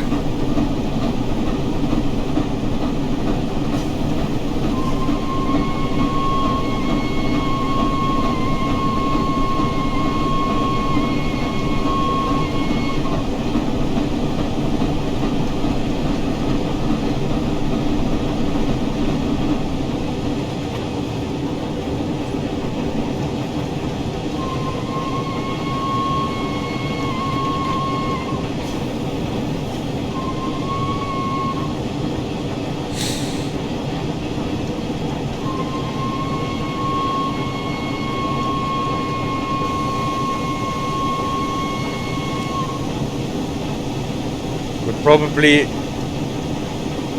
losing more steam for the whistle than we're using for traction at the moment.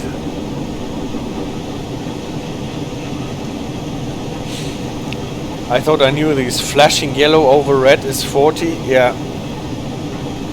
Flashing yellow over red is typically 40 in most systems that I know.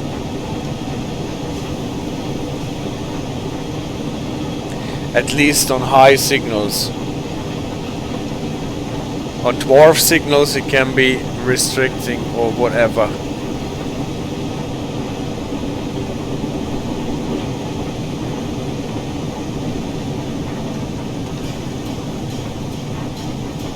Humoring you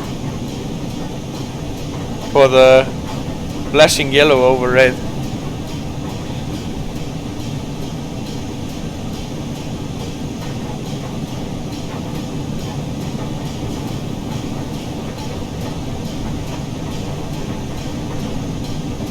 Yeah, on dwarf signals it can be restricting, because on dwarf signals almost every aspect can mean almost everything.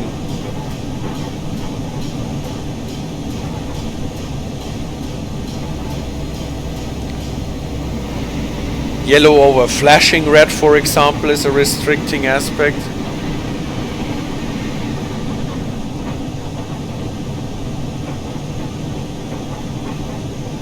Over the track, yeah. No, over the track it is 40, definitely. Over the track, a flashing yellow over red is always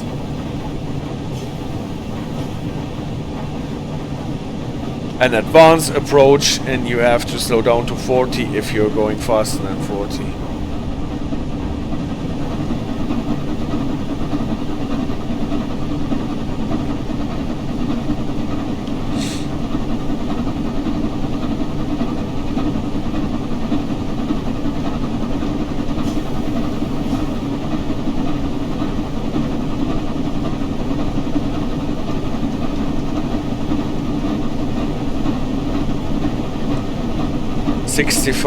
Okay, we won't go faster than 65. Here again, flashing yellow over red. Advanced approach. 40 typically.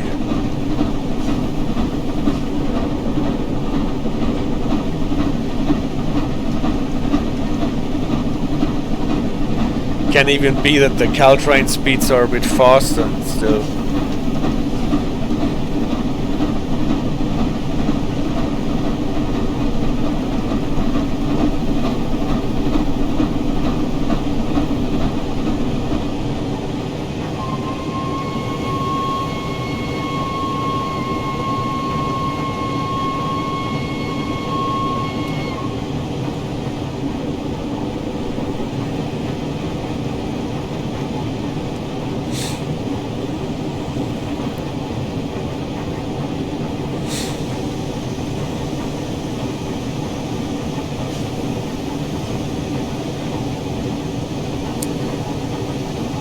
Yeah,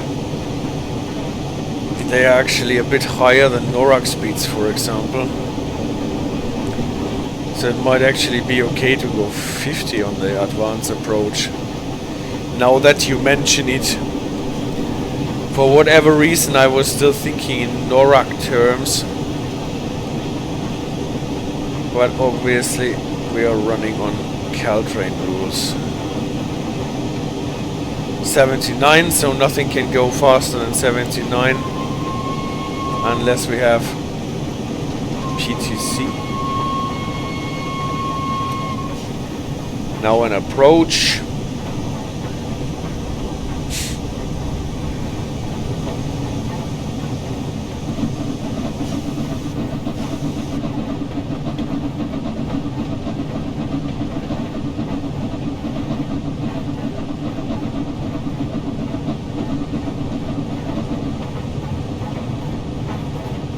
Oh, I have to pay it.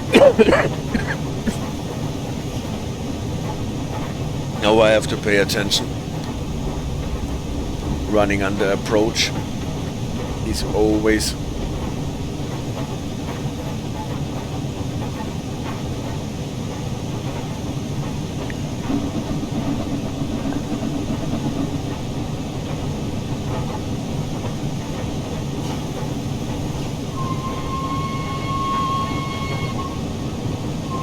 I've got to check this again. It might be that on Caltrain rules it is 40 for passenger trains on the approach. Typically it is hardwired in my head that approach is medium speed 30.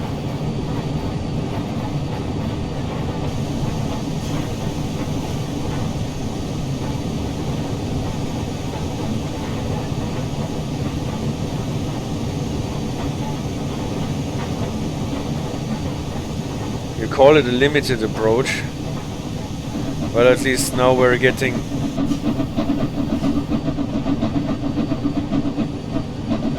an advanced approach again.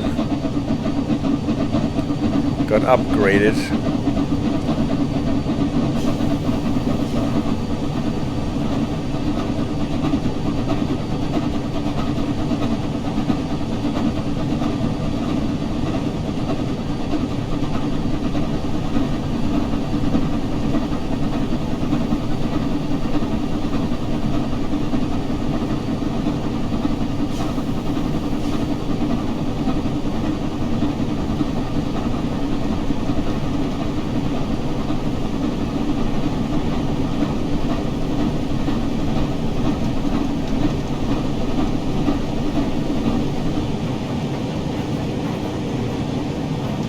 Let's check it out. What do we have in our presentation for that? Since we've got the time for it, no, not that one here. That is the wrong one. The other presentation I meant.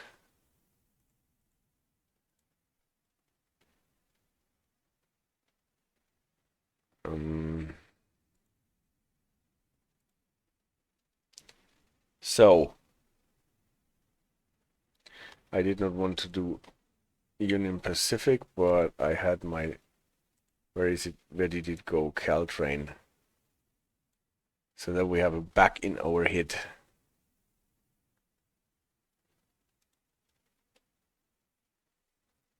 Those are the speeds that are set out in Caltrain rules. It's 50 for limited, not 45. Like in NORAC, it's 35 for medium, not 30. Slow is 20 instead of 15. Restricted is max 20.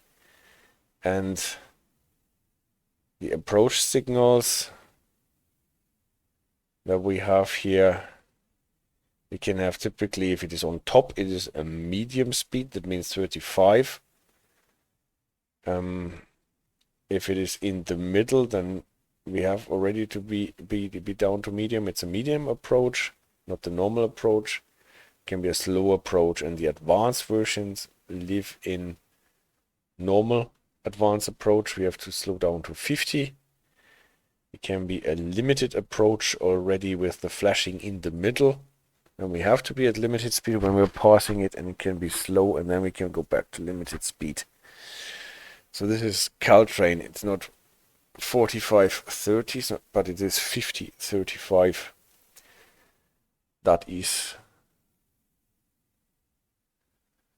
That is what I got from Joseph Hubert's signaling charts, if I'm not mistaken.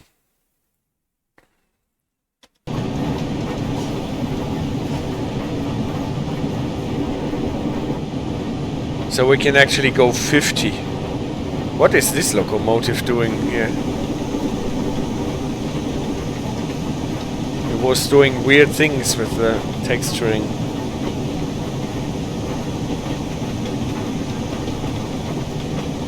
You will have to leave. Caltrain max speed is 79. Yeah, that's true. It is always 79 for the normal speed.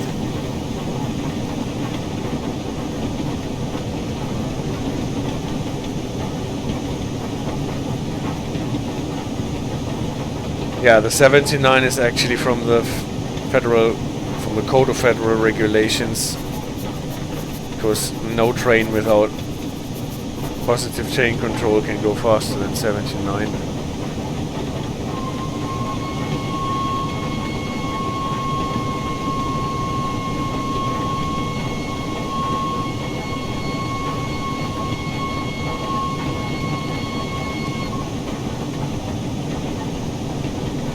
Now we are back at a high green and we can go line speed.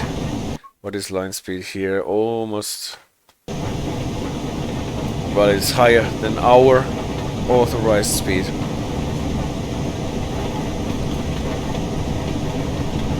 Thank you for your input, Pocket Snickers. Have a good time. Take care.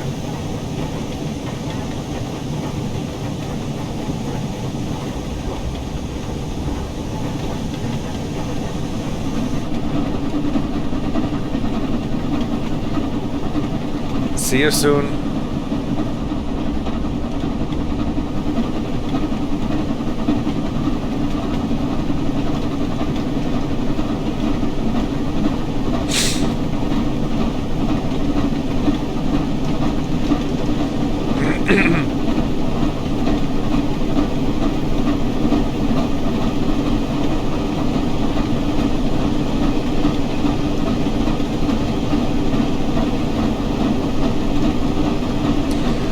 Yeah, but this is why we're getting the sequence of approach limited, then advance approach, approach, stop. We can go limited speed equals 50 at an advance approach signal. And this is why they give us an advance warning for this by giving us an approach limited signal. The ones with the flashing yellow in the middle or at the bottom, I have never seen them on the route here.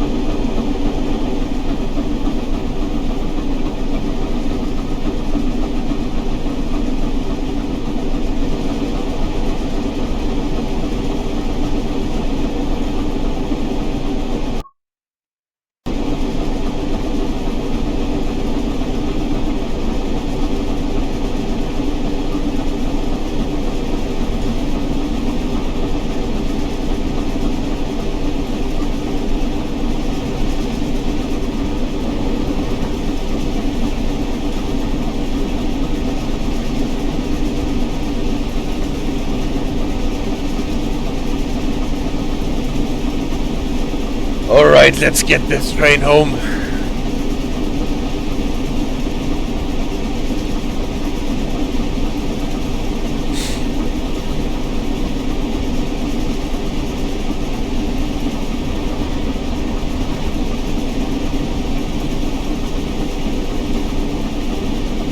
Approach limited. There is no speed restriction in approach limited. We can still go line speed.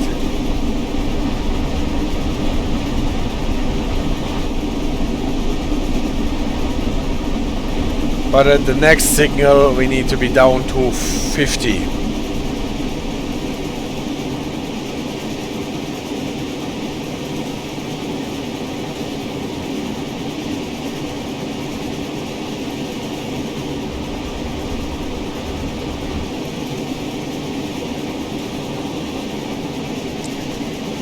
Because it is an advanced approach, flashing yellow on top.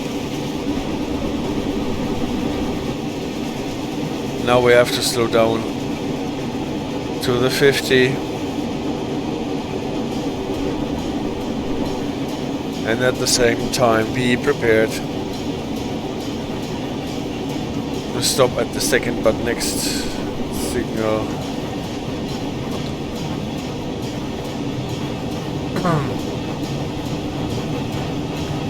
Now it's a steady yellow on top. We have to slow down to 35. Now it's flashing, we can go 50.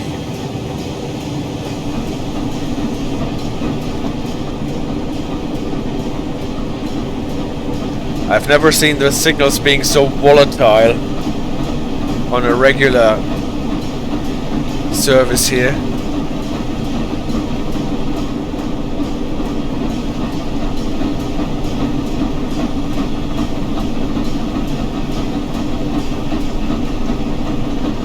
This may be the ultimate.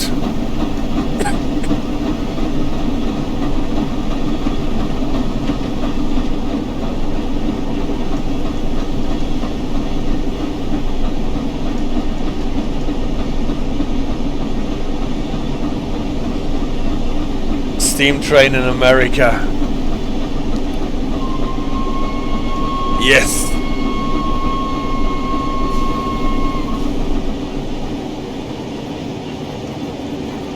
Actually, was there a platform to the left? The yellow is flashing, we can stay at 50. Is there a limit to lower? No.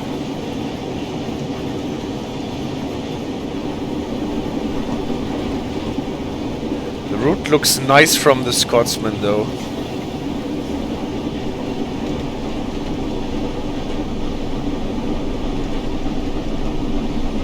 So we're getting this train to San Francisco, and then we will have a look at the map that I prepared for Europe, because CD Radar said it is okay to do so even if we're not running trains in Europe today.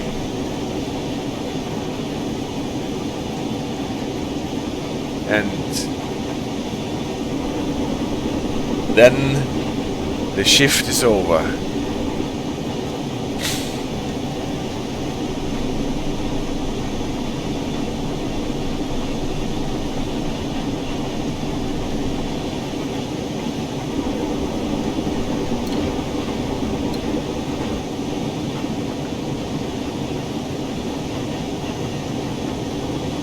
There is a weird bush growing inside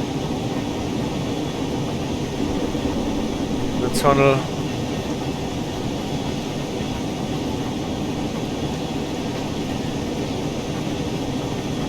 Flashing again, we can stay at 50.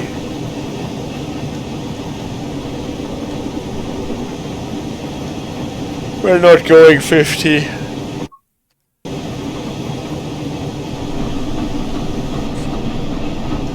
Will there be a stream tomorrow? No, tomorrow there won't be a stream. Most probably next Sunday again, but tomorrow I need a break. Tomorrow in the morning is family for Easter, and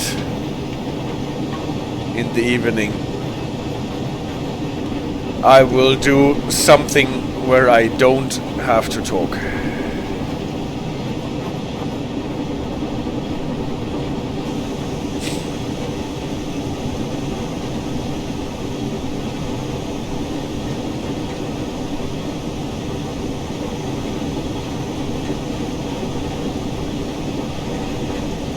Thank you, Paul.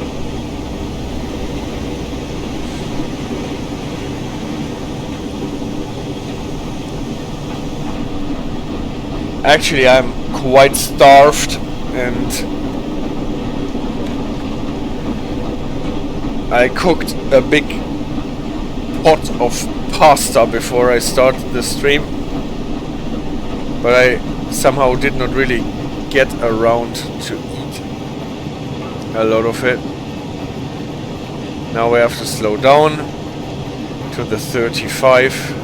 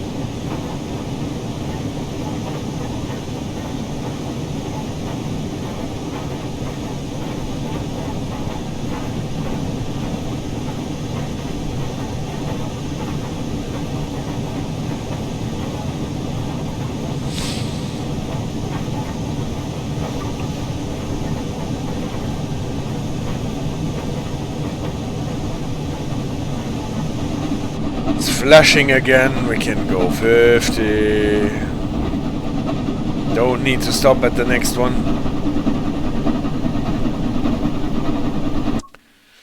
Line speed will be at 40 at this point though. And then we're already going into the yard, I think.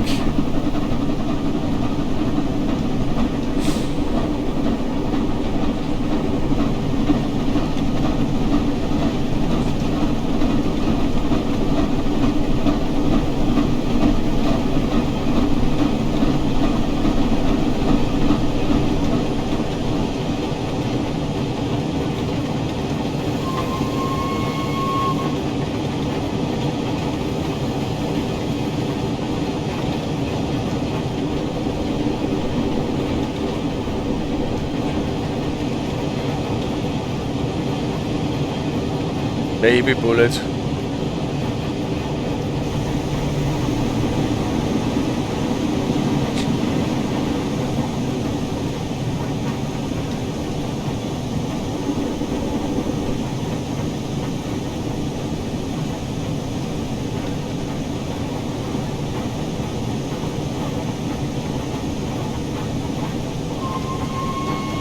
Yes, the 40.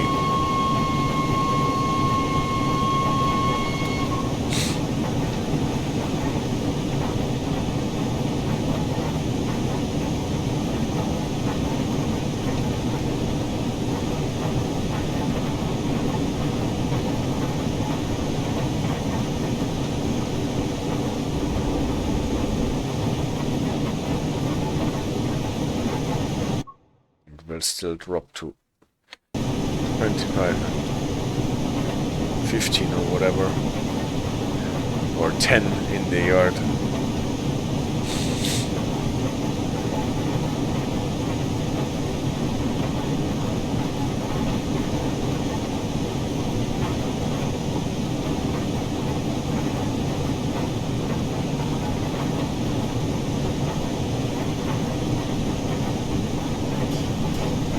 Yeah, the flashing dwarf now.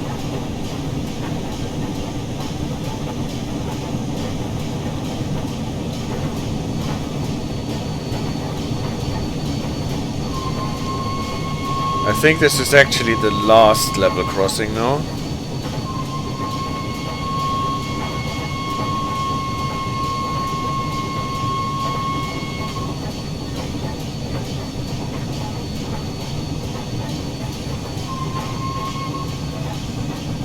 .25.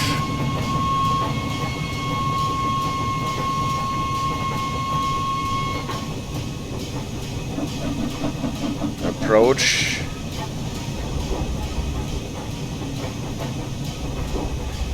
How many combinations of colors and flashing do you want on your signals, Americans? Yes.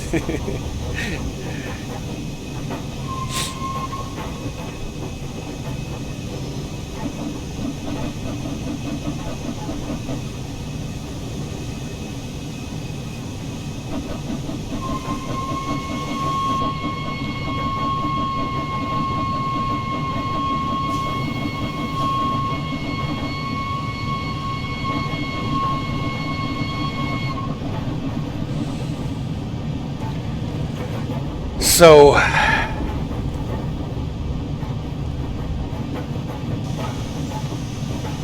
now I can roll into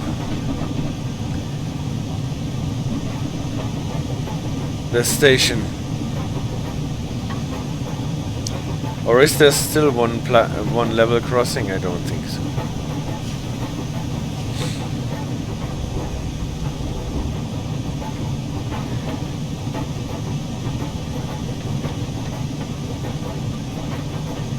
It looks a bit as if there is still one.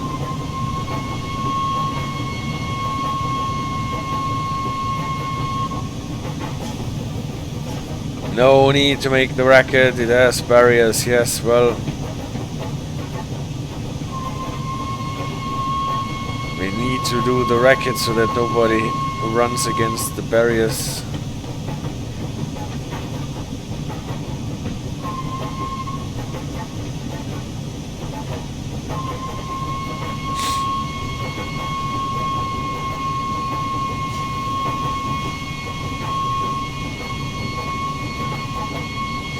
Nobody runs the barriers.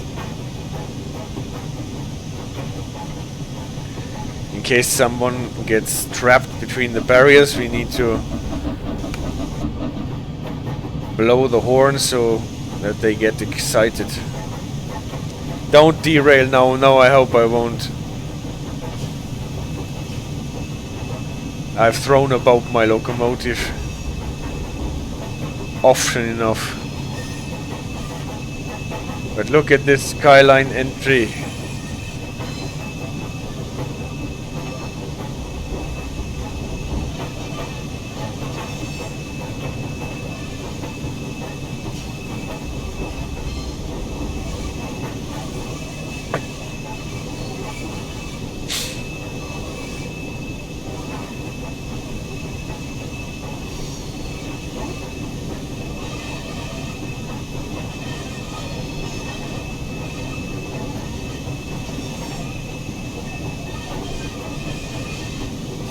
And now we have a flashing red on the lower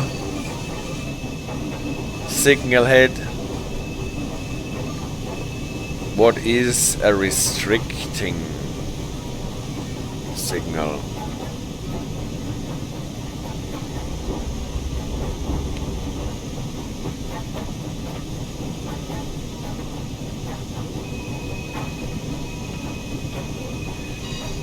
So it's actually really interesting whether we are going to derail or not, because we are crossing the whole set of switches here, going to the leftmost track.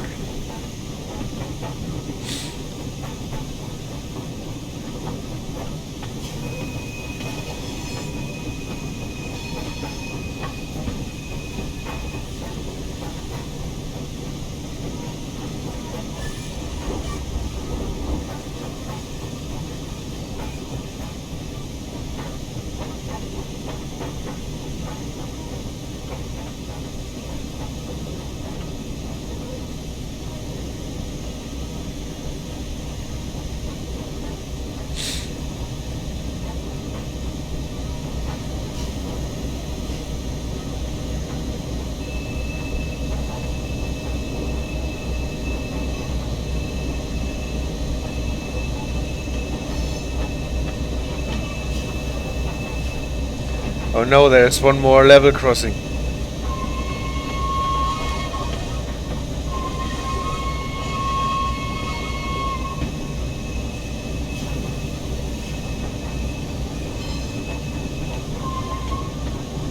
But it's only a yard crossing.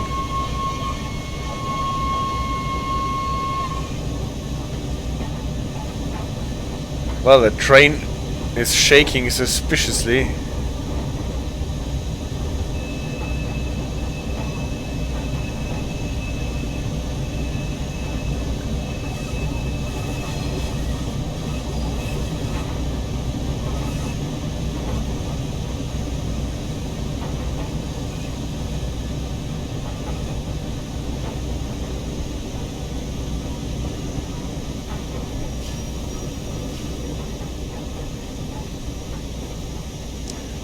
And now the old problem with our steam train and the terminal station. How do we ever... 12 hours mark, really. 2 minutes lost.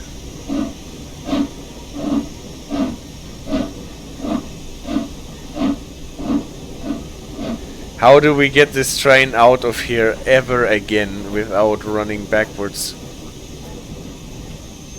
on end? Alright, San Francisco people, thanks for the ride from Glasgow over a couple of rabbit holes to San Francisco.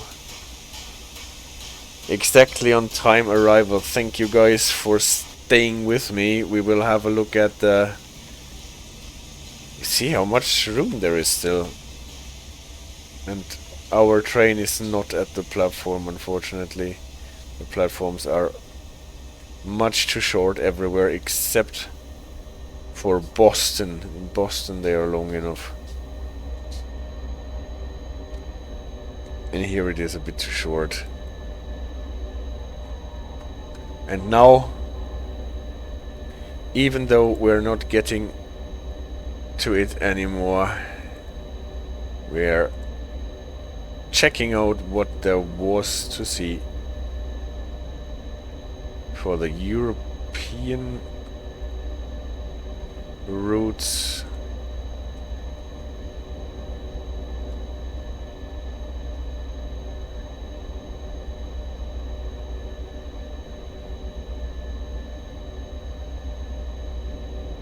Thanks for the stream, Tigers, as you have my admiration. Thank you very much, Peter, for staying with me all the time. Yeah, I was wondering this as well, on time without SG. Sprava Jelesnic a jej Viluki. I don't understand this.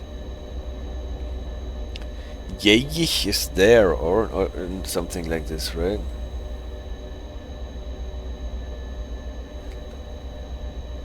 But this is the only thing I understand.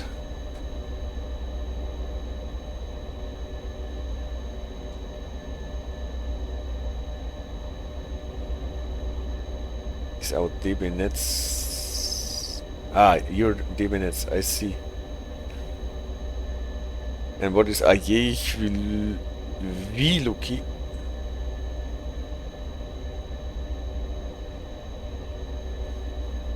Well, here, Continental European routes.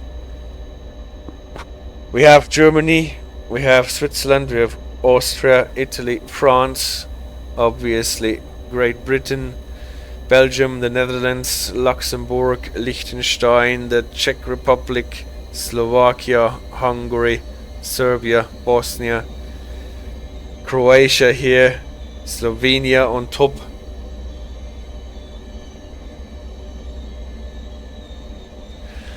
And what routes do we have actually? Anyone knows what those three routes are and why I put them together? Because they are the three routes that all have a Ruhr in the name. It is Ruhr-Sieg Nord, Rhein-Ruhr-Osten and Hauptstrecke Rhein-Ruhr. So Köln is more here to Aachen, we will get to it. What is that? That is Dessau Leipzig, the rapid transit, one of the oldest one. Main-Spessartbahn here around the Aschaffenburg area. There are actually a lot of tracks in the game. Munich, Augsburg, Hamburg-Lübeck in the north, and this is Köln-Aachen, so quite close, I should say. Dresden-Riesa, here is Dresden, very close to the Czech Republic. Is it an old map? What is wrong? I thought I got a current map. Tarantarampe, or the old DLCs you're talking about. Yeah. There are actually quite a lot and quite good ones. The Tarantarampe is a very good DLC. I don't know why you never get around to play them again. Then is the long thingy, Schnellfahrstrecke Kassel-Würzburg. Cutting here the Main-Spessartbahn almost. What is that? Bremen-Oldenburg. So here's Bremen, there is Oldenburg. This little thing is the Niddertalbahn, more or less in the Frankfurt am Main area. Linke Rheinstrecke, Mainz, Koblenz. What is this little thing? Maintalbahn. Battle likes Nahverkehr Dresden. Yeah, Nahverkehr Dresden is probably the best DLC ever because it is the most diverse and has the most stuff happening there. So, now going to the red stuff. In Switzerland, the Arosa-Linie. Luzern-Sursee, here Zentralschweiz, S-Bahn Zentralschweiz, because it is central. The blue one here, LGV Mediterranean, the most southernmost one.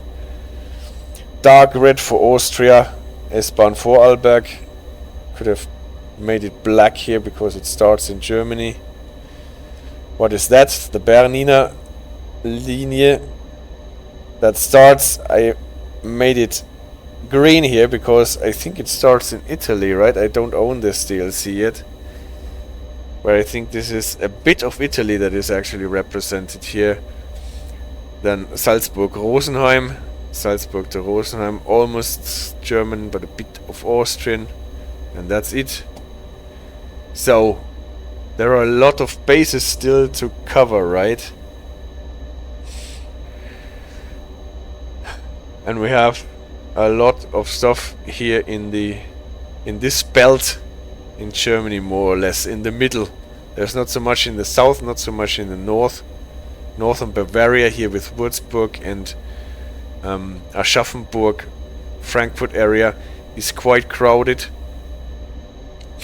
Also from Dresden and two areas, but the rest there's a lot to cover. And obviously here the Czech Republic, Poland, more France, Italy, then Spain. Not to mention all the other countries that there are still to discover. Ireland, by the way, it is here on the top left. It is not really central continental Europe, but still Denmark here in the north. Well, we will see. As we have seen when we talk to pocket snickers, it's always the stuff that you see every day that you think, well, yeah, it's just the normal stuff. And for people elsewhere, it is the exciting stuff that we never see. So, it's never a bad idea to cherish what we have. And still be interested in what happens elsewhere in this world. And cherish that. Dobro noc, thank you very much. Dobro noc to you, Petra, and CD Radar. And yeah, we conclude this stream here. And maybe we will take the Flying Scotsman to Europe. Actually, no, we drove in the UK and in America, where it actually drove in real life, or was driven in real life and run about, or it was run in the United States, not driven, obviously. From San Francisco, with all those flashy trains, thank you very much. Take care. And to Chile, thank you very much. I will tell her. Paul, thank you very much. The other name is Kara, the other dog. She's already asleep, I guess. Und gute Nacht. So to you. Everyone, see you around. Take care. Peace out.